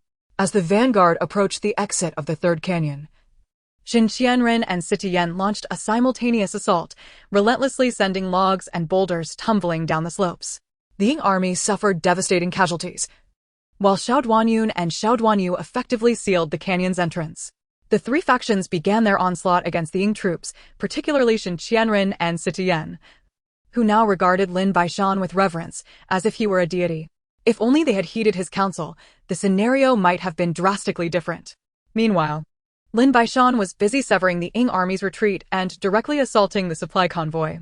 At this moment, Fu Ziming remained stubbornly convinced of his chances of victory, even within the canyon, believing fervently in the advantage of superior numbers. However, reality would soon deliver a harsh blow. Chapter 57: Annihilation and Return to the City. Lin Baishan led the Tsangming army in a fierce attack against the supply convoy, his blade cleaving through foes with lethal precision. Qin Tianpeng unleashed his full might, each strike drawing blood, while the Tsangming troops, undeterred by the specter of death, fought valiantly behind Lin Baishan and Qin Tianpeng. Shen Qianren and Sitian unleashed a barrage of oil-soaked arrows from the canyon walls, wreaking havoc among the Ying troops below, with the dead and dying piling up in alarming numbers. The pressure was most intense on Xiao Duanyun and his brothers, who faced the relentless onslaught of the Ying army, their resolve beginning to wane under the ferocity of the attack. This could not be allowed to persist. Shen Qianren urged his men to continue firing arrows while he and Zheng Jun descended with 500 soldiers to lend support. Shen Qianren's mace was a harbinger of death, and Zheng Jun fought with reckless abandon. Today, they found themselves utterly in awe of Lin Baishan, realizing that Wen Jishu had a far-reaching vision, on par with Lin Baishan's own. The three factions continued their fierce engagement, with Sitian also bringing 500 soldiers to reinforce the effort. The two exits were firmly sealed, while arrows rained down from the heights, more succumbing to fire than to blades. Shen Qianren and Sitian had little concern for Lin Baishan's side. Even without Qin Tianping's assistance, they felt secure. Fu Ziming was now engulfed in regret, acutely aware of his blunders. He had never anticipated that a minor oversight would lead to such catastrophic consequences, with the Ying army suffering at least 50% casualties. The dilemma was that Fu Ziming remained clueless on how to resolve this dire situation, surrounded on all sides with no escape in sight. A grim realization that all could perish here. Sweat dripped from his brow as he gripped his steel blade. Just then, an arrow whistled through the air, striking him squarely in the chest. He fell back, blood oozing from his wound. In the chaos of battle, the origins of that arrow remained a mystery. It was merely a stroke of misfortune for Fu Ziming. Lin Baishan had cut through the rear supply troops and advanced into the central ranks, which were the most elite among the three divisions. Yet for Lin Baishan, there was little pressure. Qin Tianpeng, drenched in blood, wielded his long knife with increasing vigor, while the Tsangming troops descended into a frenzy of bloodlust, heedless of their own safety. "Lay down your arms and surrender. No one shall be harmed," Lin Baishan's voice rang out. In response, the Tsangming soldiers echoed in a resounding chorus, "Surrender and be spared." The cacophony was deafening. However, with so many gathered together, Lin Baishan gestured for the Tsangming troops to halt their advance, ordering them to remain where they were, ready to strike down anyone who approached. Meanwhile, the fervor of Xiao Duanyun and his comrades escalated, with Shen Qianren leading the charge, carving a bloody path around him. The tide of battle had decisively shifted in favor of the Tsangming army, primarily due to the Ying army's initial disarray, rendering their defeat, if not complete annihilation, an inevitable outcome. Though the Tsangming army was relatively new, they were bolstered by the prowess of their commanding officer. Shen Qianren issued commands to prevent his troops from pursuing further. Their objective was merely to hold their ground, eliminating any who dared approach. The Ying army's confidence waned with each passing moment, their ranks descending further into chaos. From the rear, Lin Baishan commanded his troops to unleash more oil-soaked arrows, igniting increasingly more areas. He instructed his soldiers to hold their positions, ready to strike down any who dared approach. The Ying army had become trapped in a veritable cauldron. Fu Ziming, gravely wounded, witnessed his men suffering increasing casualties amidst the turmoil. The prospect of total defeat loomed ominously on the horizon. Lin Baishan had stationed 500 soldiers toward Anchang City to preempt any potential reinforcements from the enemy. The Ying troops were now engaged in a desperate struggle for survival. Yet with no means of escape, the likelihood of anyone emerging alive dwindled to nothing. Another hour passed. Lin Baishan decreed that those who surrendered would not be harmed. The battlefield reverberated with the words "surrender and be spared," as a significant number of Ng's soldiers opted to yield, though their commanders had largely been slain. Half an hour later, all remaining Ng forces surrendered, with Fu Ziming among the slain. The number of surrendered soldiers was a mere 4,000, with the majority having perished, many crushed or burned alive. The battlefield was cleared, and all remaining horses, provisions, weapons, and silver were sent back to Qinglan City, with prisoners relocated to the southeast of the city. Upon Lin Baishan's bloodied return to the city, the populace erupted in jubilant cheers, celebrating their victory. From the gleam in the citizens' eyes, it was evident that they now considered themselves part of Qinglan City, rather than subjects of the Ying dynasty. After cleaning himself up, Lin Baishan visited the area where the prisoners were held, making it clear that those who surrendered would be required to join Qinglan City. Refusing would mean execution, as he would not allow them to return. These individuals had experienced the crucible of battle, true veterans of life and death, thus their value was immense. All agreed to join Qinglan City, and Lin Baishan ordered Shin Qianren to provide them with new uniforms, ensuring they were clean and then integrating them into the Tsangming army for training. The battle in the canyon had cost the Tsangming army over 4,000 lives, a significant loss. Yet the victory was resplendent. Now, with the prisoners joining the Tsangming ranks, their numbers swelled to over 15,000, which Lin Baishan deemed sufficient given his current limited resources. Having achieved a series of victories, Lin Baishan closed the city gates, prohibiting any entry or exit, and summoned all commanders to the assembly hall to discuss matters and prepare a series of policies and decrees. "Gentlemen," he began, "Qinglan City has triumphed in several battles. Though we have suffered losses, they were not in vain. Our forces now number 15,000, with provisions sufficient for 6 months. Following yesterday's conflict, the Ying dynasty is currently unable to mount an offensive, and they may even seek to negotiate once more. Due to the continuous warfare, we have not yet promulgated relevant systems and decrees, but I now declare that the policies and regulations I will announce must be adhered to by all, including myself." Lin Baishan paused, surveying the assembly. First, the ironclad rule of non-interference. No station soldiers shall unlawfully requisition even a needle or a grain from the common folk. Violators shall face severe military punishment. Military camps and civilian dwellings, as well as farmland, must remain strictly delineated. Entry into civilian areas for non-official business is prohibited, and disturbances to the populace are forbidden. Second, theft or pillaging of civilian property is strictly forbidden, even if it pertains to field crops or roadside fruits. Any unauthorized appropriation shall result in 20 lashes. If the value exceeds a certain amount, the penalty shall be death. Lin Baishan observed the expressions of the crowd below, acutely aware that they were psychologically unprepared to accept certain measures. However, some actions must be enacted. It is strictly forbidden to tease or harass the families of the common people, whether through words or deeds. Any verified transgressions will result in immediate execution. Military horses are prohibited from trampling farmlands, and any damage to crops must be compensated according to yield. Intentional destruction will result in the commanding officer facing penalties, including demotion. A military civilian supervision office will be established, manned by representatives of the populace and military inspectors, to oversee matters. Complaints from citizens must be investigated and responded to within 3 days. Failure to address collective grievances will lead to equal culpability for the inspectors. All soldiers who actively assist the citizens shall earn merit, which can be exchanged for provisions. As Lin Baishan continued to recite the regulations, the assembly remained utterly silent. Chapter 58. Strict Military Discipline. Once Lin Baishan concluded reading all the stipulations, many found the restrictions placed upon the military difficult to accept. Lord of the city, are the constraints on the soldiers not somewhat excessive? Even the residential areas of the common folk are off-limits, with only patrols permitted to enter. This has never been the case before, Shin Qianren remarked, bewildered. All regulations concerning the military and citizens shall be enforced from this day forth. Violators will face punishments as per the stipulated laws, and additional regulations will be instituted in the future. Without strict discipline, an army ceases to be an army. Without the support of the populace, there is no purpose for its existence. Why do we fight? To secure a better life, sustenance provided by the people.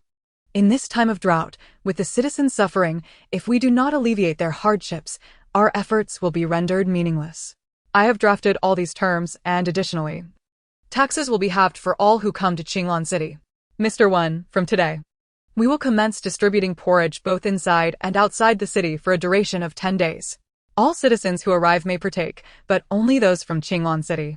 Lin Baishan's declarations left many incredulous. It is best to understand, and for those who do not, adhere to the rules. Gentlemen, do not presume that being a general places you above the law. All offenders shall be executed, including myself. Let us avoid any discord. After Lin Baishan finished speaking, he rose and departed the ceremonial hall. As a figure of authority, does not need to elaborate excessively to subordinates. Xin Qianren and the others exchanged glances, sensing that Lin Baishan's demeanor was no jest. Gentlemen, do not test the law. The lord of the city is entirely justified in his actions. In 2 months, you shall witness the effects. You will come to understand that without the citizens, you cannot advance a single step. When Jishu also took his leave, in their hearts, the assembly held a sense of balance, especially Xin Qianren and Liang Yuanfei, who had grasped Lin Baishan's good intentions. Qinglan City could accommodate at least 500,000 souls. But that was not Lin Baishan's aim. Currently, in addition to the food shortage, access to water had become a significant challenge due to drought, with water levels plummeting. The land cracked, rivers ran dry, and crops withered. A substantial number of displaced persons had fled their hometowns due to untenable living conditions. Lin Baishan dispatched 10 units of 100 soldiers each to various towns and smaller cities under Qinglan's jurisdiction to dig wells, employing any method necessary to unearth water. Any soldier who successfully strikes water would be rewarded with provisions and silver. Within 2 to 3 days, the 10 units had dug only 1 well, yielding a meager supply. When Jishu advised them on better locations to excavate, which significantly improved efficiency. After another 3 days, the 10 units collectively unearthed 13 wells within the Qinglan region, providing sufficient water for daily use. Lin Baishan ordered them to continue their efforts. The food reserves within the space had matured again, with each cycle taking approximately 5 days and yielding around 5,000 pounds. The accumulation rate remained somewhat slow.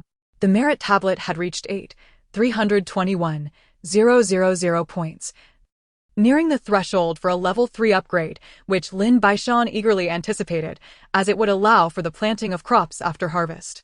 Xiao Chengzi approached to report that the Inchao had dispatched envoys who were currently outside the city, inquiring whether Lin Baishan wished to admit them. Lin Baishan nodded, instructing Chen Tianping to escort them in.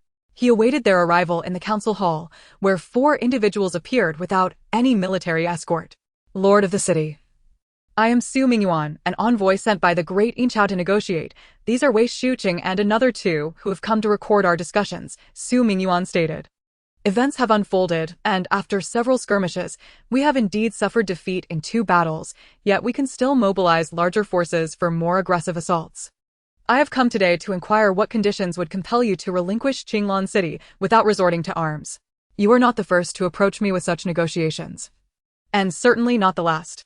Let me be unequivocal. Regardless of the conditions, I will not relinquish Qinglan City. To put it plainly, Qinglan City is mine. But that does not preclude your passage through here, Lin Baishan replied, taking a sip of water and falling silent thereafter. The lord of the city implies that while passage is permissible, it comes at a cost, does it not? Su Mingyuan surmised. That is indeed the case. Every time you pass through Qinglan City, a certain fee in silver must be paid. This applies to your caravans and envoys alike, however. Military personnel are strictly prohibited from crossing, Lin Baishan responded with a smile. Su Mingyuan's expression shifted dramatically. Lord, if the military cannot traverse this path, the great Inchao will be but cattle and horses ensnared within your grasp. If you were in my position, would you consent to such terms? He retorted without hesitation. I certainly would not. Were I in your stead, I would ensure their expulsion or execution. Yet, does the Inchao lack the capability to do so? If you lack such capacity, then I suggest you refrain from speaking so freely. Would you not agree? Lin Baishan maintained his smile. This is untenable. Might the lord of the city consider some concession? Su Mingyuan implored. Lin Baishan remained silent. The refusal of passage to the Incha military was evidently unacceptable to them. Yet allowing passage would impose tremendous pressure on himself, potentially leading to a dual-pronged assault against him.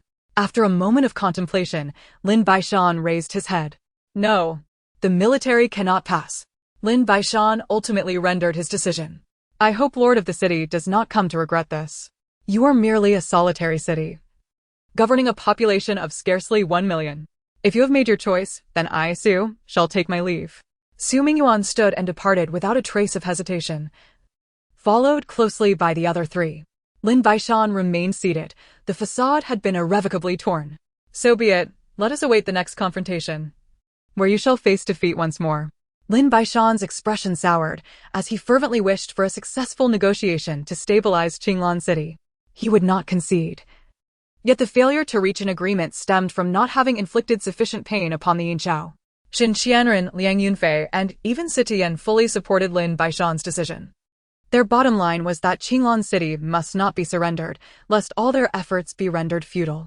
The others busied themselves with their respective tasks, while Lin Baishan isolated himself in his chamber, pondering how to resolve the matter definitively. When Jixu knocked and entered, Lord of the city. Since the Yinqiao is unwilling to negotiate, let us prepare for the next battle. I have a suggestion. If necessary, we should launch an assault on Anchang City, seize it, and inflict pain upon the Yinqiao. What do you think? When Jixu proposed calmly, Lin Baishan nodded, saying nothing further. Chapter 59, Luring Murong Lai. The concepts of assaulting Anchang City and defending Qinglan City are fundamentally distinct. The act of defending a city can be accomplished with relative ease. Yet the endeavor to conquer a formidable stronghold such as Anchang City is, at present, ill-suited for Lin Baishan. With a mere 15,000 troops at his disposal, approximately 10,000 of whom are fit for battle, excluding those stationed at Qinglan City, he returned once more to the council hall. Although confronting the Ying dynasty today might be deemed acceptable, the question of how to temporarily achieve reconciliation loomed large in his mind. For he too required a period of recuperation. Upon Su Mingyuan's return, it was certain he would embellish the tale, and the Ying dynasty would likely regroup their forces to launch another offensive against Qinglan City. The intelligence he had sent out had yet to yield any significant insights. Lin Baishan remained in deep contemplation, while Wen Jixu refrained from further comment. General Xin Qianren and Liang Yunfei wore somber expressions, however, as mere martial commanders. They were accustomed to following orders rather than devising strategies. Suddenly, Lin Baishan lifted his gaze. General Xin, proceed to the refugee area and recruit an additional 5,000 men. Utilize the same methods as before, or seek out the locations for distributing porridge. Mr. 1, issue a proclamation in my name, declaring that all terms discussed with the Ying dynasty today are hereby nullified and will not be revisited in the future. Off you go. As soon as Lin Baishan's words resonated, astonished murmurs erupted throughout the hall. Moreover, issue a bulletin to inform the citizens residing beneath Qinglan City that I am prepared to confront the Ying dynasty head-on. If one of theirs approaches, I shall slay him. If two come, I shall dispatch them both. Should any citizens wish to depart, they must not be hindered, but they shall never be permitted to return. Taxes will be halved, and all constraints placed upon our armed forces will be publicly disclosed. Lin Baishan seemed to have resolved upon a definite course of action. My lord, might this not produce the opposite effect? A mass exodus of citizens from Qinglan City? When Jixu interjected hastily. Any who flee will merely be acknowledging that Qinglan City cannot withstand the Ying dynasty. They shall be recorded and forever barred from re-entry. Now disperse. Let it be proclaimed thus. With that, Lin Baishan turned and exited. And what of Anchang City? When Jixu inquired. It is not yet the appropriate moment for an assault. We shall await our opportunity. With that terse remark, Lin Baishan left the council hall, accompanied by 500 soldiers, and made his way toward the mountains where Sulla lay. Upon encountering Sulla, he was preparing to lead his troops into action. My lord, nearly all bandits are willing to surrender, save for 2 stubborn factions, each numbering around 1,000. They seek to use the mountainous terrain to resist us, and I am poised to eradicate them. Additionally, we have seized a considerable amount of gold and silver. I intended to eliminate these 2 factions and then deliver the spoils. Sulla said with a grin. General Sulla, deal with these minor bandits once you have the opportunity. Since we have acquired wealth, use it to procure grain, salt, and iron from neighboring nations. Acquire as much as possible. I have already severed ties with the Ying dynasty. Once procured, prioritize your own replenishment and send the remainder to Qinglan City. A great battle may lie ahead, and I will require your strength. Lin Baishan gazed intently into Sulla's eyes. Very well, my lord. I have read your proclamation. I believe you shall be a wise ruler. That is a matter for another time, General Sulla. Once the grain is acquired, you shall personally deliver it to Qinglan City, and I will introduce you to others, placing you on equal footing with them. Furthermore, should your clan require provisions, you may allocate some of it to them. Lin Baishan's words left Sulla feeling perplexed, as the authority granted seemed rather excessive. Enough. I have other matters to attend to. Expedite the grain acquisition.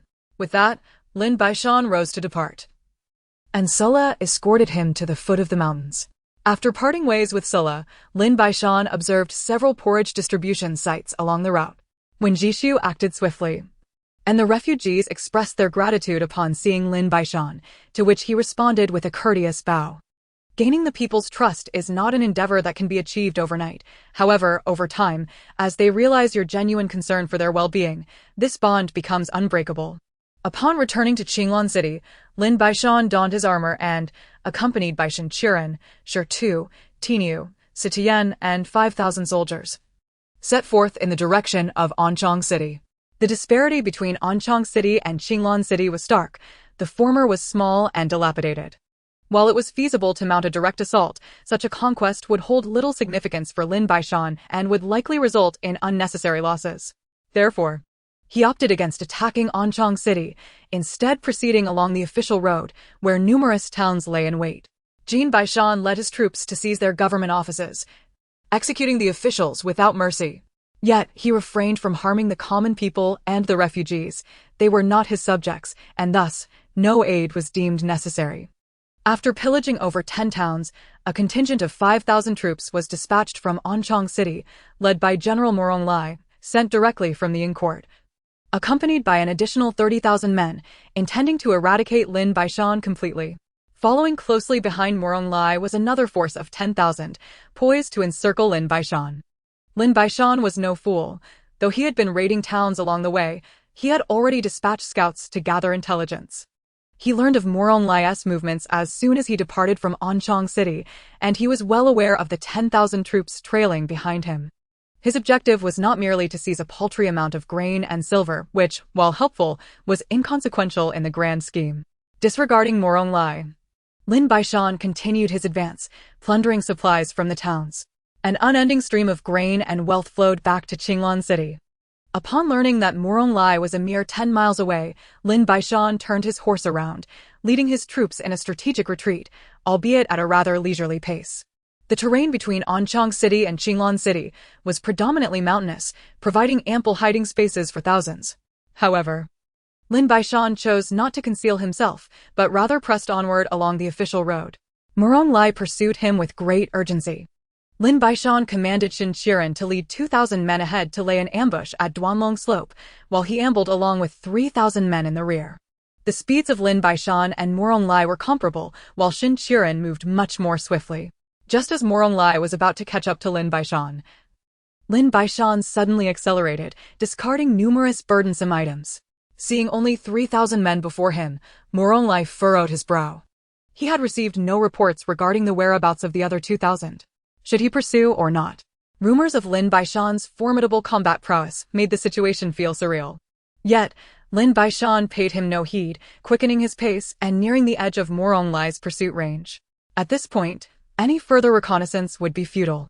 Morong Lai ordered his entire force to continue the chase, and the rear 10,000 had seamlessly merged with the 5,000 in front.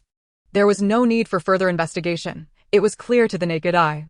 Lin Baishan, atop his steed, regarded the advancing Ing soldiers with a stoic expression. Flanked by Shen Qiren. General Shen, how long until Chen Tianping's 5,000 arrive? They will arrive in a quarter of an hour. Very well. Have your 2,000 archers utilize the elevated position of Duanlong Slope to fire upon them first. As Lin Baishan spoke, he led his 3,000 men across Duanlong Slope. Chapter 60. The Slaying of Morong Lai. Just as Lin Baishan's forces crossed, Morong Lai's pursuit arrived. Upon seeing the terrain of Duanlong Slope, his heart sank once more. Humans are inherently perceptive. Morong Lai was no fool and had realized that Lin Baishan had intentionally lured him to this location. After chasing me for so long, you finally feel fear upon catching up? Then I shall take my leave. Lin Baishan declared, turning his horse and departing, his men closely trailing behind. This time, Morong Lai refrained from recklessly pursuing, Before he could formulate a plan, numerous archers appeared atop Duanlong Slope, unleashing a torrent of arrows that rained down like a tempest, resulting in considerable casualties among his soldiers. Murong Lai commanded a retreat, leaving several hundred corpses strewn at the foot of Duanlong Slope. Lin Baishan's troops had already maneuvered around Duanlongpo, positioning themselves behind Murong Lai, but remained concealed for the time being due to the absence of Chen Tianping's forces.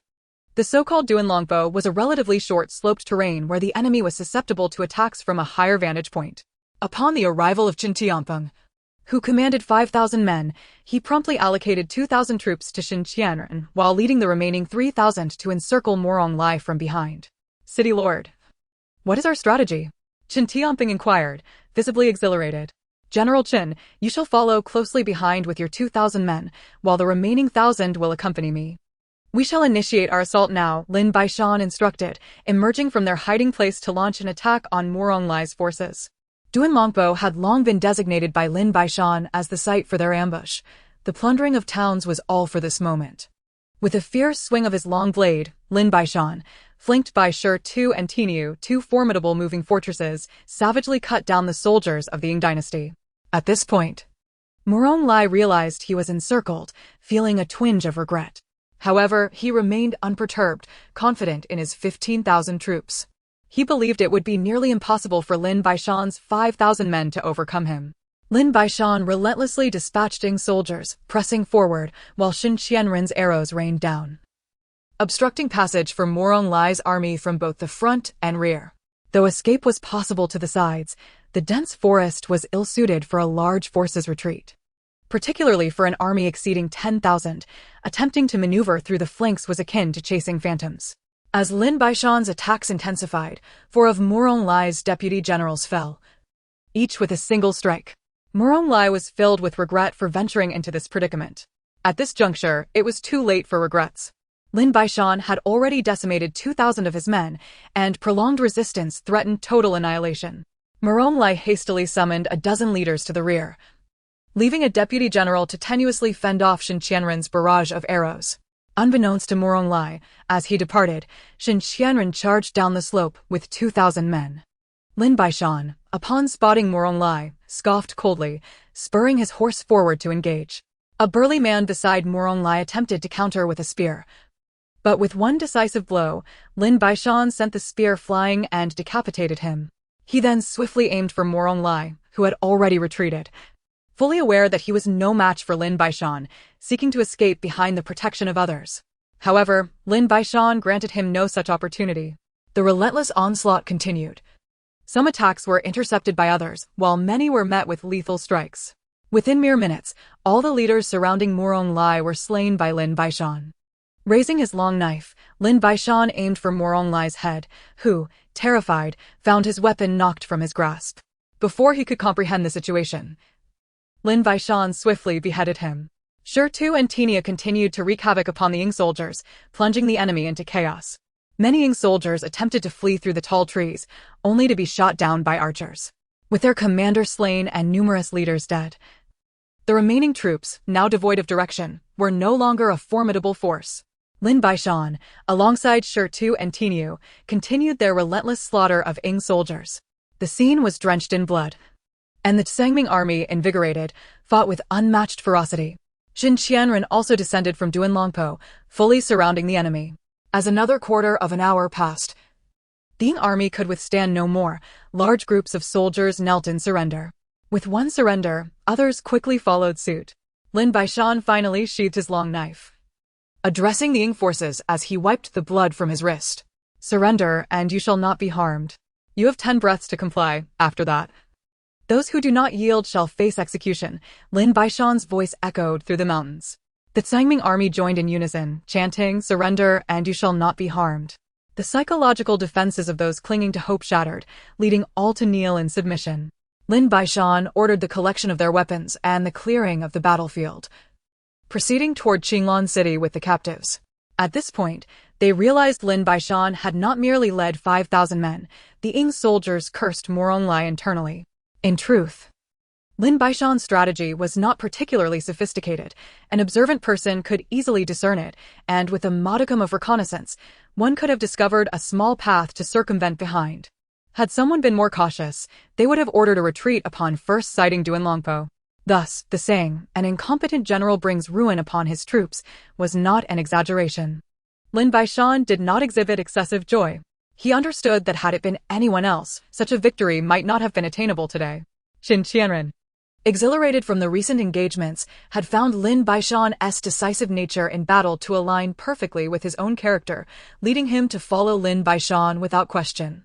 Upon returning to Qinglan City, Lin Baishan ordered Chen Tianping to bring all captives to the military assembly grounds. Those willing to join the Tsangming army could enlist on the spot. Those unwilling would face immediate execution, alongside the announcement of the Tsangming army's regulations and terms. No one wished for death, and all voluntarily joined the Tsangming army. Lin Baishan did not segregate this group. He entrusted all 7,000 recruits to Chen Tianping for training and subsequent selection, trusting in Chen Tianping's capabilities. The gates of Qinglan City closed once more. In just a few days, the Ying army had suffered losses numbering in the tens of thousands, not merely hundreds, dealing a significant blow to the Ying dynasty. Furthermore, as of now, no one had emerged capable of contending with Lin Baishan. The inability to eliminate Lin Baishan perpetuated a stagnant situation, potentially instilling fear of battle within the generals. Which was the most troubling aspect. Sulla had departed to procure food and supplies as per Lin Baishan's orders. Lin Baishan's reputation grew increasingly prominent, attracting representatives from neighboring nations seeking negotiations. Lin Baishan welcomed all, prepared to discuss terms regardless of their substance. 2 days later, on the third day at noon, Xiao Chengzi entered to report, the Ying dynasty has sent envoys once more. In response, Lin Baishan did not instruct Xiao Chengzi to lead them directly to the ceremonial hall, but instead dispatched Chen Tiandao to accommodate them in a side hall, gathering his generals for a deliberation. Esteemed generals, I suspect the Ying dynasty's visit is not for the purpose of war, but rather to acquiesce to our demands. However, I have publicly declared that I will not engage in further negotiations with them. Thus, I have sent Chen Tiandao to receive them in the side hall. Let us discuss how we can extract a greater cost from them, without the need to worry about their potential ire leading to renewed conflict. Should they provoke us, I shall respond with lethal force, Lin Baishan concluded, surveying the assembly. City Lord, the Ying dynasty is not without capable warriors. To my knowledge, there exists one undefeated general, but he currently dwells in seclusion. Should the Ying dynasty summon him, we would face significant challenges. Therefore, my suggestion is to settle for a reasonable share of the spoils. Qinglan City shall belong to us, and they may conduct trade through us, whether via caravans or official channels, but must pay exorbitant tolls. Moreover, we can establish trade relations with the Ying dynasty, exchanging for their iron goods, salt, medicinal herbs, and handicrafts, while agreeing on reasonable taxation ideally lower than that of other nations, Liang Yunfei proposed, glancing at Lin Baishan. Are there any other suggestions? Lin Baishan nodded at Liang Yunfei. City Lord, in addition to the aforementioned points, we should demand that the Ying dynasty refrain from deploying troops against Qinglan City. Should conflict arise again, we would lack sufficient time to recover, Xiao Duanyun added. Ladies and gentlemen, we can undoubtedly strive for greater benefits, such as requesting the Yinchao to provide us with a substantial quantity of grain as a condition for ceasing hostilities. After all, it is they who desire our cessation of war. I firmly believe they will acquiesce. I propose we demand 5,000 dan of grain, in addition to a monetary compensation of 100,000 taels of silver. What are your thoughts? Wen Jishu glanced at Lin Baishan and then at the other generals. They all looked at Wen Jishu as if he had lost his mind. Such terms were surely beyond Yinchao's capacity to accept. The price is too steep. Even Qin Qianren was left agape in disbelief. Upon hearing the mention of such vast quantities of grain and silver, Shirt Tu and Tinia stood up joyfully, grinning broadly. Lin Baishan then sought the opinions of the others, but no one offered further suggestions, feeling that such conditions were already quite considerable. Very well, esteemed colleagues. I have listened to your perspectives, all of which are commendable, yet I must assert my own conditions. First and foremost, it is imperative that Qinglan City be entirely ours, granting us complete autonomy in administration, military, and economic affairs. The Yinchao shall not interfere in our internal matters, and all towns, villages, and lands belonging to Qinglan City shall also be ours. Anyone who dares to oppress our citizens shall be regarded as waging war against us. Lin Baishan surveyed the crowd, noting their astonishment, as if they could fit an egg in their mouths. Secondly, Anchang City must be ceded back to us, serving as our frontline stronghold. Entirely under our jurisdiction, consistent with the aforementioned stipulations. However, I suspect the Incha will be unwilling to agree to this point. If they refuse, then we proceed to the third demand. Lin Baishan took a sip of water and glanced at the dozen or so individuals present. Thirdly, they must compensate us with 8,000 dan of grain and 300,000 taels of silver. Should they lack the silver, they may substitute it with other goods. Not a single tael less will be acceptable. If the first two conditions are met, as General Liang rightly suggested, we can incorporate his proposal as well. What if the Inchao, in a fit of rage, sends a great army to annihilate us? After all, we need time to recuperate, proposed Xiao Duanyu. You must understand that if the Inchao possessed the capacity to obliterate us, they would not part with even a single tael of silver. As for whether they have silver or grain, that is their concern. If they do not, then they must surrender Anchang City to us. If they refuse, we shall seize it. They are the fish, and we are the cleaver, Lin Baishan retorted, fixing his gaze upon Xiao Duanyu. We cannot be excessively harsh. Let us settle on these 3 points, Mr. Wen. Have their envoy return to see me in 3 days. You may disperse now. The assembly exchanged glances. Questioning whether this was truly a lenient proposal, it was widely believed that the Inchao would certainly refuse. Alas, the city lord seems a bit impatient. Such was the consensus among them. After leaving the council hall, Lin Baishan returned to his quarters, entering his space to collect the mature grain and replant it. The merit stone now reflected a total of 9,361,000, and the space was on the verge of upgrading, a prospect Lin Baishan eagerly anticipated. He then ventured out to observe the soldiers under Chen Tiandao's training. They were performing admirably, exhibiting a commendable spirit, and Chen Tiandao informed them that henceforth, they would no longer be under the Inchao's army, but solely part of the Tsangming army, belonging exclusively to Qinglan City. Ultimately, Lin Baishan, accompanied by Tiniu and 500 soldiers, journeyed to the Mingwu mountain to visit his mother, Shen Qingyao and Lin Ruoyun, bringing ample provisions for their sustenance. He instructed them to remain within the confines of Mingwu mountain, assuring them that they would soon join him in Qinglan City. The Lin clan members were also provided sufficient food.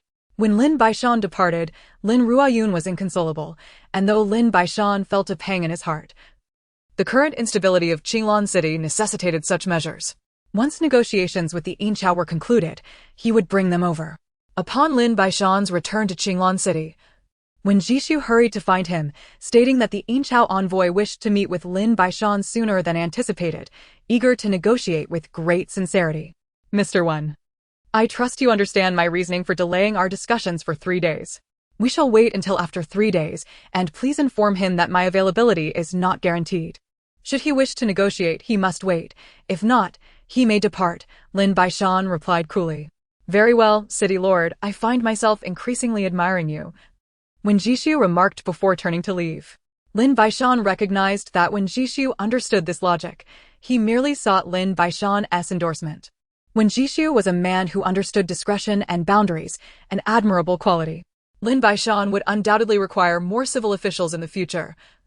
Yet when Jishu would always be an indispensable figure due to his selflessness and unwavering commitment to advocating for the populace, rendering many of Lin Baishan's measures commendable in his eyes.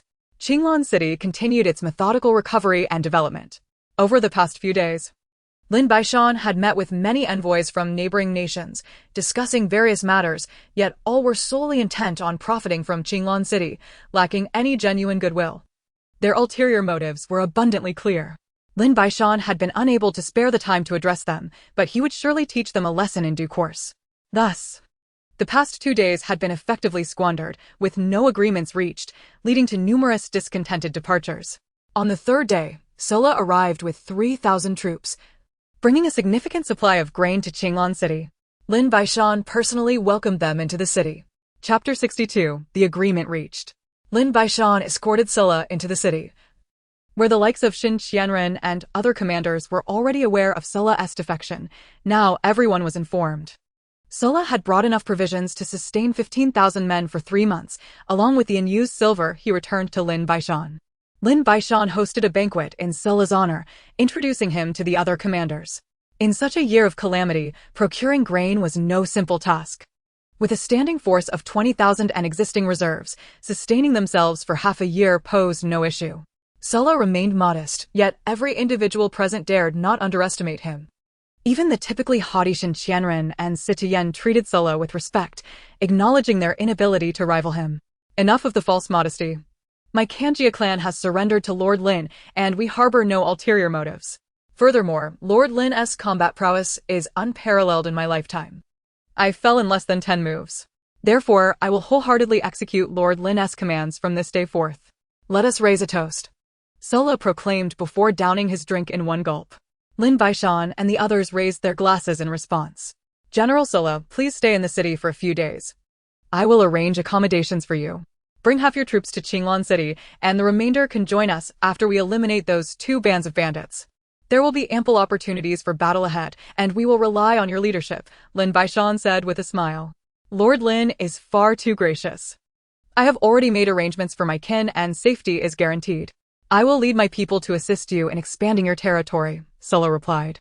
Lin Baishan had full confidence in this, knowing that the Kanjia clan had thrived for so long, ensuring that they could protect their elderly, women, and children. Moreover, Sola had mentioned that there were still 1,000 able-bodied men to safeguard the clan. This arrangement was ideal. As Lin Baishan currently lacked the capacity to care for so many Kanjia clansmen, Sola did not linger long in Qinglan City, opting to return that very day. Lin Baishan took him aside to a secluded area, presenting him with a portion of the jewels he had previously retrieved from his space, instructing him to procure additional grain, ironware, salt, and cloth. Sola accepted with enthusiasm, promising to return with his men after eliminating the bandits. Lin Baishan smiled in agreement. The treasures obtained from Guizhou Cliff remaining untouched.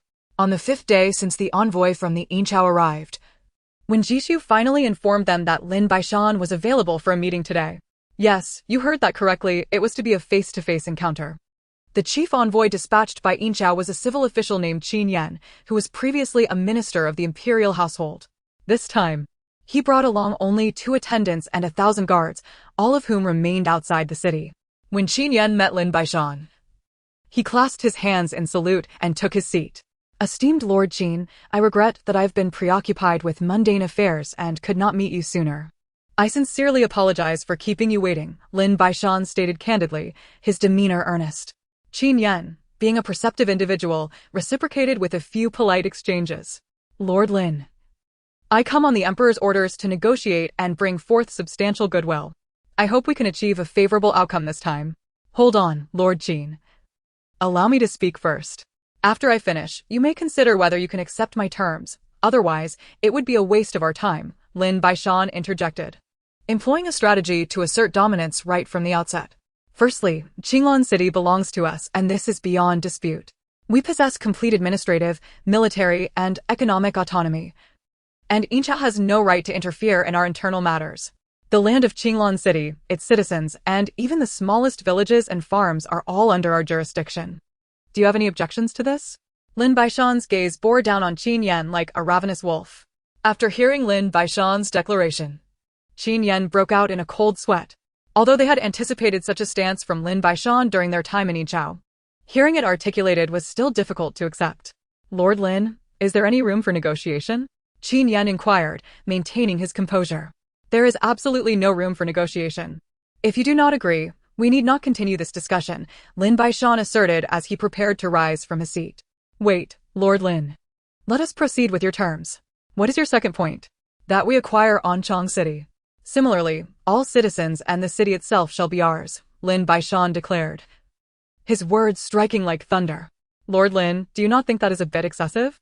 That is absolutely impossible, Qin Yan retorted, now visibly irritated and resolute in his rejection.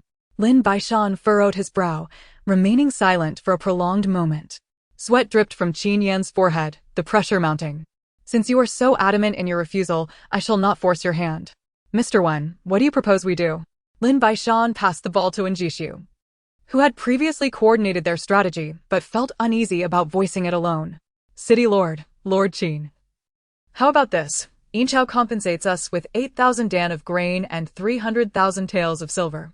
If silver is unavailable, it may be offset with other goods, such as grain, horses, ironware, or salt. What do you think? As soon as Wen Jishu finished speaking, Qin Yan felt as though his head might explode. The proposal they had painstakingly negotiated was dismissed without so much as a discussion. Yinchao dwarfed Qinglan City in every aspect, and now they were expected to pay reparations. How humiliating. I cannot make that decision on my own. May I return to discuss it? That will not be necessary. If Yinchao refuses, I shall take it myself. And it can only increase, not decrease, Lin Baishan stated with an aggressive demeanor. Allow me to consider for a moment, Lord Lin. Is there anything else? Qin Yan's voice grew increasingly subdued. The third and final point is this. Qinglan City shall permit Yinchao's merchant caravans, as well as trade with other nations, to pass through, provided that a toll is paid. Qinglan City will engage in trade with Yinchao, exchanging for ironware, salt, medicinal herbs, and handicrafts, with a set tax rate, preferably lower than that of other nations. Lin Baishan concluded, observing Qin Yan closely. I can acquiesce to the third point. That is quite acceptable. Qin Yan responded, though he fell into deep thought once more. Lord Qin, do you not agree with my next statement? Qinglan City, once a gateway for Yinchao, is now under my stewardship. I must defend against many nations harboring hostile intentions towards Yinchao. I trust you recognize this, for the pressure now rests solely on my shoulders. Moreover, to demonstrate my sincerity, I can guarantee that as long as I, Lin Baishan, am in charge, no foreign nation or tribe shall use Qinglan City as a springboard to attack you. Is that agreeable? As soon as Lin Baishan finished speaking, Qin Yan readily consented, recognizing the validity of his assertion. He certainly did not wish to lose Qinglan City, but with the situation as it was, there was no alternative. Lin Baishan nodded in acknowledgement. Chapter 63. The Heart of Qinglan City Citizens. Yinchao certainly did not wish to lose Qinglan City, yet the circumstances were pressing. Their fierce generals would not be ready to march for another 3 months, indicating that Yinchao's intentions for negotiations were merely a temporary expedient. Lin Baishan was well aware of this reality. Thus, both parties tacitly refrained from mentioning any potential aggression. Though such a discussion would have been futile, strength remained paramount. Lin Baishan instructed Wen Jishu to draft the agreement, and both parties signed it. Subsequently, Lin Baishan hosted a banquet for Qin Yan. But Qin Yan had no appetite for feasting and hastily departed after a brief meal. Once Qin Yan left, Lin Baishan promptly announced the agreement with Yinchao to all of Qinglan City, implementing a tax rate that was half of Yinchao's. Should any household lack able-bodied labor, they could apply to the local city or village for assistance, with Qinglan City providing grain to aid the populace. Anyone who dared to embezzle relief grain would face execution. 3 days later, Qinglan City issued a notice stating that the widowed, the elderly, and the orphans in its jurisdiction would directly receive relief grain. It also informed the citizens that Qinglan City would dig more wells to combat drought. Meanwhile, Citiyen led 5,000 troops to patrol the areas under Qinglan City's jurisdiction, executing anyone from other nations or tribes who entered without permission. 5 days later, Qinglan City declared that if its citizens were secretly infiltrated and harmed by individuals from other nations or tribes, it would be considered an act of war, and they would spare no effort in annihilating the perpetrators and declaring war on their respective nations. News spread rapidly, and many nations initially took it lightly. Yet, as Lin Baishan's resolve became evident, many were left astonished. They understood that Lin Baishan was not one to jest. Citiyen's forces were daily executing dozens of infiltrators. Presently, the region of Qinglan City was devoid of refugees, the Kanjia tribe had surrendered, and all bandits had been thoroughly eradicated by Sulla. The entire area of Qinglan City had, in a moment, transformed into a sanctuary for many, albeit not without stringent entry protocols. Even those who managed to enter faced meticulous scrutiny. Lin Baishan certainly had his own motives. He intended to eventually lift these restrictions, allowing a significant influx of citizens into Qinglan City to bolster his reserves. Though he remained wary of potential spies, Sulla now commanded over 10,000 troops. Lin Baishan initially intended for them to enter Qinglan City, yet the borderlands were too chaotic. Sulla volunteered to lead his troops alongside Citiyen for patrolling, also safeguarding his kin. Currently, the area under Qinglan City's jurisdiction spanned over 500 li, which could not be deemed insignificant. Yet in Lin Baishan's eyes, this was merely the first step in his territorial expansion.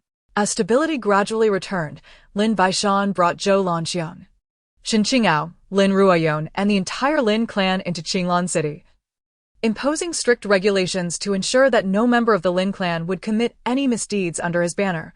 Those who did would be executed without exception. He left 100 of the already trained Lin clan members at Mingwu Mountain to guard the area, constructing wooden houses and assigning Lu Xing'an to lead them in setting traps where necessary, with Lu Xing'an instructing these 100 individuals in the art of trap setting. This is the retreat of Lin Baishan. He has never relied on the mere miasma barrier to deter those with genuine intent.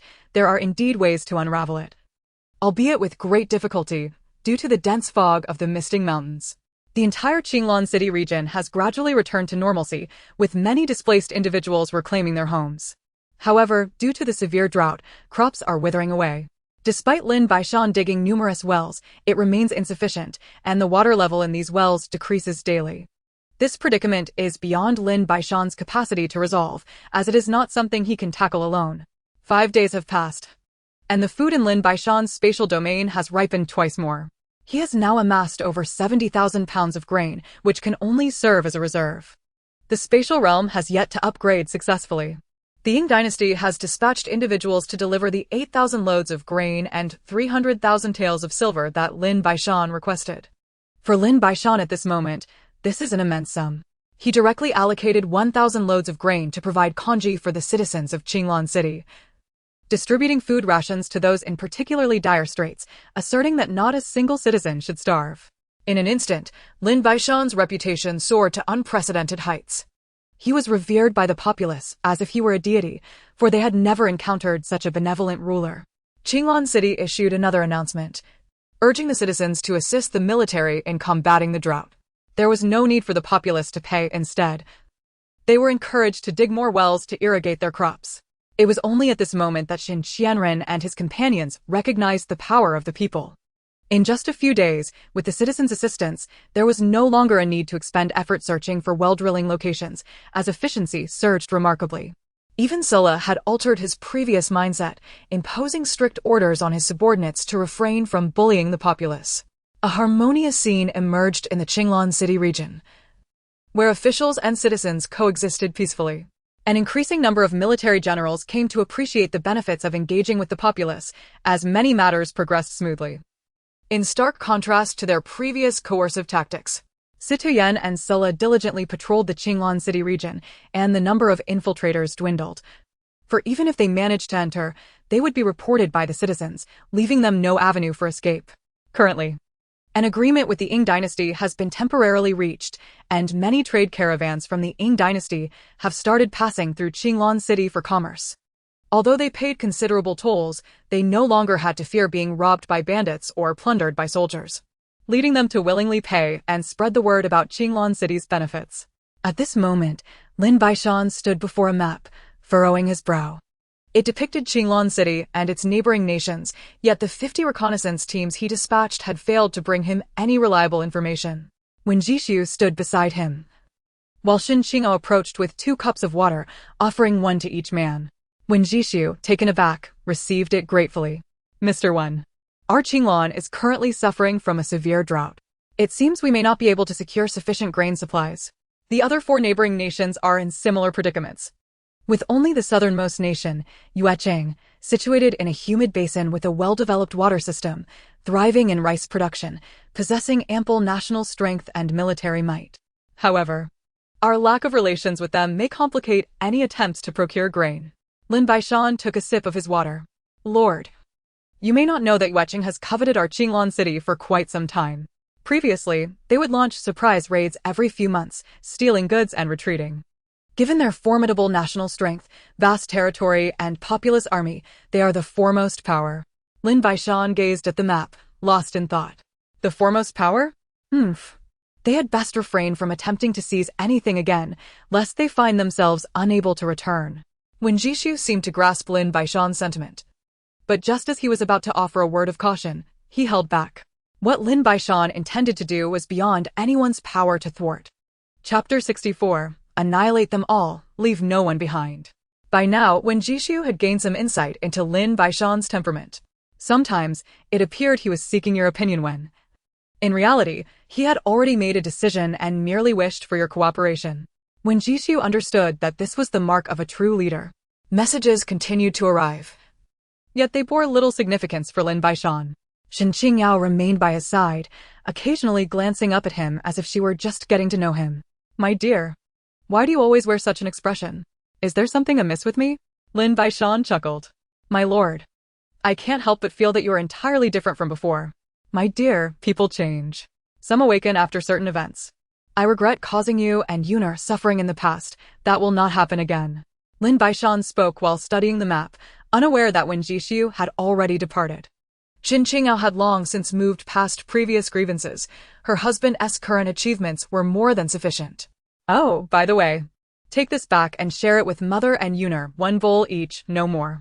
Lin Baishan produced a water pouch and handed it to Shen Qingyao. She nodded and departed. Just as Shen Qingyao left, Xiao Chengzi rushed in, panting. "Uncle Baishan, a grave situation has arisen. Yuecheng has dispatched 10,000 troops into our Qinglan City region at Luoxia Ridge, killing dozens of our citizens. General Situ has intercepted them, but their forces are overwhelming, and a fierce battle is underway. We need to hurry with reinforcements." Xiao Chengzi was nearly in tears from anxiety. After confirming the situation multiple times, Lin Baishan assembled 10,000 troops, leading Shen Qianren, Tainyo, and Xiao Duanyun's brothers to the swift rescue. Luoxia Ridge lies over 100 miles from Qinglan City, already within the vicinity of its central region. Yuecheng had encroached over 200 miles into Qinglan City, a true affront. Lin Baishan's expression darkened. He had resolved to annihilate Yuecheng's 10,000 troops today. As the soldiers were without horses, their movement was relatively slow. Lin Baishan, Shen Qianren, and Tainyo rode swiftly to provide support, with Xiao Duanyun's brothers following closely behind with their 10,000 troops. When Lin Baishan and his companions arrived, Situyen and Sola had already surrounded Yuecheng's forces, engaged in fierce combat. Sola had also rushed over to provide support upon receiving reports from his subordinates. At this moment, only 3,000 to 4,000 of Yuecheng's troops remained, stubbornly resisting. "Lord, Yuecheng entered our Qinglan City region without prior notice, killing 57 of our citizens. My subordinates acted without reporting to you, making the decision to retain them. General Sa received the message and came to support. All of this was due to my subordinate's choice." Situyen reported after slaying one of the enemy generals. "You have done well. Annihilate them all. Leave not a single one alive." Lin Baishan urged his horse into the battlefield, wielding his long blade with fervor, reaping the lives of the Yuecheng soldiers. With Shen Qianren and Tainyo closely following suit, showing no mercy. "Lin Baishan, I am Xiaosu, the border guard general of Yuecheng. Have you truly resolved to face utter destruction?" The Yuecheng general shouted amid the fray. "Damn it, did I invite you here? Was it merely an accident that you killed 57 of my citizens?" Lin Baishan seethed with rage. "Just a few lowly commoners. What does their death matter? You wouldn't go to war with Yuecheng over such trivialities, would you? Lowly commoners? Who do you think you are, emerging from the cracks of a rock? In Qinglan City, there are no lowly commoners. Every individual is born equal. Just as today, if I do not permit your departure, you must die here. Enough with the idle chatter. I will slay you first." As soon as Lin Baishan's words fell, Xiaosu's countenance darkened, realizing he had been deceived, unwittingly serving as a pawn to probe Lin Baishan's stance. It seemed that today would not conclude amicably. The 10,000 troops he once commanded had dwindled to merely 3,000. What was he to do? Before he could contemplate further, Lin Baishan approached him, wielding his long blade with remarkable swiftness. Xiaosu raised his spear to defend himself, but to his astonishment, the spear was dislodged from his grasp upon contact with Lin Baishan's sword. As he attempted to draw the sword at his waist, the blade descended once more, cleaving his weapon in twain, sending him tumbling from his mount. Witnessing this turn of events, the soldiers of the Yuecheng kingdom felt their morale plummet, and soon some knelt in surrender. Situyen regarded Lin Baishan, torn in his decision-making. "Annihilate them all, leave not a single soul, to avenge the grievances of our Qinglan people," Lin Baishan declared through clenched teeth. All at once, the soldiers surged forward, dispatching the invading troops of the Yuecheng kingdom with ruthless efficiency. Their battle standard trampled beneath their feet. Just as the skirmish concluded, Xiao Duanyun arrived with another contingent of 10,000 troops. Lin Baishan ordered the battlefield to be cleared and instructed that all provisions be gathered, intending to head to the village where the slaughter of the innocents had occurred alongside Shen Qianduan. The village, Hajia village, was entirely populated by the He family, comprising merely 200 to 300 souls, of whom 57, men, women, and children alike, had been mercilessly slain. Upon witnessing this heart-wrenching scene, Lin Baishan was consumed by rage, which he struggled to contain. An elder approached him, beseeching, "General, please render us justice. The Wechang kingdom has taken the lives of 57 of our kin. I, an old man, bow before you." Lin Baishan dismounted and assisted the elder to his feet. "Elder, I am Lin Baishan. The perpetrators have all been vanquished. The tragedy that befell Hajia village is a fault of mine. I shall ensure that more troops are dispatched to safeguard the safety of the people. I apologize for the suffering you have endured." Lin Baishan's eyes glistened with unshed tears. "You are the lord of Lin City. Thank you for avenging us, please. Allow us to offer you some water," the elder exclaimed, visibly moved. "Water is of no concern now. What has transpired is irrevocable." "I have brought provisions to distribute among the villagers," Lin Baishan commanded. Iron Bull promptly delivered the supplies. "Elder, I have prepared half a year's worth of rations for you. If you feel unsafe here, I can help you find a secure refuge near Qinglan City where you can relocate. What say you?" "No need, Lord Lin. We will accept the provisions. This tragedy is not your fault, but rather the heinous act of the Wechang invaders. With the protection of our generals and soldiers from Qinglan City, we trust that we shall be safe henceforth." "Thank you, Lord Lin." "Very well, should any issues arise, do not hesitate to seek assistance from the nearby forces. We must continue our reconnaissance at the border and cannot linger here any longer," Lin Baishan concluded, remounting his steed and departing with his troops. The villagers of Hajia village were left with reddened eyes, mourning their lost kin, yet also filled with gratitude for Lin Baishan's benevolence. Sulla returned to defense. Xin Qianduan and Sitian followed closely behind Lin Baishan. Not long after their departure, scouts reported the encounter of another Wechang army, approximately 20 to 30,000 strong. Lin Baishan swiftly commanded Sitian's forces to take position in the nearby woods, while he led his remaining troops to secure a favorable vantage point, bracing for the impending clash. Another fierce battle loomed ahead. Chapter 65, Captives. Lin Baishan had no time to reorganize. He could only establish defenses on the spot. Clearly, the Wechang kingdom did not regard him or Qinglan City with any seriousness, coming and going as they pleased. Lin Baishan's expression darkened as he mounted his steed, gazing intently toward the approaching Wechang forces. Already able to hear the murmur of voices and the sound of hooves, he raised his right hand, holding it aloft without falter. Sitian's troops drew their bows, arrows poised, ready to unleash their volley. The Wechang soldiers appeared to saunter as if in their own garden, laughing and chatting, moving with alarming slowness, and failing to send any scouts to assess the situation, brazenly strolling into Lin Baishan's hastily constructed encirclement. Lin Baishan maintained his elevated arm until the majority of the Wechang troops had crossed the threshold. At last, he lowered it, with a wave from Sitian. All archers released their arrows, the second volley comprising flaming projectiles soaked in oil, whistling through the air toward the Wechang soldiers. A cacophony of screams erupted as the unprepared Wechang forces suffered devastating losses in the initial onslaught, with the second volley resulting in even more casualties. Lin Baishan's troops remained motionless, merely observing the carnage unfold. After Sitian's forces had unleashed 7 or 8 volleys, Lin Baishan led his 10,000 warriors in a coordinated assault, also launching a barrage of arrows, particularly those soaked in oil, proving immensely effective. The once formidable army of 20 to 30,000 Wechang soldiers was now thrown into disarray, many fleeing in panic, utterly oblivious to their commander's whereabouts. Lin Baishan and Iron Bull separated, charging forth on horseback, wielding their blades with lethal precision, cutting down foes with each swing, be they general or soldier, while the Tsangming army surged behind them with unparalleled ferocity. Following the completion of their arrow volleys, Sitian also rallied his soldiers into the fray. The combined forces of 15,000 surrounded the remaining Wechang troops. Lin Baishan, leading the charge, swung his long knife mercilessly against the enemy, each strike claiming the lives of Wechang soldiers. The setting sun cast a bloody hue across the horizon, illuminating the battlefield nestled within the mountains and forests.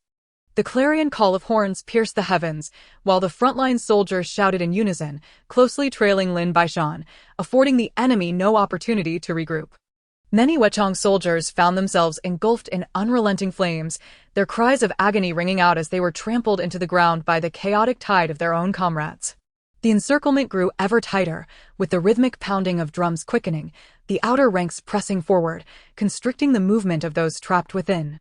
The scent of blood wafted through the evening breeze, lingering in the wilderness until the last vestiges of daylight were swallowed by the encroaching night. An hour and a half had elapsed since the encirclement began, and Lin Baishan had slain countless commanders, yet the highest-ranking officer of the Weching forces remained elusive. This absence puzzled Lin Baishan. Logically, when an army is besieged, its leader should emerge to direct a counteroffensive. Yet, the behavior of the Weching troops was decidedly peculiar. They acted in disarray, devoid of any semblance of command. Remaining Wechong soldiers numbered around 10,000, and within 2 hours, they had lost 20,000. This was not warfare, it was a veritable slaughterhouse. As Lin Baishan breached the enemy center, a corpulent, rotund commander raised his long spear, aiming it ineffectively at Lin Baishan. His movements were clumsy and feeble, his bulky frame preventing him from pivoting effectively, and the spear wobbled precariously in his grip. Several nearby soldiers rushed to his aid. When the spear met Lin Baishan's blade, it flew from his grasp, and the overweight commander nearly toppled backward, struggling to maintain his balance. 3 nearby leaders threw themselves into the fray to assist him, only to be struck down by Lin Baishan's ruthless blade while the hapless commander still floundered. Lin Baishan's long knife was now poised at the commander's throat. "Speak. Who is the general of your army?" he demanded, pressing his blade forward. I am the general of this army, Lu Chenqiu. Might you lift your knife a bit?" "It's rather painful," replied the disheartened Lu Chenqiu.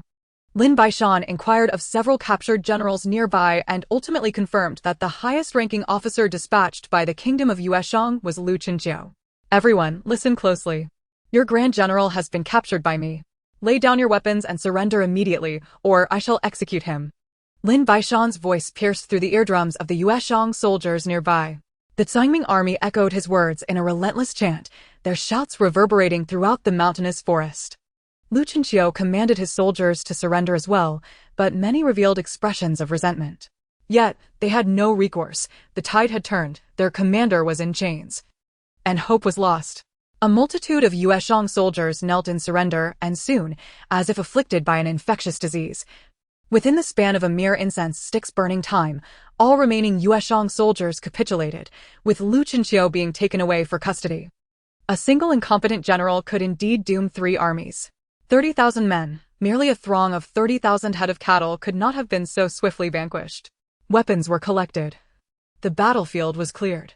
Although the Tsangming army had laid an ambush and suffered significant losses under Lu Chenqiu's poor leadership, the casualties of over 3,000 were minimal compared to their substantial gains.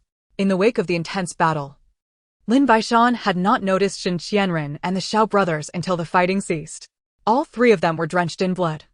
Unclear whether it was their own or that of others. Xiao Duanyu bore a gash over a foot long on his arm. "Are you all right?" Lin Baishan asked. "It's nothing, it's not my blood. Brother Xiao has sustained a minor injury," Shen Qianren replied. "Just a scratch, no worries. It was quite exhilarating to slay," Xiao Duanyu said, lifting his injured left arm and swinging it around. Lin Baishan unfastened his water pouch and offered it to Xiao Duanyu. "Take a few sips. It will replenish your strength and aid in healing. Brother Xiao, drink a bit more." Everyone understood the value of this precious liquid, and each partook of it. "Lord of the city, what shall we do with these captives? Shall we execute them all?" Xiao Duanyun expressed his deep-seated animosity towards them. To kill them would be somewhat wasteful. Shin, release one of their generals to return and inform them to bring food and silver in exchange for these men. "We shall await their arrival here," Lin Baishan suggested with a smile.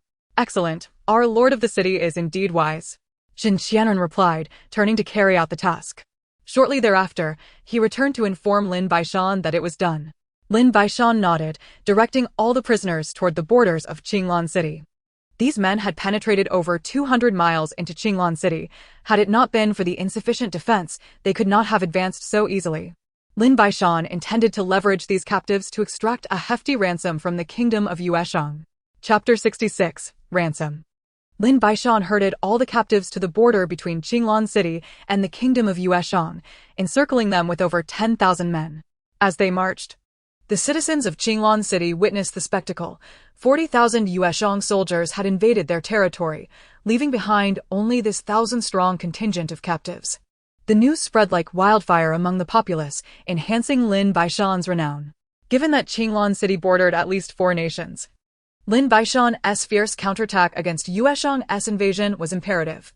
If he did not respond decisively this time, other nations would surely attempt similar incursions, leading to endless warfare. If simultaneous assaults from multiple nations ensued, even Lin Baishan would struggle to cope.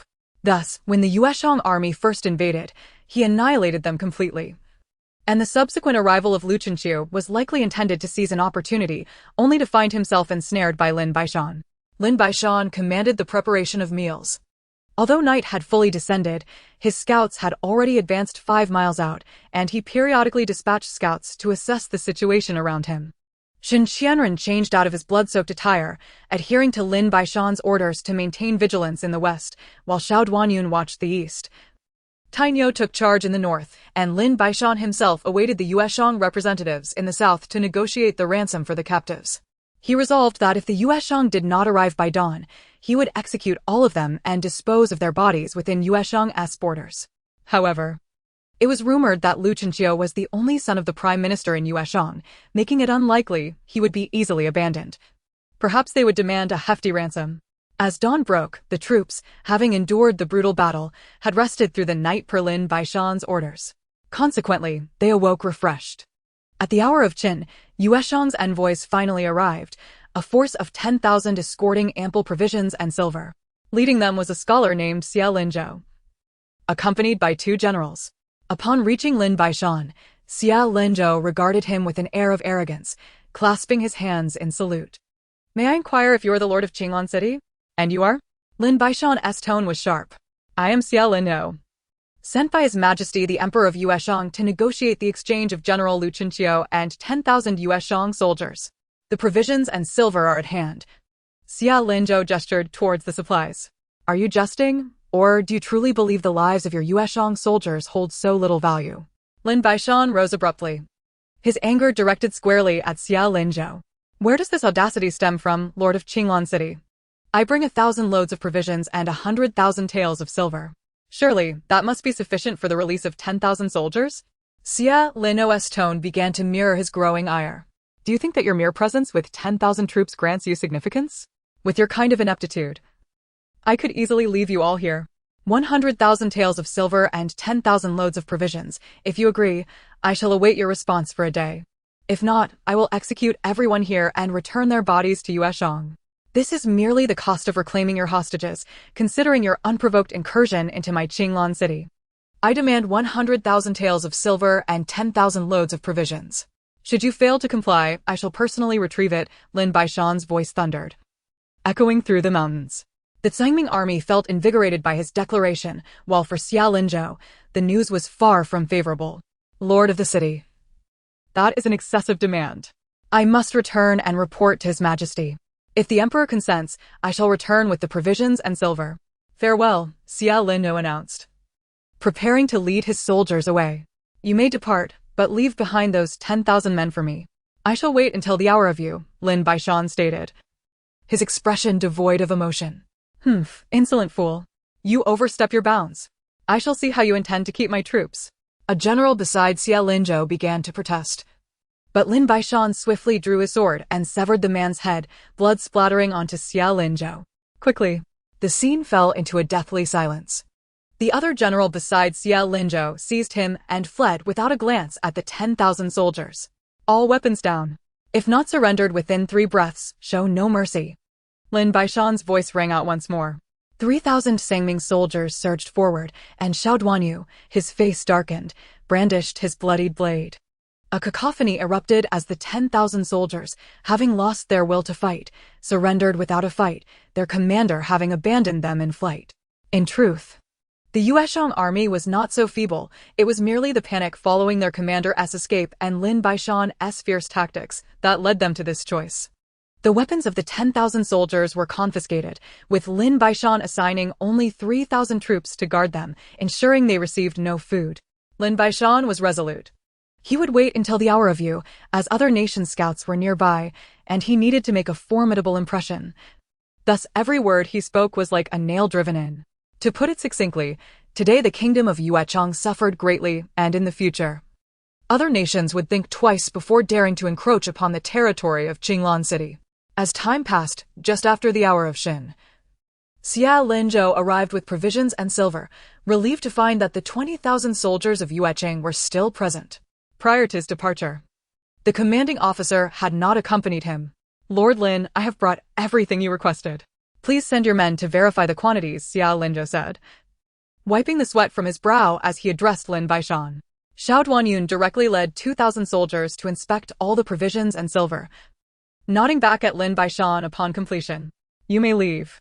Should you dare to trespass into my Qinglan City again, I shall take your heads," Lin Baishan declared, rising to clear a path as the remnants of the defeated Yuechang soldiers gradually returned behind Xia Linzhou. With a wave of his hand, Xia Linzhou led the unarmed, destitute 20,000 soldiers of Yuechang away. The scouts surrounding the area had long departed before Xia Linzhou's exit, hastening back to report. The Zhangming army and Xinqianda held Lin Baishan in the highest esteem. Anyone who dared to act against him would face their unyielding wrath. With over 10,000 soldiers escorting the provisions and silver back to Qinglan City, they passed through a small town. Lin Baishan commanded Xin Shangjian to return with the remaining provisions and silver while leaving behind 2,000 loads of grain to distribute among the nearby populace. Although 2,000 loads may sound substantial, the share for each individual was quite meager. Villagers from the surrounding areas flocked to receive their rations, with Lin Baishan personally overseeing the distribution, ensuring that every morsel reached the hands of the needy. He continued this endeavor until the late hours of the night, only returning to Qinglan City at the stroke of midnight. Upon returning, Lin Baishan ordered Chen Tianping to recruit an additional 10,000 soldiers at dawn. This time with fewer stipulations, only loyalty to Qinglan City and fearlessness in battle would suffice. Lin Baishan was poised to accelerate the city's expansion. Chapter 67. Another mighty general acquired at daybreak, Lin Baishan ventured outside the city to recruit. With no refugee zones remaining within the city, Qinglan City had stabilized. Bandits and corrupt officials were no longer a concern, and all displaced persons had returned to their hometowns to live peacefully. Should anyone truly find themselves in dire straits, Qinglan City would allocate grain to ensure their basic needs were met. Nevertheless, many individuals aspired to join the military to achieve greatness. Thus, when the recruitment notice was posted at the city gate, a multitude of citizens rushed to spread the word. Having fully embraced their identity as denizens of Qinglan City rather than subjects of the Dayin Dynasty, the recruitment was remarkably smooth. The 10,000-strong contingent was completed before the hour of Wei, with Chen Tianping leading them to change uniforms and register. As Lin Baishan prepared to depart, the sound of hooves echoed in the distance. He turned to see a fair-skinned scholar riding a tall steed, a precious sword at his waist and a massive axe in hand, an incongruous sight. "Lord Lin, I am Lu Shihua, a resident of the southern domain of Qinglan City.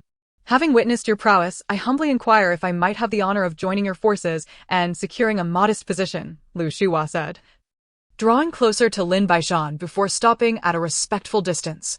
"Let us see if you possess true skill," Lin Baishan replied, drawing his long blade. "If you can withstand a single strike from me without dropping your axe, the martial titles of Qinglan City shall be yours to choose from. What say you?" Lin Baishan smiled. "Very well, Lord Lin, it seems you underestimate me. Come forth." Lu Shihua raised his axe. Without any tricks, Lin Baishan struck with his blade. Just as he initiated his swing, Lu Shihua raised his axe below the long blade, effectively blocking the strike. The impact produced a resounding clash, causing Lu Shihua to take a step back while Lin Baishan remained unyielding. Lin Baishan sheathed his blade and clasped his hands in respect towards Lu Shihua. "You possess remarkable strength and speed, truly a rare find. Should you wish to serve Qinglan City, please follow me.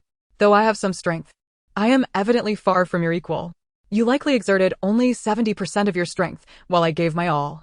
I accept my defeat with grace, Lord Lin. I seek no lofty position, only the chance to contribute to Qinglan City," Lu Shihua declared, quietly acknowledging Lin Baishan in his heart.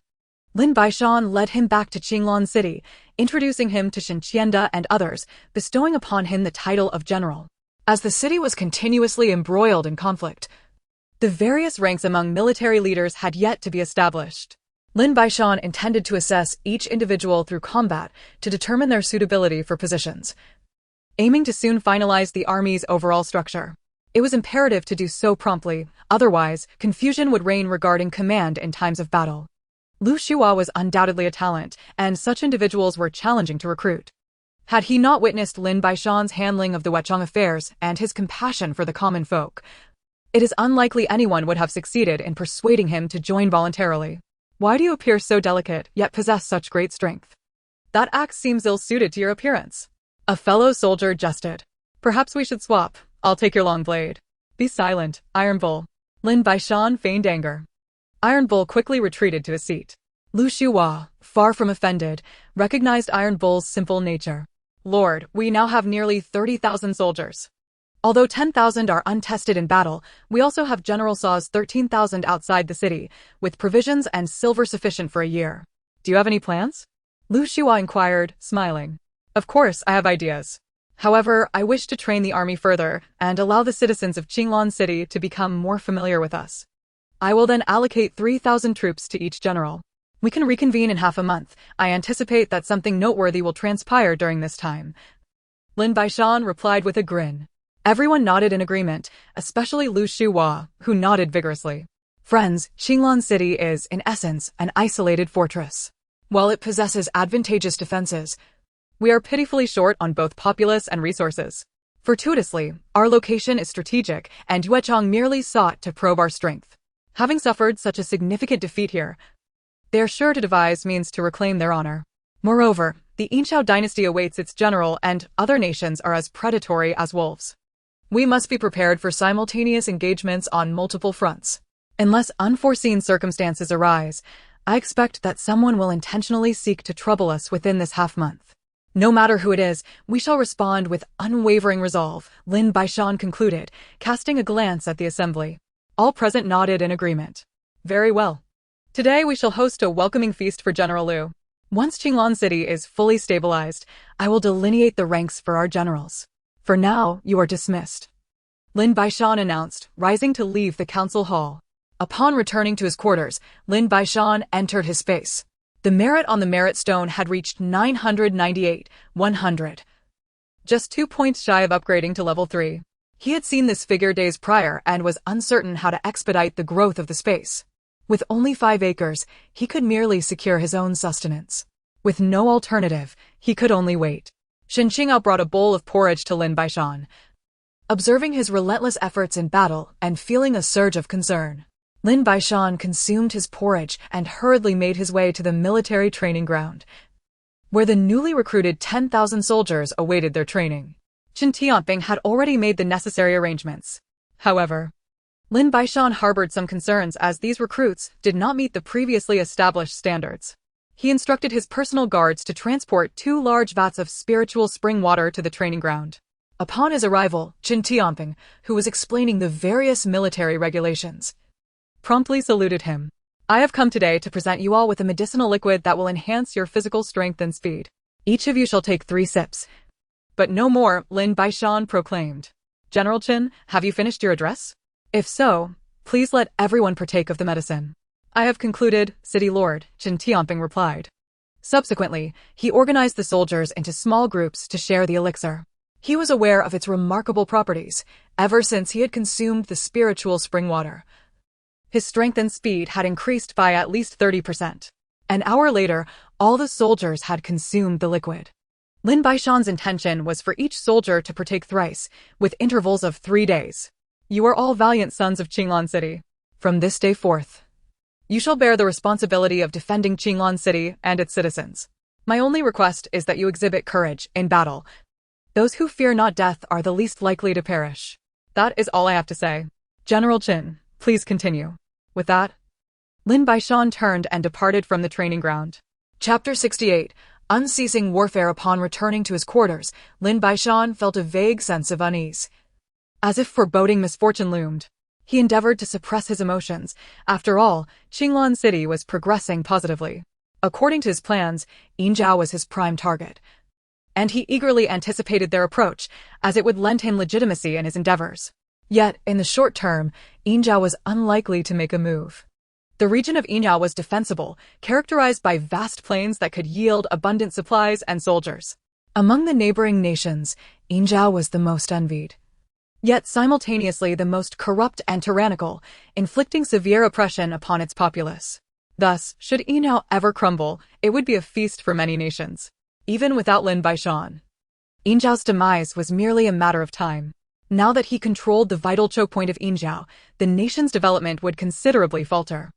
As Lin Baishan perused the reports on his desk, his brow furrowed slightly. Intelligence indicated that Kangwu Nation, which bordered Yueding Nation, was preparing to collaborate with Yueding for another assault on Qinglan City, aiming to seize it.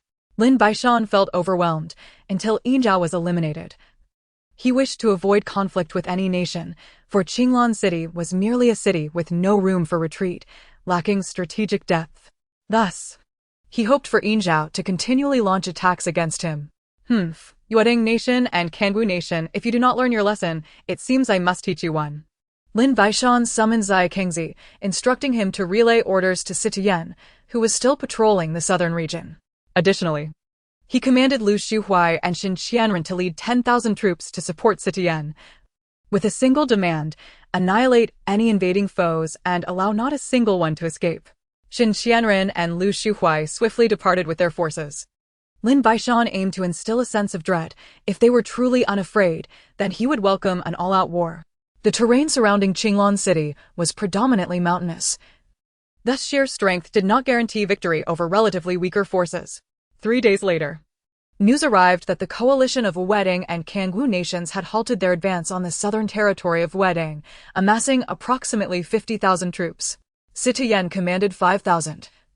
And with the additional 10,000 from Lu Shuhuai and Xin Qianren, they only totaled 15,000, an overwhelming disparity.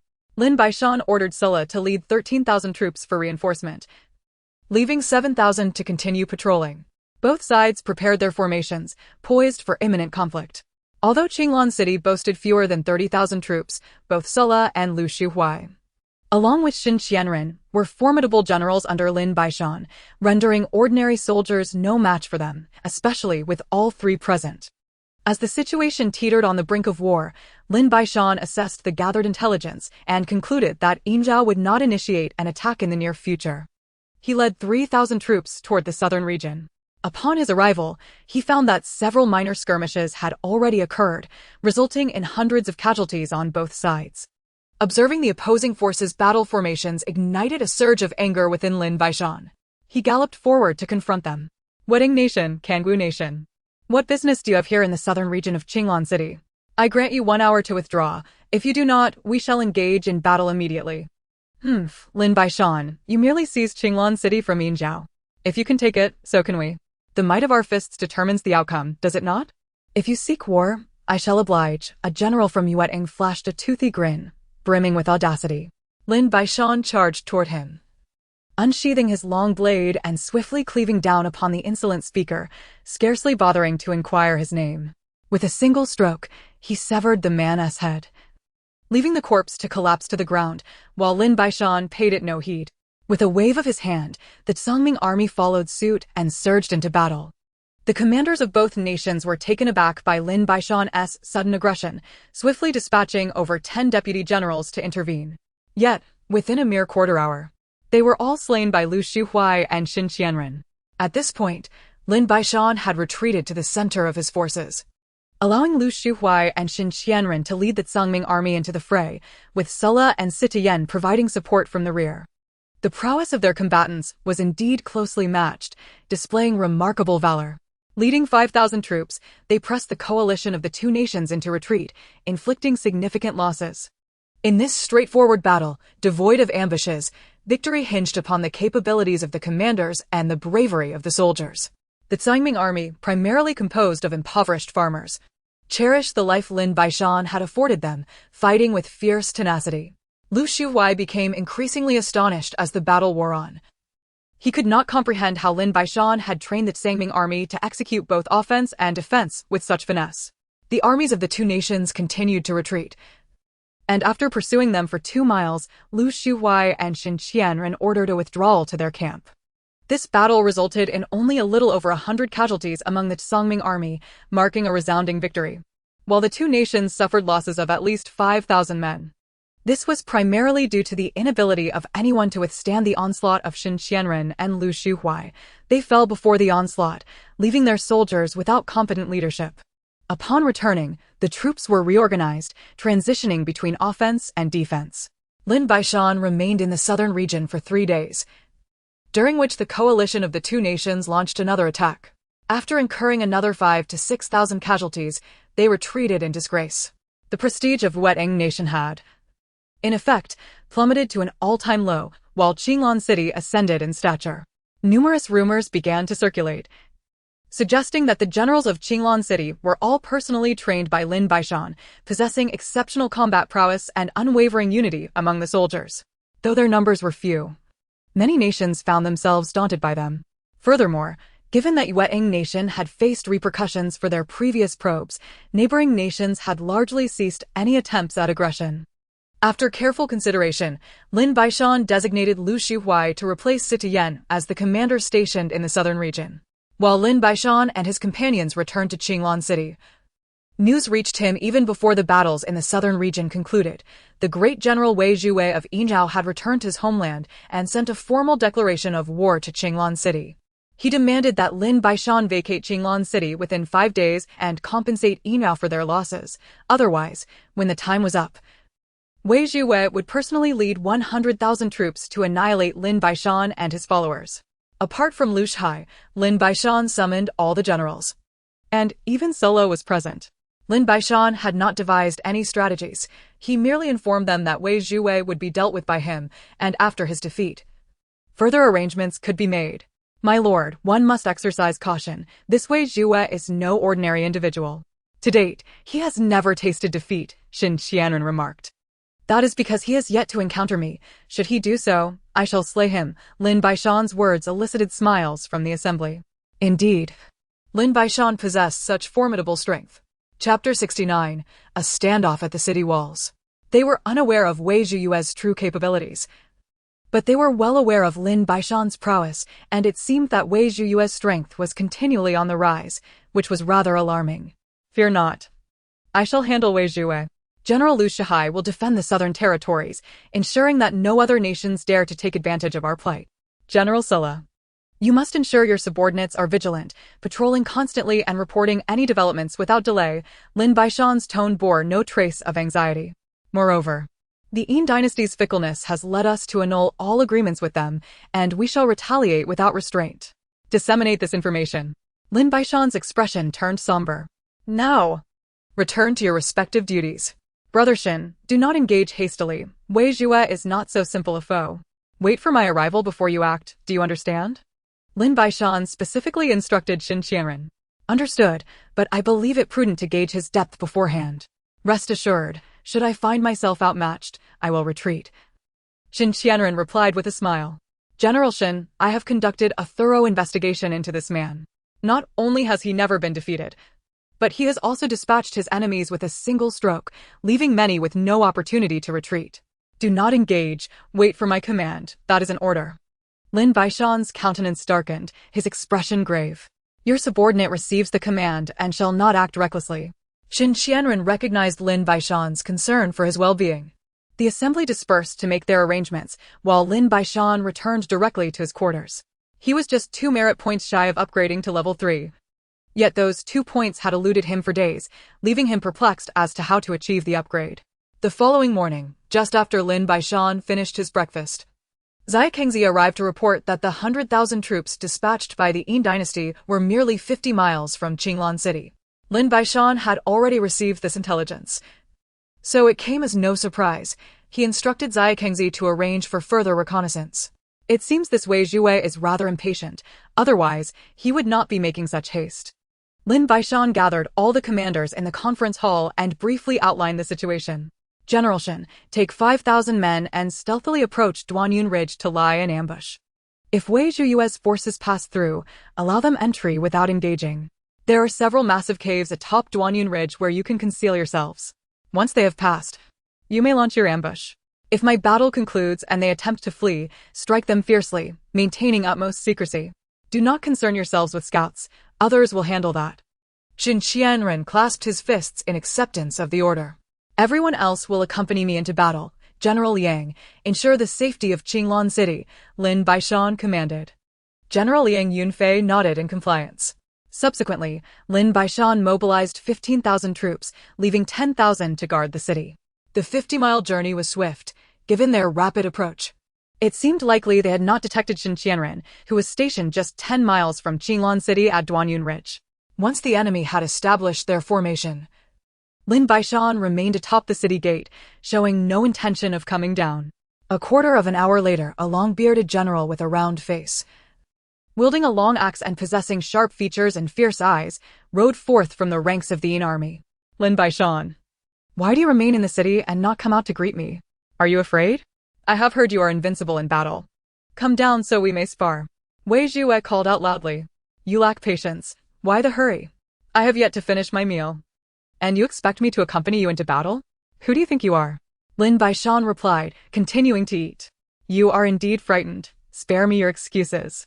For 20 years, I have faced no opponent, and you shall be no exception. Come down quickly. I shall cleave you in two for daring to occupy my Qinglan city. Wei Zhue shouted, visibly agitated. Who gave you the audacity to claim Qinglan city as yours? It was seized from others, and you, Dayin Dynasty, have violated the pact with us. This time, no one can save you. Once I finish my meal, I shall descend to claim your head, Lin Baishan stated nonchalantly. Attack the city. This coward dares not descend. You speak of him as if he were a god incarnate. Charge. Wei Zhue was clearly incensed. With a wave of Lin Baishan's hand, the archers took their positions, awaiting the Yin army's assault. As Wei Zhue signaled, a large contingent of his troops charged with siege equipment. The archers atop the walls fired, and numerous Yin soldiers fell to the ground, slain. Lin Baishan remained unfazed, continuing his meal while Wen Jishu stood beside him, occasionally serving him dishes. 3 consecutive waves of attacks were repelled by Lin Baishan, leaving 3,000 to 4,000 corpses of the Yin army without achieving any significant success. Lin Baishan, do you dare call yourself a man? You cower behind your walls even as your foes approach. You, a mere waste, are unworthy of being the lord of Qinglan City. Wei Zhue lamented, pained by the loss of life. Do you not fear? My Qinglan City boasts merely 30,000 troops, while you bring 100,000. As a general, you knowingly lead your soldiers to their deaths without the chance for glory. If it were me, I could never commit such an act, Lin Baishan retorted without mercy. After sipping a few more spoonfuls of soup, Lin Baishan set down his bowl and stood. Wei Zhue, I feel drowsy. I shall take a brief rest. Upon awakening, I will sever your head, he declared before turning to leave. You occupy my Qinglan city, slaughter my people, and plunder my wealth today. I shall ensure your dismemberment to quell my rage. Wei Zhue spat a small amount of blood in fury. Wei Zhue, not only have I claimed Qinglan City, but I also intend to annihilate your Dayin Dynasty. You untrustworthy scoundrels are unworthy of these lands. Await my return. I shall first take a nap. Lin Baishan said before turning away. Wei Zhue below the city wall raged with curses, commanding his soldiers to attack the city once more. After suffering heavy losses, he continued to rage, only to order another assault, the cycle repeating. After losing over 10,000 troops, he finally realized that Qinglan City was not so easily breached, and he settled for cursing at the city below. A day and night passed in this manner. In truth, Lin Baishan had not left. He remained atop the city wall, harboring no fear of Wei Zhue. His true concern lay with the 100,000 troops behind him, which was why he delayed descending, instead seeking to exhaust the patience and stamina of the Yin army while the soldiers of Qinglan City rested. Another day and night passed. Not only did the 100,000 troops begin to falter, but even Wei Zhue found it unbearable. After a lifetime of warfare, he had never faced such a humiliating battle. Just as he prepared to withdraw his troops, Lin Baishan appeared at the parapet. Wei Zhue, wait a moment. I shall descend shortly to claim your head. With that, Lin Baishan donned his armor, grasped his long blade, and led 5,000 soldiers out from Qinglan City. I thought you would remain cooped up inside. It seems I underestimated you, Wei Zhue remarked. I intended to let you live a few more days, but alas, you did not appreciate my mercy. Chapter 70. The Collapse of the Yin Army. Enraged, Wei Zhue charged at Lin Baishan, axe in hand. Lin Baishan did not hesitate. He raised his long blade to meet him, and the two unleashed their full strength in their initial clash. The clash of long blades and axes resonated with a metallic ring, yet Lin Baishan remained utterly unmoved, while Wei Zhue staggered back a step. At that moment, Wei Zhue's heart surged like turbulent waves. He had always perceived Lin Baishan as a mere pretender, but in just one strike, he recognized that he might not be Lin Baishan's match. It appeared that Lin Baishan's avoidance of battle was not born out of fear of him. Without a moment's pause, Lin Baishan urged his steed forward, and as their horses collided, he swiftly turned and unleashed another strike, the blade aimed at Wei Zhue's head. The speed was astonishing, and Wei Zhue, no slouch himself, managed to raise his long axe just in time to deflect the attack. Yet before he could regain his footing, Lin Baishan's third strike came hurtling toward him, its velocity surpassing that of the previous two, slicing toward Wei Zhue's arm like a shooting star, leaving no time for evasion. In a frantic scramble, Wei Zhue drew his sword from his waist to parry, but the moment the sword met the blade, it flew from his grasp, and the long knife continued its relentless assault, gaining speed. Seizing the fleeting moment afforded by the sword's deflection, Wei Zhue leapt from his horse, crashing to the ground, while the blade cleaved his steed in two. Without hesitation, Lin Baishan raised his knife once more, bringing it down fiercely upon Wei Zhue. The latter sprang to his feet, daring not to engage further, and fled toward the soldiers of the Ying Dynasty, his axe trailing behind him. A commander on horseback emerged to intercept Lin Baishan. But without uttering a word, Lin Baishan's blade struck him down, severing him in half. Lin Baishan did not pursue further, it would have been futile. For Wei Zhue had mounted another horse, his axe dragging on the ground as he regarded Lin Baishan. I truly wish to spare you a few more days, but alas, you are eager to hasten to the halls of Yama. Today, I shall escort you there, Lin Baishan declared as he charged forward with his long knife. Wei Zhue now felt 7 parts certain that he was not Lin Baishan's equal. The initial avoidance of conflict had now transformed into unbridled ferocity, all a ruse perhaps, as Lin Baishan had yet to unleash his full strength. Indeed, Lin Baishan had only exerted 70% of his power, his speed merely at 60%. He understood the importance of concealing one's limits. Wei Zhue was no exaggeration, most could not stand against him, even the likes of Sulla could potentially fall. The only one capable of countering him in Qinglan City was Lin Baishan. After exchanging another 2 or 3 blows, Wei Zhue felt his arm grow numb. Though his axe remained in hand, it was a precarious situation. If this continued, he would surely meet his demise upon his steed within moments. General Liu, General Yang, come to my aid. Wei Zhue's voice trembled, for he had reached the precipice of life and death. From the ranks of the Ying Dynasty, 4 figures burst forth, racing to the scene of the duel, each brandishing their weapons to assail Lin Baishan, momentarily alleviating Wei Zhue's peril. Wei Zhue wiped the cold sweat from his brow, retrieving a water flask from his saddle, gulping down half of its contents, before spurring his horse back into the fray. At the rear, Sitian attempted to advance, only to be halted by Lin Baishan. Just a few pests, remain still, Lin Baishan commanded, and with that, his blade danced forth, each strike claiming a life. The speed of his assault had doubled from before, and in an instant, the 4 commanders sent to aid Wei Zhue were unseated. Seeing the dire turn of events, Wei Zhue sought to escape, but Lin Baishan's blade sliced through his horse, and soon after, it rested against his throat. All transpired in the blink of an eye. If you wish to live, do not move, otherwise I would not hesitate to send you back to your homeland. Lin Baishan's tone was frigid. Sitian and Tainyo approached from behind, binding him securely before escorting him back to Qinglan City. To the soldiers of the Ying Dynasty, surrender and you shall not be harmed. Your general has been taken captive. Heaven has granted you the mercy of 10 breaths to consider your surrender. Lin Baishan's voice was crisp and decisive. The Ying Dynasty troops, bewildered, began to retreat slowly, indicating that a supervising officer or another general had temporarily replaced Wei Zhue. Kill them, General Situ. Return to the city and summon 10,000 soldiers. Pursue them relentlessly. Tainyo, follow closely, Lin Baishan commanded as he charged forth. At the gates of Qinglan City, there were only about 30,000 troops from the Ying Dynasty. The rest remained in the rear encampment. Lin Baishan was aware that 100,000 soldiers would not surrender merely because their commander was captured. They would only capitulate once they lost the will to resist. Lin Baishan and Tainyo led 5,000 Sangming troops in pursuit of the 30,000 Ing soldiers, while Sitiyen hurriedly rallied 10,000 fresh recruits. In the woodland terrain, the space was limited. The larger the force, the harder it was to maneuver. Compounded by the fear that gripped the Ing troops upon their commander's capture.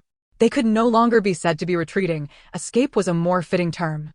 30 to 40,000 men, under any resistance, could not have resulted in the current situation. Lin Baishan and Tainyo surged forward with fervor. The Sangming troops, emboldened by their leader's presence, charged with fervor, having never faced defeat under Lin Baishan's command. They roared as they pressed on, quickly dismantling the Ing dynasty's formation. As the two factions clashed, while the Sangming troops fought valiantly, their numbers were insufficient. Fortunately, Sitiyen arrived just in time, changing the tide of battle. The forest floor was littered with corpses, predominantly those of Ing soldiers, though the Sangming troops had their share as well. The two sides were locked in combat. A scenario unfavorable for the Sangming troops. Lin Baishan sounded the retreat, halting the pursuit of the Ing soldiers, allowing them to flee. There were simply too many. After a quarter of an hour, Lin Baishan and all his remaining commanders, accompanied by 13,000 troops, resumed the chase. The Duanyun Ridge was the Ing dynasty's execution ground. Lin Baishan calculated the time. In another quarter of an hour, the Ing forces would reach Duanyun Ridge, and with only 5,000 troops under Xinqianduan, they could not hold the line. He had to pursue swiftly to encircle them, hoping for the opportunity to capture them. With a swing of his long knife, Lin Baishan urged the Sangming troops onward. Xinqianduan's 5,000 soldiers were frantically loosing arrows, employing fire arrows soaked in oilcloth. Occupying a favorable position, they unleashed a rain of death upon the Ing soldiers, who faltered. Unexpectedly, at this moment, Lin Baishan arrived, flanking the Ing soldiers from both front and rear alongside Xinqianduan. The situation spiraled out of control. Horses trampled, soldiers fled in chaos, and commanders lost sight of their troops, descending into disarray. Coupled with Xinqianduan's relentless archery, countless perished from fire and trampling. Lin Baishan retreated, while Zhang Jun, Qin Jiming, Xiao Duanyun, Sitiyen, and Shi Shouzhua executed the Ing forces ruthlessly. Witnessing this, Lin Baishan felt a surge of exhilaration. The Ing dynasty, fickle and arrogant, believing they could act with impunity due to Wei Zhue's presence, had not anticipated such a downfall. Lin Baishan instructed Xinqianduan to kill as many as they could, retreating only when they could no longer continue. After this battle, the annihilation of the Ing dynasty was merely a matter of time. Chapter 71. Space Upgrade. Standing firm. Lin Baishan observed the battle unfolding before him.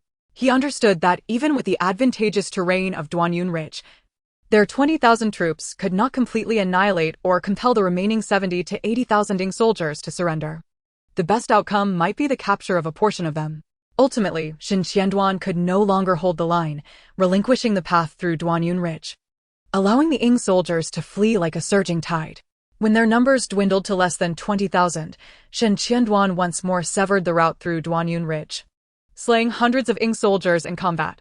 To speak frankly, the attacking power of the Ing soldiers was not weak. They simply encountered ineffectual commanders. Lin Baishan mounted his horse once more, ready to slay the Ing commanders. Had the soldiers of the Inchao dynasty been able to turn back and encircle Xinqianren, it would have transformed the entire scenario. The battle persisted for 2 hours, ultimately concluding with the capture of over 5,000 adversaries, while the remaining forces were all decimated. Marking the end of this siege against Inchao, they returned to Qinglan City, escorting the prisoners. Xinqianren hurriedly sought out Lin Baishan. "City Lord, our forces are woefully inadequate. We must augment our numbers. If I had 20,000 men today, none would escape unscathed. A rotation of combat would ensure their complete annihilation," Xinqianren urged, urgency lacing his words. "General Xin, my Qinglan city houses merely 1 million citizens. Presently, we possess an army of 30,000, supplemented by over 13,000 from Silla, totaling more than 40,000 troops. This is the utmost limit. Exceeding this would burden the common folk beyond their capacity. Moreover, the logistics and supplies would present insurmountable challenges. We have received reparations from the kingdom of Yuanchang and Inchao. Otherwise, we would have long since collapsed," Lin Baishan replied, a hint of exasperation in his tone.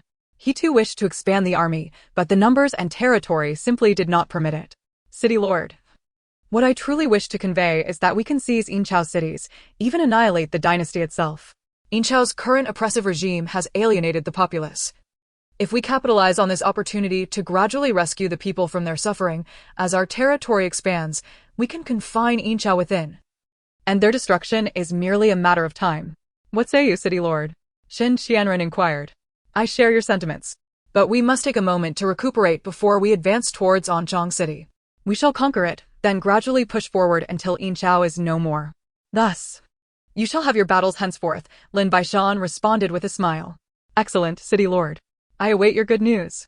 Farewell, Xin Qianren said with a grin as he departed. Lin Baishan recognized that Xin Qianren possessed significant military leadership abilities, contrary to his seemingly brash demeanor. Lin Baishan had already instructed Chen Tianping to inform the captives that refusal to join the Zhangming army would result in execution. No one wished for death, and thus all willingly enlisted. Chen Tianping integrated them into the army, yet this battle had claimed over 6,000 lives from the Zhangming army. And even after replenishing 5,000, they still faced a deficit. Lin Baishan chose not to convene the generals to discuss the gradual encroachment on Yinchao. He intended for the army to rest for 2 days before advancing on Anzhong City. As for Wei Zhuwe, Lin Baishan had kept him in limbo. Should Wei Zhuwe join the Zhangming army, it would deliver a significant blow to Yinchao, and he was certainly no ordinary individual. His death would be a grave loss. Upon returning to his chamber, Lin Baishan entered the spatial realm, which had undergone a tremendous transformation. Once limited to 5 acres, it now expanded into an infinite expanse, its size beyond comprehension. The previous merit monument was nowhere to be found. Overjoyed, Lin Baishan traversed the boundaries of this space and soon beheld the monument. Now towering and grand, surpassing 10 feet in height. A keyhole had appeared at its lower left, evidently designed for a key, with the monument displaying the number 100, 210000 alongside 2 or 3 lines of text. Space has advanced to level 3, granting 500 acres of land, capable of traversing the past and present, merely by possessing the key. The text then vanished. Lin Baishan read it thrice, ensuring he had not erred, and with trembling hands retrieved the key, inserting it into the keyhole. No immediate change occurred, but upon gently twisting it, the entire merit monument suddenly radiated a blinding light, revealing a stone door more than a person's height, enveloped in brilliance. Above the door were inscribed 2 lines, entering the stone door grants passage through time, returning one to the past, once every 10 days. As Lin Baishan read these words, his heart raced. The notion of returning to the past stirred profound emotions within him. He never anticipated that one day he might have the chance to go back. Silently, he restored the key to its original place, allowing the light to dissipate. Such an opportunity arose only once every 10 days and must not be squandered. Furthermore, he pondered the pressing question of whether he could return after going back. Lin Baishan felt his mind teetering on the brink of explosion. These matters could wait. For now, it was prudent to resolve the situation with Yinchao first. 2 days later, Lin Baishan approached the cell where Wei Zhuwe was confined, peering through the door at the man who now appeared a shadow of his former self. Wei Zhuwe had lost his vigor, slumped against the wall, his eyes vacant, lost in thought. Lin Baishan signaled the guard to open the door, stepping inside to stand before Wei Zhuwe. Have you come to mock me? Wei Zhuwe opened his eyes, weakly regarding Lin Baishan. I have no time for such frivolities. Today, I wish to pose a few questions to the general, Lin Baishan said, his expression grave. Speak, I have reached this point. There is nothing I cannot divulge. General, do you believe that if I were to barter your freedom for grain and silver with Yinchao, they would acquiesce? Lin Baishan fixed his gaze upon Wei Zhuwe's eyes. I cannot guarantee that. If your demands are excessive, they may refuse, Wei Zhuwe replied, a flicker of despondence crossing his features. My demands will assuredly be substantial, after all. You are Yinchao's mightiest general. Allow me to inquire further. Given Yinchao's tyranny, their disregard for the populace, their cruelty and deceit, their failure to address the rampant banditry, the misery of the common people and the inaction of civil and military officials alike, is this the Yinchao you desire? Lin Baishan's expression was notably serious. Wei Zhuwe remained silent for a long moment, perhaps at a loss for words or simply devoid of any to offer. I do not come today to shame the general, but rather to convey that in Yinchao, as long as the profits are substantial, anyone can be sacrificed. However, here, General, you are invaluable. Should you choose to lend your strength to me, I will treat you with utmost respect. No amount of wealth could equate to your worth. Rest now. I shall return in 3 days for your response. Guards, from this day forth, provide the general with the finest food and accommodations. With that, Lin Baishan prepared to take his leave. Wait. For the first time, Wei Zhuo spoke up. What words do you have, General? Lin Baishan turned back. Let us make a proposition. I will negotiate with Engsub for grain and silver. Should they agree, you will allow me to return. If they refuse, I shall serve you. I do not wish to betray Engsub, but if they betray me first, then it matters not. What say you? Wei Zhuo proposed. Very well. But how much grain and silver do you seek? 30,000 dan of grain and 500,000 taels of silver. How does that sound? Agreed, General. Please wait here for a few days. Lin Baishan replied before exiting the cell. Lin Baishan was uncertain whether Engsub would acquiesce to the trade for Wei Zhuo. Yet it was worth a try. In either outcome, he had nothing to lose. He summoned all the generals to the conference hall to deliberate on their response to Engsub's forthcoming maneuvers. With Wei Zhuo captured, Engsub had lost its most formidable ally.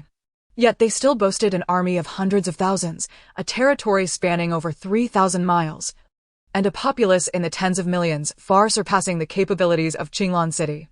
However, Engsub had lost the support of the people. Its decay was evident. Generals, Engsub has recently suffered defeat. I have dispatched envoys to their nearest city, Anchang, offering 30,000 dan of grain and 500,000 taels of silver in exchange for Wei Zhuo. Should Engsub acquiesce, they will release him upon payment. If they refuse, Wei Zhuo shall defect to Qinglan City. Lin Baishan's voice resonated throughout the hall. Lord of the city, I stand in support of your stance. However, should the Dayin Dynasty send envoys once more to negotiate, we must ask ourselves, shall we fight or parley? The rarely inquisitive Sitiyen posed the question. Esteemed generals, since General Situ has brought this matter to light, allow me to declare my position unequivocally. We shall fight to the bitter end against the Dayin Dynasty. Other considerations are irrelevant. It is simply the opportune moment to strike, for our Qing city, constrained in territory and strategic depth, faces a populace disillusioned with the Ying. Now is the time to dismantle them. If we can vanquish the Dayin Dynasty, our future endeavors will be considerably more manageable. Lin Baishan firmly articulated his resolve. Moreover, as our Qing city is a nascent establishment, many aspects remain unrefined. The ranks and divisions of each general will be announced in a month, and all families will be permitted to join us in Qing city. As for the forthcoming battles, they are set to commence in 2 days. Regardless of the Dayin Dynasty's disposition, we shall mobilize our forces for an assault. Lin Baishan's determination was resolute. Very well, Lord of the city. I shall await your command, Xin Qianren replied with a smile. The others echoed his sentiment. All except Wen Jishu, whose brow was furrowed in contemplation, lost in his thoughts. Lin Baishan noted Wen Jishu's demeanor, but chose not to comment. Everyone harbored their own sentiments. And perhaps Wen Jishu believed this was not the time for aggressive expansion. As the assembly dispersed, Lin Baishan remained seated, gazing at the map before him, his mind somewhat envious.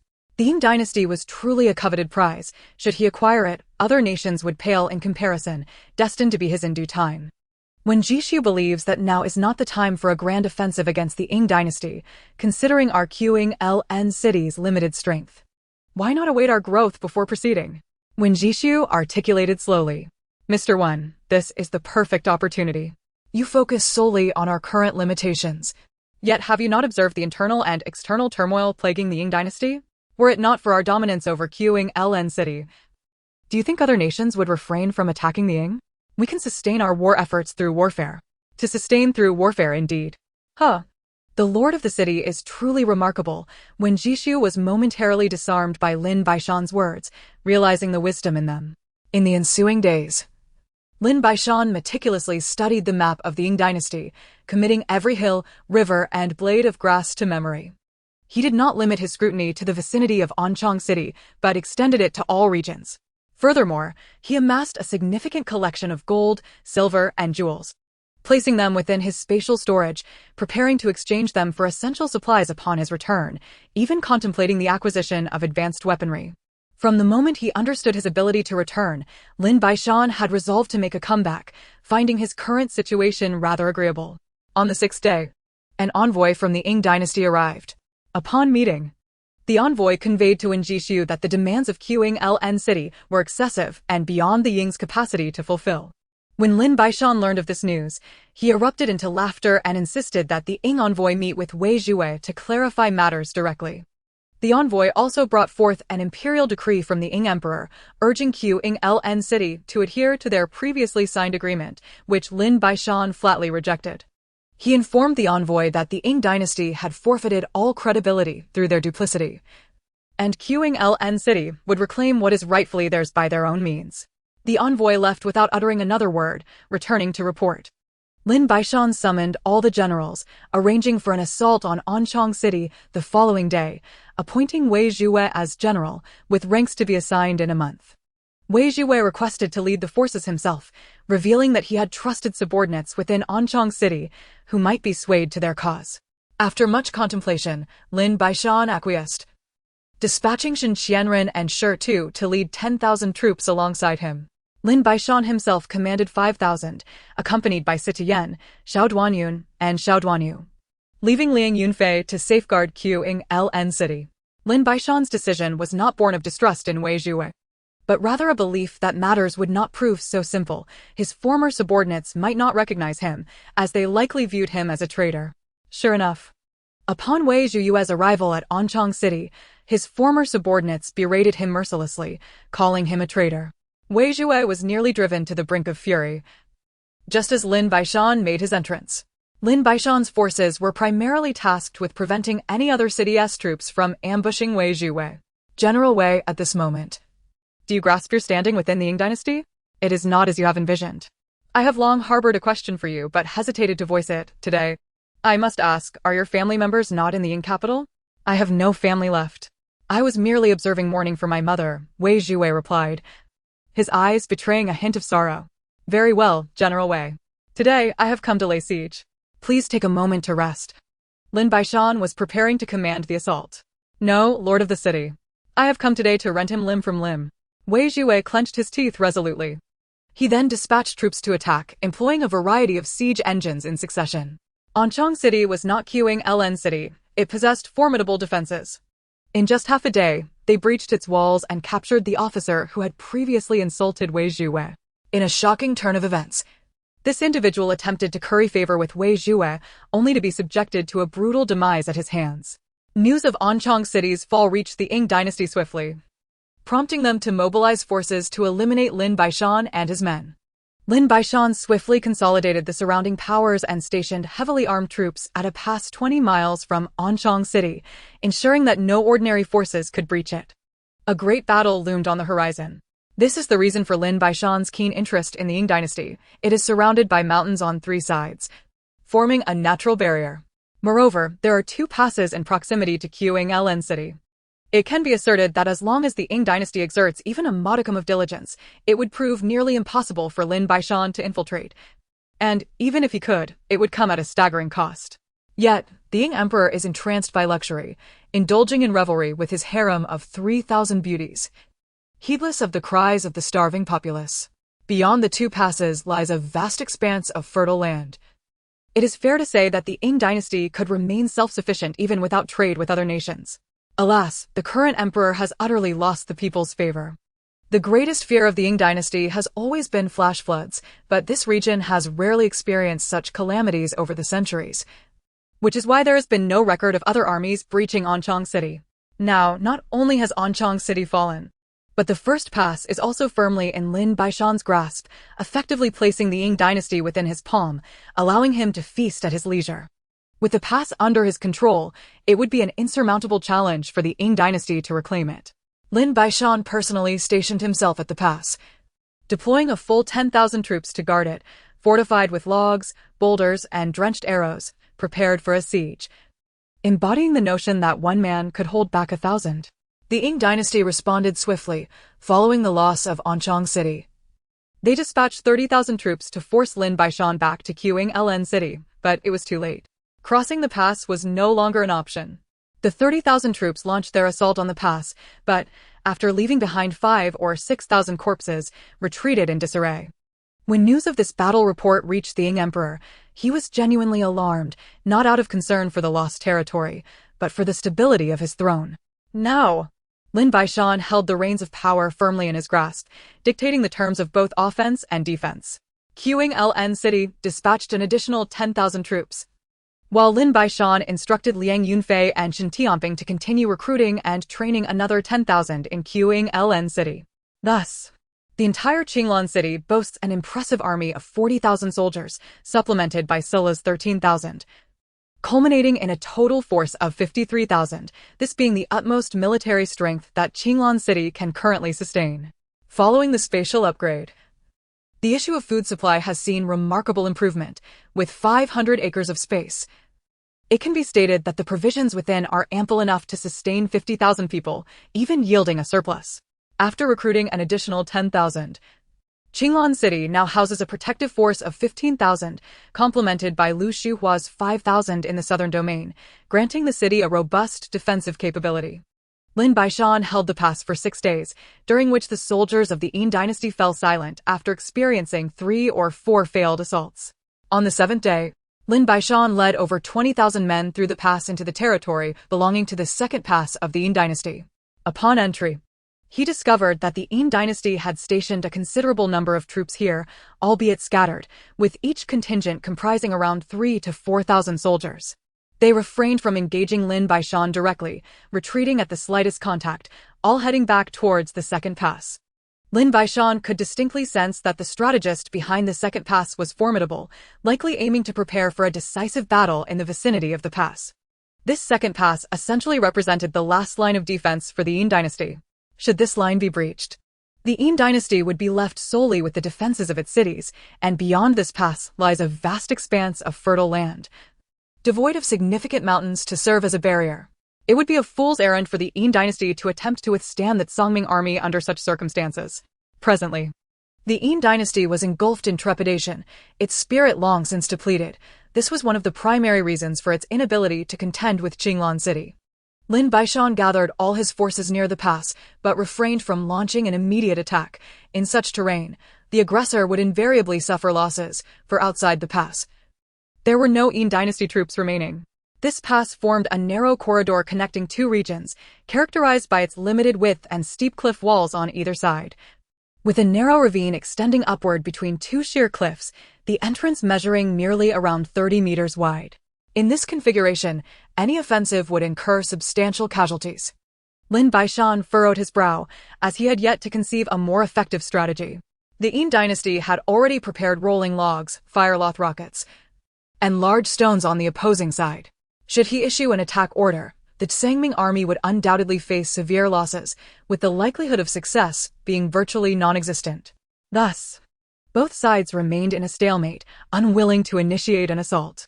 Lin Baishan remained unperturbed, having already allocated 2 instances of provisions from the spatial reserve for his 20,000 troops, storing them in a designated location for the army to retrieve. The generals were aware of Lin Baishan's unique supply unit, yet none had ever laid eyes on them. 5 more days passed. The Dayin Dynasty, too, exhibited no urgency. For as long as they secured the pass, they remained safe. Moreover, a continuous influx of supplies rendered the possibility of food shortages or other crises inconceivable. The difficulty in breaching the pass lay in its narrow and defensible nature. Lin Baishan had dispatched scouts to survey the steep cliffs on both sides, finding no paths or traces of past human activity, and surmounting the sheer rock faces proved exceedingly challenging. He assigned a team of 50 adept climbers to ascend the steep cliff on the right, utilizing machetes to cut through vines as they progressed with great difficulty. The distance between the 2 opposing forces at the pass was no more than 1,000 meters, yet traversing between the sheer cliffs was arduous, occasionally beset by snakes, insects, and vermin. Ultimately, they reached the opposite side of the Dayin Dynasty, yet could not leap down, as the gap between the cliff and the ground was approximately 6 to 7 meters. Lin Baishan grasped the entirety of the situation, pondering how to achieve maximum success at minimal cost. The city lord mused that even if they managed to send a few hundred men across to the Dayin Dynasty's side, it would be but a drop in the ocean regarding the overall battle, especially considering the difficulty of descent. The cliff stood a mere 30 meters from the Dayin soldiers, making detection highly probable. Furthermore, they had only one chance, making the endeavor perilous. Shen Tianren had not relaxed his furrowed brow during this period. "Do not rush," he advised. The terrain is fundamentally similar for both sides. If we cannot cross, they cannot either.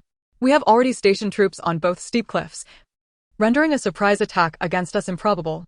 However, we still possess the opportunity to launch a surprise assault on them, which is our advantage.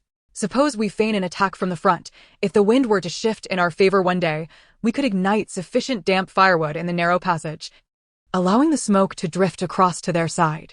What then shall occur? The gathered generals exchanged glances, evidently still grasping the concept, though most felt its utility was limited. Even if we manage to blow smoke to their lines, we still cannot breach their defenses. Zhang Jun expressed his confusion. At the very least, we can deplete their rolling logs and use the dense smoke to dislodge the soldiers stationed on those cliffs. Lin Baishan's words sparked a glimmer of understanding among the assembly. Chapter 74. Breaching the Pass. Lin Baishan's idea was promising, yet its feasibility remained uncertain. Should the Dayin Dynasty dispatch personnel to monitor the cliffs, the operation would face insurmountable obstacles. Nonetheless, as long as there remained a shred of possibility, it was worth pursuing. It seemed the Dayin Dynasty had yet to notice the cliffs, perhaps believing it impossible to descend from above. The challenge was undoubtedly significant, but that did not equate to a lack of potential success. If they could ignite the dense smoke at night, their chances might be greatly enhanced. Wait for the wind, Lin Baishan instructed. Only with the wind can we proceed, otherwise, all efforts would be in vain. The immediate task was to prepare everything else, awaiting the arrival of favorable winds. On the evening of the third day, what began as a gentle breeze transformed into a fierce gale after the passage of an hour. Lin Baishan ordered the ignition of the damp firewood and underbrush they had prepared, creating a billowing cloud of smoke that drifted toward the opposite side. Continually igniting the damp firewood, he dispatched 100 decoys to advance through the pass towards the enemy's position. Soon, the sounds of battle echoed. It appeared the soldiers of the Dayin Dynasty had discovered them. The 100 men hastily retreated, yet it was too late. The enemy's rolling logs came crashing down, and arrows rained fiercely.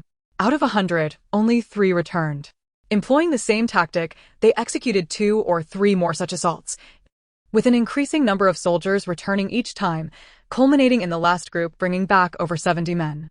Lin Baishan gestured, and the 1,000 soldiers stationed on the cliff advanced stealthily, led by Shen Qianren, Tai Niu, and Shi Tu, making their way towards the Dayin Dynasty. Fortunately, they had traversed this route several times, paving a path forward. Upon reaching the Dayin Dynasty's cliff, the smoke was thick, obscuring visibility on the opposite side. Below the cliff lay a small forest, providing cover, and there were no Dayin soldiers in sight. Shen Qianren made a swift decision, lowering 5 rope ladders. The 1,000 men rapidly ascended to the cover of the small forest, while the last 5 soldiers retrieved the ladders and returned to report their findings. When Lin Baishan received the report, he was elated, astonished at how smoothly things had progressed. He promptly dispatched an additional 2,000 men, constantly diverting the enemy's attention at the pass, with the smoke from the burning damp firewood never ceasing. This time, led by Xiao Duanyun, they effortlessly joined forces with Shen Qianren. Following the same procedure, they sent 2 more batches of 2,000 troops, totaling 5,000 soldiers, with 4 commanders, all concealed within the caves behind the forest, meticulously erasing all traces of their presence. Shen Qianren and his men carried only 5 days' worth of rations and water, signifying that Lin Baishan must launch an attack within 5 days, otherwise their supplies would run out. Tonight, an assault was impossible, as the enemy had already heightened their vigilance. All they could do was hope for favorable winds in the coming days. Shen Qianren had thoroughly investigated the situation and discovered that there were only 5,000 troops near the pass, while the remaining 20 to 30,000 were stationed approximately 2 miles into the mountains. However, should any disturbance arise at the pass, they could swiftly come to the aid. Lin Baishan furrowed his brow. On the first day, there was no wind, but on the second day, a strong wind blew from the direction of the Dayin Dynasty towards Lin Baishan. The soldiers of the Dayin Dynasty attempted to ignite damp firewood in imitation of Lin Baishan, but their efforts resulted in a choking smoke. Nevertheless, Lin Baishan refrained from rolling boulders down the slope, opting instead to command his archers to shoot. The troops of the Dayin Dynasty dared not launch a genuine assault. On the third day, the winds howled once more, blowing from Lin Baishan towards the Dayin Dynasty, starting in the afternoon and continuing into the night. Lin Baishan ordered Sitian to lead 2,000 men through the mountainside, arriving safely and informing Xin Qianren that at the hour of high, when Lin Baishan commenced his attack, he should lead his 7,000 men to annihilate or drive away the soldiers at the pass, awaiting the arrival of the main force. Given that the passage was strewn with numerous boulders and logs, traversing it would undoubtedly be arduous. Lin Baishan instructed everyone to reach the other side with utmost haste to alleviate Xin Qianren's burden. At the hour of high, Lin Baishan ordered the final batch of damp firewood to be ignited, sending thick smoke billowing towards the territory of the Yin Dynasty. Due to Lin Baishan's repeated ignitions of damp firewood, the Yin Dynasty soldiers hardly bothered to shoot arrows this time, disregarding the situation entirely. Lin Baishan and his men cautiously navigated the passage. Xin Qianren's troops had already arrived at a small grove when they suddenly launched an attack. The Iron Bull and Stone were fearless, and the Tsangming army, having been cooped up in the cave for several days, raised their weapons and fiercely struck at the Yin forces. Xin Qianren quickly decapitated the opposing commander, while Sita Yen led the soldiers in a relentless barrage of arrows. In the span of a single incense stick, the Yin Dynasty forces were routed. Xin Qianren and Sita Yen did not pursue. Instead, they secured the pass, dispatching 4,000 soldiers for local defense to prevent reinforcements from the Yin Dynasty from arriving, leaving a few hundred to guard the pass. When Lin Baishan arrived, it was already half an hour later. Although the distance was not great, the terrain was treacherous.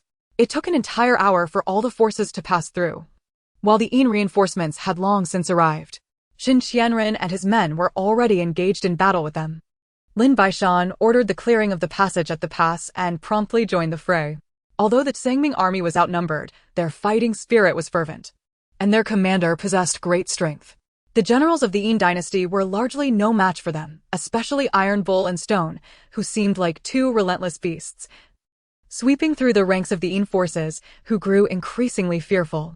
Furthermore, the narrow terrain and mountainous landscape prevented large-scale military maneuvers, leading to a disastrous defeat for the Yin troops, who fled in panic. Lin Baishan commanded Xin Qianren to pursue vigorously until they had driven the Yin forces to the plains before halting the chase. By then, the Yin army had suffered over 10,000 casualties. The Tsangming army also mourned the loss of over 3,000 men, with countless others wounded. Lin Baishan ordered the troops to rest on the spot, treat the injured, and then return to Qinglan City, while also instructing Liang Yunfei to dispatch 5,000 new recruits to join the fight and integrate them into the ranks. Lin Baishan was unhurried, having taken both passes. It was the Yin Dynasty that should feel the pressure. With over 20,000 soldiers stationed here, the Yin forces dared not approach. Now aware of the martial prowess of Qinglan City's general, thus refraining from courting disaster, Lin Baishan remained stationed at the pass for 5 full days, establishing defenses, knowing that the Yin Dynasty would find it exceedingly difficult to reclaim the pass. Scouts frequently ventured near the pass to probe the military situation, but all were slain by Lin Baishan. His extended stay was intended to make the Yin Dynasty reconsider their forthcoming strategies in battle. Having lost all their fortifications, the Yin Dynasty was far inferior to Qinglan City in combat strength, but most critically, they had lost the support of the populace. The residents near the pass even provided Lin Baishan with intelligence. Wei Zhuo did not participate in the battle at the pass, and Lin Baishan appointed him as the vanguard general, commanding 5,000 Tsangming soldiers to begin their assault on the Yin forces, capturing all small detachments still outside and clearing away all obstacles in preparation for an attack on the Yin capital. The Yin forces were acutely aware that if this situation persisted, it would not be long before they reached the imperial city of the Yin Dynasty. Finally, the emperor of the Yin Dynasty grew anxious, but was it still not too late? Chapter 75. Trap? Escape? Lin Baishan suddenly sensed something amiss. Everything was proceeding too smoothly. Although the Yin Dynasty was in decline, it could not be completely devoid of resistance capability. Qinglan City had effectively taken advantage of the enemy's lack of vigilance, seizing the first pass with little effort, and though the second pass had been held for several days, it had not proven overly taxing. A cold sweat broke out on Lin Baishan's brow. After a string of consecutive victories, had he let his guard down? If the Yin Dynasty were truly this feeble, how could it have endured for 300 years? But what exactly was amiss? Why had the Yin Dynasty dispatched so many small detachments, and for what purpose? With 20,000 troops, they had ventured deep into enemy territory, and the upcoming plains offered no concealment. Moreover, there were no signs of retreat from the nearest city. Moonland City, whose walls were exceedingly high and sturdy, not easily breached. Could there be some sinister plot at play? Lin Baishan's brow furrowed. He trusted his instincts, believing that there was surely something he did not know, and it was imperative to uncover the truth. Otherwise, they might fall into the enemy's trap. Come, Lin Baishan called out. Xiao Chengzi hurriedly approached. Convey my orders. Expand the scout search radius by 100 miles. Any sign of activity must be reported back. Lin Baishan commanded. 3 hours later, Xin Qianren, Sitian, Xiao Duanyun, and others convened in the main tent. City Lord, the surroundings have been thoroughly cleared. Why do we not advance on Moonland City? The Yin forces pose no resistance. We could sweep them aside, Xin Qianren declared, brimming with confidence. Lin Baishan's brow remained furrowed as he glanced at Xin Qianren. Is this the sentiment shared by all of you? Lin Baishan inquired. The others exchanged uncertain glances, unsure of Lin Baishan's intentions, though many nodded in agreement. Lin Baishan let out a heavy sigh. Gentlemen, while a desire for battle is commendable, I have warned you all never to underestimate anyone at any time. We are at war. Even a slight misstep could lead to catastrophic consequences. If everyone believes the Dayin Dynasty lacks any resistance, have you considered why no one has fled from Moonland City? Why has the Dayin Dynasty deployed so many scouts? What are they truly plotting? Lin Baishan spoke slowly. We are but 20,000 strong, and we are isolated. I recognize your martial prowess. But can 2 fists truly contend against 4 hands? I sense something is amiss. It is highly likely that the Dayin Dynasty has laid a grand scheme for us, perhaps even intentionally allowing us to take the second pass, only to ensnare us in Moonland City. Lin Baishan's conviction in his judgment strengthened. That cannot be true. City Lord. They would not willingly relinquish such advantageous terrain. That would be foolish. Xin Qianren clearly disagreed. The truth will soon reveal itself. Relay my orders, Sitian. You will lead 5,000 troops back to the second pass and summon the 5,000 left in Anchang City to secure both the first and second passes. Under no circumstances must we abandon the passes, regardless of what occurs. Prepare logs, stones, arrows, and even boiling oil. We must hold the passes at all costs. Do not send any reinforcements. The passes are our lifeline. Remember, do not send any reinforcements. Lin Baishan's expression was more serious than ever. Sitian accepted the orders and departed. Relay my orders. All troops shall withdraw to the eastern side of the Huayan Gorge, 10 miles from the pass. Half an hour hence. Additionally, I must inform everyone that we may well be encircled. Gentlemen, whether we can break through to the second pass depends on our fortune. Why do we not set forth immediately to return to the second pass, my lord? Xin Qianren inquired, sensing the gravity of the situation. He was not a fool, merely blinded by the prospect of imminent victory. We must buy time for Sitian, otherwise none shall escape. The scouts I dispatched have yet to return, which speaks volumes, Lin Baishan replied, his voice heavy as he fixed his gaze upon the map on the table. Half an hour later, Xiao Chengzi reported that Sitian had retreated 20 miles without encountering any obstruction. Lin Baishan's position was now a mere 30 miles from the second pass, and dusk was settling in. Generals, this 30 miles shall not be easily traversed. Hearken to my command, everyone, don your armor and advance 2 miles toward Yuelin City. Upon encountering any scouts from the enemy, drive them off. After advancing those 2 miles, we shall immediately retreat. Remember, the enemy's scouts must witness our approach to Yuelin City before we withdraw. Once we retreat, quicken your pace directly toward Huayan Gorge, where we shall engage in battle. Should we fail to reach Huayan Gorge, we will return to the second pass via Jianji Ridge without lingering in combat. Xin Qianren, Xiao Duanyu, Shi Shouzhua, Tainyo. Shi Tu, Wei Zhuwe, Zhongjun, Qin Jiming, it is likely that our 10,000 men will not return today. Those who can escape should do so without concern for rescue. I shall cover the rear, Lin Baishan declared, his eyes resolute. My lord, allow me to cover the rear while you depart. Xin Qianren and Wei Zhuwe stepped forward in unison. Follow orders, consume rations, advance 2 miles, and retreat swiftly. Lin Baishan struck the table with fervor. All present promptly exited, leading their respective troops forward 2 miles toward Yuelin City, driving away all scouts before hastily preparing to return to the second pass. The night served as their best shield. Lin Baishan lingered at the rear of the formation, his expression calm, yet his heart was tumultuous. He was nearly certain he had fallen into the enemy's trap. Now it was a matter of evading capture. After racing 15 miles, they were only 5 miles from Huayan Gorge, surrounded by dense forests, the silence so profound one could almost hear their heartbeat. "Are you all in such a hurry to return for a funeral?" A voice, grating like a duck's quack, resounded, followed by a hail of arrows whistling through the air. "Retreat. Xin Qianren, lead the troops from the route I indicated, quickly," Lin Baishan urged, charging toward Jianji Ridge. Before he could reach it, a deluge of arrows rained down. With swift strokes of his broadsword, Lin Baishan deflected the projectiles and plunged into the enemy ranks, wreaking havoc among the Ying army's formation.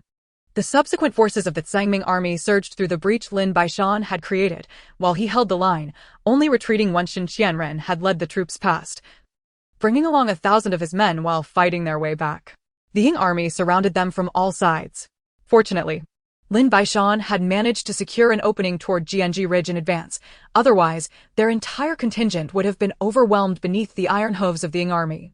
Jianji Ridge, as its name suggests, is a steep ridge as sharp as a sword, perilous and towering, allowing passage for only 2 individuals side by side, while warhorses could only traverse single file, with sheer cliffs on either side leading directly to the second pass. The Tsangming army navigated swiftly through Jianji Ridge. Yet in that brief moment, half of their 10,000 had already perished. Lin Baishan felt a pang of anguish. This was a hard-won army, now decimated in the span of mere minutes. Would they ever return to the second pass? Chapter 76. The Defeat at Yuelin City. Yet now was not the time for sentimentality. The pursuing enemy showed no signs of relenting. Lin Baishan stayed at the rear, urging the soldiers ahead to hasten their pace, while occasionally dispatching a few unfortunate souls who lagged behind. Xin Qianren led at the forefront, his anxiety palpable, issuing orders for the soldiers to discard all unnecessary burdens and advance with only provisions and weapons. Jianji Ridge led directly to the second pass, yet the Ying army would undoubtedly take a longer route to intercept them. While the straight-line distance favored Jianji Ridge, the treacherous terrain and the pursuing enemy raised uncertainties about their ability to outpace the encroaching Ying forces. Lin Baishan, equally anxious, commanded his troops to travel light. Gradually, the Ying army pursuing them fell behind, alleviating a fraction of Lin Baishan's worries. Once this ordeal was over, he vowed to return to the modern era and procure some advanced weaponry. An hour and a half later, Xin Qianren emerged from Jianji Ridge, swiftly securing the only route leading to the second pass, taking up a position of advantage while awaiting Lin Baishan's arrival. Unexpectedly, before Lin Baishan could reach the exit of Jianji Ridge, the Ying army had already circled around. Xin Qianren ordered archers to fire in place, buying precious time for Lin Baishan. A quarter of an hour later, Lin Baishan exited Jianji Ridge and, under Xin Qianren's cover, ascended the heights leading to the second pass. With a grand gesture, he signaled the remaining Tsangming troops to hasten toward the second pass, rapidly proceeding to join Zitian in countering the Ying army. Along the way, they encountered no further ambushes, leaving the Ying army far behind. A short while later, they passed through the second pass, reuniting with the 5,000 troops led by Zitian, turning back to confront the Ying army. To their surprise, the Ying forces did not approach the pass, but instead camped a mile away, observing Lin Baishan from a distance. After a brief respite, word arrived that only 2,300 of their original force remained, the rest having perished in battle. Zhang Jun had sustained an arrow wound, and his fate hung in the balance. Lin Baishan hurried to Zhang Jun's side, where the medic had already extracted the arrow, but the tip was poisoned, leaving Zhang Jun unconscious. Lin Baishan produced his water flask and administered half a flask of spiritual spring water, vigilantly watching over him. With the second pass lost once more and having suffered heavy casualties, the morale of the remaining Tsangming troops was disheartened. After all, it was their first defeat in a long time, and seeing Zhang Jun in such a state weighed heavily on Lin Baishan's heart. Half an hour later, Zhang Jun gradually regained consciousness. "It's all right, rest well. I will send someone to escort you back to Qinglan City," Lin Baishan reassured him. "My lord, has our army suffered grave losses?" Zhang Jun's eyes reflected despair. "To say it is severe would be an understatement. We have lost 7,000 to 8,000 men. However, we managed to break free from the encirclement of their 100,000 troops. I believe this cannot be labeled as too dismal. Of course, we have faced defeat. But such is the nature of warfare, it is not a matter of great consequence. There is no need for despair. We will recover swiftly," Lin Baishan remarked. Rising to leave, his expression devoid of emotion as he gazed at the Ying army across the way. With over 10,000 troops stationed at the pass, the likelihood of a breach seemed minimal. Lin Baishan convened all the generals. General Shin, you shall return to Qinglan City, escort Zhang Jun back to recuperate, and simultaneously disseminate the news of our defeat, but with accuracy. Recruit 2,000 soldiers at the gates of Qinglan City. Ensure when Jishu manages the aftermath. The rest of you shall return to Qinglan City. I will hold the fort here. Keep your heads held high, it is merely a minor setback. Lin Baishan concluded before departing. Xin Qianren and the others returned to Qinglan City to recruit soldiers, while Lin Baishan remained in the main tent, meticulously studying the map to ensure he was well prepared.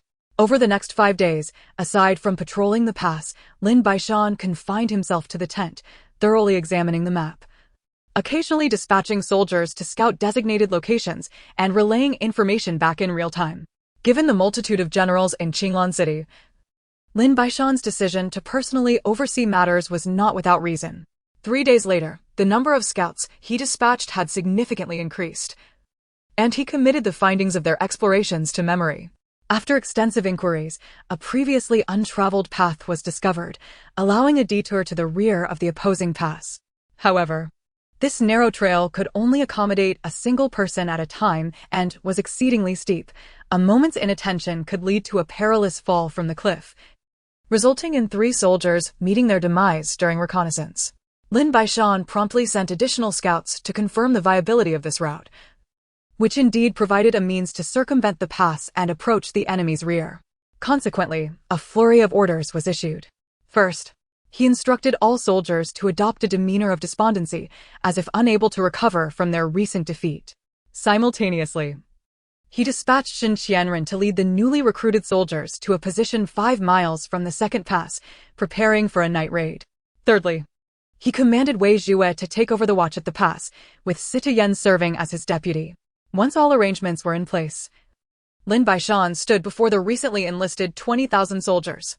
Gazing at the fresh recruits, he hesitated to speak for a moment. I understand that each of you harbors a latent vigor. Tonight, let it be unleashed. What I wish to convey is the necessity of embracing failure. No general is destined for perpetual victory. True merit lies in humility in triumph and resilience in defeat. Very well, let us meet upon the battlefield. I urge you to unleash all your might upon the enemy forces. Thus, Lin Baishan addressed the assembled generals. Currently, the pass was manned by over 32,000 troops, and that night, 5,000 soldiers were to traverse the narrow path to eliminate or drive away all opposing forces. Thereafter, the main force would advance westward, directly targeting Liangji, the granary adjacent to Moonlit City, seizing as much as possible while incinerating anything left behind. Moonlit City would undoubtedly dispatch reinforcements to thwart Qinglan City's efforts to capture the granary, at which point Xin Qianren would ambush them at Yanziling. With everything meticulously planned, Lin Baishan awaited the night's arrival, a strategy born from days of cartographic reconnaissance. At the stroke of midnight, 5,000 Sangming troops, guided by the earlier scouts, began their ascent up the treacherous path. The mountainous terrain was rugged, compounded by the darkness and howling winds. After navigating the narrow trail, over 60 individuals tragically fell from the cliffs. Under the leadership of Xin Qianren, Tain You, Shi Tu, and Xiao Duanyun, the soldiers surged toward the resting troops of the Yinchao nearby the pass. The air was soon filled with the cacophony of battle cries. The Yinchao forces, taken completely by surprise, hastily retaliated. Yet, the elite commanders sent by Qinglan City swiftly turned the tide, decimating the Yinchao troops within a quarter of an hour, who fled in disarray, leaving chaos in their wake. Lin Baishan swiftly led his army across the pass and ordered Wei Jue to maintain vigilance with 7,000 soldiers at the pass, while he himself advanced with the remaining 25,000 troops directly toward Liangji. Any Yinchao soldiers left isolated on the road were ruthlessly dispatched. The distance from the second pass to Liangji spanned over 80 miles. The troops advanced stealthily, running desperately until they finally arrived at dawn. A great battle was about to commence. In Chapter 77, deep into the heartland, Lin Baishan led 25,000 Sangming troops straight toward Liangji, no longer concealing their presence as they moved with great haste. Meanwhile, Xin Qianren and Shi Tu had already taken 5,000 men to Yanziling, preparing defenses to ambush the Yinchao forces. Grain supplies are the lifeblood of an army, and no military would relinquish them easily. The granary at Liangji was situated at the southernmost end of the marketplace, backed by a great river, with a 10-meter drop from the water level to the granary, thus mitigating any flood risks, especially following a drought that left the riverbed nearly dry. In front of the granary lay a street, branching in multiple directions. The granary was guarded by 3,000 engsub soldiers who, due to their position in the rear, were predominantly older and less combat-ready. With the escalation of hostilities, the engsub had yet to replace this contingent. As Lin Baishan and his forces entered Liangji, many civilians were taken aback, realizing that Qinglan City's grand strategy had unfolded overnight, enveloping the entire area. They quickly surrounded the granary, demanding the soldiers within to surrender, threatening that should they fail to comply, none would be spared upon their entry. The officer in charge of the granary, Fan Xiqing, was cowardly and cunning, resolutely guarding the entrance while sporadic arrows rained down from the watchtower, clearly indicating his refusal to surrender while awaiting reinforcements. Lin Baishan commanded his archers to eliminate the soldiers atop the watchtower, then urged his men to ram the granary doors with logs. The engsub soldiers, struck by arrows, were forced down from their perch. More and more Tsangming soldiers joined the assault on the granary doors. After a quarter of an hour, the gates came crashing down. Lin Baishan led his troops into the granary, systematically shooting down distant soldiers before swinging his long sword in a sweeping arc. The odds were overwhelmingly in their favor, 3,000 engsub against 20,000 Tsangming. Within half an hour, all engsub soldiers were captured. Those refusing to surrender met their end, and Fan Xiqing was cleaved in two by Lin Baishan's blade. Over 1,000 of the granary's defenders were slain, with the remainder surrendering. Upon opening the granary doors, they were filled to the brim with rice. Lin Baishan ordered his soldiers to load the supplies onto 30 hastily assembled carts, allowing each soldier to carry a portion, while the excess was set ablaze. The granary at Liangji, classified as a medium-sized storehouse, was emptied in half an hour. Lin Baishan then commanded his troops to hasten toward Yanziling, concerned that Xinqianren might struggle to fend off the enemy's assault. Upon their arrival at Yanziling, they discovered that Moonlit City had not sent any reinforcements, leaving Xinqianren to guard in vain for 2 hours. It was only then that Lin Baishan learned of the engsub's mobilization of 120,000 troops, coordinated by the renowned strategist Su Xuanci. Lin Baishan had suffered significant losses at the hands of Su Xuanci. He promptly summoned Wei Jue to gather intelligence on Su Xuanci. "My lord, this Su Xuanci is no ordinary adversary. He possesses the uncanny ability to unravel the complexities of chaotic battlefields, discerning details that others overlook. While most can only foresee 2 or 3 moves ahead, he perceives at least 10 steps into the future. He frequently devises intricate strategies and can instantly adapt his tactics to the shifting dynamics of the battlefield, making him a formidable opponent. I suspect that the assault on the granary at Liangji was orchestrated by him to prevent reinforcements from reaching us. Exercise caution, my lord, he is a treacherous foe. A wolf in sheep's clothing." Lin Baishan was well aware of the need for vigilance, having already suffered a setback, and with reports indicating that Su Xuanci commanded 35 formidable generals. Without hesitation, Lin Baishan ordered his 25,000 Tsangming troops to march toward Moonlit City, which was considerably smaller and more dilapidated than Qinglan City and Anchang City. Its walls were low and easily breached, allowing Lin Baishan to capture the city after searching for an hour, yielding only a meager supply of grain, which he took with him. He swiftly abandoned Moonlit City.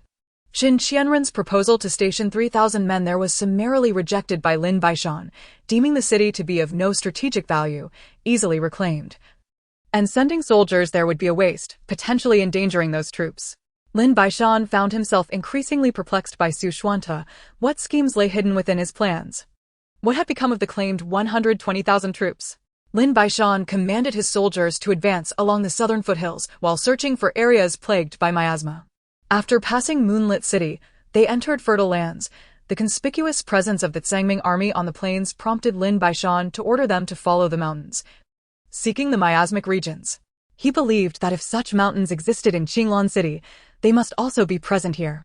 His diligence bore fruit, as he ultimately uncovered a forest thick with miasma, ample enough to conceal their movements. The soldiers summoned spring water, and Lin Baishan mixed it with the divine spring water. All troops partook of this sacred elixir, allowing them to traverse the miasma forest and enter the subsequent flatlands. They established sentries and dispatched numerous scouts, armed with the divine water, to investigate Su Xuance's next maneuvers. This time, Lin Baishan exercised remarkable caution from the moment they left Liangji to the fall of Yuelin City. Su Xuance exhibited no reaction, indicating that he was not merely a leader concerned with the losses of a single city or territory. His strategic vision was formidable, and such individuals are notoriously challenging to contend with. Lin Baishan sent word back to Qinglan City to inform Liang Yunfei of the current location of their forces, ensuring that in the event of a significant crisis, they would not find themselves unable to locate Lin Baishan. Gradually, intelligence began to trickle in. It became evident that Su Xuance had disseminated some false information, such as claiming he executed all the city defenders after Yuelin City's fall and was furious about Liangji's circumstances, leading outsiders to believe he lacked the capacity to provide aid to both Liangji and Yuelin City. Regardless of the messages received, Lin Baishan insisted on sending confirmations to discern their authenticity. This was the most critical juncture. Leading an army of 25,000, their supplies were insufficient. And although they had seized provisions from Liangji, residing in the depths of the mountains presented myriad inconveniences. Various rumors circulated.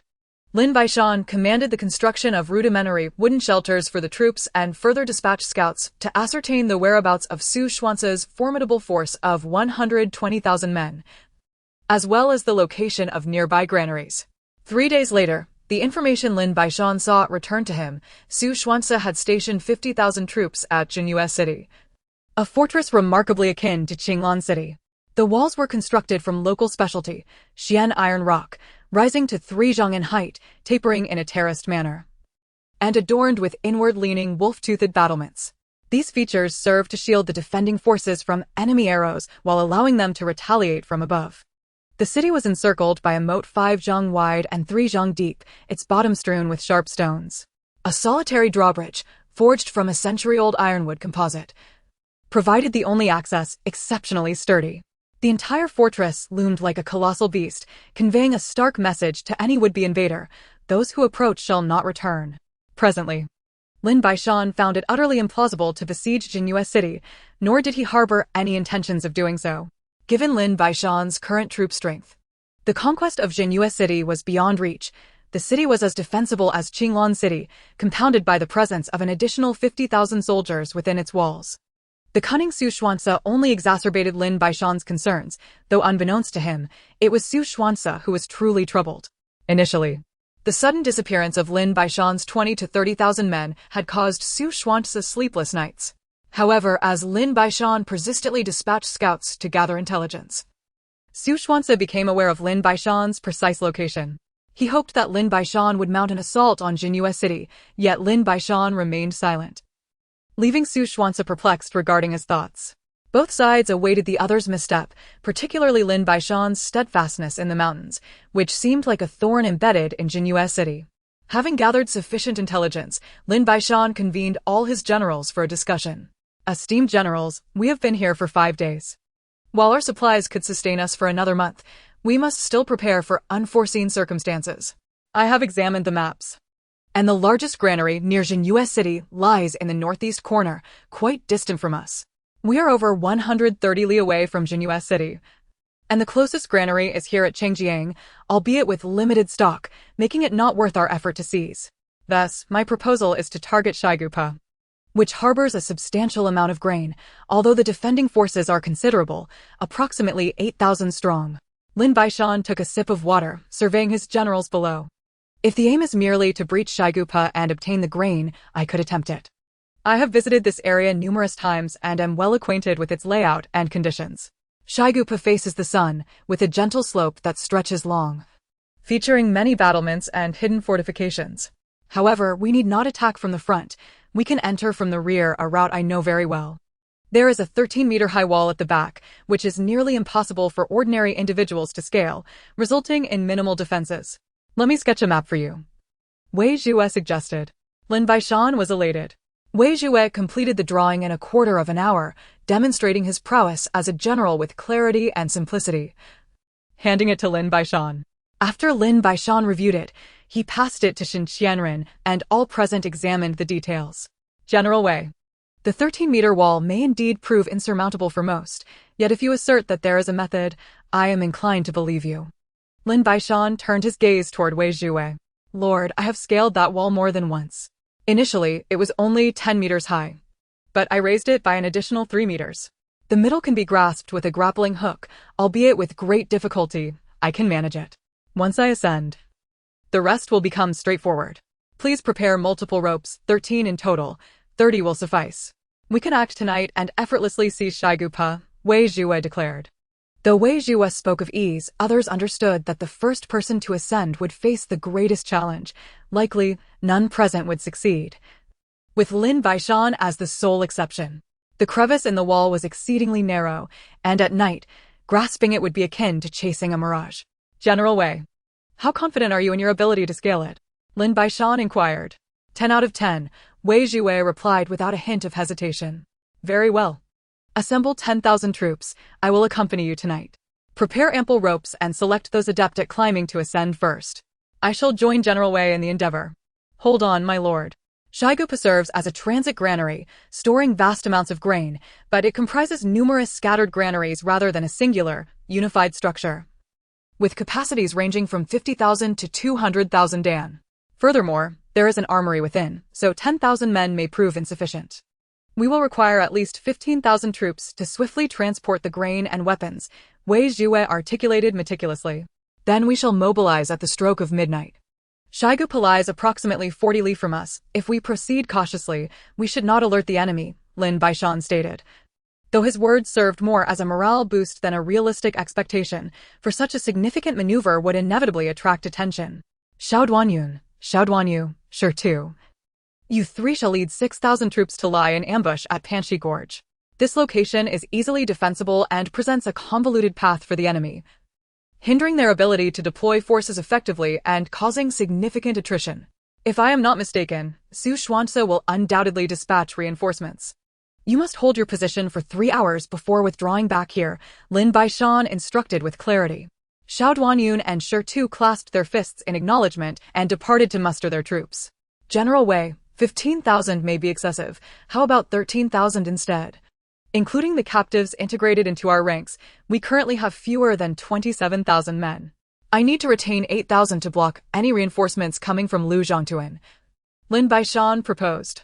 Very well, 13,000 it is, Wei Zhuwei acquiesced. General Shin, Situ, Tiniu, and Shishizuo. You four will lead 8,000 Sangming troops to intercept the reinforcements from Lu Zhongtuan. Changjiang has only 1,000 defenders, so ignore them, Lin Baishan concluded. The officers retreated to prepare meals and rest briefly, setting out at midnight according to the predetermined routes. Lin Baishan held a deep-seated apprehension regarding the more than 1,000 captive soldiers and was reluctant to incorporate them into the army on the spot. Yet the others assured him there would be no issue, so they were dispersed among the ranks, prepared to execute any traitors. The Sangming army moved with remarkable speed, and before their departure, Lin Baishan provided each soldier with a flask of divine spring water to counteract the miasma's corrosive effects upon their return. When Lin Baishan and Wei Zhuwei arrived behind Shaigupa, they observed that the 13-meter stone wall was indeed devoid of patrolling guards. Each of them carried 3 grappling hooks and 5 ropes, attempting to secure a hold on the crevices of the wall.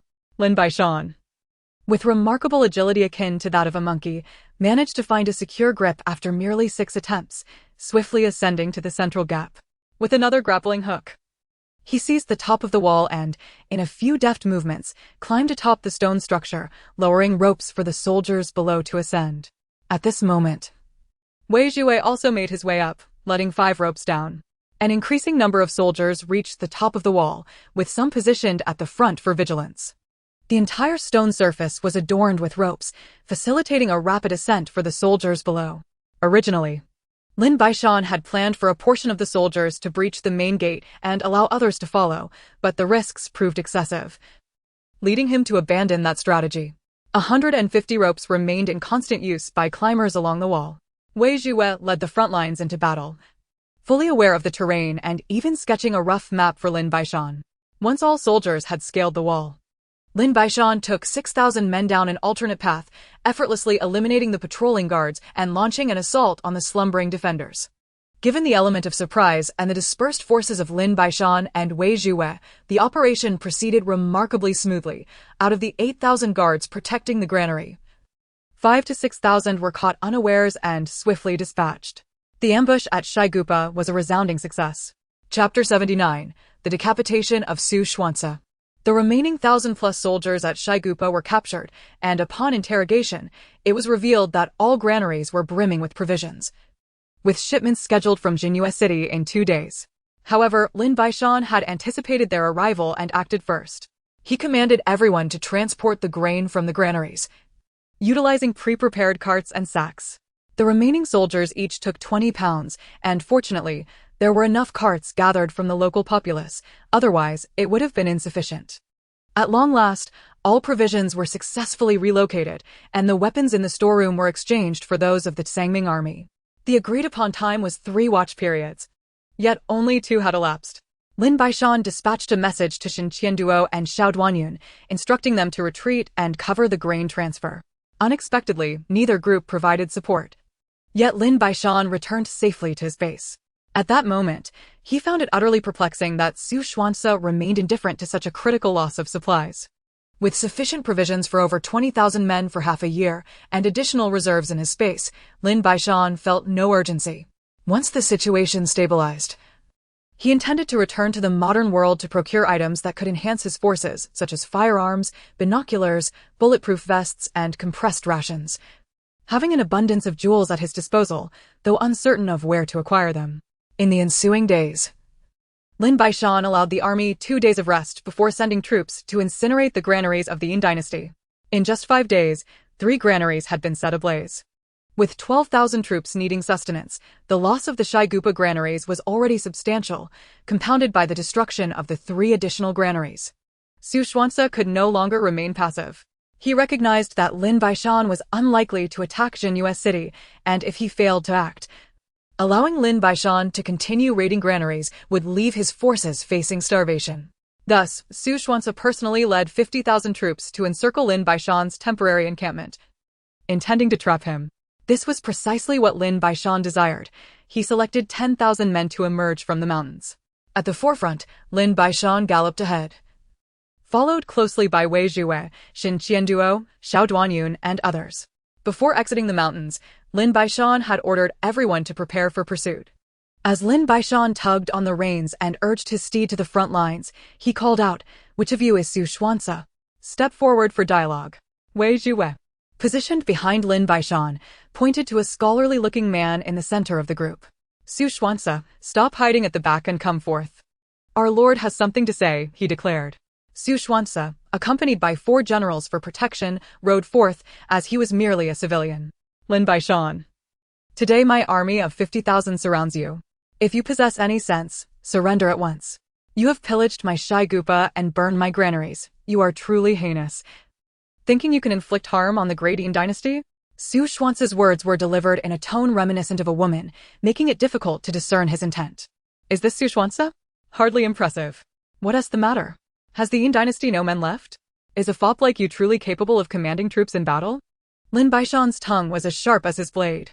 "Lin Baishan, today you shall find no return. Go, take his head," Su Xuanci commanded, but before his words could finish, Lin Baishan charged forward, swinging his long knife at Su Xuanci.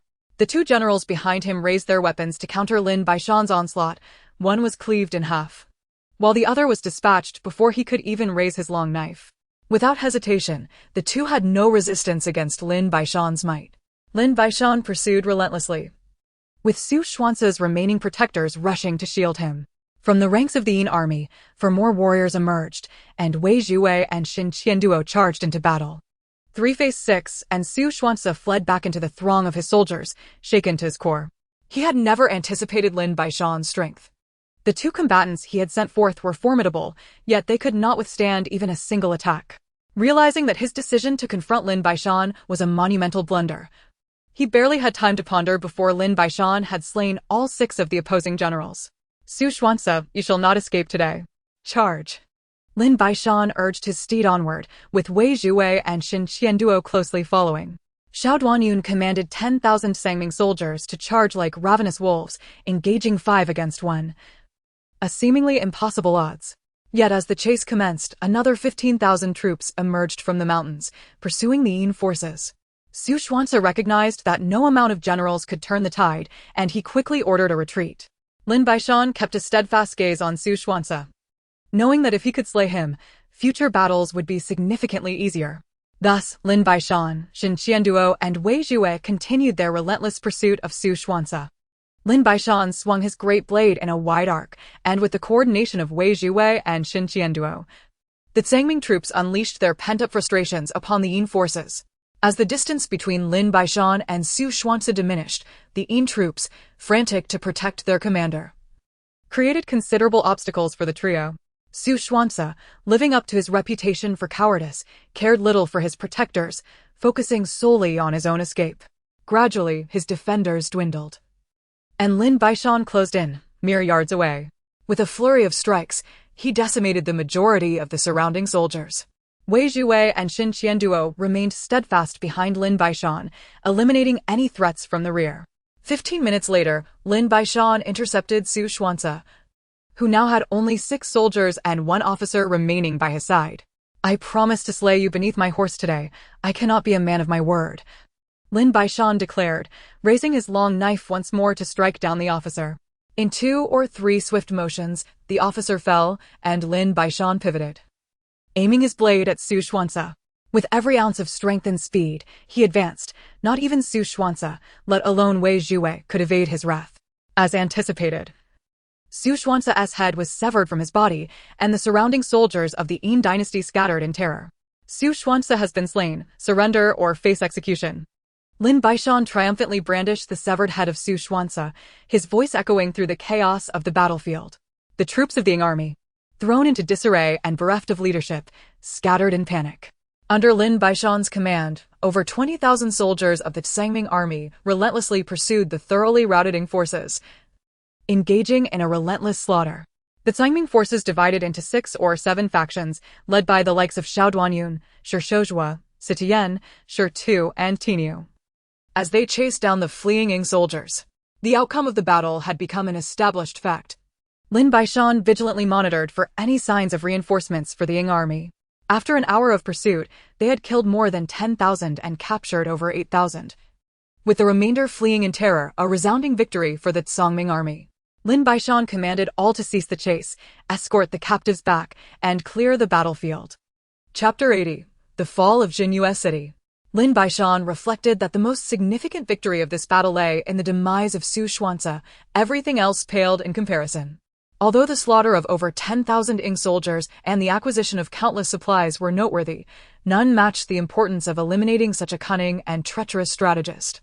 Had it not been for Su Xuanzi, Lin Baishan would not have suffered such a significant setback previously. At last, he had turned the tide.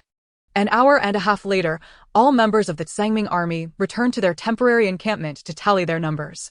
The Sangming forces had suffered only a few hundred casualties, a figure that could be deemed negligible. They had taken over 8,000 captives from the Ying army. As they prepared their meals, the Sangming army still boasted over 26,000 soldiers. Curiously, even the recently incorporated former Ying troops now considered themselves true members of the Sangming army. Lin Baishan found himself uncertain about how to handle the more than 8,000 captives. Integrating them into the Sangming army could dilute its purity. Yet leaving them as a separate force made him uneasy. Ultimately, after consulting with all, he decided to disperse the captives among the Sangming forces while imposing strict supervision. Furthermore, he issued a decree that this would be the last occasion for such integration, at least for the foreseeable future. Once their military strength had grown sufficiently, such matters would become trivial. With the Ying army freshly defeated, Lin Baishan ordered a night of rest, planning a full assault the following day to scour the granaries surrounding Jinyu City and seize them all, dispatching troops to secure key transportation routes leading to the city. On the second day, after breakfast, 35,000 soldiers were divided into 3 battalions, led by Lin Baishan, Wei Zhuwei, and Xin Qianduo. They followed prearranged routes to attack granaries within the sphere of influence of Jinyu City, annihilating any small contingents of the Ying army encountered along the way. The three battalions maintained frequent communication, regrouping every 3 days at their temporary encampment. Although Jinhua City still housed about 100,000 troops, the death of Su Xuanzi had left them leaderless, and with no new commanders dispatched by the Ing court, the Ing forces could only cower within the city's walls, their supplies dwindling. The primary reason for this predicament was the overwhelming combat prowess of Lin Baishan and his commanders, as the Ing court lacked any capable leaders to rival them. Otherwise, with such a formidable army, they would not tolerate Lin Baishan's unchecked actions within their territory. As nearly all the granaries fell under Lin Baishan's control, provisions were transported back to the temporary encampment. Jinhua City had become an isolated stronghold, and the new commander sent by the Ing court was slain before even reaching the city. Soldiers within the city began to defect as they could no longer find food. Lin Baishan, with over 10,000 men, cooked just outside Jinhua City, the enticing aroma wafting into the city, tantalizing the hungry residents within. Yet none dared to open the gates. Lin Baishan remained unhurried, methodically preparing meals. 3 days later, he called out to the Ing soldiers atop the city walls, "All Ing soldiers, heed my words. The granaries surrounding Jinhua City are under my complete control, and the new commander sent by your court has been slain. From this day forth, any who surrender within 3 days will be welcomed without repercussions. After 3 days, any remaining will be executed." His voice resonated throughout the citadel. Panic gripped the Ing forces, many of whom had gone 2 days without adequate sustenance. They gathered to discuss their fate. Despite the orders from their leaders forbidding them from opening the gates, hope for Jinhua City's future had all but vanished. For no one could match Lin Baishan's might.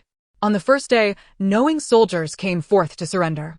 Lin Baishan remained patient, continuing his cooking, the enticing aromas spreading across the city as his men echoed his commands. On the evening of the second day, while preparing a meal, Lin Baishan suddenly heard the sound of the city gates creaking open. He rose to see 4 or 5 commanders, accompanied by 7 or 8,000 weary soldiers, emerging from Jinhua City. One of the commanders, sporting a scraggly beard, clasped his fists in salute to Lin Baishan. "I wonder if what Lord Lin has proclaimed is truthful. I am Zhao Shiji, the highest-ranking officer within Jinhua City. If I were to offer the city to you, would you grant us clemency?" Zhao spoke, his voice weary and devoid of vigor. "What I say holds true," Lin Baishan replied slowly. "However, there is one condition. Once you surrender the city, you and your fellow commanders must engage in battle against the remaining Ing forces at least once." "Very well, we shall follow Lord Lin's command and surrender Jinhua City forthwith." "Hold on, General Zhao. What is the current strength of your forces? How much food remains? And where are the other Ing troops?" Lin Baishan scrutinized Zhao Shiji. "Jinhua City currently houses around 40,000 soldiers, but our food supplies ran out 3 days ago, and the citizens have nothing to eat. The other Ing troops should be at Xinxian Ridge, but I cannot confirm their current location," Zhao Shiji admitted, lowering his head. "Very well. Serve food to the generals and soldiers, and confiscate their weapons. Dispatch riders to summon General Shin and General Wei to hasten their arrival at Jinhua City." Messengers galloped away. After confiscating all weapons from Zhao Shiji's soldiers and providing them with a hearty meal, Lin Baishan led his men into the city, seizing all vital locations, the lord's residence, granaries, armories, and post houses. He gathered all the weapons from the soldiers and stored them together, allocating 3 days' worth of provisions, thereby restoring the supply of food within the city. Naturally, the granary owners were required to purchase supplies with their funds. Lin Baishan provided porridge to the citizens of Jinhua City for 10 days. Shortly thereafter, Wei Zhiwei and Shin Qiandren arrived at Jinhua City with the remaining 20,000 troops, bringing all the supplies from their temporary encampment. They were genuinely surprised to have captured Jinhua City without shedding blood, making their arduous journey worthwhile.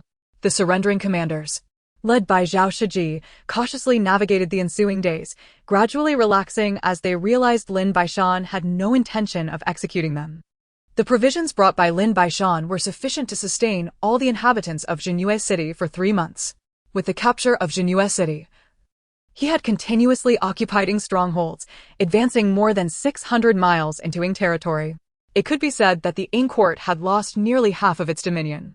Although Lin Baishan controlled only 1/5 of Ing's total territory, he had secured 2 major cities, Qinglan City and Jinhua City. Beyond lay expansive plains, devoid of natural defenses. Despite the Ying court's declarations of possessing an army of 1 million, Wei Jue estimated that their total numbers barely exceeded 500,000, and many had already fallen under Lin Baishan's might.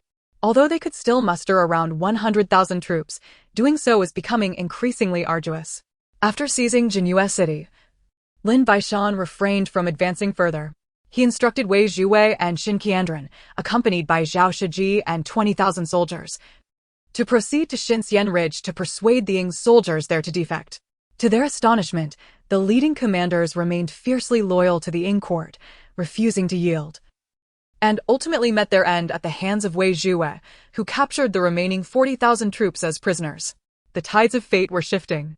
Chapter 81. The Siege of Jinhua City. The capture of over 40,000 prisoners of war represents perhaps the most extensive group that Lin Baishan has ever received. The sheer scale of this number has become a source of considerable distress for him, as it is simply too unwieldy to manage. In response to this predicament, Lin Baishan established 3 regulations regarding the handling of the prisoners. The first rule dictates the selection of skilled soldiers, such as craftsmen, cavalry, and archers, to be incorporated into his auxiliary forces, overseen by trusted confidants, thereby bolstering his military capabilities. The second rule involves the integration of those willing to surrender. These individuals will be dispersed among his own troops, ensuring that the proportion of prisoners does not exceed 30% in any given unit, with seasoned veterans supervising their gradual assimilation. The third stipulation addresses the elderly, infirm, and disabled among the captives, once their lack of threat is confirmed. A modest amount of food will be provided for their return, thereby alleviating the burden while also enhancing his reputation for benevolence. Conversely, those who resist fiercely will face execution. Ultimately, 30,000 prisoners remain, divided between logistical and combat units. Enhanced training will be instituted, and efforts will be made to instill a sense of belonging and camaraderie. Following the conquest of Jinhua City, Lin Baishan temporarily halted offensive operations, focusing instead on the ideological education and training of his soldiers, fostering a sense of allegiance to themselves and to Qinglan City. Many former soldiers of the Yin army have come to recognize the stark contrast of the Tsangming forces. Incidents of violence and abuse are virtually non-existent, with every individual, be they generals or soldiers, diligently attending to their responsibilities, resulting in an unparalleled cohesion that far surpasses that of the former Yin dynasty. The decision to pause attacks is underscored by the intelligence that a formidable force of 150,000 troops has once again gathered under the Yin dynasty, marching aggressively towards Jinhua City, led by the formidable General Yu Qinggu. Lin Baishan is well acquainted with Yu Qinggu, a master of martial prowess, whose skills are comparable to his own. However, Yu's arrogant disposition and obstinate nature render him difficult to control, though slightly inferior in combat capability. He is cunning and adept at strategy, likely surpassing even Su Xuanzi in guile. Lin Baishan understands that in large-scale warfare, individual prowess cannot dictate the outcome. However, his unparalleled superiority can yield significant advantages on the battlefield, delivering overwhelming and decisive blows. If the opponent lacks suitably matched generals, any schemes or stratagems become futile. Thus, Lin Baishan stands as a singular exception in battle. While he refrains from initiating an offensive, he is far from passive. The threat posed by Yu Qinggu and his 150,000 troops remains significant. To counter this, Lin Baishan dispatched Wei Jue and Xin Qianren, each commanding 20,000 troops to guard the 2 main routes leading to Jinhua City, while he remains to fortify the city itself. The supplies within the city are sufficient for all for half a year, not accounting for the additional provisions stored in his spatial inventory. Lin Baishan holds no fear of a siege. He can lead the remaining 35,000 soldiers out to engage in battle, facing no worthy opponent. And with the support of the 40,000 troops outside the city, a breakout would be easily attainable. Even in the unlikely scenario of being unable to break out, he is secure in the knowledge that his supplies are ample, while the opposing force of 150,000 must contend with the logistics of feeding their own. Upon learning that Lin Baishan's forces were stationed along the main roads, Yu Qinggu wisely chose to suspend his advance. He understands that the soldiers under his command represent the most formidable lineup the Yin dynasty can muster. Should they falter, the dynasty itself faces imminent ruin. Wei Jue persistently dispatches 5,000 troops to harass Yu Qingguo's supply trains, while Xin Qianren personally engages in raids, seizing provisions on 4 or 5 occasions. Much to Yu Qingguo's vexation, he is acutely aware that Jinyue City fell due to a lack of supplies, and he firmly believes that Lin Baishan will not repeat the same error. The situation appears to reach an impasse. Yu Qingguo's massive army consumes an immense quantity of food daily, which he cannot sustain. In stark contrast, the Tsangming forces have primarily been replenishing their supplies from the Yin army, resulting in minimal consumption on their part. Consequently, Yu Qingguo dispatched 50,000 troops to attack Wei Jue's forces, leading to a fierce confrontation along the main road, a test of their respective strengths. This is Wei Jue's forte, as he continuously decimates 13 generals of the Yin dynasty. The 50,000 troops, lacking leadership, are pursued relentlessly by the Tsangming forces for over 50 miles, until Yu Qingguo himself emerges from the city to provide support, barely recovering the remaining 30,000 soldiers. At this juncture, Yu Qingguo begins to feel a pang of self-doubt. He has also clashed with Xin Qianren, while he believes that given enough time he could ultimately prevail. Xin Qianren is elusive and adept at retreating, leaving him at a loss for options, as the disparity in strength is not insurmountable. However, it is rumored that Xin Qianren can be dispatched in mere moments by Lin Baishan. Such news strikes him like a bolt from the blue, leading him to ponder whether the Yin dynasty's fate is indeed sealed. Despite commanding an army of over 100,000, the specter of collapse looms ever closer. Yu Qingguo's encampment at Yunsang City, a sizable fortress, albeit slightly less formidable than Jinyue City, leaves him grappling with how to proceed in battle. He is eager to attack Jinyue City, yet he realizes that with his current generals, such an action would likely result in delivering their heads to the Tsangming forces. The absence of capable commanders becomes a significant limitation. Ultimately, genuine combat is inevitable. Should he falter and lose his leading general, the morale of his soldiers would undoubtedly suffer, leading to a predictable pursuit. 3 days later, Yu Qingguo resolves to lead 100,000 troops towards the main road guarded by Xin Qianren. Upon receiving word of this, Xin Qianren immediately withdraws his forces, retreating to their previous encampment as per Lin Baishan's earlier instructions. The spring water provided by Lin Baishan to Wei Jue and Xin Qianren is intended for critical moments, allowing for a retreat to temporary sanctuaries when faced with overwhelming odds. Yu Qingguo, evidently well-informed, directs his forces straight towards Jinyue City, dispatching scouts to monitor the movements of Wei Jue and Xin Qianren's troops to avoid encirclement. From the battlements of the city, Lin Baishan observes the encirclement orchestrated by Yu Qingguo, a subtle smile playing at the corners of his lips. For 5 days, Yu Qingguo has besieged Jinyue City, yet neither Wei Jue nor Xin Qianren has made a move to disrupt his efforts. Even Lin Baishan has refrained from emerging, merely informing Yu Qingguo that he will grant him but a single opportunity for battle, leaving Yu in a state of mounting anxiety. It is crucial to note that with 100,000 men idling away their time, any lack of progress may lead to severe repercussions should the emperor lose faith in him. On the 6th day, Lin Baishan leads 20,000 troops out of the city, mounted and smiling at the sight of Yu Qingguo across the way. Yu Qingguo is left in the dark as to the nature of Lin Baishan's mirth. In Chapter 82, the confrontation culminates in the confrontation with Yu Qingguo. Lin Baishan, you finally dare to emerge from your stronghold. What is the source of your amusement?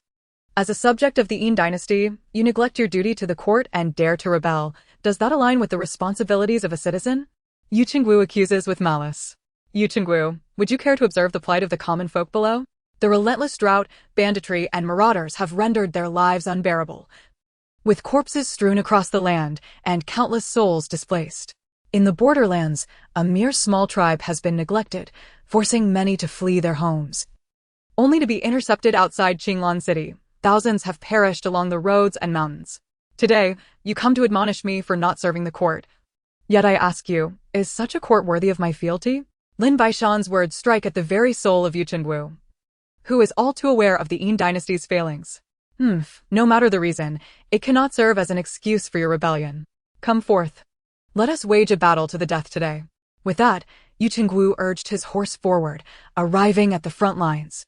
Lin Baishan, somewhat puzzled, recognized that Yu Qingguo was certainly aware he was no match for him, yet he still came forth without hesitation. Was he seeking death? Or was there some cunning plot afoot?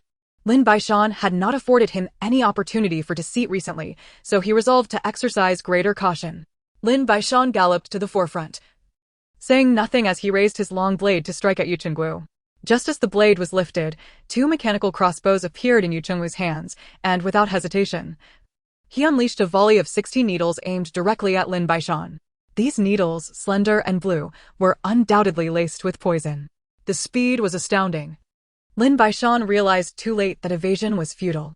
Gritting his teeth, he swung his long blade down toward Yu Chenggu. Yu Chenggu raised his spear to block, and a thunderous crash echoed as Lin Baishan's body tilted to evade the incoming poison needles, but it was too late. 6 or 7 needles pierced his body. Yet, Lin Baishan did not falter. He retrieved a flask of spiritual spring water, drank half of it, and casually pulled the needles from his flesh, discarding them on the ground as a murderous intent toward Yu Chenggu ignited within him. Ha, Lin Baishan, I advise you to cease your movements. These poison needles seal the throat upon drawing blood. You have but the time of an incense stick left. This is the fate of opposing the court. With that, Yu Chenggu prepared to retreat, having felt the immense danger posed by Lin Baishan's long blade, convinced he was no match for him. Lin Baishan, however, was not inclined to let him escape. You shall not leave today. He urged his horse to pursue Yu Chenggu, his long blade slicing toward him in an instant. Yu Chenggu retaliated with his spear, believing this was Lin Baishan's final strike, especially after he'd been poisoned. Such an act was tantamount to courting death. Once again, Yu Chenggu retreated 3 steps while Lin Baishan remained steadfast, delivering a third strike. The growing alarms in Yu Chenggu's heart were undeniable, as he realized he could only defend himself now, devoid of any offensive intent, a remarkable feat, for many had fallen to Lin Baishan's blade in a single strike. Most perplexing was Lin Baishan's apparent lack of any poison-induced symptoms, leaving Yu Chenggu utterly confounded. On the 6th strike, Yu Chenggu failed to evade, and his left arm was severed. He winced in pain, intending to flee, but Lin Baishan's long blade was upon him once more, affording him no chance of escape. In one decisive stroke, Yu Chenggu was slain. As Lin Baishan assessed his condition, he found no sign of poisoning. He felt as he always did. Observing Yu Chenggu's death, the troops of the Ying dynasty began to retreat slowly. Lin Baishan waved his hand, and the Tsangming army closely followed him in pursuit. Meanwhile, Wei Zhuwei and Xin Qiandian's forces emerged from either flank of the Ying troops, cutting off their escape routes, leaving only a path to the east. This was a deliberate strategy by Lin Baishan, as he deemed it essential to grant the enemy a route for retreat. Otherwise, the Ying troops might fight desperately, which would prove detrimental to the Tsangming army due to their overwhelming numbers. With the Ying forces surrounded on 3 sides, Lin Baishan, Wei Zhuwei, Xin Qiandian, and numerous commanders from the city advanced upon them. The morale of the Tsangming army surged, having slain the enemy's general. In truth, Yu Chenggu's plan had succeeded. But it was evident that Lin Baishan was fated to survive, aided by the detoxifying properties of the spiritual spring water. Surrounded on 3 sides, the Ying troops attempted to break through to the east, seeking to escape this dire situation. Wei Zhuwei and Xin Qiandian paid no heed to those who had already fled, focusing solely on annihilating the encircled Ying soldiers. After 2 hours, Lin Baishan, Wei Zhuwei, and Xin Qiandian's forces had decimated 40,000 Ying soldiers, with only about 50 to 60,000 scrambling to escape. The sheer number of enemies had been overwhelming. Yet now there was a pressing issue. The eastern route was under Lin Baishan's control. Those who wished to return to Yunzeng City would have to detour westward. But that area had been entirely secured by Lin Baishan's army, with all major pathways guarded by the Tsangming forces. Thus, these 50 to 60,000 soldiers had become trapped. Initially, the Tsangming army targeted the isolated soldiers, but as more gathered, they formed a formidable fighting force, albeit limited by their supply of provisions. The importance of provisions loomed large in everyone's mind, yet many still fell victim to starvation. Lin Baishan had resolved to be ruthless in this campaign. There were few who surrendered, most either fled or were slain. 3 days later, out of the original 100,000 troops, merely 3,000 returned to Yunzeng City, while the rest had been slaughtered. Some had taken refuge in the mountains. Lin Baishan's reputation soared to new heights, earning him the title of the war god Lin Baishan among certain opportunistic individuals. Within the Ying dynasty, no one could withstand even 10 exchanges with him.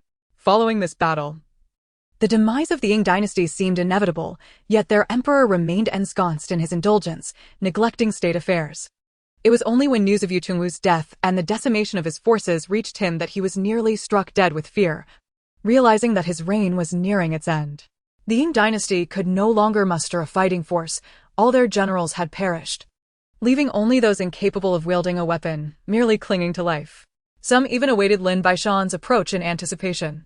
Lin Baishan sent a letter to the emperor, conveying the message of his abdication and acknowledging the fall of the Ying dynasty, offering to honor all his current privileges. This maneuver was undeniably shrewd, leaving the emperor in a state of indecision. 10 days later, Lin Baishan gathered 50,000 troops and advanced toward the western cities of the Ying dynasty. Encountering no significant opposition, the populace was well aware that the oppressive regime of the Ying dynasty was finally on the brink of collapse. Wherever Lin Baishan passed, he implemented his policies, reducing taxes, distributing grain, and eradicating bandits, winning the fervent support of the common people. Chapter 83: The Division of Generals and Military Regulations. Originally, Lin Baishan intended to return to the modern world after slaying Yu Chengwu, but as he continued to expand his influence, he resolved to wait until he had overthrown the Ying dynasty's oppressive rule before departing, for there were still many neighboring nations and battles to be fought. Now, with his forces swelling to 80,000, the rapid expansion of the Tsangming army's reputation was undeniable, yet simultaneously, many commanders began to harbor notions of privilege, leading to instances of abuse towards soldiers and even brawls among the leaders. When Jishu advised Lin Baishan to temporarily halt the offensive against the Ying dynasty, to establish a clear rank structure for the generals, rewarding merit, appointing a grand general, and enforcing strict military discipline, Lin Baishan heeded when Jishu's counsel. And outside the royal city of the Ying dynasty, in the city of Yunyan, the 80,000 troops rested while he summoned all generals to the ceremonial hall. When Jishu took a seat to the side, with Wei Zhuwei, Shen Qiandian, Sitian, and Lu Shuhuai seated on the right, while the patrols outside Qinglan City were entrusted to Silla. At present, Lin Baishan commanded over 200 generals, though only a few possessed exceptional combat prowess. Esteemed generals, today we shall not deliberate military affairs. Our Qinglan City now boasts an army exceeding 100,000 men. Since we are not the court, I will not adopt the Ying dynasty's rank structure. Henceforth, I shall invite Mr. Wen to announce our own military ranks. Mr. Wen, please. Lin Baishan addressed Wen Jishu with utmost respect, knowing him to be a true talent, untainted by self-interest. Esteemed generals, the hierarchy of city lords has been jointly determined by myself, certain esteemed generals, and the city lord. I shall now announce the details. Our Qinglan City shall implement our own classification system. When Jishu glanced at the generals below, deep in thought. In the first tier, we have the Grand Marshal of Heavenly Might, Lin Baishan, the city lord of Linqing. He stands alone in this rank, commanding all generals and soldiers, endowed with the authority of life and death. Next, we have the Grand Marshal of National Defense, Liang Yunfei, who is subordinate to the Grand Marshal of Heavenly Might, overseeing the future military affairs of the capital. In the second tier, we find the Grand Marshal of Cavalry, Wei Zhuwei, who leads the left flank of the army, currently numbering only 30,000, yet certain to multiply in the future. He governs both cavalry and infantry, primarily focusing on offensives. Together with him are the Grand Marshals of Vehicle and Cavalry, Lu Shuhuai and Shen Qianduan, with Lu Shuhuai as the principal and Shen Qianduan as the aide, responsible for the main forces of chariots and infantry, assisting the Grand Marshal of Heavenly Might, with their primary duty being the defense of critical border strongholds. The four generals overseeing the cardinal directions, General Zhen Nan, Sitian, General Zhen Bei, Xiao Duanyun, General Zhen Dong, Shi Shouzhua, and General Zhen Shi, Qin Tianping, are all under the command of the Grand Marshal of Vehicle and Cavalry. They will receive appropriate deputy generals and corresponding ranks within the military, such as General Weilai and General Jiawu, which will be distributed later. Next, we have the generals responsible for the city, 8 loyal martial generals inclined towards offensive strategies, and 8 valiant martial generals focused on defense. Additionally, other ranks such as the generals of proclamation and clarity, the generals of stability and peace, the general of anti-piracy, and the general of pacification are all detailed in the distributed pamphlets, clearly indicating their affiliations. Upon concluding his announcement, when Jishu took his seat, there are indeed numerous subdivisions. But it would be impractical for Wen Jishu to announce each one individually. They may review the details themselves later. For instance, Zhang Jun and Qin Jiming are both affiliated with Liang Yunfei, a fact not overlooked. Notably, Sola is the sole exception. Having been informed by Lin Baishan that he is appointed as the Grand Marshal of Border Defense, exclusively under Lin Baishan's command. This method of division does carry significant drawbacks. Should Lin Baishan encounter misfortune, factions loyal to him may resist the authority of others. However, for the moment, all appears well. The hierarchy among the generals will gradually evolve, primarily focusing on military merit, disregarding all else deemed superfluous. The unanimous consent of over 200 individuals attests to their awareness of Lin Baishan's formidable methods. The hierarchy also encompasses the civil officials, which we shall review together, so I shall refrain from further elaboration. It is not a matter of prioritizing military over civil affairs. In my eyes, both hold equal weight. Next, the military regulations will be declared, with past infractions no longer pursued.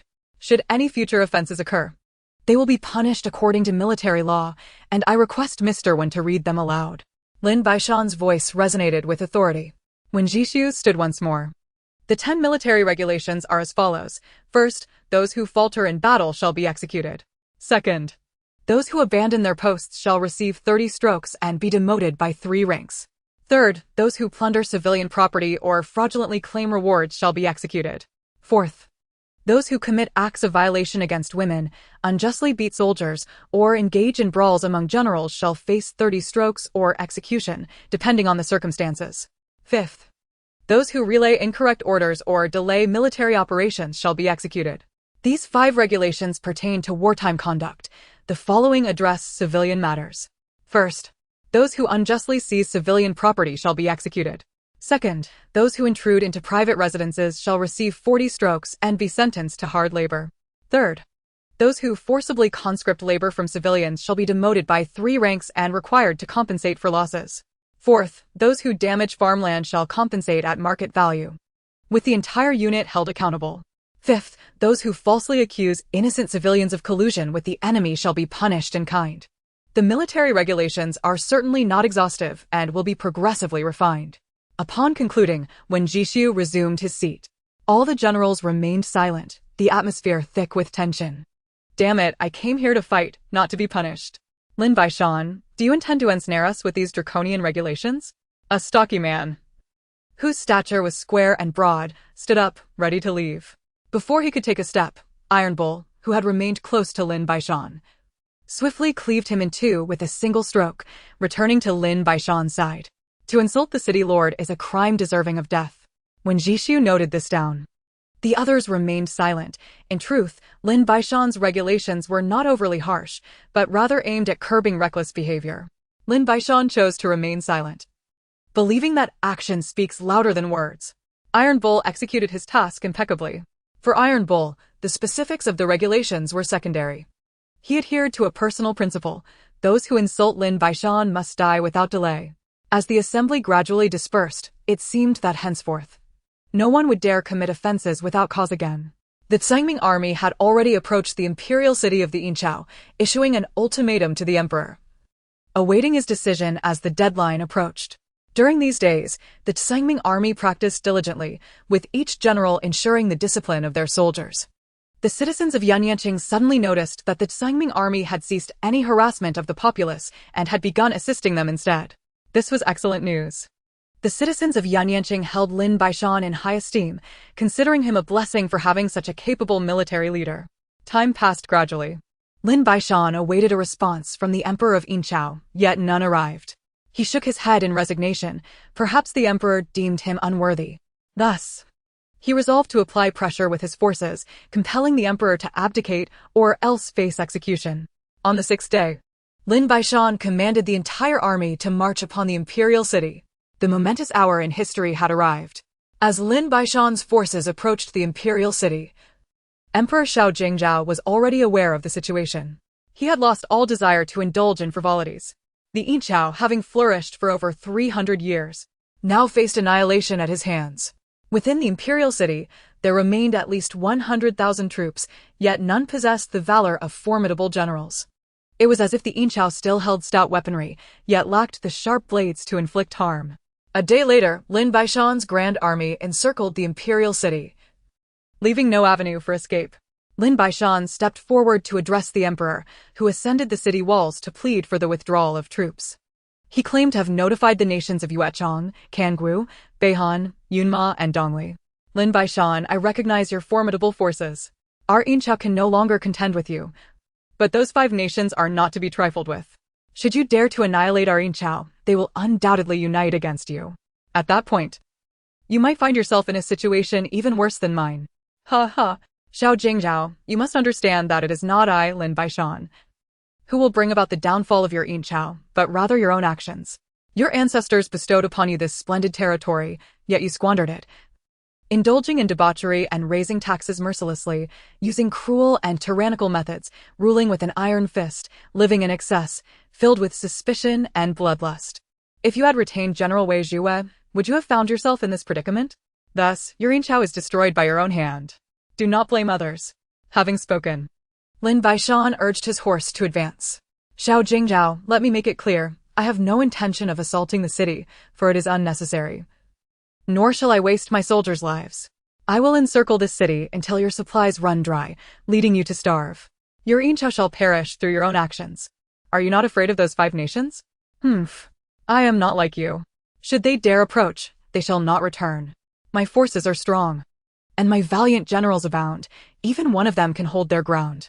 Perhaps their nations are indeed powerful, but as long as I possess the geographical advantage of Inchao, I fear not 5 nations, nor 10.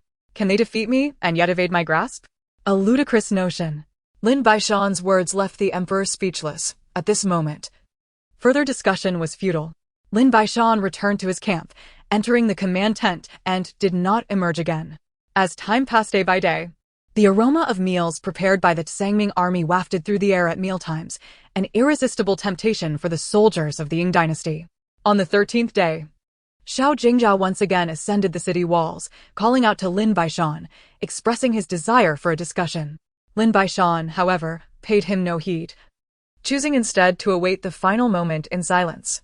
He had already ascertained that the food supplies within the imperial city would last only 20 days, and with 13 days elapsed, it was only a matter of time before those who followed him would resort to betraying him for the sake of the city.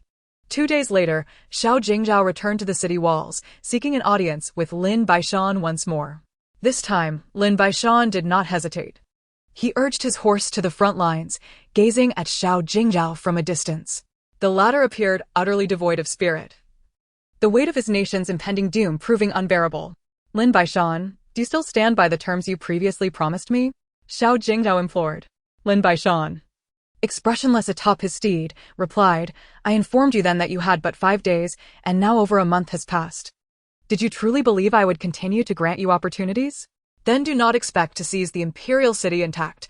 I would rather see it burned than relinquish it to you, Xiao Jingzhao retorted in exasperation. Burn it, then. You would only be incinerating the very legacy your ancestors painstakingly built. It concerns me not. I could easily construct another, Lin Baishan scoffed. Furthermore, today marks our final meeting. Should we fail to reach an agreement, the only fate awaiting your imperial city is starvation.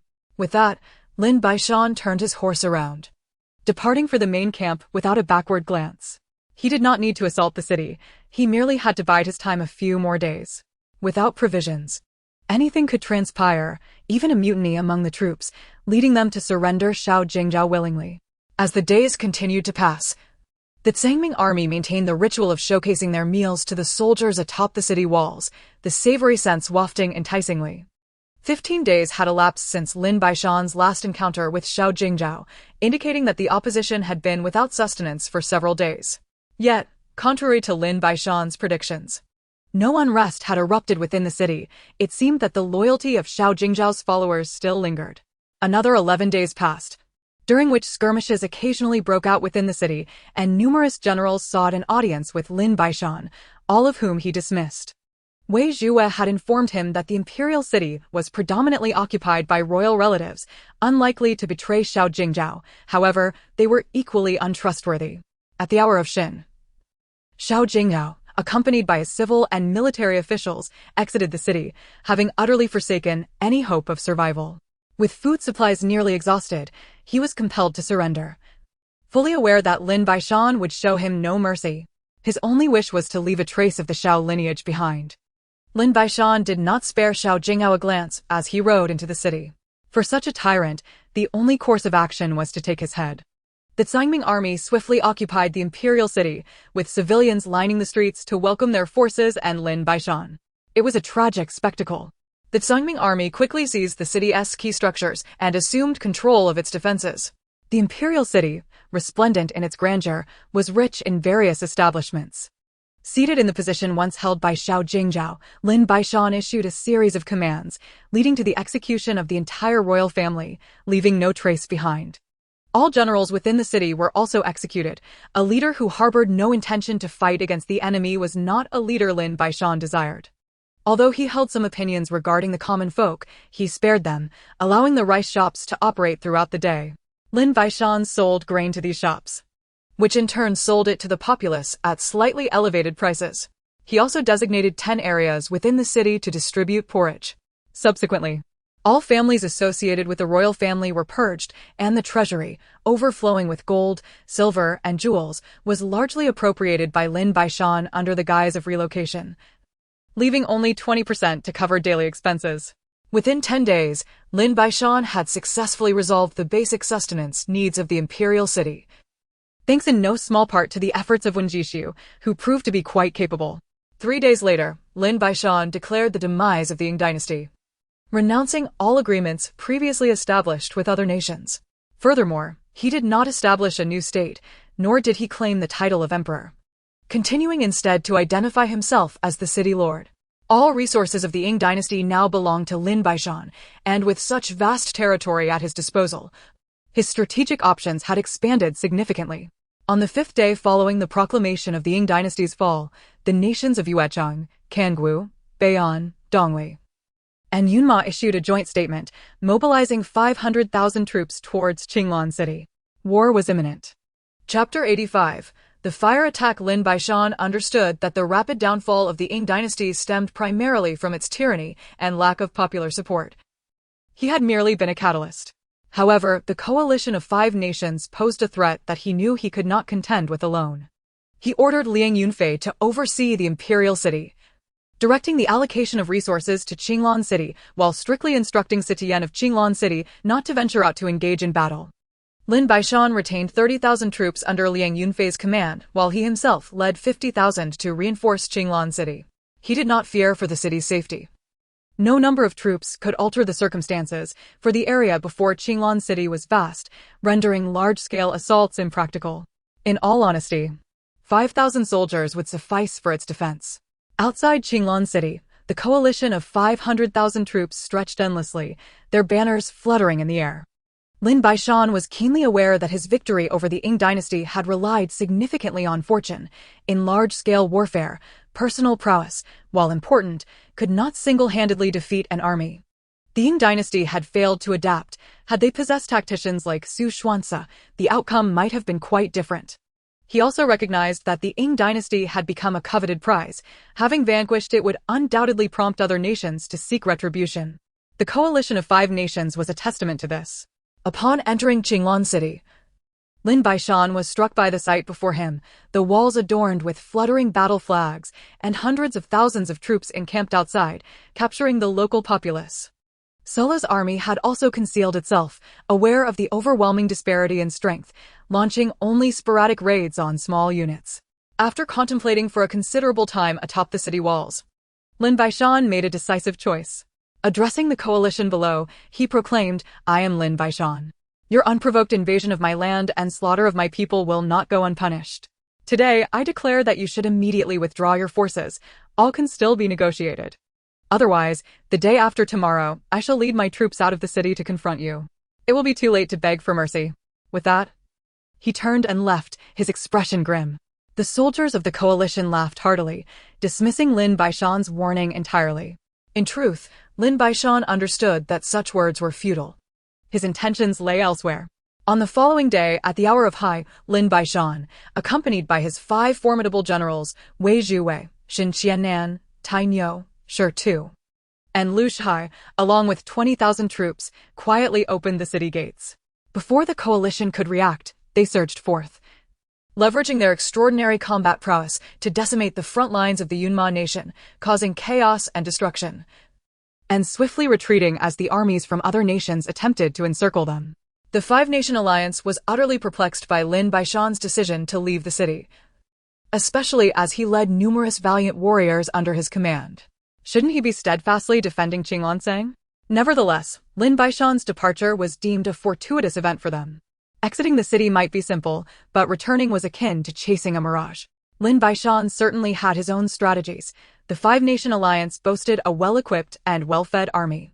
Without a formidable force outside, the enemy's logistical support would remain unscathed. Relying solely on Sulla's mere 10,000 men was utterly insignificant. Upon leaving the city, Lin Baishan swiftly contacted Sulla, urging him to join forces. Subsequently, Lin Baishan proposed a plan of temporary concealment, awaiting the opportune moment to strike, a tempest of opportunity, after which they would engage. Lin Baishan led everyone into the miasmic barrier zone, where the first layer had become overcrowded, necessitating a move to the second layer for 20,000 souls. They felled trees to construct makeshift shelters. 9 days had elapsed since Lin Baishan's departure, and the Five-Nation Alliance had begun to regard him as a fool. His combat prowess was undeniable, yet they pondered the purpose of such futile efforts. The average individual would have taken refuge within the city, reasoning that since the walls were impregnable, what was the point of venturing out? On the 10th day, a gentle breeze began to stir at 10 past noon, culminating in a sudden gust of westerly wind by midnight, a flawless gale that Lin Baishan had awaited. He distributed the animal fats, tung oil, sesame oil, sulfur, and saltpeter, highly flammable materials that would ignite under elevated temperatures, to all soldiers, instructing them to seize the right moment to cast them into the ranks of the Fire Alliance. With 20,000 soldiers, Lin Baishan set forth, with Sulla primarily assisting in the rescue and trailing behind him. At midnight, Lin Baishan's 5,000 cavalry charged into the ranks of the Yueshang Kingdom's army, fiercely engaging them. The Yueshang Kingdom stood no chance, and as the other nations attempted to encircle them, they were swiftly penetrated by the advancing Sangming army, completely shattering the enemy's formation. The Sangming soldiers hurled their oils, sulfur, and saltpeter into the midst of the Yueshang forces, igniting them with arrows that sparked instant conflagration. At that moment, Lin Baishan surged forth with the Sangming army, and with Sulla's support, they suffered merely 2,000 casualties. Lin Baishan relentlessly cleaved through the pursuing enemies, remaining steadfast just 3 miles from the Five-Nation Alliance. The wind fanned the flames, while the fire magnified its ferocity, rapidly engulfing the Yueshang forces. The air was filled with anguished screams as countless soldiers perished in an instant, the fire spreading uncontrollably, leaping over 2 yards. Once the inferno erupted, no additional fuel was necessary. The Five-Nation army, interconnected, found themselves overwhelmed within a quarter of an hour, the Yueshang forces wailing as the flames consumed them, subsequently spreading to the Dongli Kingdom and then to the Beihan Kingdom, with only the Yunma Kingdom escaping the catastrophe. No one had the chance to pursue Lin Baishan and his men. Over the course of 3 hours, the Five-Nation Alliance was left in a pitiful state. Yet not all their might had perished. Lin Baishan estimated that the fire had primarily concentrated on burning only 30% of their forces, which he found somewhat regrettable. With a wave of his hand, he led the remaining Sangming troops and Sulla directly into the territory of the Yunma Kingdom, wielding his long sword to slay numerous Yunma soldiers, paving the way for his comrades. In the midst of the slaughter, Lin Baishan noticed a brawny man on a tall steed, brandishing dual hammers as he charged towards him, effortlessly dispatching the nearby Sangming soldiers with a single blow. Lin Baishan urged his horse forward. As he swung his sword, the man attempted to block with his hammers, but he underestimated Lin Baishan's strength. The blade cleaved through the hammers and struck him down in one fell swoop. The soldiers of the Yunma Kingdom recoiled in disbelief, unable to fathom why their formidable general could not withstand even a single strike from Lin Baishan. The tide of battle turned in an instant. Lin Baishan savagely decimated the enemy commanders, only to suddenly withdraw after a quarter of an hour. Chapter 86. Return to the Modern Era. Lin Baishan ordered the Sangming army to retreat swiftly because the remaining forces of the Five-Nation Alliance were closing in on them, gathering in ever-increasing numbers. Upon receiving the command, all Sangming soldiers hastened towards the miasmic barrier, with Lin Baishan, Xin Qianduan, and others covering the rear. Wei Zhuwe led the Tsungming army back to the miasmic barrier without incident, and once everyone entered the temporary encampment, a collective sigh of relief resonated. Though the Five-Nation Alliance had suffered the loss of 30% of their forces, their strength remained intact, and now at least 100,000 troops surrounded the miasmic barrier, with even more amassed at other locations, particularly at the city gates. My lord, let me lead our forces out to strike them with a counterattack and bring our Tsungming army back to the city. This place is not suitable for prolonged habitation, Sulla proposed. General Sulla, your elderly, weak, and womenfolk are hidden securely, are they not? Lin Baishan inquired with concern. Rest assured, my lord, they will not be found. Even if they were, it would be inconsequential. Our clan has 10,000 young men guarding the perilous terrain. Without 200,000 soldiers, they shall not conquer us. Thank you for your concern, my lord. Sulla expressed his heartfelt gratitude, acknowledging Lin Baishan's unbroken support in supplying provisions over this extended period. We shall rest here for the time being, allowing the soldiers to prepare meals and replenish their strength before seizing the opportunity to strike out again. Lin Baishan's expression remained grim. The situation had not improved significantly. The Five-Nation Alliance was well aware that supplies would continuously flow from the rear to Qinglan City. Yet they persisted in their encirclement, indicating their ulterior motives and plans.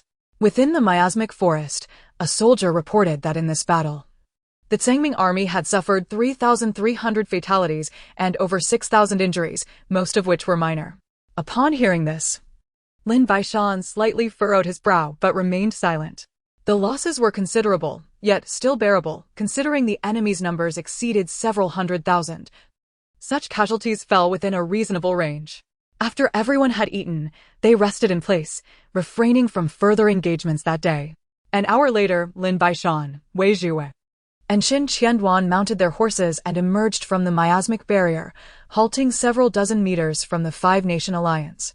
Outside the miasmic barrier stood at least 30,000 troops, a throng of humanity as they seemed intent on entombing Lin Baishan and his comrades in this place. Lin Baishan, having entered this grave, do not entertain thoughts of escape. Though your combat prowess is unparalleled, we have discovered a means to counter you. In our next encounter, we shall unleash a volley of arrows upon you. Let us see how many lives you possess, a red-faced general from the opposing side taunted. I, Lin Baishan, hereby vow that if I do not perish, all 5 nations shall face annihilation, Lin Baishan declared, turning away. At this juncture, further threats were futile. Wei Zhuwe and Qin Qianduan glared fiercely at their adversaries. Upon returning to the temporary camp, Lin Baishan ventured alone to the rear mountain, retrieving a substantial supply of provisions sufficient to sustain the Tsungming army for 3 months, including Sulla's troops. He then returned to the front mountain, convening all the generals for a meeting in the designated hall, which was quite convenient. Esteemed generals, prior to our departure from the city, I instructed General Situ that we would likely remain outside for 1 to 2 months and informed him of our positions. We have ample provisions stored here, and a small stream flows in the rear. The deeper we go, the larger the camp becomes. Thus, I implore you all to rest here temporarily. I have matters to attend to in the rear mountain. I shall return in no less than 5 days, and at most 10. Until my return, no one is to act recklessly. General Wei, General Qin, please dispatch men to the rear mountain to retrieve all the provisions. General Wei, take your portion directly. The 2 men clasped their fists in farewell before departing. An hour later, they returned to the ceremonial hall. This grain is sufficient to sustain all of us for 3 months, my lord. When did you place it here? Qin Qianren inquired, a note of excitement in his voice. Having exited the city, the most critical concern was indeed provisions, and now that issue was entirely resolved. It was stored here when I was still quite weak. Came the response. Now let go of any thoughts. I will return in about 10 days. For the time being, General Wei and General Sulla will each command their respective forces. Dismissed. With that, Lin Baishan rose to leave. The commanders regarded Lin Baishan with almost reverent awe. They would heed his every word. In their minds, they were convinced that Lin Baishan must be planning something significant that required a bit of time. Yet in truth, he was not orchestrating any grand maneuver. He merely wished to return to the modern world to procure some firearms. Surrounded by enemies on all sides, he needed to conclude the conflict swiftly or inflict devastating damage upon his foes, which necessitated the acquisition of modern weaponry. Lin Baishan ventured alone to the rear mountain. In a concealed spot, He entered the spatial realm. Within, the grain was ripe and ready for harvest. He mentally processed it into rice and replanted the fields with new seedlings. Then, he approached the merit monument, inserting a key into the lower left keyhole and gently twisting it. A brilliant light enveloped him as a stone door materialized before his eyes. Lin Baishan checked the gold and jewels on his person. Although he had plenty in the spatial realm, he still opted to carry some with him. Without hesitation, he stepped through the stone door, which then sealed itself behind him. After a brief 2 minutes, Lin Baishan reappeared in the spatial realm and exited. Surveying his surroundings, he realized he was back in the very spot where he had been injured by an explosion. The eerie silence was unsettling, having been wounded.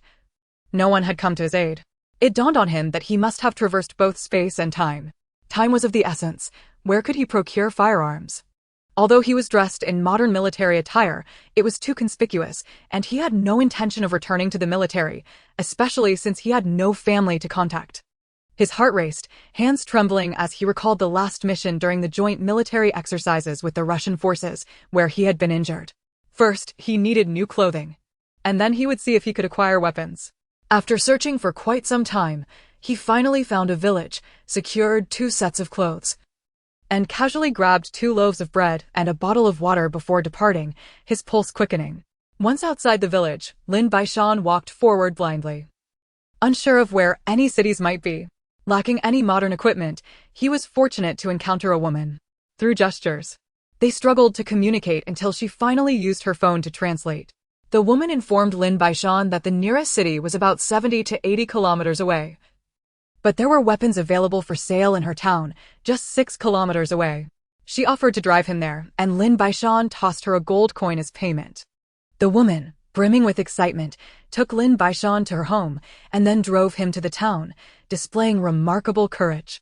Most importantly, she helped him find an arms dealer. Perfect. Chapter 87. Another fire attack. Lin Baishan spent considerable time communicating with them and eventually learned they only had handguns from various countries. Do you have the QSC-92A pistol? He inquired. Yes, just a moment, replied one man, who then retrieved a brand new, beautiful pistol for Lin Baishan. How many do you have? I need a large quantity of ammunition. Additionally, if possible, how many grenades do you have? I also require binoculars, bulletproof vests, and so forth. The man shook his head and ultimately provided Lin Baishan with only 1 pistol and 200 rounds of ammunition. This was far from satisfactory. So Lin Baishan paid with gold and requested the man to drive him to the larger city, promising him another gold piece if he could procure submachine guns, grenades, and similar items. The man agreed. As they drove, Lin Baishan skillfully handled the pistol, causing the driver to glance at him with a mix of shock and apprehension. Soon, they arrived in the city, and the man led Lin Baishan to the black market. Since the items Lin Baishan sought were classified as destructive weapons, they could not be purchased on the open market, and legitimate stores required permits. The so-called black market was, in fact, a small village dedicated to arms sales, heavily guarded. The man, evidently familiar with the area, guided Lin Baishan directly to a central building. After explaining his intentions and indicating his willingness to pay with gold, despite its lower purity, they reached an agreement. A burly man soon appeared with everything Lin Baishan needed: 5 handguns, 2,000 rounds of ammunition, 100 grenades, 20 bulletproof vests, 3 binoculars, 50 smoke bombs, and 10 submachine guns with 3,000 rounds of ammunition. Without hesitation, Lin Baishan accepted it all, paid with gold, and loaded the items into a vehicle. As they slowly departed the black market, Lin Baishan sensed something amiss. The driver seemed to harbor intentions of robbing him. When the vehicle reached a secluded area, the driver raised his handgun. Lin Baishan, having anticipated this, swiftly drew his knife and slashed the man's throat. He quickly stowed the handgun, ammunition, bulletproof vests, grenades, and binoculars into his spatial realm. But the submachine guns stubbornly refused entry. After several failed attempts, Lin Baishan deduced that the spatial level was too low to accommodate them. Hearing footsteps behind him, Lin Baishan quickly maneuvered into the woods and instantly entered the spatial realm, reappearing at the merit monument. With a gentle twist of the key, he stepped through the stone door. A few minutes later, he found himself back at the temporary encampment in Qinglan City. Conveniently, Lin Baishan retrieved the acquired firearms from the spatial realm. They were indeed formidable, though the quantity was somewhat limited, and the spatial restrictions were evident. According to the Merit Monument, he would not be able to make further purchases for 3 months. It seemed prudent to explore the spatial realm more thoroughly to understand its limitations. After all, if he could transport a tank, there would be no need for combat. Nonetheless, he was satisfied. These items would certainly provide overwhelming firepower, though it was regrettable that he could not bring back the submachine guns. Lin Baishan did not plan to deploy this arsenal just yet. It would only be utilized at the most critical juncture, in a moment of desperation. As the numbers were limited, gradually, Lin Baishan returned from the rear mountain to the front. He began to feel something was amiss. It seemed as though more time had passed than he had anticipated, for he had only been gone 2 days. Upon his return to the main tent, Wei Zhuwe, Xin Qianren, and the others, having received word of Lin Baishan's return, hurried to greet him. "My lord, you've been away for over half a month. We were nearly frantic with worry. If you hadn't returned soon, we would have gone searching for you, but the rear mountain is far too vast to navigate," Wei Zhuwe exclaimed. Lin Baishan's expression darkened at the mention of half a month. Half a month? I distinctly recall it being merely 2 days. How could more than half a month have passed here? However, he quickly regained his composure. Some matters were delayed, but I have returned now. How is the army faring? My lord, everything is well, but the coalition of 5 nations has been taunting us daily, and I find it increasingly difficult to restrain myself from retaliating against their vile insults. Were it not for your orders, we would have already charged out, Wei Zhuwe replied. Do not concern yourself with them. Issue a command for tonight at midnight. We shall set forth. Ensure the soldiers are well fed and well hydrated, and relay my orders, Lin Baishan instructed. Wei Zhuwe promptly turned to disseminate the orders. Lord of the city, do you not possess a viable strategy? Otherwise, venturing out would be futile. The alliance of the 5 nations boasts no less than 300,000 troops, poised to annihilate us. Such an endeavor may prove ill-advised, expressed Xin Qianren with evident concern. General Xin, our sortie tonight is merely intended to create a disturbance. Not all will participate. We shall deploy only 5,000 cavalry, equipped with provisions for 10 days and sufficient incendiary materials to incinerate them once more, Lin Baishan replied with a smile. Xin Qianren returned the smile. Understanding now why Lin Baishan had previously refrained from exhausting all the sulfur and saltpeter. The temporary refuge they occupied had been completely encircled by the 5-nation alliance, rendering any escape impossible. Lin Baishan then orchestrated the plan. At the stroke of midnight, he would lead 5,000 cavalry alongside Wei Zhuwe to break through. Should they witness flames illuminating the night sky, Xin Qianren and Tainyo would charge forth, slaying as many foes as they could. This night, Lin Baishan intended to test the potency of grenades. Even utilizing just 2 or 3 could create a significant visual impact on the 5-nation alliance. As midnight approached, Lin Baishan guided the well-fed 5,000 cavalry towards the miasmic forest, having previously imbibed from the spring water. The soldiers of the 5-nation alliance, save for those on watch, had largely succumbed to slumber after days of encirclement. Lin Baishan, cautious about revealing himself, had inadvertently caused their defensive vigilance to wane. With a swift advance, Lin Baishan dispatched unseen assassins to eliminate the sentries. The steeds he rode approached the entrance of the miasmic forest. His right arm slowly rose as the 300 archers ignited arrows soaked in tung oil. With a sudden motion, his arm descended, and 300 arrows shot forth like meteors, igniting upon striking the tents of the 5-nation alliance. Many soldiers awoke abruptly, startled by the flames that surrounded them. As they prepared to command their archers, Lin Baishan hurled 2 grenades. The deafening explosions roused even more from their slumber. Those near the blast perished instantly, and the tremendous detonations set ablaze additional tents, creating a vacuum in the chaos. The 300 archers loosed 5 incendiary arrows in succession, and then Lin Baishan and Wei Zhuwe surged forth. The 5-nation alliance was now engulfed in nightmarish visions, haunted by the memories of their previous fiery defeat. The flames spread uncontrollably, forcing their soldiers into a frantic retreat to escape the inferno. The crowd became increasingly chaotic, with no one daring to retaliate against Lin Baishan and his men. The 5,000 cavalry surged into the fray, relentlessly launching fire arrows into the ranks of the 5-nation alliance, swiftly plunging them into a raging conflagration. Chapter 88. The Withdrawal of the 5 Nations. Seeing the flames ablaze, Lin Baishan plunged into the panicked throng, wreaking havoc, while Xin Qianren led the remaining Sangming army out from the miasmic barrier. The Sangming troops, having endured incessant insults from the Five-Nation Alliance, were seething with rage, whether from the original Sangming forces or those subsequently integrated. They were all remnants of the previous Engsub dynasty. Now, as part of the Sangming army in Qinglan City, they fought with fervor, mercilessly slaying soldiers of the Five-Nation Alliance, even executing some who had surrendered. Lin Baishan remained at the forefront, instilling in his officers and soldiers the instinct that their general always led from the front. Morale, an elusive concept, flourished in his presence. Soldiers no longer feared battle. Emboldened by their general's bravery, they faced even numerically superior foes with unwavering courage. His long blade cleaved through the ranks, unimpeded, while occasional arrows were deflected effortlessly. Lin Baishan harbored a particular animosity towards the country of Yuezhong, relentlessly pursuing them. Outside the miasmic barrier, no less than 100,000 troops were positioned, yet Lin Baishan's 3,000 men left them in disarray, with the Sangming army displaying unparalleled ferocity, continuing to hunt down the remnants of the Five-Nation Alliance. The catastrophic losses suffered by the Five-Nation Alliance stemmed primarily from their repeated failures at the same location. The two fiery assaults left them with no opportunity to establish effective defenses, resulting in chaos. Even as their commanders attempted to rally the troops, Lin Baishan swiftly dispatched them, revealing a dearth of competent generals among their ranks. At this juncture, Lin Baishan sheathed his long blade, brandishing a pistol instead, targeting the distant commanders within range. In mere moments, over a dozen commanders fell to his aim.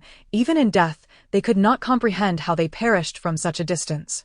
The battlefield was a scene of utter turmoil, with the majority of the isolated figures belonging to the Five-Nation Alliance, while the Sangming army pursued relentlessly, sustaining minimal losses.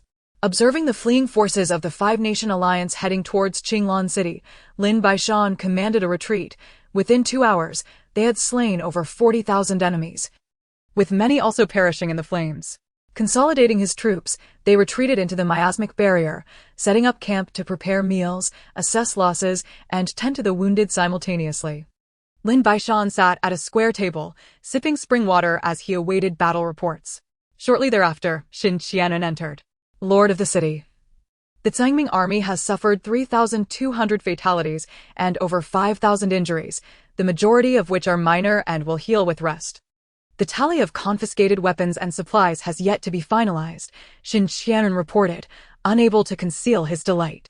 General Xin, our Sangming army still numbers around 30,000 here. After 2 battles, the Five-Nation Alliance will surely avoid clustering their encampments again. They fear a third fiery assault. Should they disperse their troops, it would greatly favor our cavalry in combat. However, our cavalry's strength remains too feeble. Thus, I assign you a task in the upcoming battles. Do everything in your power to acquire warhorses. Lin Baishan fixed his gaze upon Xin Qianren. Lord, while I am capable in battle, I find myself lacking in such endeavors. Perhaps it would be better to assign someone else? Xin Qianren suggested. Others lack your speed or combat prowess. I believe you are the most suitable, Lin Baishan countered, maintaining his gaze. Very well, I shall do my utmost. What shall we do next? Shall we continue to wait here? No. Tomorrow we will venture out to gather our citizens from Qinglan City and escort them back here. Should we encounter enemies along the way, we will engage them, but remember, the number of citizens we gather should not be excessive. They must be returned. Xin Qianren nodded in agreement. The night passed without incident, provisions were ample, and Lin Baishan ordered departure at dawn to retrieve the citizens outside Qinglan City. Naturally, those wishing to enlist in the military would also be welcomed. At dawn, the 30,000 troops divided into 2 contingents, one led by Lin Baishan and Tainyo, the other by Wei Zhuwei and Xin Qianren, scouring the area surrounding Qinglan City for its inhabitants, vital reinforcements that could not be forsaken. The Five-Nation Alliance was not oblivious to this, yet none dared to provoke Lin Baishan or Wei Zhuwei. Furthermore, following their recent defeat, their overall military strength had dwindled to less than 300,000. Losing 200,000 in the 2 battles and suffering humiliation from being outmaneuvered by Lin Baishan's identical tactics. The overall commander of the Five-Nation Alliance was Murongbo of the Wecheng Nation, a man obstinate in his ways. Despite 2 failures, he attributed the blame to the inadequacy of the other 4 nations' forces rather than his own command. Consequently, They adopted a new tactic. Each nation would guard its own position, remaining separated yet poised to support one another. While this strategy could effectively ensnare their opponents, it bore significant drawbacks as it hindered the full potential of the combined might of the five nations. Lin Baishan continues to shelter the common people, having already sent over 20,000 individuals to the miasma barrier, with the effort ongoing. The military has transported all those they could find, providing them with porridge to sustain their strength. The populace of Qinglan City far exceeds the current 20,000. Most have sought refuge in the deep mountains. With the overwhelming presence of five nations' armies, capture would spell dire consequences. Lin Baishan persistently harasses the five nations alliance on the outskirts of Qinglan City, frequently leading his soldiers in surprise attacks. Over time, the five nations alliance has grown weary and dispatched another 100,000 troops to pursue Lin Baishan. Yet, they remain unable to catch up. Just as they close in, Lin Baishan slips into the miasma barrier. Since the commencement of hostilities, the Five Nations Alliance has gained nothing and is increasingly strained, particularly with the mounting costs of feeding their troops and horses. Consequently, Yunma Kingdom was the first to withdraw from the alliance, soon followed by Bayan Kingdom. A few days later, Donghua Kingdom, unable to withstand the constant assaults from Lin Baishan, also retreated due to significant troop losses. The Five Nations Alliance is now left with only Yuechong Kingdom and Kangwu Kingdom, both of which have retreated to their borders, leaving Qinglan City devoid of any presence. Lin Baishan has successfully relocated all the citizens from outside Qinglan City to the area between Qinglan City and Anchang City, establishing villages and facilitating their resettlement. Qinglan City has exempted them from taxes and provided grain to help them weather the storm. The terrain between Qinglan City and Anchang City, characterized by mountains and forests, is well suited for the populace that has thrived there for centuries. Having accomplished this, Lin Baishan returned to Qinglan City and dispatched a patrol of 50,000 troops to guard the borders. Should any invaders be detected, they are to be dealt with ruthlessly. In a short span, Lin Baishan's reputation has soared, and the quality of life for the citizens has dramatically improved compared to the previous reign of the Dayin Dynasty. However, good fortune is fleeting. Chapter 89. The Onslaught of the Six Nations.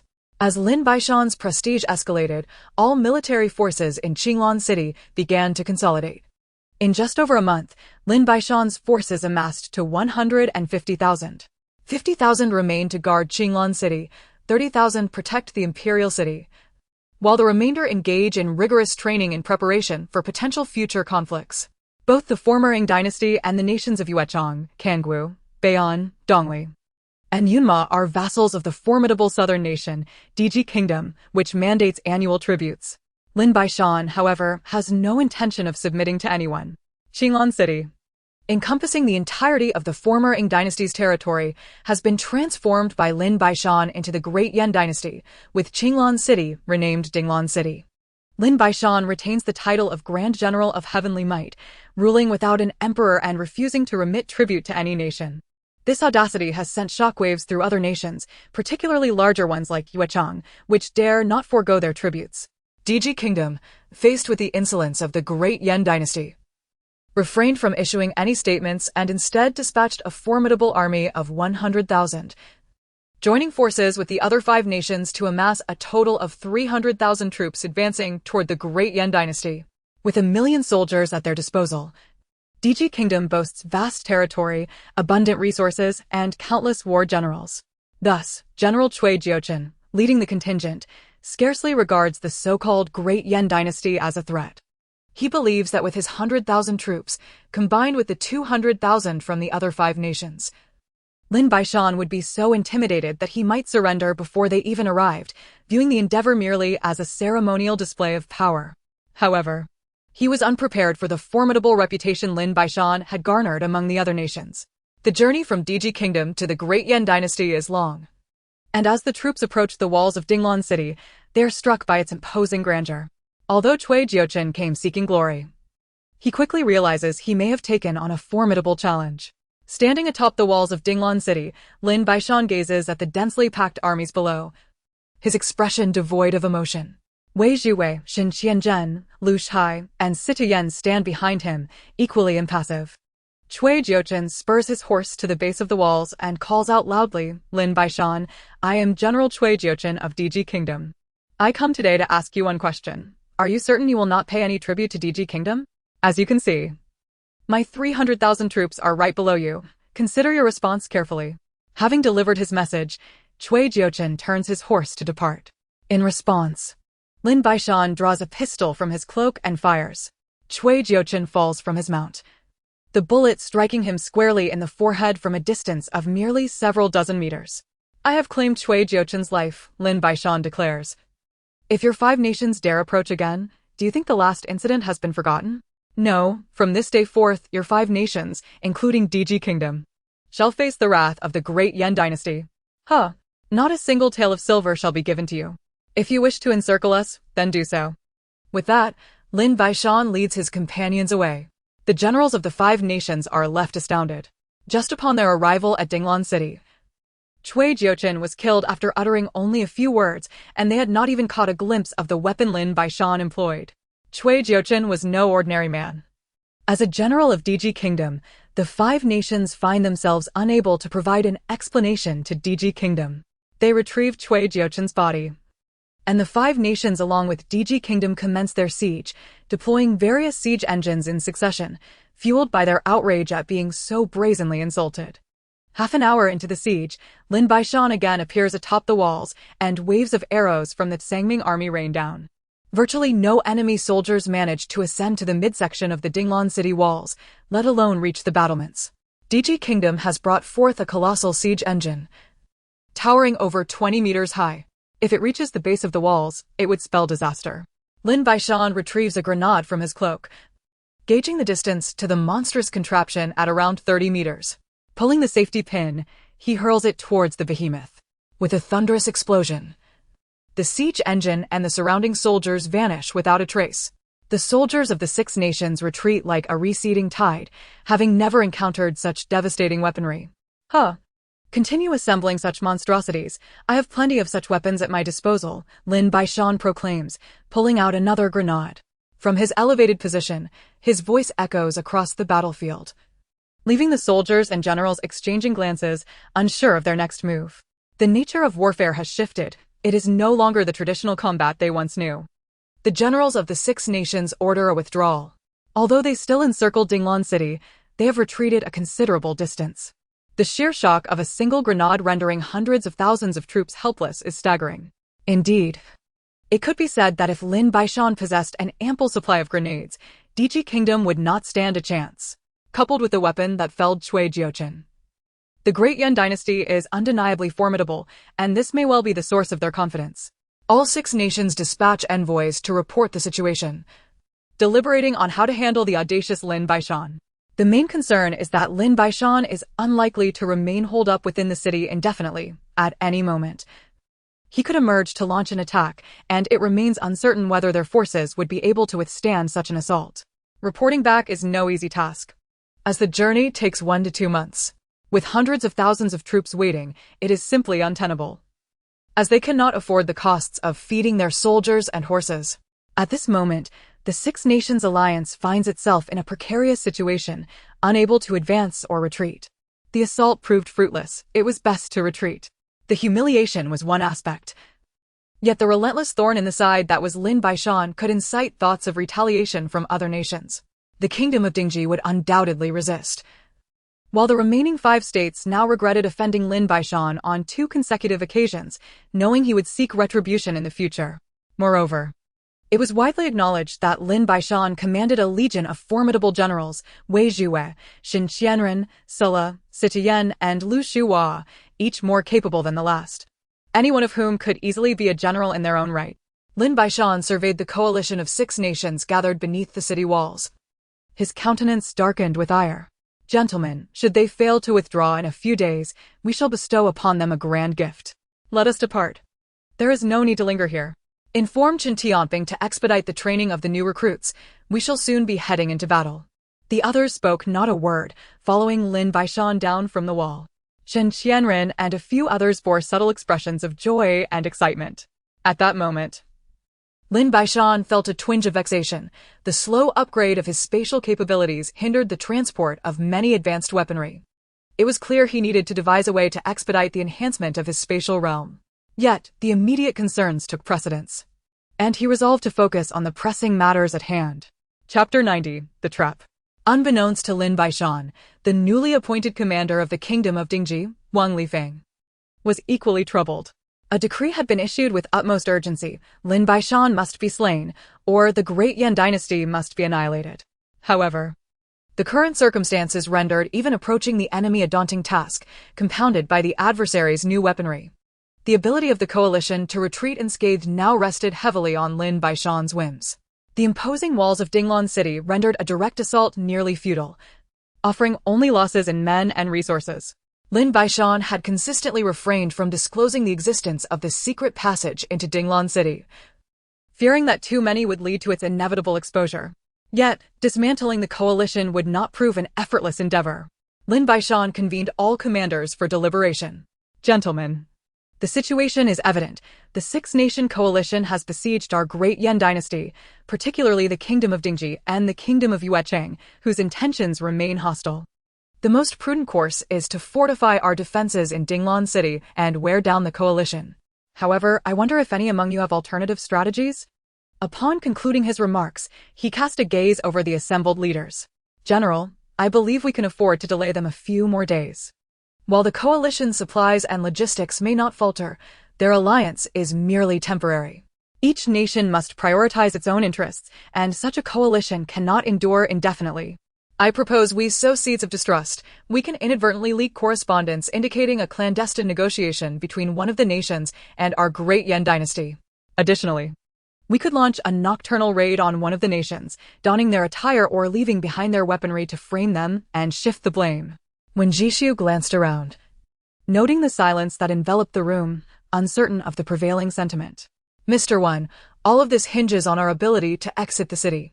The moment we do, we shall be besieged. Your suggestions seem rather impractical, and such ruses are unlikely to succeed. They are not fools, Wei Zhue interjected, expressing dissent. We merely proposed a concept. Its feasibility requires further discussion. General, I shall present a detailed battle plan to you in 2 days. When Jishu concluded, taking a seat, his brow furrowed.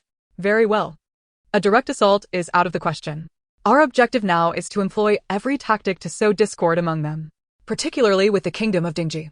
If the opportunity arises, I shall ensure they are left behind, Lin Baishan stated through gritted teeth. General, should we manage to exit the city, we need not a large force. 10,000 will suffice to specifically target their supply lines and logistics while simultaneously spreading rumors to incite panic among them. What do you think? Wei Zhue largely concurred with Wen Jishu's notion. Excellent. Furthermore, outside the city, we have General Saw's 20,000 troops, coupled with our new weaponry. Success is certainly within reach.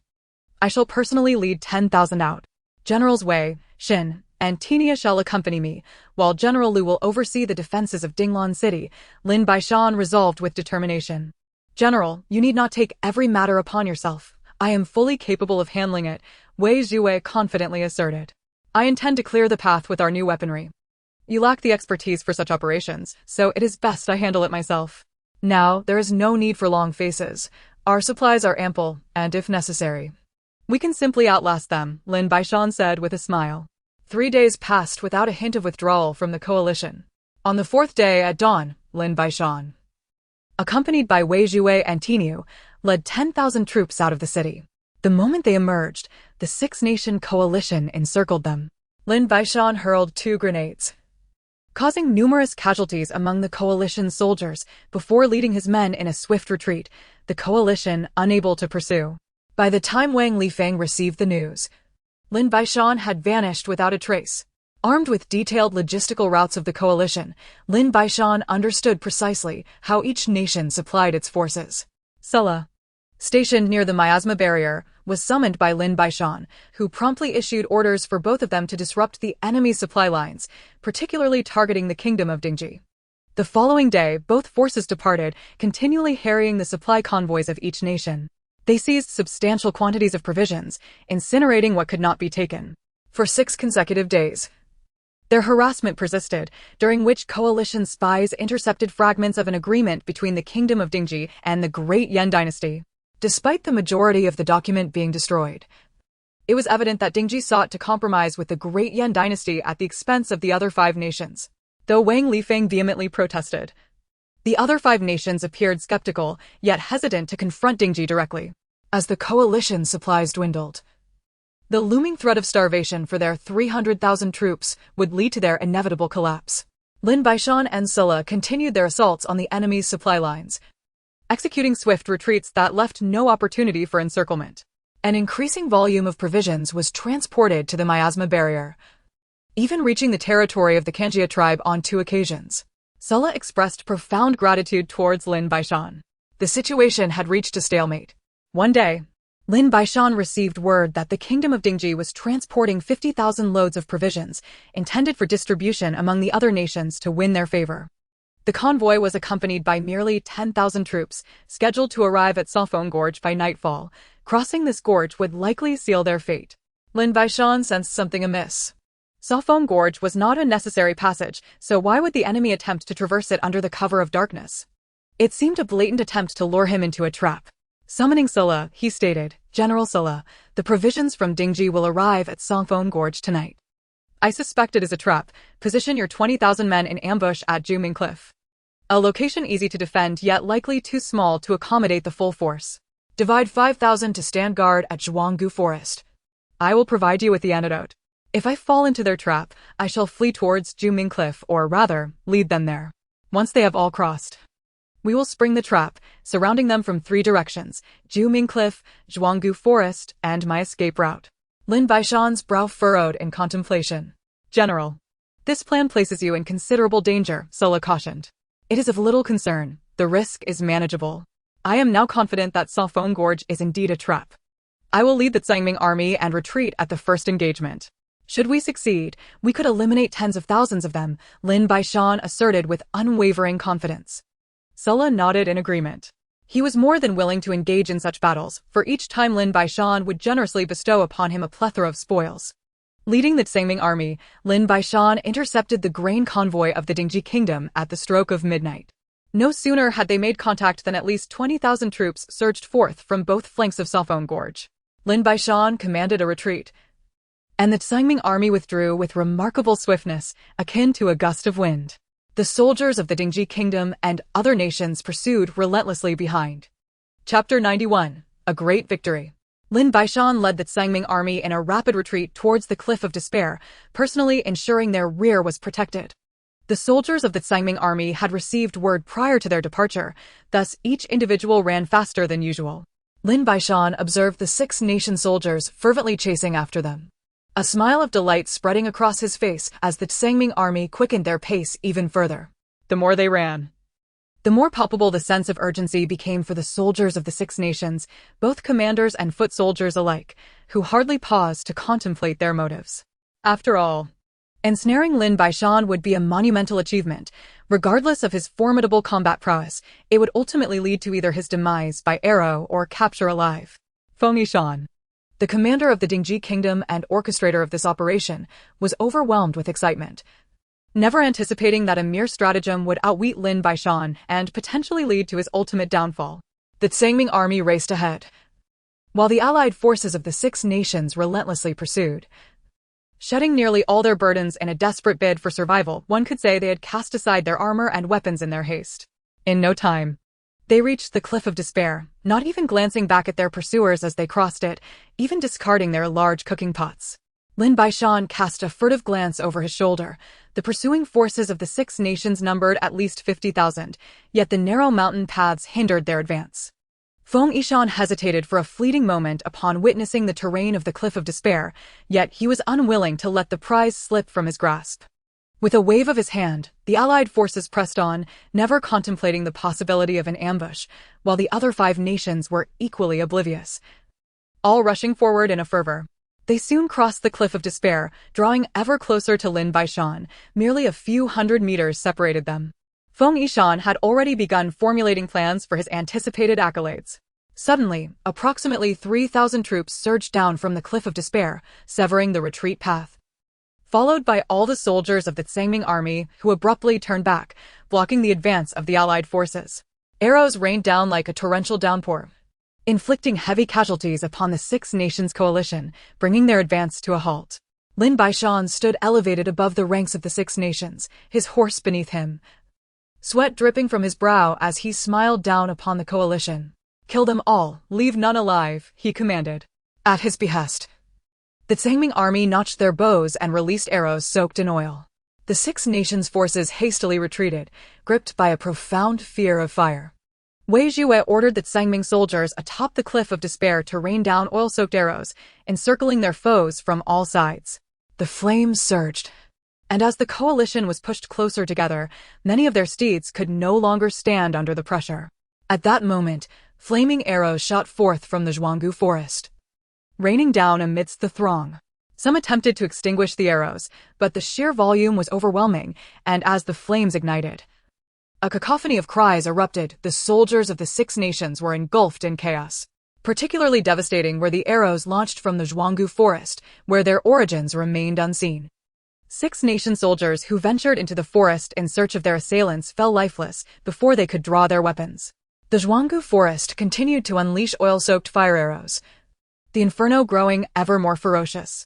From three sides, the arrows set ablaze the Six Nations coalition, rendering their soldiers unrecognizable amidst the flames. At this juncture, Feng Yishan realized he had fallen into Lin Baishan's trap. Thoughts of glory were futile now, survival was his only concern. As for the Six Nation soldiers, he had never cared for them. "Lin Baishan, if you possess any valor, face me with real swords and blades. Relying on fire to claim victory is the mark of a coward," Feng Yishan spat. Hardly had he finished his taunt when a dozen arrows flew towards him, one striking his arm and eliciting a yelp of pain akin to that of a child being chastised, further inviting the contempt of the Tsangming soldiers. Lin Baishan paid him no mind. To him, Feng Yishan was already a dead man. As the flames raged, encircling them on all sides, the left side bordered the precipice, and the 50,000 soldiers of the Six Nations found themselves trapped within the forest, with casualties mounting. Lin Baishan commanded the Tsangming army to continue their barrage of fire arrows, the flames intensifying further, with the wind favoring their cause. From within his cloak, Lin Baishan produced 2 smoke bombs and casually tossed them down before retrieving a grenade and hurling it into the center of the crowd. With a thunderous explosion, the grenade sent shockwaves through the throng, exacerbating the inferno. In the wake of the explosion, the flames spiraled out of control, and the soldiers of the Six Nations writhed in agony amidst the blazing inferno, with Feng Yishan lost beneath the chaos. The conflagration raged for over an hour, with the Six Nations coalition reduced to a mere fraction of their original strength, and those who remained had long since lost their fighting spirit. Lin Baishan commanded the Tsangming army to launch a full-scale assault, executing every last enemy and swiftly clearing the battlefield of weapons. As nearly all else had been consumed by the flames, Lin Baishan and Wei Zhue led the remaining Tsangming soldiers back to their temporary encampment within the miasmic barrier. Many soldiers eagerly discussed the battle they had just fought, their admiration for Lin Baishan swelling. Regardless of his orders, they would adhere to them without question. The Six Nation alliance soon received word of the encounter. Although the death toll was not excessively high, the blow to their morale was devastating. At this moment, Lin Baishan sat within his wooden cabin, entering the spatial realm where the merit stone now reflected a tally of 386, 310, 000. He diligently distributed porridge to the needy, aiding the populace, which had culminated in his current success. He had discerned a principle, utilizing the grain from the spatial realm to assist the people, and soldiers yielded remarkable results. The Tsangming army busily prepared their meals, smiles illuminating their faces, for they believed that following Lin Baishan not only ensured their survival, but also granted them frequent victories. Even the commanders of the Tsangming army held deep admiration for Lin Baishan's tactical prowess. At that moment, Lin Baishan was engaged in a serious discussion with Wei Zhue and Xin Qianren over a map, their expressions grave. "General, regardless of the tasks ahead, you can count on us to carry them out. You are the future of our great Yan dynasty. We cannot afford to have anything happen to you. The tides of war are ever-changing, and facing enemies that outnumber us significantly heightens the danger. Thus, we should take on these responsibilities," Wei Zhue asserted. Xin Qianren nodded vigorously in agreement. "General Wei, General Xin, our Tsangming army is still quite weak and has yet to develop. We cannot afford any missteps. As you have seen, we are surrounded by fierce adversaries. I believe my personal involvement would ensure greater certainty, allowing me to grasp the situation at all times. Therefore, I shall take the lead, Lin Baishan insisted earnestly. Very well, I will accompany you, Wei Zhuwei replied. Let us go together, Xin Qianren chimed in closely behind. You two are quite something, Lin Baishan remarked, shaking his head in resignation. Chapter 92, The Execution of Jiao Cheng. Lin Baishan held a profound trust in the two men. For the time being, he refrained from deploying troops. The Six Nations had just suffered defeat and would undoubtedly bolster their defenses. According to my intelligence, the Dingji Kingdom has dispatched an experienced general named Jiao Cheng to unify command over the coalition of 6 nations. He is exceptionally skilled in warfare, yet he has not yet reached the encampment of the 6 nations. He should be arriving here within 2 days, Lin Baishan indicated a point on the map. The meaning of the Grand General suggests that we have preemptively executed him in the past, does it not? Wei Zhuwei is exceptionally astute. While such a notion exists, its execution poses significant challenges. After all, we must penetrate enemy territory, which entails considerable risk. I must deliberate further. Lin Baishan furrowed his brow. Grand General, we possess numerous uniforms of the Wechang soldiers. In truth, there is no need to dispatch a large contingent. Entrust this mission to me, and I shall lead 3,000 men, Wei Zhuwei proposed. Allow me to take the lead. Have someone procure 3,000 sets of Wechang uniforms. General Shin and Iron Bull shall accompany me, while you rally the remaining soldiers to be ready for my return. We shall discuss further, Lin Baishan continued, his gaze fixed upon the map. Wei Zhuwei was about to interject when he was silenced by Xin Qianren. They were well acquainted with Lin Baishan's character. Once he made a decision, it was immutable. However, to venture deep into enemy territory with only 3,000 men was fraught with peril. After a lengthy silence, Lin Baishan lifted his head. Let it be as I proposed earlier. General Wei, you shall remain here with the remaining troops to assist my return. He indicated a location on the map. Wei Zhuwei scrutinized it closely, his brow knitting in concern. Grand General, this location offers no strategic advantage. Even if we could consolidate our forces, evading the enemy's pursuit would prove exceedingly difficult. General Wei, I intend to assassinate Jiao Cheng in the Wolong Valley. Once accomplished, I shall swiftly reunite with you, and together we will retreat to the Shirtian Peak. The terrain there is treacherous, easily defendable yet susceptible to entrapment. However, I have previously scouted the Shirtian Peak, and there exists a narrow path suitable for 2 to retreat. Thus, as long as we can reach Shirtian Peak, we will be safe, Lin Baishan explained with a smile. Subsequently, Lin Baishan selected 3,000 soldiers, donned in Wechang attire, and emerged from the miasma barrier, eliminating all scouts. An hour after Lin Baishan's departure, Wei Zhuwei led the remaining Sangming army towards the location designated by Lin Baishan. As Lin Baishan traversed a dense forest, he commanded his soldiers to don the Wechang uniforms and proceeded towards Zhuolong Valley. Upon arriving at Zhuolong Valley, it was already midnight. Observing the traces on the ground, it appeared that Jiao Cheng had not yet arrived. Lin Baishan reconsidered and abandoned the plan for Zhuolong Valley, reasoning that given Jiao Cheng's renowned tactical prowess, he would undoubtedly conduct a thorough reconnaissance of the area. Rather than waiting, it would be wiser to take the initiative. After allowing his soldiers to consume provisions, Lin Baishan set forth towards Jiao Cheng's encampment, which was merely a few miles from Zhuolong Valley. The Sangming army marched with remarkable speed, and upon reaching Jiao Cheng's fortified camp, Lin Baishan admired the defensive arrangements before him. Should he fail to eliminate Jiao Cheng today, it would likely pose a significant threat in the future. Lin Baishan remained undetected as he contemplated the best method to execute Jiao Cheng. A quarter of an hour later, he advanced with his 3,000 Sangming soldiers towards Jiao Cheng's encampment. At the entrance, the guards conducted a search, and Lin Baishan presented a tiger talisman and a waist token to the sentry. After verification, the sentry relayed the information to Jiao Cheng, who permitted Lin Baishan to enter alone. Following the sentry, Lin Baishan realized he had made a grave error. His likeness had likely been issued as a bounty by other nations, and Jiao Cheng would undoubtedly recognize him. Suppressing his inner turmoil, he pressed forward. Inside the main tent, illuminated by bright lights, a shadowy figure scrutinized a map. Lin Baishan discreetly drew a pistol and concealed it within his garments. Realizing this was ill-advised, he returned it to his spatial storage. As Lin Baishan stepped into the tent, The man examining the map raised his head and offered a slight smile. Lin Baishan, I have long admired your reputation. Your audacity to enter my tent alone is commendable, the man said, unable to entirely suppress his enthusiasm. I am not here to meet you. Where is Jiao Cheng? Lin Baishan feigned calmness as he took a seat. You do not yet merit an audience with General Jiao. To be frank, we have been aware of your presence since you emerged from the miasma barrier. You have grown overly complacent, the man replied. Have you considered that I am fully aware of your recognition of me, yet still chose to come here unprepared? Lin Baishan jested. Regardless of your intentions, you are now firmly within my grasp, a voice echoed from outside. Lin Baishan did not turn around. A man in his 60s with a long beard entered the tent. It was indeed Jiao Cheng, the very individual Lin Baishan sought. You should not have come here, no matter how formidable your strength. 2 fists cannot contend with 4 hands. Jiao Cheng lamented.